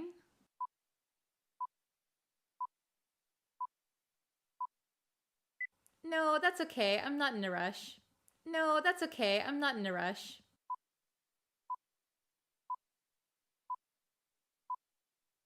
Are you sure? I won't be needing it. Really, you can have it. Are you sure? I won't be needing it. Really, you can have it.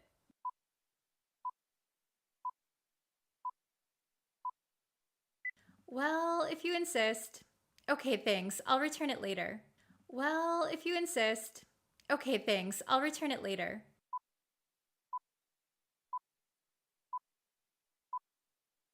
Don't worry about it. I have a spare in case I need to go out. Don't worry about it. I have a spare in case I need to go out.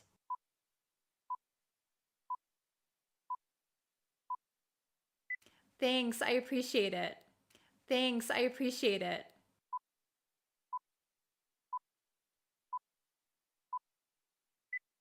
How did you do? Was it easy? Let's check your answers. We're going to listen to the whole conversation one more time with subtitles. Hey, what are you up to? Nothing much. I'm just waiting for the rain to let up. Yeah, it's really coming down. Don't you have an umbrella? No, it broke in the storm. It's totally useless. Oh, that sucks. Do you want to borrow mine? No, that's okay. I'm not in a rush. Are you sure? I won't be needing it. Really, you can have it. Well, if you insist. Okay, thanks. I'll return it later. Don't worry about it. I have a spare in case I need to go out. Thanks, I appreciate it.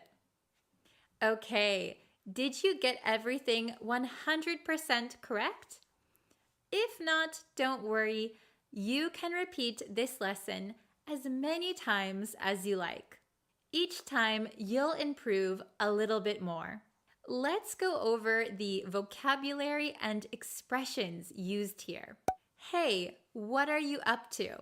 Hey is a casual way to say hello or hi. What are you up to is a casual way to ask, what are you doing? Nothing much. I'm just waiting for the rain to let up. Waiting for the rain to let up means I'm waiting for the rain to not be so heavy, or I'm waiting for the rain to stop. I'm waiting for the rain to let up. Let up. Yeah, it's really coming down. Don't you have an umbrella? It's really coming down. This means that it is raining very heavily. A lot of students learn the idiom, it's raining cats and dogs. And we sometimes use that idiom. But a lot of the times we say, it's really coming down, or it's pouring. These all have the same meaning. It's raining a lot. It's raining very hard. No, it broke in the storm. It's totally useless. So, no, I don't have an umbrella. It broke in the storm, and I can't use it anymore. It's totally useless. Oh, that sucks. Do you want to borrow mine? So, saying that something sucks is a very casual way to say, that's too bad. That sucks. The next one we're going to look at is if you insist. So insist means strongly suggesting something, kind of pushing something on someone. So if someone says, no, please, please, take my umbrella, I insist, it means I'm really telling you, take my umbrella. So we can say, well, if you insist, I'll accept it. If you insist, or I insist. A very strong suggestion. Don't worry about it. I have a spare in case I need to go out. So a spare is an extra of something. Usually when you drive a car, you should keep a spare tire in your trunk. Or some people have a spare key to their house hidden somewhere that they can find if they forget their key. In this case, I said I have a spare umbrella. This means I have an extra umbrella. So don't worry, you can take mine. Okay, was it understandable? Did you learn some new vocabulary or new expressions? I hope you did, and I hope you can use them the next time you have an English conversation. Thank you so much for watching this lesson, and I can't wait for the next one. See you next time!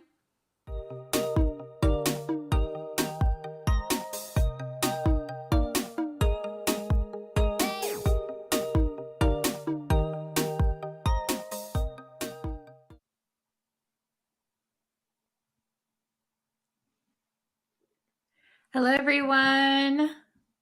I hope you're all having a great day. So we're going to be doing an advanced reading comprehension lesson today on finance. But before we get into today's lesson, if you haven't yet and you would like to, please subscribe to the YouTube channel. That helps me out so much. You can also like me on Facebook you can turn on notifications both on YouTube and Facebook, and hopefully you should get a notification when I go live and when I post videos and things like that. You can also like me on TikTok, follow me on TikTok. Yeah. All right. Hello, Ali. Hello, Moez. Hello, Oliver. Hello, Brenda. Hello, Nadim. Hello, Nuvors. Mohammed. Hello, hello. Welcome, everyone. Chriso, hello. Okay. So, oh, hello from Baghdad. Wow. Hi. So, let me just quickly do this. Okay. So, we are going to be doing an advanced reading comprehension lesson on finance. So I don't know how relevant it is for your work or anything, but I think the words that we can learn in this article are going to be helpful. Okay, very good. So let's look at the article, okay? This is from CNN World News.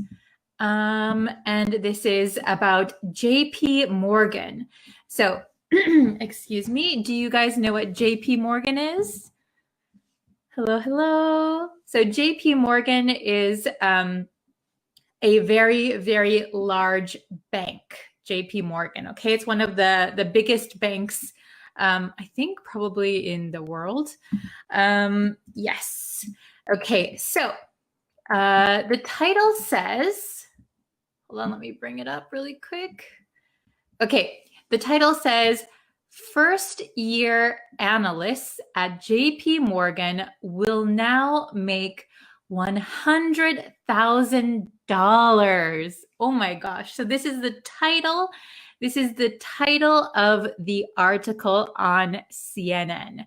So first year analysts. So an analyst is a job, and first year analyst means it is their first year. Okay? So probably they are fresh out of college, fresh out of university. It's their first year working. And at JP Morgan, they will now make $100,000. So we can also refer to this as a six-figure salary. A six-figure salary. So 6 figures means 6 numbers. So 3 zeros, 2 zeros, and a 1, right? So total, this is 6 numbers. So they will make a 6-figure salary. Wow. Can you imagine that? That is crazy, right? Very high salary. Oh, Tetwin, hello, welcome. Okay, so first year analysts at JP Morgan will now make $100,000. All right, let's look at the article.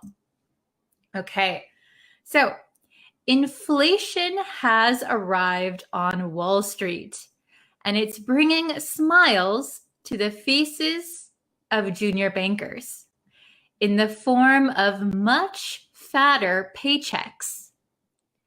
JP Morgan Chase, and in parentheses, JPM, is raising the salary of first-year analysts to $100,000, up from $85,000. A person familiar with the matter told CNN Business. The pay hike, which takes effect July 1st, means some millennials and Gen Zers will be making 6-figure salaries fresh out of college. The hikes will make JP Morgan the most lucrative big bank for junior analysts, a shrewd move amid an ongoing war for talent between Wall Street and Silicon Valley, where many tech firms offer greater flexibility for remote work. Okay, so I've just read the sentence, but if you could tell me how much you could understand, let's see how much you can understand. What percentage? 85%, 100%? Let's look at the vocabulary. Okay. So first we have inflation. Inflation. Inflation means a general increase in prices. Okay, here's an example sentence. Higher inflation will likely lead to a rise in the cost of raw materials. Okay, so inflation means that the price will increase. Okay, very good. Oh, somebody asked, what's the difference between figure out and find out? I have a lesson on that on YouTube, so I hope you check it out. Okay. Oh, here's a good question. Could you pronounce analysts again? So one person is an analyst. One person is an analyst. Multiple people are analysts. Okay, very good. So that is the meaning of inflation. Okay. The next one, Wall Street. Does everyone know what Wall Street is? So Wall Street is a street located in the lower Manhattan section of New York City. Wall Street is used as an umbrella term to describe the financial markets and the companies that trade publicly on exchanges throughout the US. Long explanation, but Wall Street is a street in New York where lots of financial markets are. Okay, so lots of companies that trade publicly are on this street. Okay, so an example here is trading on Wall Street has halted. Trading on Wall Street has stopped. Okay, stock market, yes, very good, having to do with trading and stocks. Tet Win said transfer money. So transferring money you can do like between individual people, but Wall Street is specifically like having to do with the stock market. So like where big businesses can make money, right? Okay. Next one, fat paycheck. Fat paycheck. So a fat paycheck is an informal way to refer to a large amount of income. So sometimes you'll hear fat paycheck, fat wallet, fat bank account. So fat means like very wide, right? Like people can be fat or something. But if you have fat paycheck, fat bank account, fat salary, fat something, this means you have a lot of it. It's very informal, but it means you have a lot of money. Okay, so I received a fat paycheck after a day of hard work. Ah, okay. This is good. What does umbrella term mean? All right, let me go back really quick. Let me go back. So this says Wall Street is used as an umbrella term to describe the financial markets and companies that trade publicly. So an umbrella term is, so if you can imagine an umbrella, right? So you can put a few things under the umbrella. So Wall Street is the general term, umbrella term, to describe financial markets and companies. Okay, so it doesn't refer to just one company or one market. It means all of them. Okay, it's a general term. Good question. All right. So we talked about fat paycheck, a lot of money. Do you guys get a fat paycheck from your work? I hope so. Okay, the next one is a pay hike. Pay hike. So everyone knows what pay means. You get money. Hike, if you can think of hiking, if you go up a mountain, a hike means going up, going up. So a substantial, so a very big increase in wages. Wages is another word for salary. Okay, so a pay hike is a big increase in your salary. Okay, So the example is the company approved a pay hike for their employees. So the company approved a bigger salary for their employees. Okay, very good. So next one. Okay, this one. So here we have millennials. Millennials. Do you guys know what a millennial is? So a millennial is anyone who was born between around 1981 to 1996.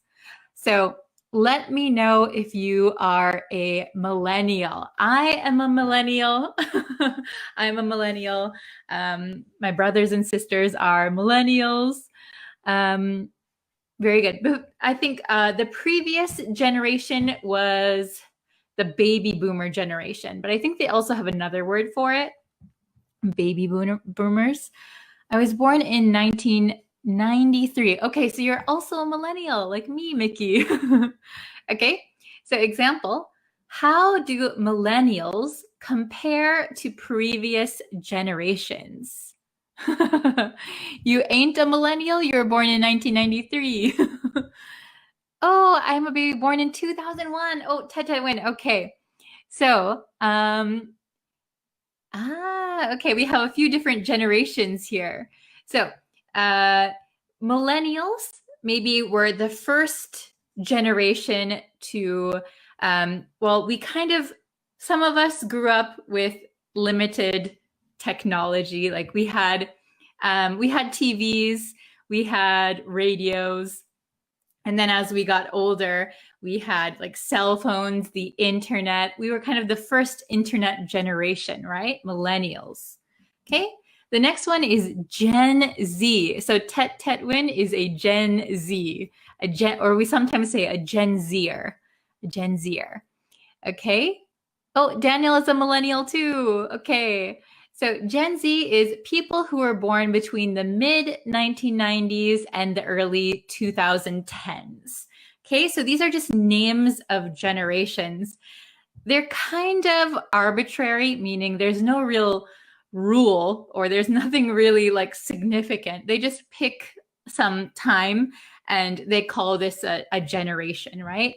So Gen Z is from mid or late 1990s and the early 2010s. Okay, so where do millennials end and Gen Z begin? We don't know. Daniel. So it's kind of, there's some overlap with like millennials and Gen Zs. But if you were born, you said you were born in 92, so I would think you are a millennial.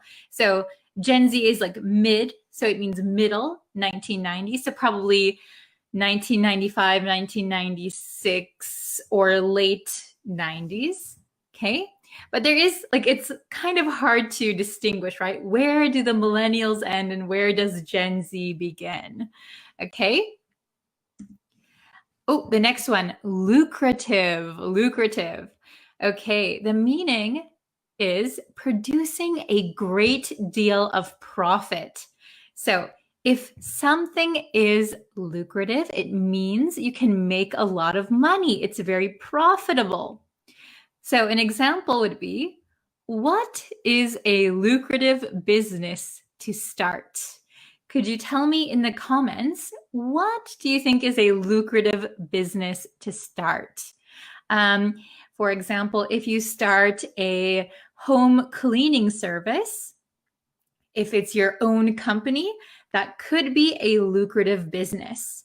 Or if you're able to fix something, if you can fix cars and you start your own business, that could be a lucrative business.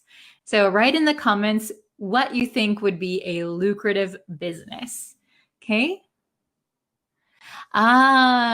So Tet Win said, today in Myanmar, Gen Zers lead to fight the military coup and get democracy. Yeah, so I think usually like always the youngest generation are the ones that initiate change, right? Okay, very good. I think this might be the last one. Let's try this one. This is shrewd. Oh, it wasn't the last one. Okay. So this word is shrewd. Shrewd. It's kind of a strange word. Shrewd. This is a good one. I feel like Uber Eats is a lucrative business. Yes, very good. I think so too. Any kind of delivery service is a lucrative business. Okay. Making masks are lucrative businesses. Yes, that is a lucrative business. Tricky word, shrewd. Yes. So, shrewd means smart or clever. Okay, smart or clever. So, or like cunning, shrewd. Okay, so it means if someone is shrewd, they are quite clever, quite smart. So I have an example here. It was shrewd of you to make such a good investment. So that was really smart of you to make such a good investment. So somebody is shrewd, or it was shrewd of someone. Okay? Shrewd. Next one, amid. Amid. Okay?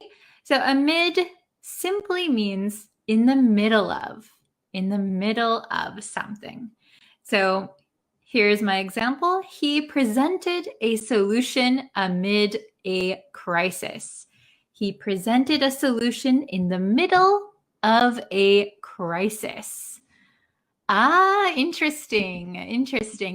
Investing in cryptocurrencies can be lucrative. Excellent. That's true.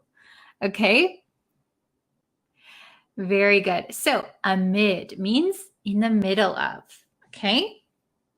So that was all of the vocabulary. Yes, really quick. We can also use amidst too, right? Yes, both of them are acceptable. Amid is a little bit more common. Okay. Thank you. Okay. So we're going to read it one more time, and I will explain it again as we go so you can really understand it. Okay. So we have inflation has arrived on Wall Street. So now we know that Wall Street is in New York. It's an actual street, and it's the umbrella term. It's the general term for like trading stocks, and it's like the stock market, right? So inflation means prices are going up. Prices are going up. Okay. So usually inflation is a bad thing, right? So if our country is going through inflation, it means maybe you used to buy bread for $1.50, but now it costs $1.75. The price goes up. But here, inflation has arrived on Wall Street, and it's bringing smiles to the faces of junior bankers. So junior bankers are very happy about this inflation because it is in the form of much fatter paychecks. So inflation is coming in the form of fatter paychecks, so higher salary. Okay, so the inflation is not about like prices for like material things, but here it is their salary is being inflated. So they are very, very happy, right? So JP Morgan Chase, or shortened to JPM, is raising the salary of first-year analysts to $100,000, up from $85,000. A person familiar with the matter told CNN Business. So here, a person familiar with the matter. So somebody who knows about this increase in salary told CNN this information.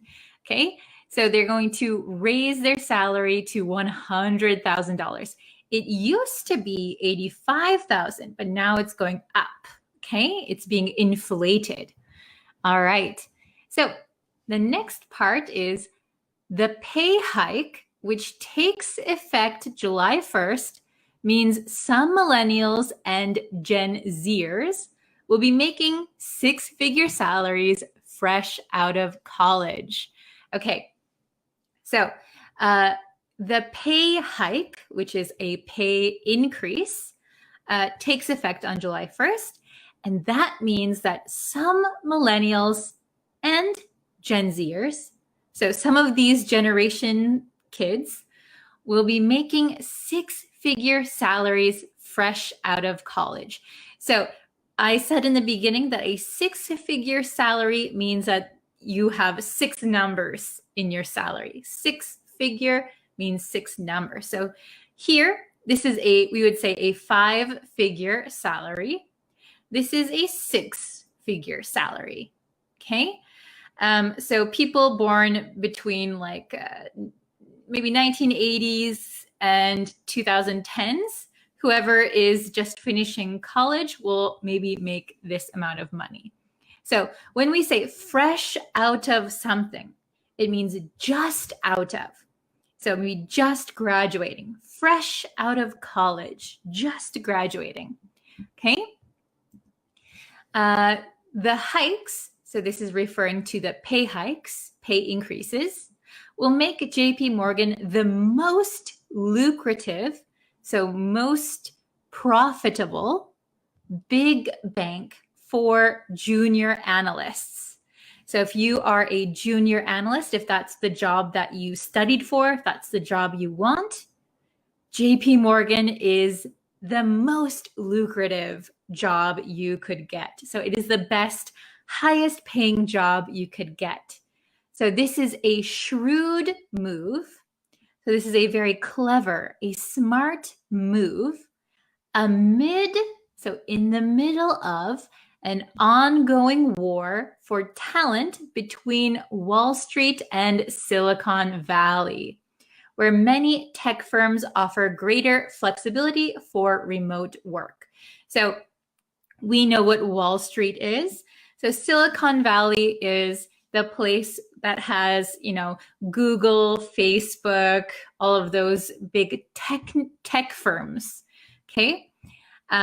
So tech firms generally offer better flexibility for remote work. So maybe you can work from home, you can go on vacation and work. So JP Morgan decided to be very smart, very shrewd, and they increased the salary. Okay, so this is maybe an ongoing war, continuous war for smart people between Wall Street and Silicon Valley.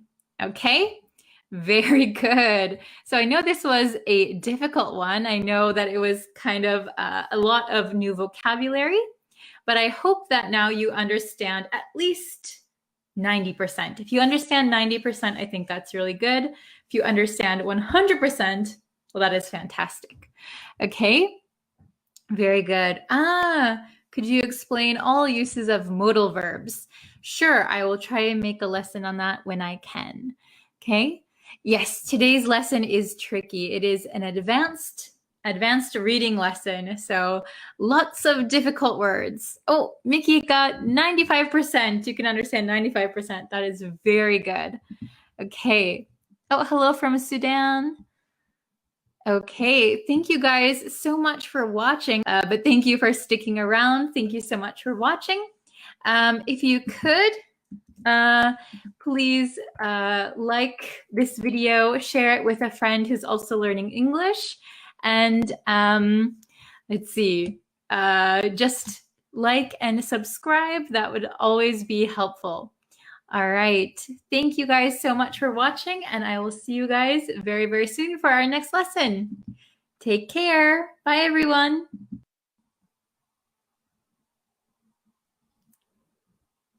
Oh, hello, everyone. Welcome to our live lesson. How are you guys today? I hope everyone's having a great day. I hope you can hear me. I totally forgot to check my microphone before I started, but I hope you can hear me. Hello, everyone. Welcome, welcome. Let me know which country you're watching from also. And we are going to learn some common phrasal verbs today. Common phrasal verbs in American English, at least. Hello, Jabbar. Hello, Abi. Hello, Labiang, Mohammed, Nabidad. Hello, hello, hello. How are you guys? From India, welcome. How are you? From Colombia, hello, Andres. From Pakistan, awesome. So we're going to be looking at some common phrasal verbs, and before we get into the lesson, if you guys could like the Facebook page, that would help me out a lot. Or you can go and subscribe to the YouTube channel. We have quite a lot of subscribers over there. So I want to thank you guys so much for watching. And yeah, like this lesson, share it with one of your friends who's also learning English, and we can get into our lesson. Oh, how is the weather here today?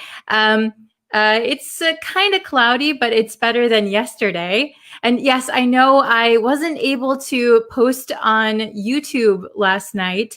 And I don't know why. YouTube had an error. I got like an error message. So I hope that it works today. Yeah. So don't worry. I have lessons planned. I just hope that no more errors on YouTube. Okay, so let's see. I'm going to share my screen, which I totally forgot to do before. Ugh. Okay, share screen. Let's see. We have this ready. Okay, so can everyone see this? We have common phrasal verbs. So we're going to go over, I have 4 of them for you. So the first one is ask around. Ask around. Does anyone know what ask around means? Have you heard of this one before? Oh, very good. Okay, so ask around. We use this one quite a lot in American English, at least. So it means to ask many people to tell information about someone or something. So if you want to know something, if you want to get some information, you might ask around. So around is like going to many different people and asking to tell you information. Okay, so here's an example sentence. The example is, I heard you were asking around about me. I heard you were asking around about me. So this could either be a good thing or a bad thing, right? Somebody is asking many people about you. Somebody wants information about you. Is that a good thing? Is that a bad thing? Why do they want the information to begin with? Okay, so ask around, to ask around. Okay, let's take a look at the next one. We're going to have questions at the end. So if you can remember, ask around, ask around. This is the first one that we're looking at today. Okay, ooh, I saw somebody says they love phrasal verbs. Awesome, thank you. Okay, let's see. Hold on. We can't see the sentences because of subtitles. So I think the subtitles are automatic. So I think you can go to the setting, maybe on the video, and turn off the subtitles. Okay. So next one. Act out. Act out. Has anyone heard this one before? So there are several meanings for the phrasal verb act out. However, we're going to look at one that is specifically used in the US. Okay, act out. So act out means behave badly, especially when unhappy or stressed. Okay, so act out. To act out means behaving badly. Okay, let's take a look at my example. She started to act out, so she started to behave badly when she found out her parents were getting divorced. Okay, so maybe this is a little girl and she just found out that her parents are getting divorced. So maybe she started to act out. She started to behave in a bad way. So maybe she's acting out because she is stressed or she's really unhappy. She's sad. She's angry because her parents are getting divorced. Okay, so that's very stressful, right? So kids will act out in that kind of situation. Okay, very good. Then we have the phrasal verb make it up to. So usually we say make it up to someone. Make it up to someone. So if you know make up, to make up means that if you had a fight, you make up afterwards. So your relationship gets back on track. You make up. Okay, so this is very similar, very, very similar. So make it up to someone means to compensate someone for negligent or unfair treatment.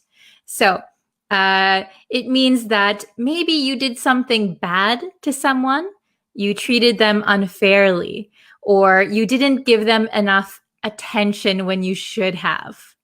So in order to make them feel better, you will do something for them. So that means make it up to someone. Okay, let me just give you the example really quick. It was wrong of me to do that. How can I make it up to you? So I did something wrong and I want to make you feel better. What can I do? How can I make it up to you? What can I do to make you forgive me or to make you happy again? Okay? Very good. All right. So, by the way, I saw some questions in the chat. Where are you from? I am from the United States, but I'm currently living in Tokyo, Japan. Okay. What does unfair mean? Unfair. So, oh, hello. Unfair is the opposite of fair. So if you treat someone unfairly, oops, I'm on here. If you treat someone unfairly, it means that even though I'll give you an example. So for little kids like ice cream. I give my best friend 2 scoops of ice cream. And then I give somebody I don't really like 1 scoop of ice cream. It should be even, right? It should be fair. 2 scoops, or 1 scoop. But I like this person, so I gave them 2. I didn't like this person, so I gave them 1, right? That is unfair, not balanced. Okay? All right, let's look at another one. Catch on. Okay, so catch on also has many meanings, but we're going to focus on one today. Okay, we're going to focus on one. So the meaning of catch on that we're going to look at today is that something becomes popular. So to catch on means to become popular. But we don't use it for people. We use it for things. So something becomes popular. Okay? So I don't know what has caught on recently where you live, but here's my example. Going cashless has really caught on in Japan. So remember the past tense or the past participle of catch is caught. Catch, caught, caught. A lot of people forget that. Okay, so going cashless. So until recently in Japan, we had to pay in cash everywhere. So a lot of restaurants, stores, places like that, grocery stores, only accepted cash. But now, recently, after after the pandemic, we have been going cashless in Japan. So using credit cards or cashless apps on our phone, those have become really popular. So going cashless has really caught on in Japan. How about you guys? Has cashless caught on in your country? I would love to know. Okay. Very good. So that is the example for catch on. I think the next one is going to be questions. Okay, we have some questions. So I hope you remembered all of the ones we just learned. Let's try to do number 1 together. I don't know what I did wrong, but I'd like to something you. So I don't know what I did wrong, but I did something wrong. I don't know what I did wrong, but I'd like to, one of the phrasal verbs we just learned, you. Okay, can anyone remember? I know that we don't have the answers here. Can you remember all of the ones that we learned? Oh, very good. I see a good answer. Make it up to you. Very good. Let's see. So, very good. The correct answer for number 1 is make it up to you. Very good. So, I don't know what I did wrong, but I'd like to make you happy again. I'd like for you to forgive me. So I'd like to make it up to you. Excellent. Very good. Very good. Okay, let's try number 2. And see if there are cheaper hotels in the area. Okay. And see if there are cheaper hotels in the area. Very good. Okay. Can you remember what would go for number 2? Number 2. Okay. And see if there are cheaper hotels in the area. Oh, very good. Very good. Okay. Oh, this is a good, I see a lot of correct answers. Before we get to the answer, I want to answer one question. Maybe I'll do it after we answer this one. Okay, so the correct answer is ask around. Ask around. So ask around and see if there are cheaper hotels in the area. So go around. It doesn't even have to be physically. You can ask around by calling people. So if you call many hotels, that could also be asking around. So ask around and see if there are cheaper hotels in the area. Perhaps that means calling hotels and asking their rates. Okay, I saw a good question about make it up to. What is the difference between make up for and make it up to? Are they the same? So they're very similar. So it's very similar just to make up. To make up means to forgive each other after fighting. And then to make up for, after the for is something that you did wrong. I'd like to make up for forgetting your birthday. So after the for is the thing that you did bad, right? So make up for something wrong and make it up to the person. make it up to the person. Okay, very good. I hope that was understandable. Okay, let's go back to the questions. Very good, everyone. Okay, number 3. I wonder if this new app will ever something.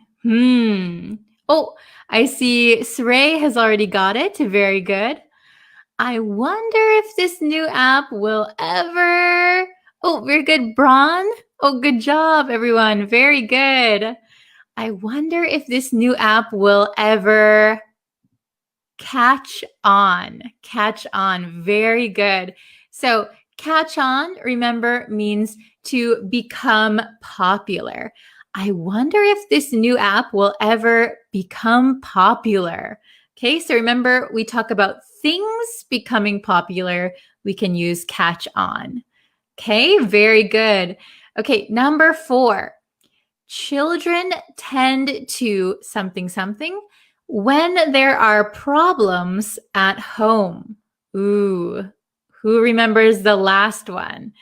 Children tend to when there are problems at home. Oh, very good, Srey. Oh, very good. I see lots of correct answers. Osman, very good. Okay, children tend to act out when there are problems at home. Excellent, very good. Okay, children tend to behave poorly or act in a bad way when there are problems at home. So if they are stressed out at home, children will probably act out. Okay, we have 2 bonus questions, so we're going to reuse 2 of these. Okay, so we have make it up to, ask around, catch on, and act out. Okay, so number 5 and 6 will be reusing 2 of them. Okay, number 5, I'll to see if anyone has seen her. Number 5, I'll to see if anyone has seen her. Oh, very good. I see some correct answers right away. Good job. Yes. Okay, everyone, good job. I'll ask around to see if anyone has seen her. Perfect. So I will go and ask the neighbors. I will ask her classmates, her teachers. I will ask many people and try to find if anyone has seen her. Okay, very good. Last one, the last one. The teacher said you often in class. Ooh, the teacher said you often in class. Which one do you think fits for number 6? Number 6. Which one is the best answer? I'll... No, not I'll. That's number 5. The teacher said you often in class. Ooh, I see lots of different ones. I see ask around, act out, catch on, act out. Okay, some of you are correct. Okay, so the only one that makes sense here is act out. The teacher said you often act out in class. So that means the teacher said you often behave poorly in class. So maybe the student is talking out of turn, or the student doesn't answer when the teacher asks them a question. They're behaving badly. They're acting out. Okay, so remember, make it up to someone. You want to apologize and do something nice for someone. Ask around means asking many people for information. Catch on means something becomes popular, either like a new custom, practice, or a thing can become popular. But we don't use catch on for people's popularity. Okay, very good. Okay, Does everyone understand? Are there any questions? If you have a question, you can put it on in the chat and I will try and answer it for you. Let's see. Wow! I got 5. Wow, good job. That's excellent. Nicely done. Very good. Okay. So, let's see. If you want to make some example sentences, make it up to, ask around, catch on, act out, you can leave it in the comments and I'll try and put it on the screen for you. Okay, so I think I can, let's see, make myself bigger again. Let's see. Oh, we have a question. Very good. Can I substitute act out to throw a tantrum? Yes, they're very similar. So throwing a tantrum sounds like when a child gets very upset and they're on the ground crying and screaming. That is a tantrum. But act out can be very similar. Usually we use tantrum for young children, but it's possible to use for adults if they're behaving in that way. But act out is very similar to throwing a tantrum. Oh, that's a good one. Okay. Answer my question. What is your question? I don't see it. Okay. Are these verbs formal? So these phrasal verbs, I would say, formal in the sense that they are not slang. You can use them in almost any situation, I think. Let's see, we have make it up to someone, ask around, catch on, act out. Yes, like even the words, oh, can you hear that? There's an airplane flying right above me. For example, the words act out, you might find act out in like academic papers about psychology or children's behavior or something like that. Okay, very good. How did TikTok catch on? So maybe catch up means to kind of meet someone that you haven't seen for a while and talk and get the new information. So I think you meant to write catch on. How did TikTok catch on? Yes. Do you guys watch or do you guys use TikTok? I haven't, but I go on there sometimes. I haven't made any TikToks. Okay.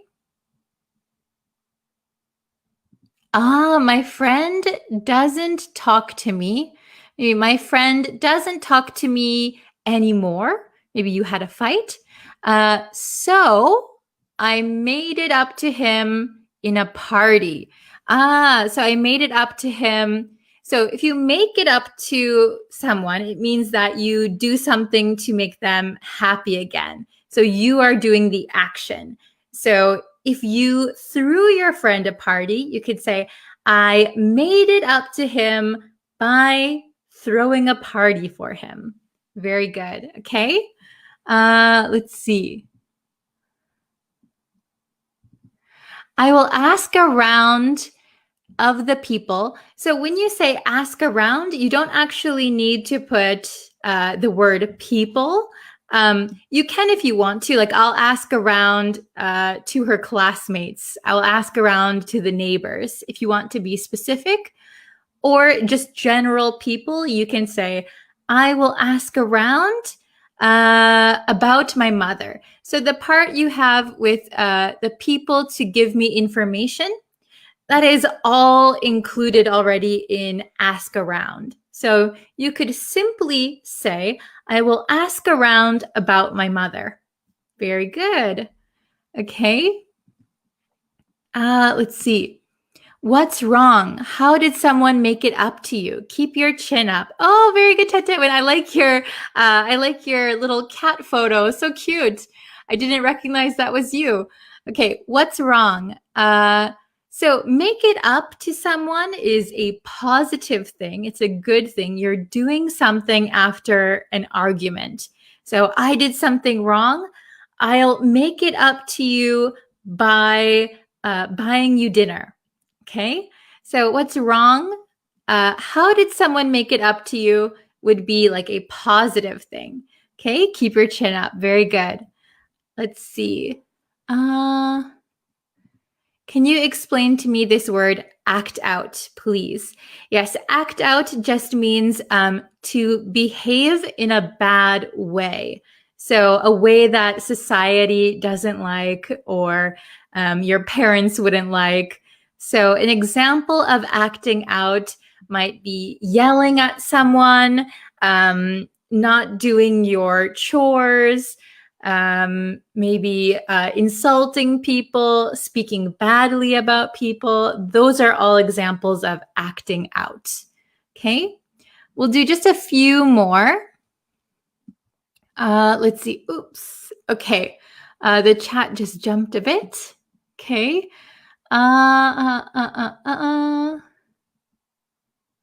Oh, yes, during COVID-19, beautiful masks catch on. Yes, very good. There's a lot of cool masks out there now. That is so true. Okay. Very good. Okay, I will just answer one or two more. Oh, this is a good one. Hi, Miss. What does the word ask out mean? So to ask out someone means that you want to take them on a date. So this is for like romantic relationships. I want to ask that girl out. I want to ask that boy out. He asked me out on a date. So this is for like going somewhere with the possibility of romance. Okay, excellent. Okay, we're gonna do one or two more. I keep saying that. When I rent a house, I will ask around to the neighbors in the area. Very good. So usually we'd say I will ask around to the neighbors if it's a specific group of people. I will ask around to the neighbors. Good job. Okay, so very good, everybody. We're going to end the lesson here today. Oh my gosh, it's been almost 30 minutes. Okay, so yes, please subscribe to the YouTube channel, like the Facebook page. They are all under Breeze Practical English. So please go and subscribe, like, and share it with your friends, okay? Thank you guys so much for watching. I will definitely see you guys very soon, okay? Thank you so much. Bye, everyone.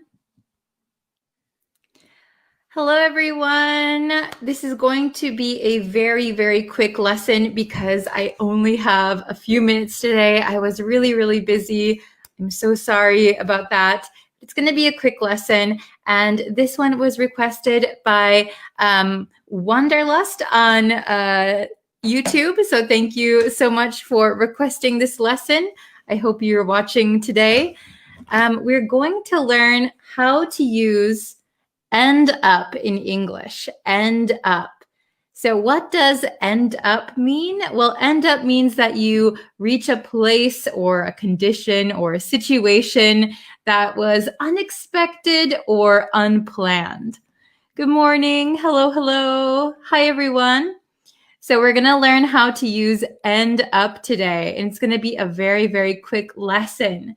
So if you know how to use end up, please feel free to make some example sentences. Hello, Karen. Hello, hello. Hi, everyone. Okay, so going to be a quick lesson. End up. So we have the definition here. Okay, end up.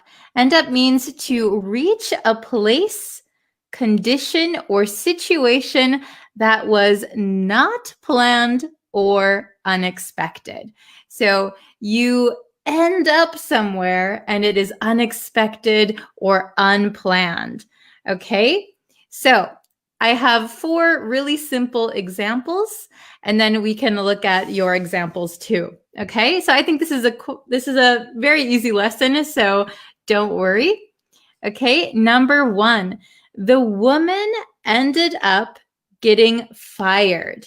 Oh no, the woman ended up getting fired. So in the end, after some events, unexpectedly and unplanned, she got fired. The woman ended up getting fired. So she didn't plan to get fired, and she probably didn't expect to get fired. But after some events, she ended up getting fired. Okay, very good. So number 2, she doesn't want to end up like her mother. She doesn't want to end up like her mother. So maybe in the future, she doesn't want to unexpectedly become like her mother. So she doesn't want to end up like her mother. She doesn't want to become like her mother. So maybe her mother is not good at talking in front of people, for example. She doesn't want to end up like her mother. So some series of events would make her become like her mother. So she's trying to avoid that. She doesn't want to end up like her mother. Hello. Welcome everyone who's joining. Okay, number 3. He ended up getting married to his high school sweetheart. He ended up getting married to his high school sweetheart. So if you don't know what a high school sweetheart is, a high school sweetheart is someone who you are dating in high school. So usually people don't marry their high school sweethearts. Usually your high school sweetheart is your first love, and it's when you're very young, but you don't tend to see people marrying their high school sweethearts. So it's kind of unexpected. Wow, he ended up marrying his high school sweetheart. Wow. Okay. Very good. And number 4, the last one, it ended up being a great decision. So it was unplanned, but it was a great decision. It ended up being a great decision. So end up, remember, is to reach a place, condition, or situation that was not planned or expected.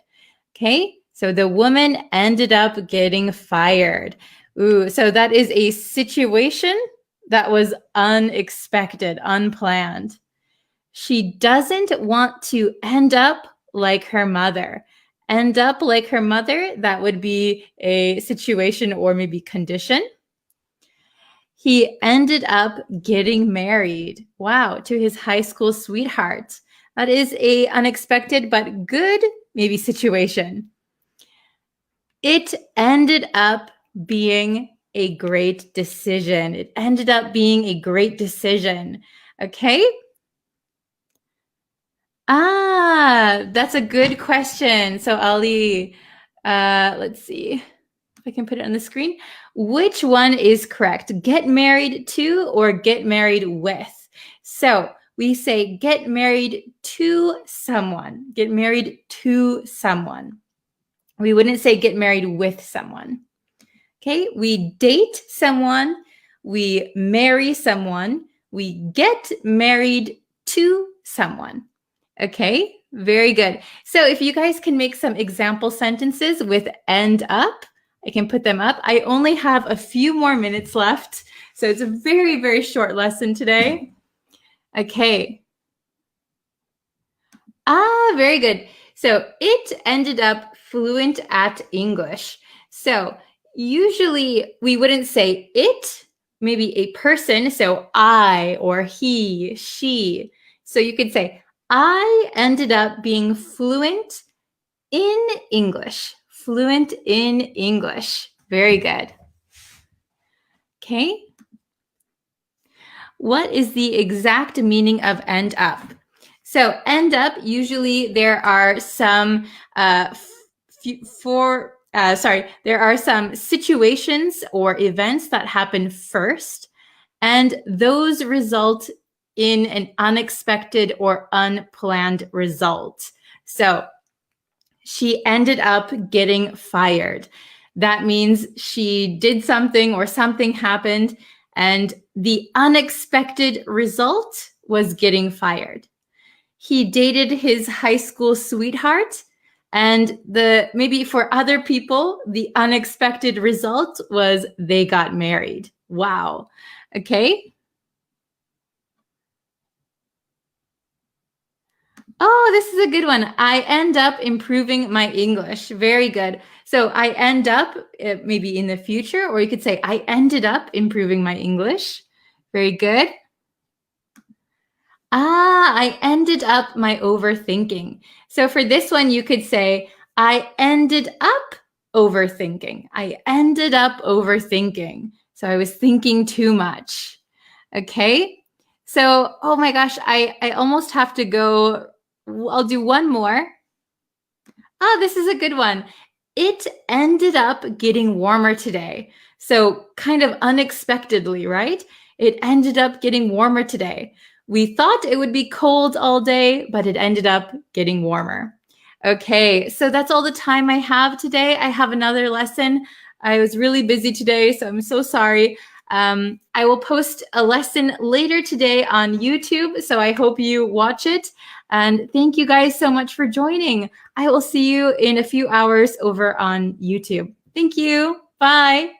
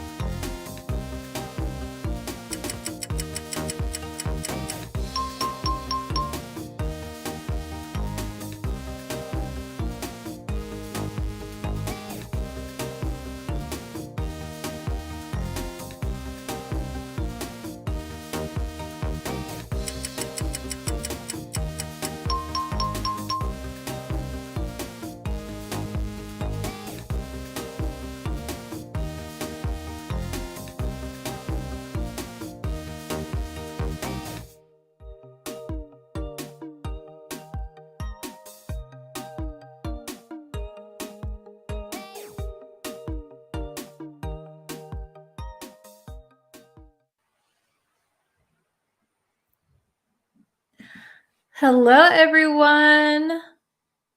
Hi out there. I think we are live right now. Hello, hello. Let me just check my phone, make sure we are actually live. How are you guys today? Before we get into today's lesson, if you haven't yet and you would like to know when I go live, when I post new lessons and things like that, please subscribe to the YouTube channel. You can turn on the notifications and you should get some notification that I go live. You can also like me on Facebook and follow me there, turn on notifications there because I go live on Facebook also. And yeah, follow me on TikTok. Everything should be linked in the description. So I hope you can follow me in all the different places. Okay, so we're going to start the lesson. All right. By the way, don't forget to tell me what country you're watching from. I love to see all the different countries that we're gathering. Okay, so we're going to start. Are you ready? And if you have any questions, feel free to ask in the chat also. So we are going to be looking at the difference between guarantee and warranty. Okay, guarantee versus warranty. This is a vocabulary lesson. And these two words, some students have asked me the difference between them before. So I thought I would go in depth today and try and answer it as best as I can. Okay, so guarantee versus warranty. They're very similar, aren't they? They kind of sound the same from the middle. Guarantee, warranty, and their meanings are very similar as well. Okay, so we're going to get into the lesson. Are you ready? Okay, so I have a little bit of the history of these words, okay? So, why are these words so similar? Okay, why are they so similar? Well, guarantee and warranty are very similar words. Why is that? Well, the root of both words comes from the old French word guarantee. I might be pronouncing that wrong. It's Old French. I don't speak Old French. But you can see this is kind of the root of the word, right? So this word, which comes from the verb garantir, meaning to protect, to warrant, or to guarantee, okay? Most words in French come directly from Latin. However, this word has roots in the Germanic language that was spoken by the Franks called Old Low Franconian. In French, this language is called Francique. Again, I'm sorry if I'm mispronouncing this one. Basically, the language of the Franks. The Old Low Franconian, Old Dutch word was waarjan, meaning to guarantee as true.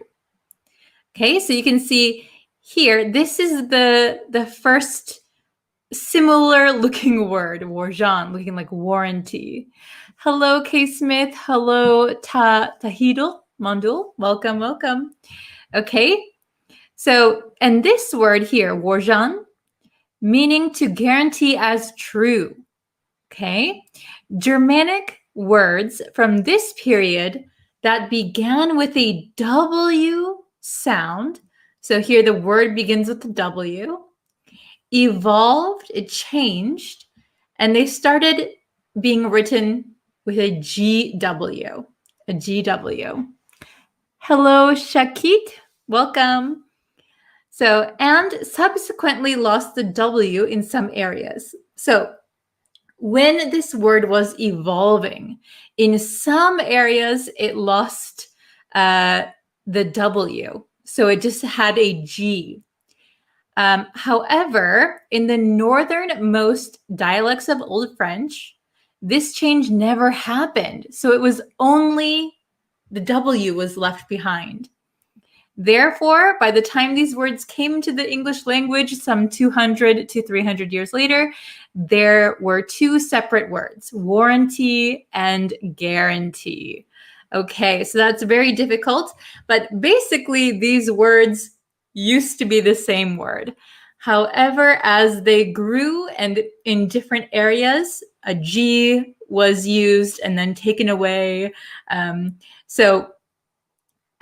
They were the same words, but eventually they became two different words. So that is why they are so similar. Hello, everybody in the chat. Welcome. Okay, so let's look at the meaning of each and look at some examples. So warranty as a noun. Well, warranty is a noun, okay? So the meaning is a written promise from a company to repair or replace a product that develops a fault, some problem, within a particular period of time. So what I want you to know is that warranty is a noun, and it is usually a piece of paper, something that is written down, and it is a legal document. That is a warranty. So if you have a warranty, for example, for a refrigerator, if something happens to your refrigerator within a specified amount of time, then you can take it to the place that you bought it, and they will either repair it or replace it. Okay? Very easy, right? So example, this camera comes with a 1-year warranty. So if the camera breaks or if something happens where the camera is not working anymore, within the first year, so this is a 1-year warranty, if something happens to it within a year of purchasing the camera, you can have it replaced or repaired. Okay, is everybody following me so far? Very good. Feel free to ask questions in the chat. I will keep an eye out for your questions. Okay, guarantee as a noun. Very, very similar. Let's take a look. A promise that something will be done or will happen, especially by a company. This can be oral, so somebody can make the promise orally, or they can write it down. It can be written. Okay? To repair/change a product that develops a fault within a particular period of time. So the definition looks very similar to warranty, right? The company is promising to repair or replace something that is broken. The difference is that a warranty is most likely, definitely written down. A guarantee could be written down, or it could be an oral promise, like you're just saying, I promise something. Okay? So in this example, this TV comes with a 2-year guarantee. So it is the same. If something happens to your TV within the first 2 years, you can bring it back to the place you bought it, and they should repair it or replace it. Okay? I find you so fascinating. Oh, thank you very much. I just wish that I wanted to learn like this 25 plus years ago. Yes, but it's never too late to learn something new or to just be refreshed on a forgotten grammar. Very good. I know. I wish we could all go back in time with our passion that we have as adults. I wish I could go back in time and relearn some things also. Okay, so this is guarantee as a noun, but we have to be careful because guarantee can also be a verb. Okay, guarantee can also be a verb. Very good. So let's look here. The company promises to repair or change a product if a fault develops within a particular period of time. So we can say a guarantee as a noun, or we can guarantee something. A company can guarantee something. Okay? I think I made a mistake. This TV, forget this guarantee, sorry. This TV is guaranteed for 2 years. I made a mistake. I'm so sorry. This TV, cross off this word, is guaranteed for 2 years. Very good. So it is promised to be repaired if something happens to it within 2 years. Very similar, but we can use it as a verb. Okay? Then here, another meaning to guarantee, to promise that something will happen or exist. So this could be in a business setting, or it could be in your everyday life. Okay, so this just means that you are promising that something will happen or something will exist. Okay, very good. Hello, Ahmed. Welcome. Okay. No problem, Smith. Okay, Smith, you can go take your dog out. Okay. So, this hotel guarantees the best rates. This hotel guarantees the best rates. So, what that means is that the hotel is promising they will give you the best price. Okay, this hotel guarantees the best rates. It is promising the best price. Okay, so it should be cheaper than other hotels. Okay, very good. Excellent, excellent. Okay, so let's go to more examples. All right. So if you want to exchange the defective product, you will need your receipt and warranty. Very good. If you want to exchange the defective product, so defective means something is not working right, something is broken or not working. If you want to exchange for a new one, the defective product, you will need your receipt, so proof that you bought it at our store, and warranty. So warranty is something that is written down, okay? It's a promise that they will repair it or replace it. Very good. Number 2, I guarantee that you'll have a great time. This means I promise you will have a great time. Okay, I promise. Very good. Okay, number 3. So number 2, you can see this is a more casual way that we can use guarantee. It is an oral promise that something will happen. Okay. Number 3, a home warranty is a contract covering repairs and replacements on systems and appliances in your home, usually for a period of 1 year.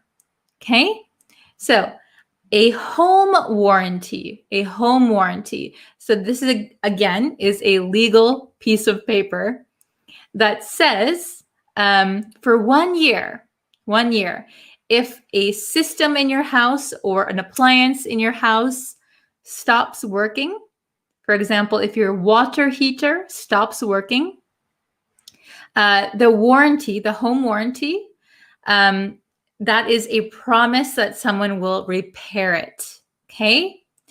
And it will cover the cost of repairs. Very good. So this is a more, you can see the difference between 2 and 3. Number 2 is very casual. Number 3 is very official, okay? Then number 4, this store has a price match guarantee. Have you heard of that before? Those are quite popular in the US, a price match guarantee. That means that the store promises that if you can find a better price at a different store, they will match that price. So I've used this before. So if the store has a price match guarantee and I want to buy, for example, I want to buy a new camera, I looked on another store's website and I found that they have it for $10 cheaper than this store. But this store has a price match guarantee. So I'm at this store and I show them this store's price. It's cheaper. So this store will say, okay, we have a price match guarantee, so we promise you can buy it for the lowest price. Okay? Does that make sense? Is everybody understanding that so far? Very good. Oh, Paulino, thank you. Thank you very much.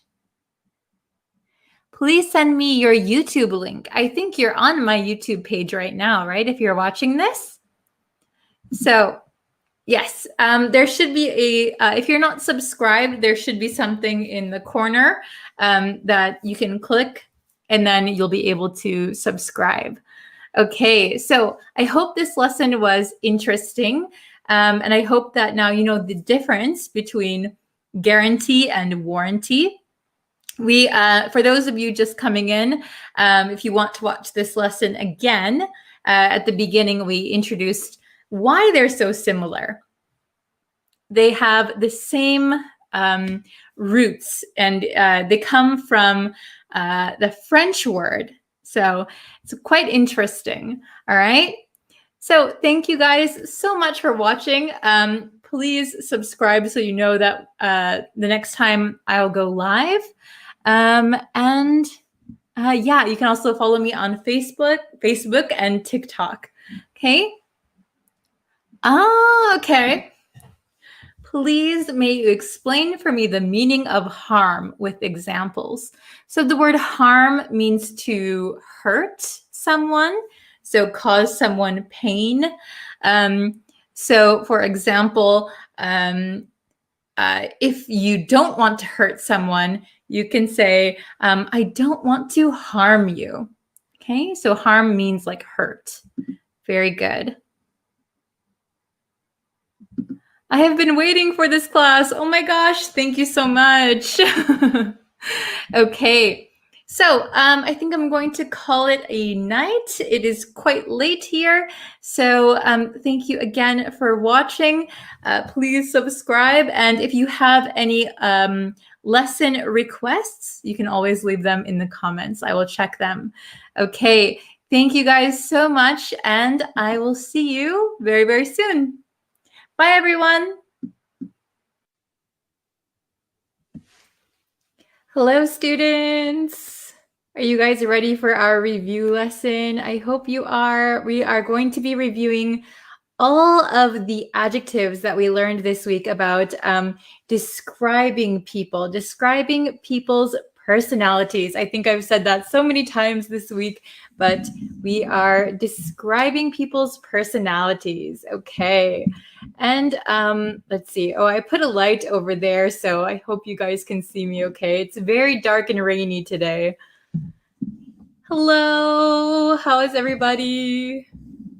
Let me just move my microphone a little bit. Oh my gosh. Hello. Hello, Moise. Hello. Is everybody having a great Friday? Hello, Pablo. Hello, Ibrahim. Hello, Kimrong. Jahangir. Francisco. Hello. Oh, from Mexico, Bangladesh. Hi. Mexico City. Hello. Hello. Is it evening, morning, afternoon for you? Hello from Sri Lanka. How is everybody doing? Okay, so by the way, we are going to have two lessons today for everybody who can attend 2 lessons. Hello from Afghanistan. So this is the first lesson. We're going to have a review lesson. And then over on YouTube, we are going to have an live listening test. Okay, so I'll put the link for that one. That's going to be next after this lesson. Okay, so if you want to go see the live listening test, if you want to participate, just click the link. I'll keep putting it in the comments so you guys can see it.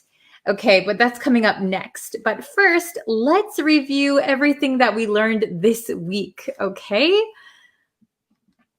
Oh, hello, hello. I'm so glad everybody can join us today. And if you would like, you can share it with your friends or anyone you know who is learning English, and we can all do the lesson together, okay? Oh, very good. Okay, so we learned 8 new adjectives this week. And all of these adjectives, remember, are describing people's personalities, okay? So let me see if that makes the shadow go away. Yeah, I have a shadow here. Okay, well, it's fine. So we are learning these 8 this week, okay? Hello from Cambodia. So we have number 1 is cynical. Cynical. Remember, this is a soft C sound, not a k, but a s sounds like an S. Cynical. Cynical. And what does cynical mean? Hello from Nepal. Hello from Cambodia. Cynical means that you are doubting people's actions. So you think maybe if somebody does something nice, maybe there is another motive, a bad motive for what they're doing. Okay, so if someone gives you $5, a cynical person might think, why is this person giving me money? That's strange. What do they want? Right? Maybe a naive person might just take the money and, wow, that person was really nice. Okay? But a cynical person is always thinking, what is the true motive of that person? Something is suspicious. Okay? Number 2 was egotistical. Hello from India. Hello from Somalia. Hello from California. Wow. Hello from Bangladesh. Okay, so do you remember egotistical? Egotistical? Egotistical means that someone has a big ego, right? We say ego. So an egotistical person is someone who loves themselves. They think they are the best. They think they are better than other people. Okay, egotistical, egotistical. Hello from Egypt. Hi. Okay, so an egotistical person. So remember that cynical can sometimes be a negative word. Egotistical is a negative word. You don't want to be called egotistical, right? It means you think you're better than everybody else, which is not good. We should be humble, humble. Okay. Hello from Sudan. Hello. Hello from Algeria, Madagascar. Okay. So number 3 was chatty. This is an easy one. Chatty. If you know the word chat, to chat, chat means to talk, right? So a chatty person likes to talk. Okay. Hello from Myanmar. So a chatty person likes to chat. They like to talk. Another word we could use is talkative, talkative, or chatty. Okay. Hello from Costa Rica. Hello from Canada. Oh, wow. Amazing. We have so many different nationalities in here. Okay. Let's see. Number 4 is grumpy. Grumpy. Do you guys remember grumpy? Yes, yes, yes. Conceited is a good synonym for egotistical. Very good. Okay. So grumpy means in a bad mood, in a bad mood. So for example, if I wake up very early in the morning, I'm very tired, I might be grumpy. I might be in a bad mood. Or if somebody is hungry, very, very hungry, but they have to do a lot of work, they might be grumpy. They might be in a bad mood. Okay. Oh, very good. I see some examples in the chat. Very good. Okay. The next one was moody, moody.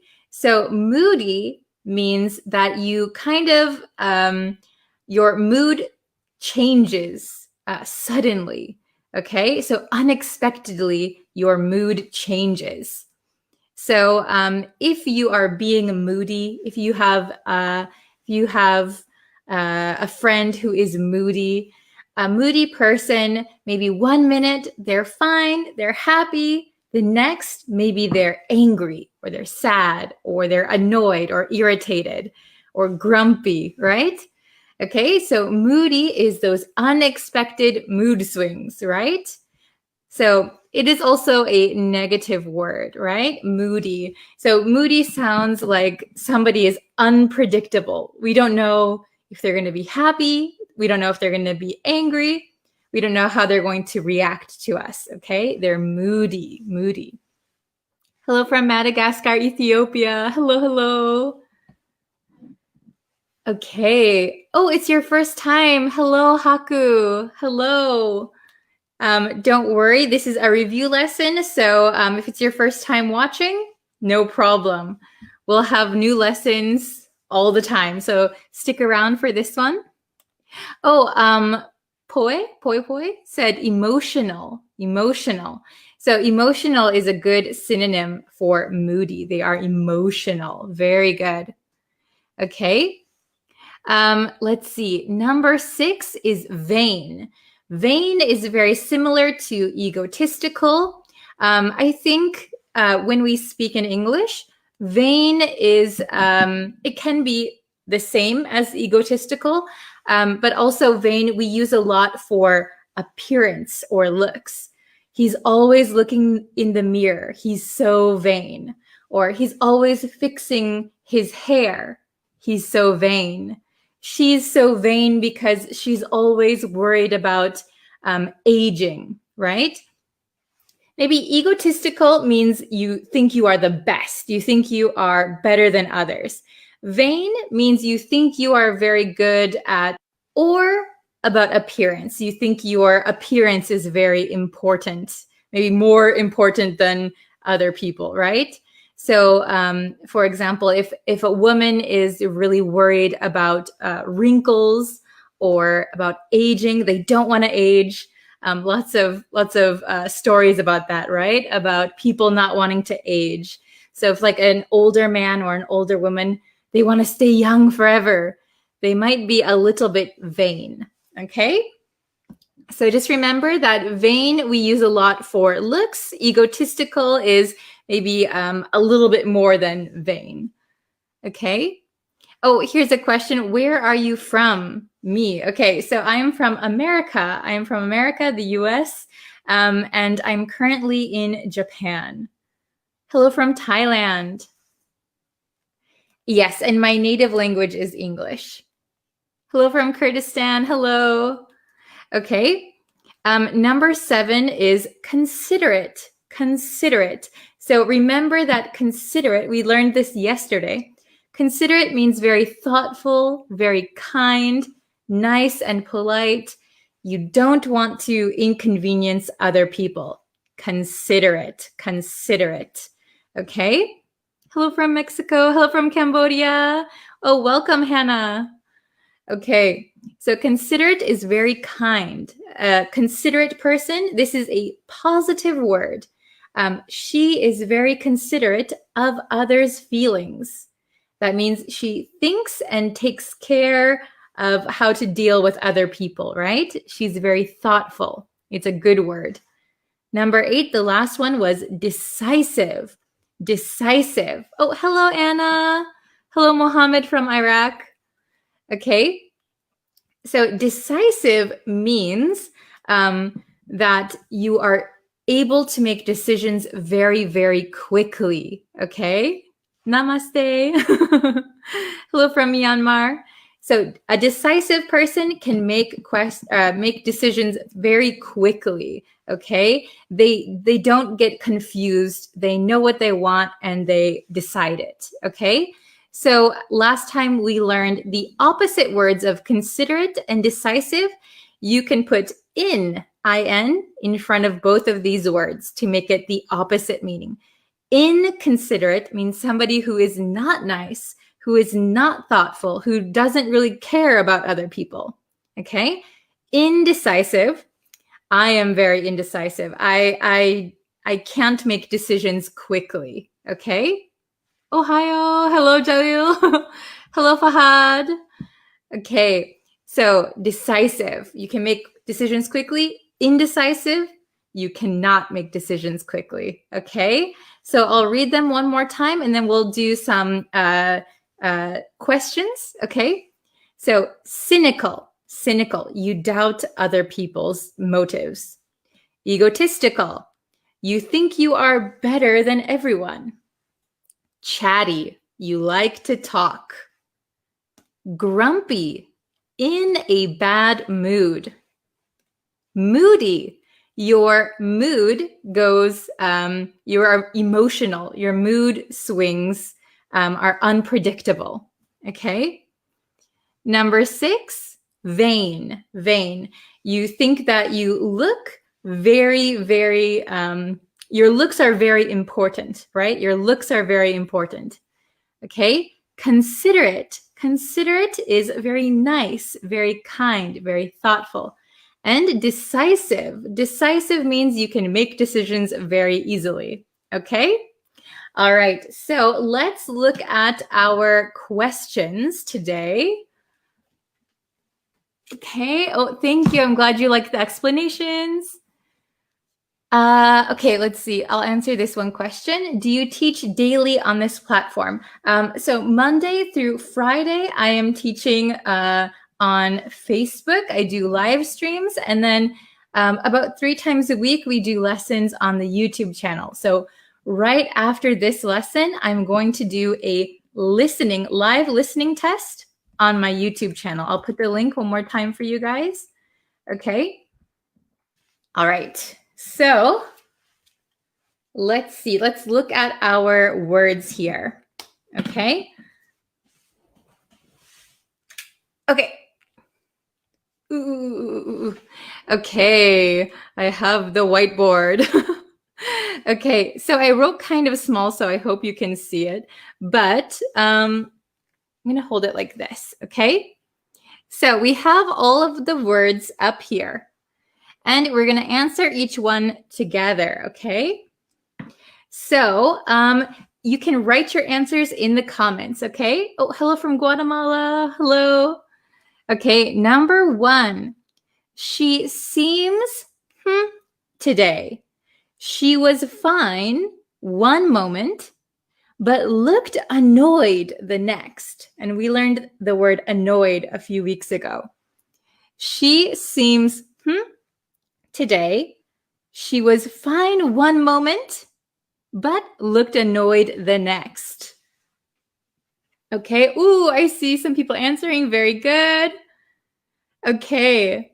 So she seems today. She was fine one moment, but looked annoyed the next. So she seems, the correct answer, oh, very good, everybody, is moody. She seems moody today because she was fine one moment, fine. And the next, she looked annoyed. She was annoyed, okay? So, ooh, her mood changed. She is a little bit moody today. Very good, very good. Oh, very good. I see so many correct answers. Awesome. Okay, so let me move. Okay. Okay. Number 2. He is very with his friends, and he can talk for, this is hours. He is very with his friends and can talk for hours. Oh, very good, Anna. Very good, Jalil. Very good, Sonita. Oh, very good. Jovi. Dennis. Okay, very good. Mukesh. Very good. He is very chatty. He's very chatty. He likes to talk. So he can talk for hours. He is very chatty with his friends. Very good, everybody. Okay, very good, Chit. Very good, Barun. Okay, number three. People are very kind and thoughtful. What kind of people are kind and thoughtful? So these are kind of synonyms for what we're going to put here, right? So number 3, people are very kind and thoughtful. What is the correct answer for number 3? Please write it in the comments. Ooh, very good. Poi Poi, Anna, Dennis. Hello, Christian from Peru. Haku, very good. Jovi, Sonita, very good. Okay, so the correct answer is considerate people. Considerate people.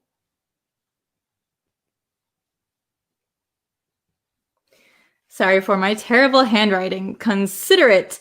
Considerate people are very kind and thoughtful. Very good. Okay. How about number 4? You guys are on a roll today. Very, very good. Okay, number 4. Why don't you believe him? Stop being so something. Why don't you believe him? Stop being so something. Okay, so this means that whoever you're talking to, why don't you believe him? Why don't you believe him? What is suspicious about him? Okay. Oh, very good. I see Anna's answer, Poi's answer, J-Dev's answer. Okay. Okay. Ooh, we're getting some mixed answers. Okay. We have egotistical, cynical, selfish, grumpy. Okay. So I can see why you would say grumpy. So why don't you believe him? Stop being so cynical. Cynical. I'll put it here. Stop being so cynical. This one was a tough one when we learned it.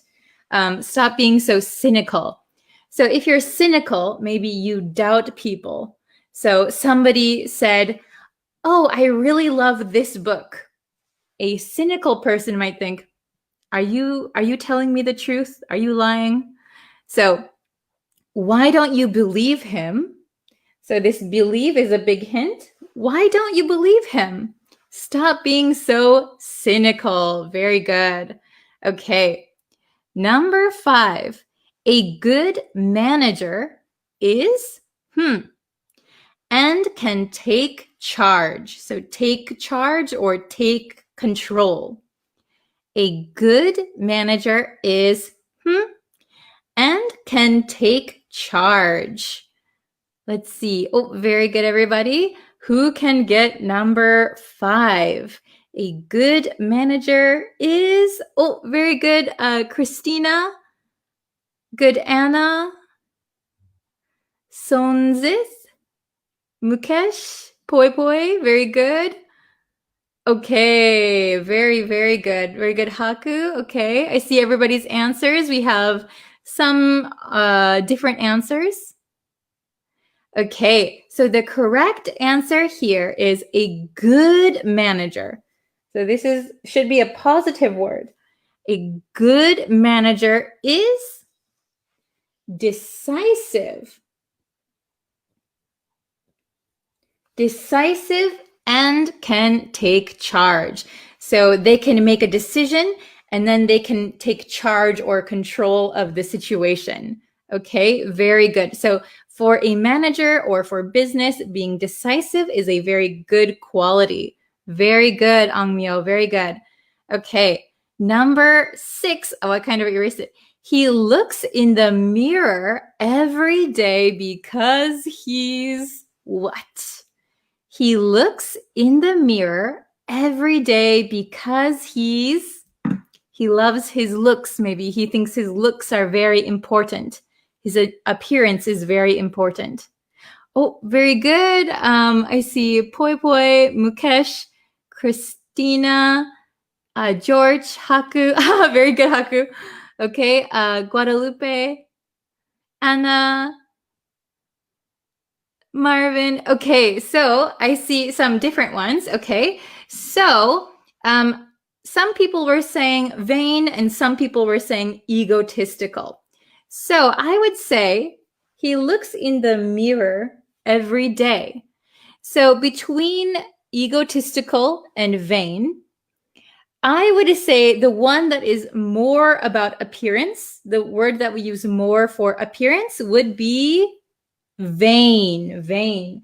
He looks in the mirror every day because he's vain. Very good. Yes, very good. Okay. Two more to go. Oops, I erased it kind of here. Okay. So, number 7. An person thinks they are better than others. An person thinks they are better than others. So I'll give you a hint for number 7. Since we have an here, that should give you a hint. So the next word should start with a vowel. Oh, very good. I see sonsis, poi poi, Anna, angmyo. Okay, falros, bora, haku. Very good. Okay, so an egotistical person is correct. Very good. Egotistical. An egotistical person thinks they are better than others. Okay, it's a very negative word. Okay, very good. And the last one, I think this is a pretty easy one. Number 8, I'm usually in the morning. I'm usually in the morning. Okay, number 8. Who can get number 8? Sonzith, very good. Liz, very good. Poi poi. Zeboniso, very good. Christina, George. Bora, Toon, Jalil, Chit, Angmyo, very good. Jean, okay. Haku, very good. Anna, okay. Awesome. So I'm usually grumpy in the morning. Very good. I'm usually grumpy in the morning. Very good. So I'll read them one more time for everybody. So if you're just coming in, you can listen. Okay. So number 1 is, she seems moody today. She was, I erased it. She was fine one moment, but looked annoyed the next. Okay. Number 2, he is very chatty with his friends and can talk for hours.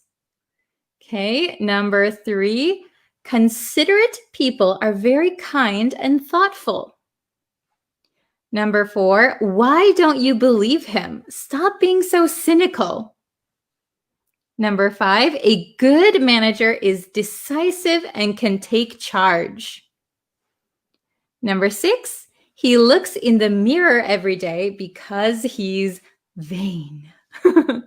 Okay, number 7, an egotistical person thinks they are better than others. And number 8, I'm usually grumpy in the morning. Very good, everybody. Okay, does anyone have any questions, or if they want to try making a sentence with any of the words that we learned? I can help you with those. I've got just about 10 minutes before our live lesson on YouTube starts. Okay. So if you want to join the live listening test, it's going to be on the YouTube channel. I'll put the link again in the chat for you. Okay. So if you want to join us for the listening test, you can. Okay. Oh, thank you. I'm glad you guys like my teaching. I'm very flattered that you guys like it so much. So thank you. Okay, you have to go to work. Ciao. Ciao, Parodi, Giuseppe. Okay, so, I'll answer maybe just one question. Okay, what does vain mean exactly, please? Okay, what does vain mean? So vain means that you are, maybe you think that your looks are very important. You think you are kind of good at something. So maybe your pride, you have a lot of pride. Okay, so it could be pride in your job, pride in your looks. That is vain, okay? Another word is conceited, conceited. Okay, very good. Okay, thank you so much. And I will see you guys over on YouTube for the live listening test. Okay, so I'll put it again in the chat if you want to join me for the listening. We'll be starting in about 5 minutes. Okay, so I've got to get ready for that. But thank you for joining me here, and I will see you over on YouTube. Thank you very much. Bye. Hello, everyone. Sorry for not giving you any notice before I went live. So I hope some people can join in right now. I hope everyone is doing very, very well. I have only about 10 or 15 minutes. So sorry, it's going to be another quick one. Oh, hello, everyone. Nice to see you guys. How is everybody doing? Okay, so, oops, I made my screen too big. Hello, Coco. Hello, Jamba. How are you? Hello, Aye-Ung. Joshua, Hussein. Hello from Iraq, Mexico. By the way, I just uploaded a video to the YouTube channel, so I'll try and, for those who are watching on Facebook, hold on one second, I will try and send the link so that you guys can watch it again after this lesson. Hello, everyone. Okay, so here, I'll put the link here, so if you want to watch that lesson, you guys can. Okay, so I don't have a lot of time, but we are going to learn 3 new phrasal verbs today. 3 new phrasal verbs. Okay, let's see. So we have count on, count up, and count in. So if you know them already, that's okay. We can review. And if they are all brand new, that is good also. Good morning. Hello, hello. Hello from Italy. Wow. Okay, Afghanistan. Hello. Okay. Count on. To count on someone or count on something means that you can rely on someone or you can depend on someone. Okay? Very good. So, for example, we can always count on you to make us smile. I can always count on my dad to help me. Okay? Does that make sense? Count on means depend or rely on. Okay? Pretty easy, right? Pretty easy. And these are all phrasal verbs. Okay? Phrasal verbs. Oh, they're brand new for you. Okay, Ali, welcome. Okay, so next is count up. To count up means to count all of the people or all of the things in a group, okay? So for example, if I have many markers. I have many markers as a teacher. I have many markers, okay? So I would say, let me count up all of these markers. 1, 2, 3, 4. Okay, I counted up the markers. I counted up the markers and I have 4 of them. So it means to count everything in a group. Okay? Oh, very good. I count on you. Yes, good example, De Silvia. I count on you or I depend on you. Very good. Okay?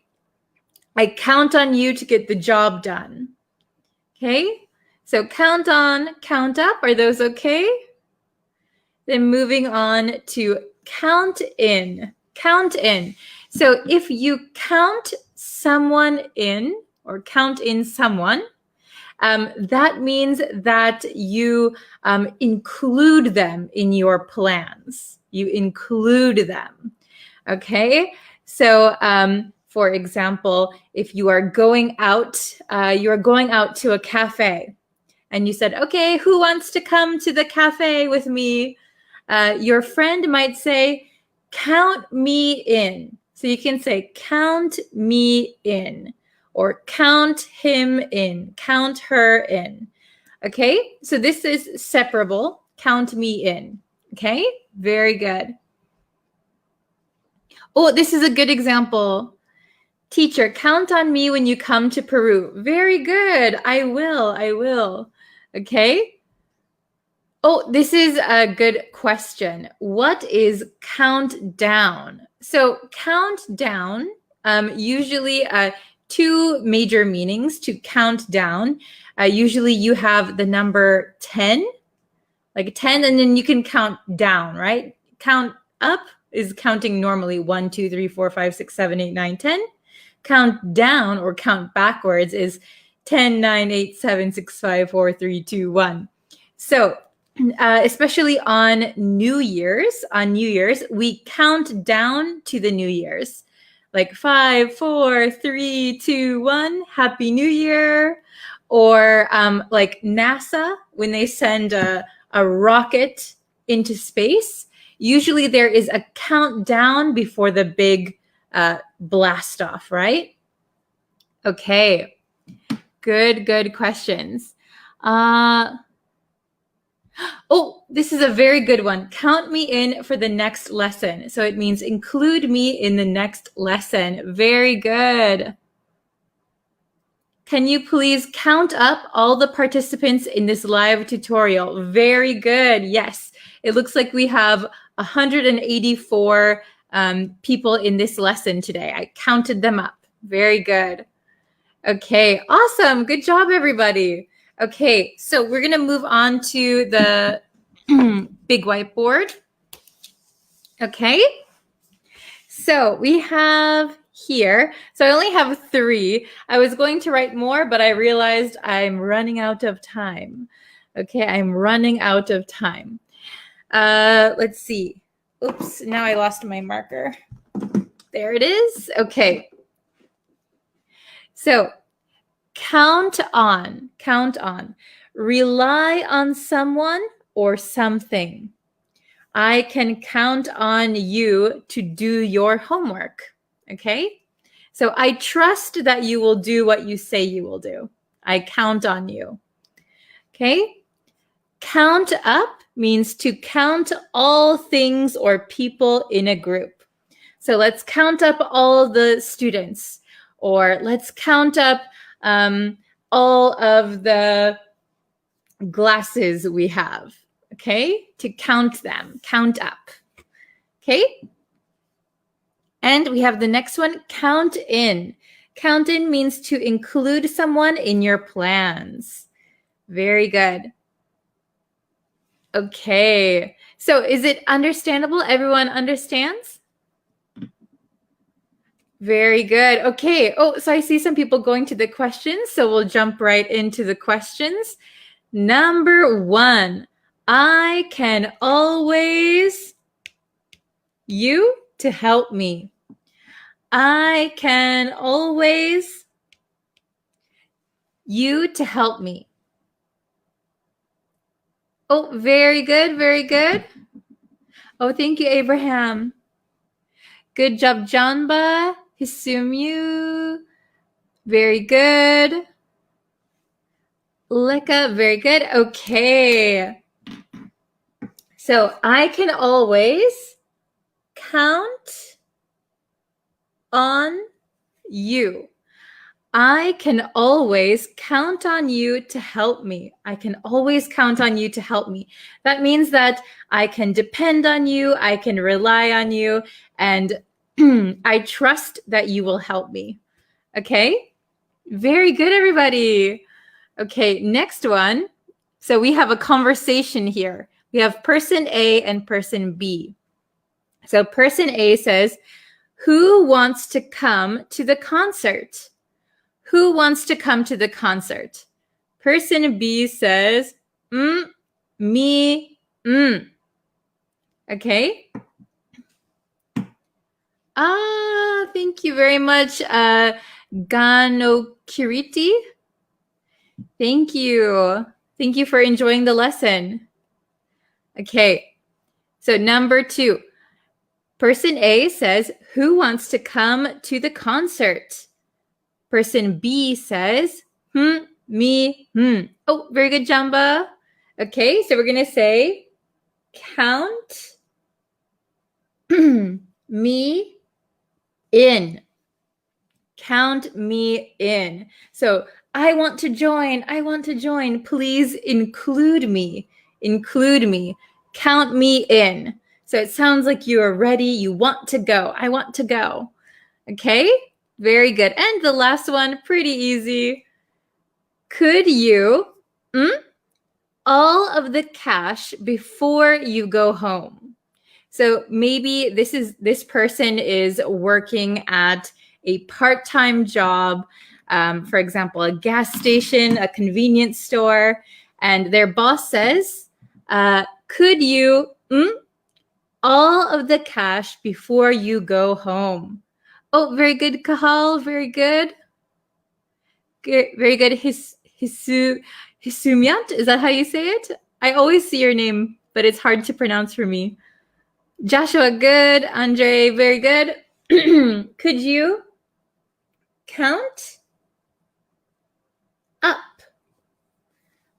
My voice is going again. Oh my goodness. Okay. Could you count up all of the cash before you go home? So it means we have cash, maybe in a cash register.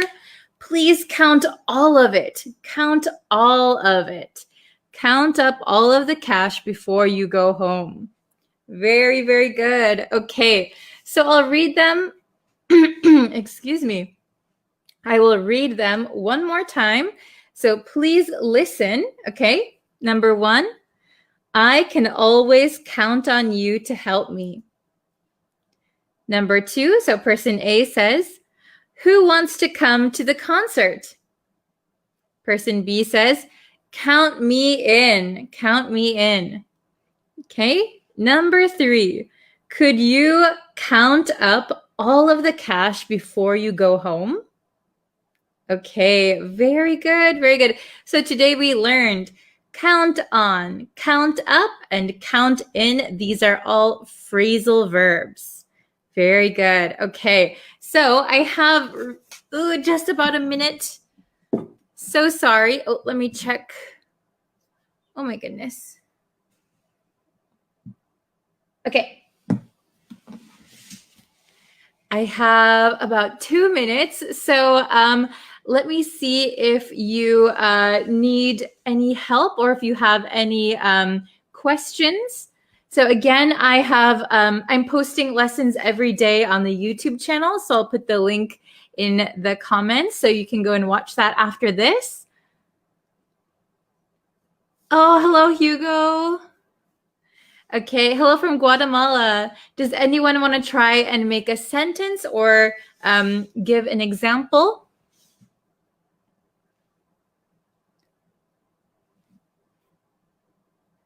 Very good. So I'm going to scroll up in the comments and let me see if there's any questions.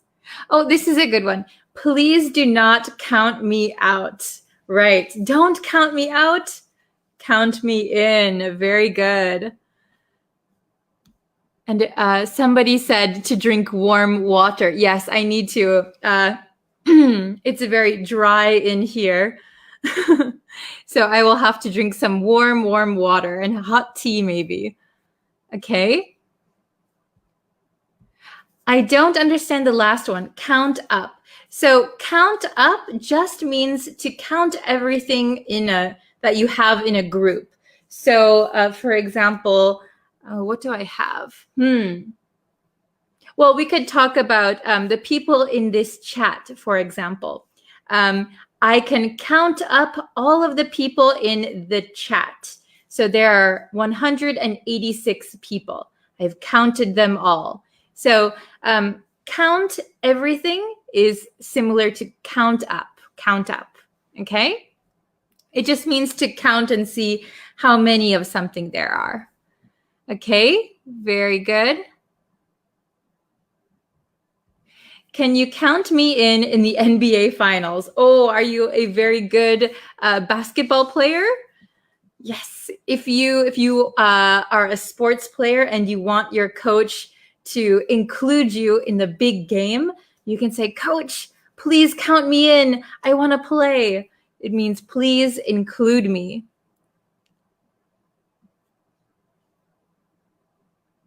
Yes. Take care. You can't count on your voice to finish the lesson.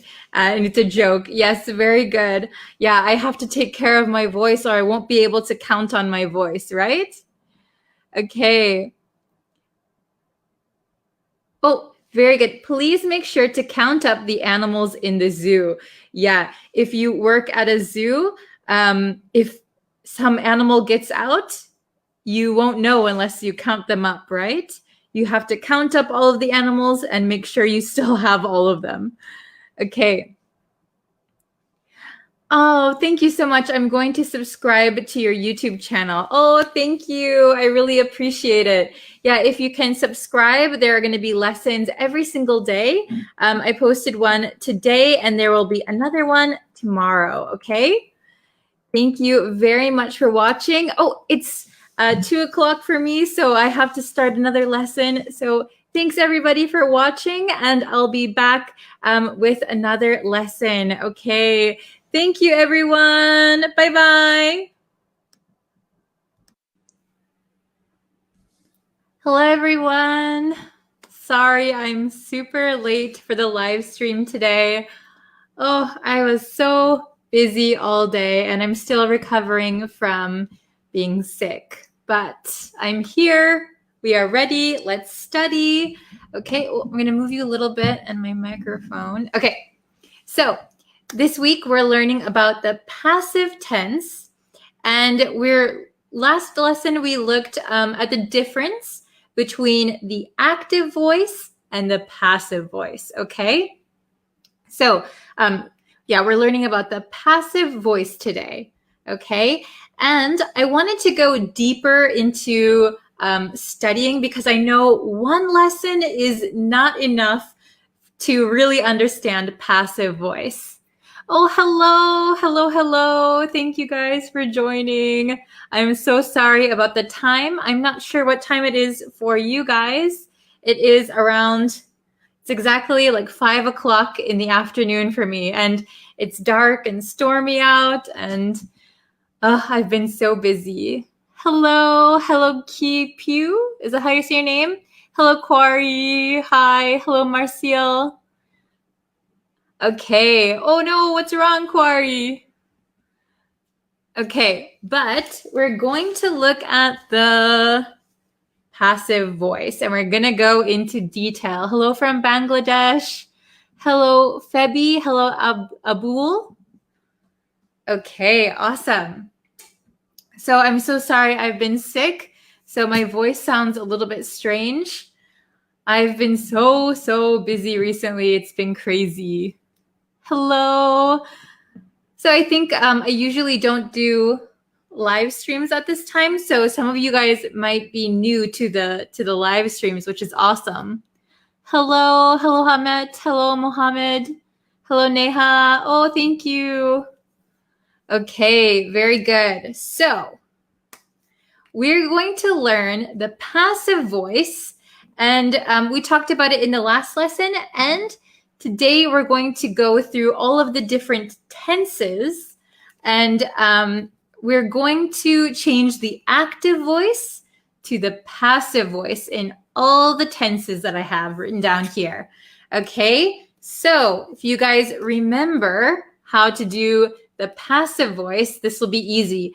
We need the to be verb plus the past participle of whatever verb you're doing. So for each sentence, the verb is the same, okay? The verb and the object of the active sentence are the same. Oh, 1:35 in Sri Lanka. Is that the afternoon or the morning? Oh, hello, hello, hello. Oh, I'm new in your class. Welcome. Is your name Muhammad? Thank you for joining. Hello, Charles. Hi. Is your name pronounced Jal? I'm so sorry, I can't pronounce it. I always see your comments though. Thank you. Okay, so I've got a bunch of tenses and sentences written here. So I have the tense is written in green, and then I have the active sentence in blue. So we're going to be talking about doing the dishes, okay? So doing the dishes means washing the dishes, right? Doing the dishes. 1:35 p.m. Whew. So not so early, right? Okay. So let's do the first one. So present simple. We have the present simple. So I do the dishes. So I've already changed the object to the subject in the passive sentence. How can we change this? I do the dishes. The dishes, we need to be plus the past participle. How can we change this sentence? So number one, I see, oh, very good. Samad. Oh, I'm not sure if I pronounced that right. Very good. So number one, the dishes. So we have dishes, right? Many dishes. Okay. So we're going to change it. The dishes. So the to be verb for the present simple for dishes, multiple dishes, the dishes are, and then the past participle of do is done. Oh my gosh, my handwriting, it's so hard to write on the side like that. I'm going to write that one more time. I'm so sorry. That is too messy. Okay, the dishes, I'll bring it down here to write. It's easier. The dishes are done. Very good. Okay. I'll try to write it big enough for you guys to see. So I do the dishes. The dishes are done. The dishes are done. Very good. Hello from Pakistan. Hello, Samar. Okay. So present continuous. Let's go down to the present continuous. Can you see that? I'm doing the dishes.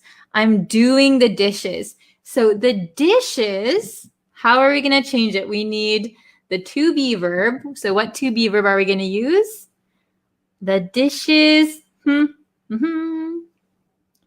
Okay. Oh, hello. Oh, very good. Very good, Abul. Okay. Who else knows? I'm doing the dishes. The dishes. Oh, thank you. Okay, so the dishes, I'll give you a hint. The dishes are, oh, very good. The dishes are being done. Very good. So for passive, remember you can drop whoever is doing the action. The dishes are being done. The dishes are being done right now. Very good. Okay, let's try the past simple. Oh, very good, very good. Past simple. I did the dishes. The dishes. What is the be verb? Oh, very good. I see a lot of correct answers. Awesome. Oh, my thing is getting all messed up here. Okay, so I was, I'm here up here, past simple. I did the dishes. The dishes. I'll give you a hint. We need the to be verb in the same tense as did, right? Past simple. The dishes, oh, very good, Mohammed, very good. The dishes were done.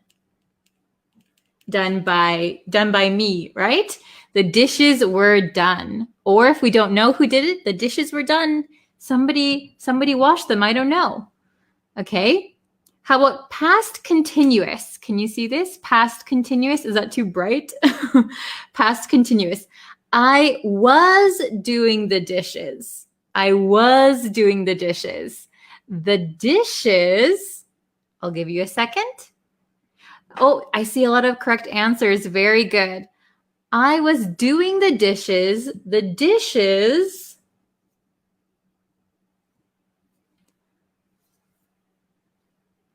oh, okay. The dishes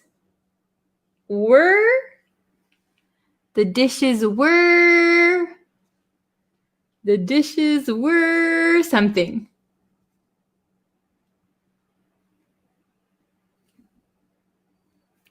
Present. Oh, sorry.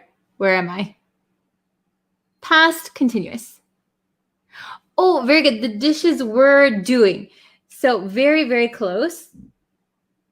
The dishes were being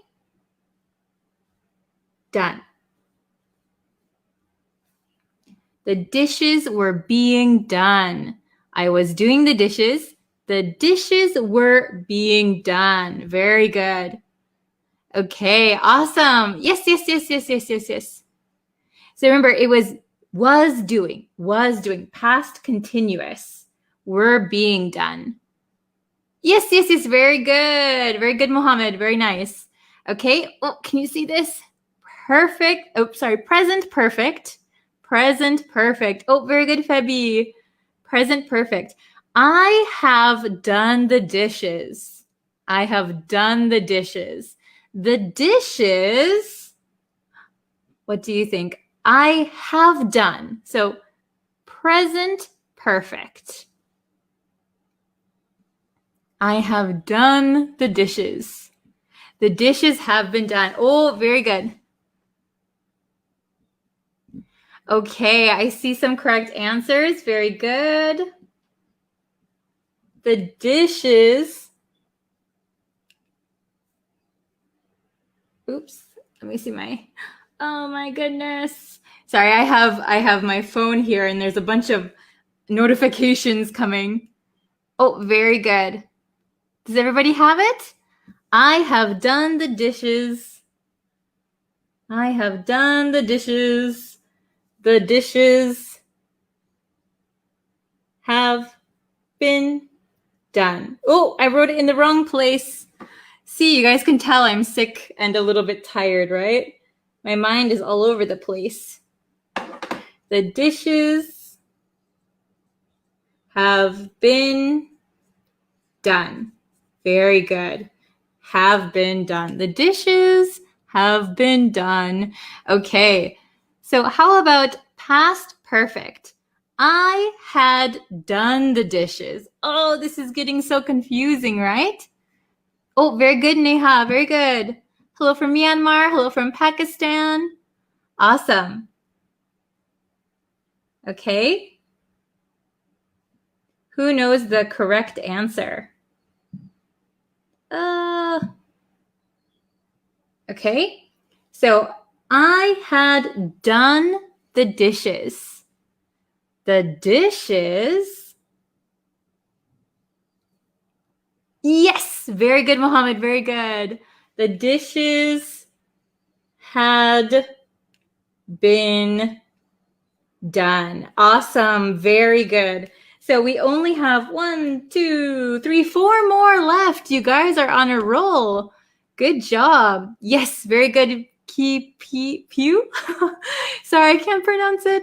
If you can write your name phonetically in the comments, I'll try and pronounce it correctly. Yes, very good.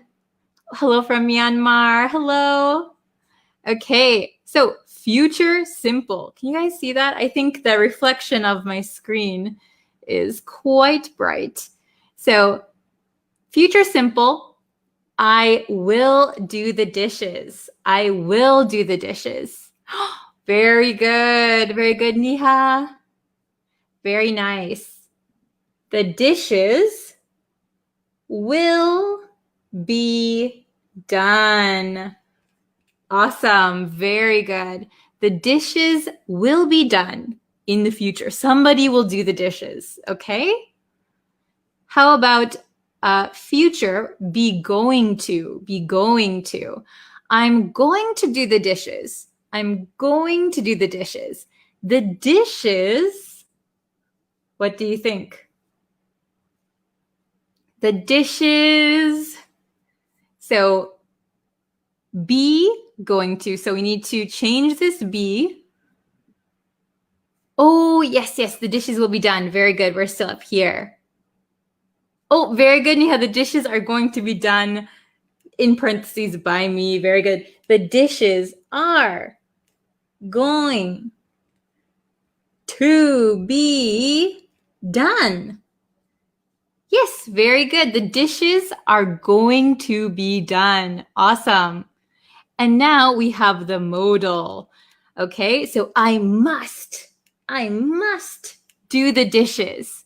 So we don't really say this a lot in conversation, right? I must do the dishes. But we can use it for practice. I must do the dishes. How are we going to change that? I must do the dishes. Very good. Oh my gosh, Niha's on a roll. Awesome. The dishes must, take that must and put it right there, must be done. Very good. Oh, I forgot the T on must. The dishes must be done. Awesome. Very good. Very good, Mohammed. Very good. Abdesamad. Abdesamad. Is that your name? Is that how you say it? Oh, it's okay. No problem. Good afternoon. Welcome. It's okay if you're just joining. I'll go over it really quickly again. We're on the last one. If you can see it, I hope it's not too bright. Modal perfect. So I should have done the dishes. How are we going to change that to the passive voice? I should have done the dishes. Very good, Mohammed. Very good, Abul. Very nice. Very good, Niha. Awesome. So the dishes, oh, I erased part of it, but it says the dishes down here. The dishes, oops,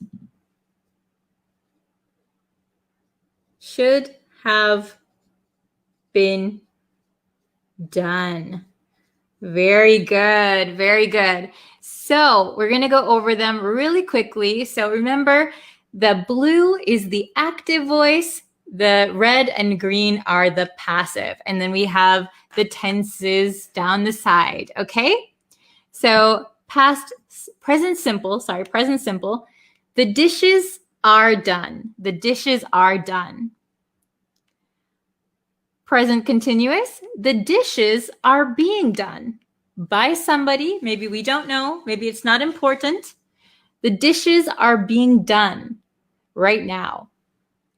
Past simple, the dishes were done.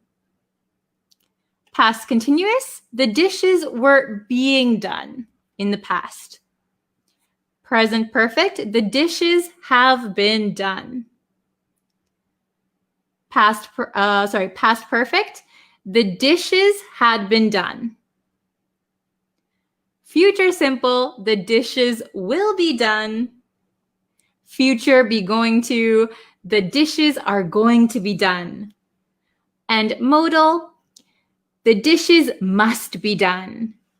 Modal perfect, the dishes should have been done. That says dishes right there. Very good. So I'll leave it here, for a second so you guys can see it if you need to take a screenshot. Okay. Very good. So if you ever have a question about the tenses when using the passive voice, come back to this lesson and you can find how you should write it, okay? We have the tenses here so you can see. I apologize for this tiny whiteboard. I need to get a bigger one. Thank you for doing this with me and participating. You guys are awesome. Okay, very good. So since I'm still getting over my cold, I think I had a cold, I had a fever. I'm going to I'm not going to be able to tell you a specific time for tomorrow's lesson. It depends on how I feel, I think. But I definitely will do a lesson tomorrow. And then it's going to be another part of the passive voice. So it's going to be the last part that you need to know in order to master the passive voice. Okay, so we'll do one more new lesson tomorrow. And on Friday, we're going to review everything. Okay, thank you guys so much. You guys are very good. I'm really impressed with a lot of you. I see a lot of you always in the comments, and it makes me remember your name and your profile picture. So that's really cool. Okay, so thank you guys so much for watching. Please like this video and share it with your friends. That really helps me out. So yeah, I will see you for tomorrow's lesson. Okay, good luck with passive voice. All right, see you tomorrow. Bye-bye. Hello, students. How is everyone today? How are you? We're going to learn a new English expression today.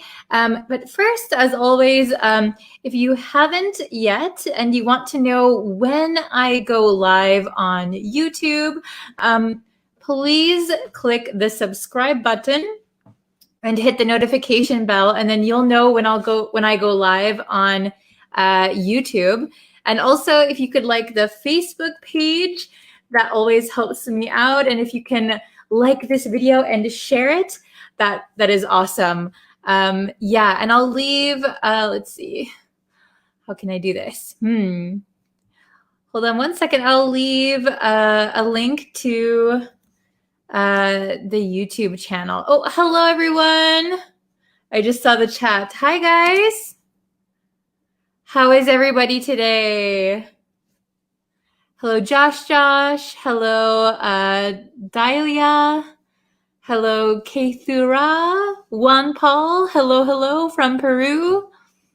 Okay. Oh yeah, thanks for sharing. Okay. So let's see. Oops. Yeah, I'll have a lesson on YouTube a little bit later today in about today I'm kind of mixing up the time schedule because I know not everyone can watch them all the time. So today's lesson on YouTube will be in about 3 hours, I think, in about 3 hours. So I don't know if you guys will be up or awake or available then, but just in case, yeah, you can go check it out too. Hello from Brazil. Hello. Hi from Yonkers, New York. What? How is New York? Okay. Awesome. Hello. Okay. So we are going to learn a very, very useful expression in English. Okay. So let's look at, this one. Okay, if you saw the title of this video, maybe I wrote this in the title, I'm not sure yet. Okay, so this is have a knack for something. Have a knack for something. So you'll notice there is a K here, but this K is silent. We do not pronounce this K, okay? So it's the same as like the word know. I know you, right? I know the answer. So KN. So this K is silent. Hello from Myanmar. Hi. Hello from Cambodia. Awesome. Okay. So let's see. Have a knack for. So does anyone know what to have a knack for something means? Does anyone know that? Oh, hello from the Congo. Wow. Hi. Oh, I saw a good answer, like a talent. Yes, very, very good. So instead of saying, I'm good at something, we could say, I have a knack for something. She has a knack for something. Okay, so to have a knack for something means that you are good at something. You have a skill or a talent, something that you're good at. Okay,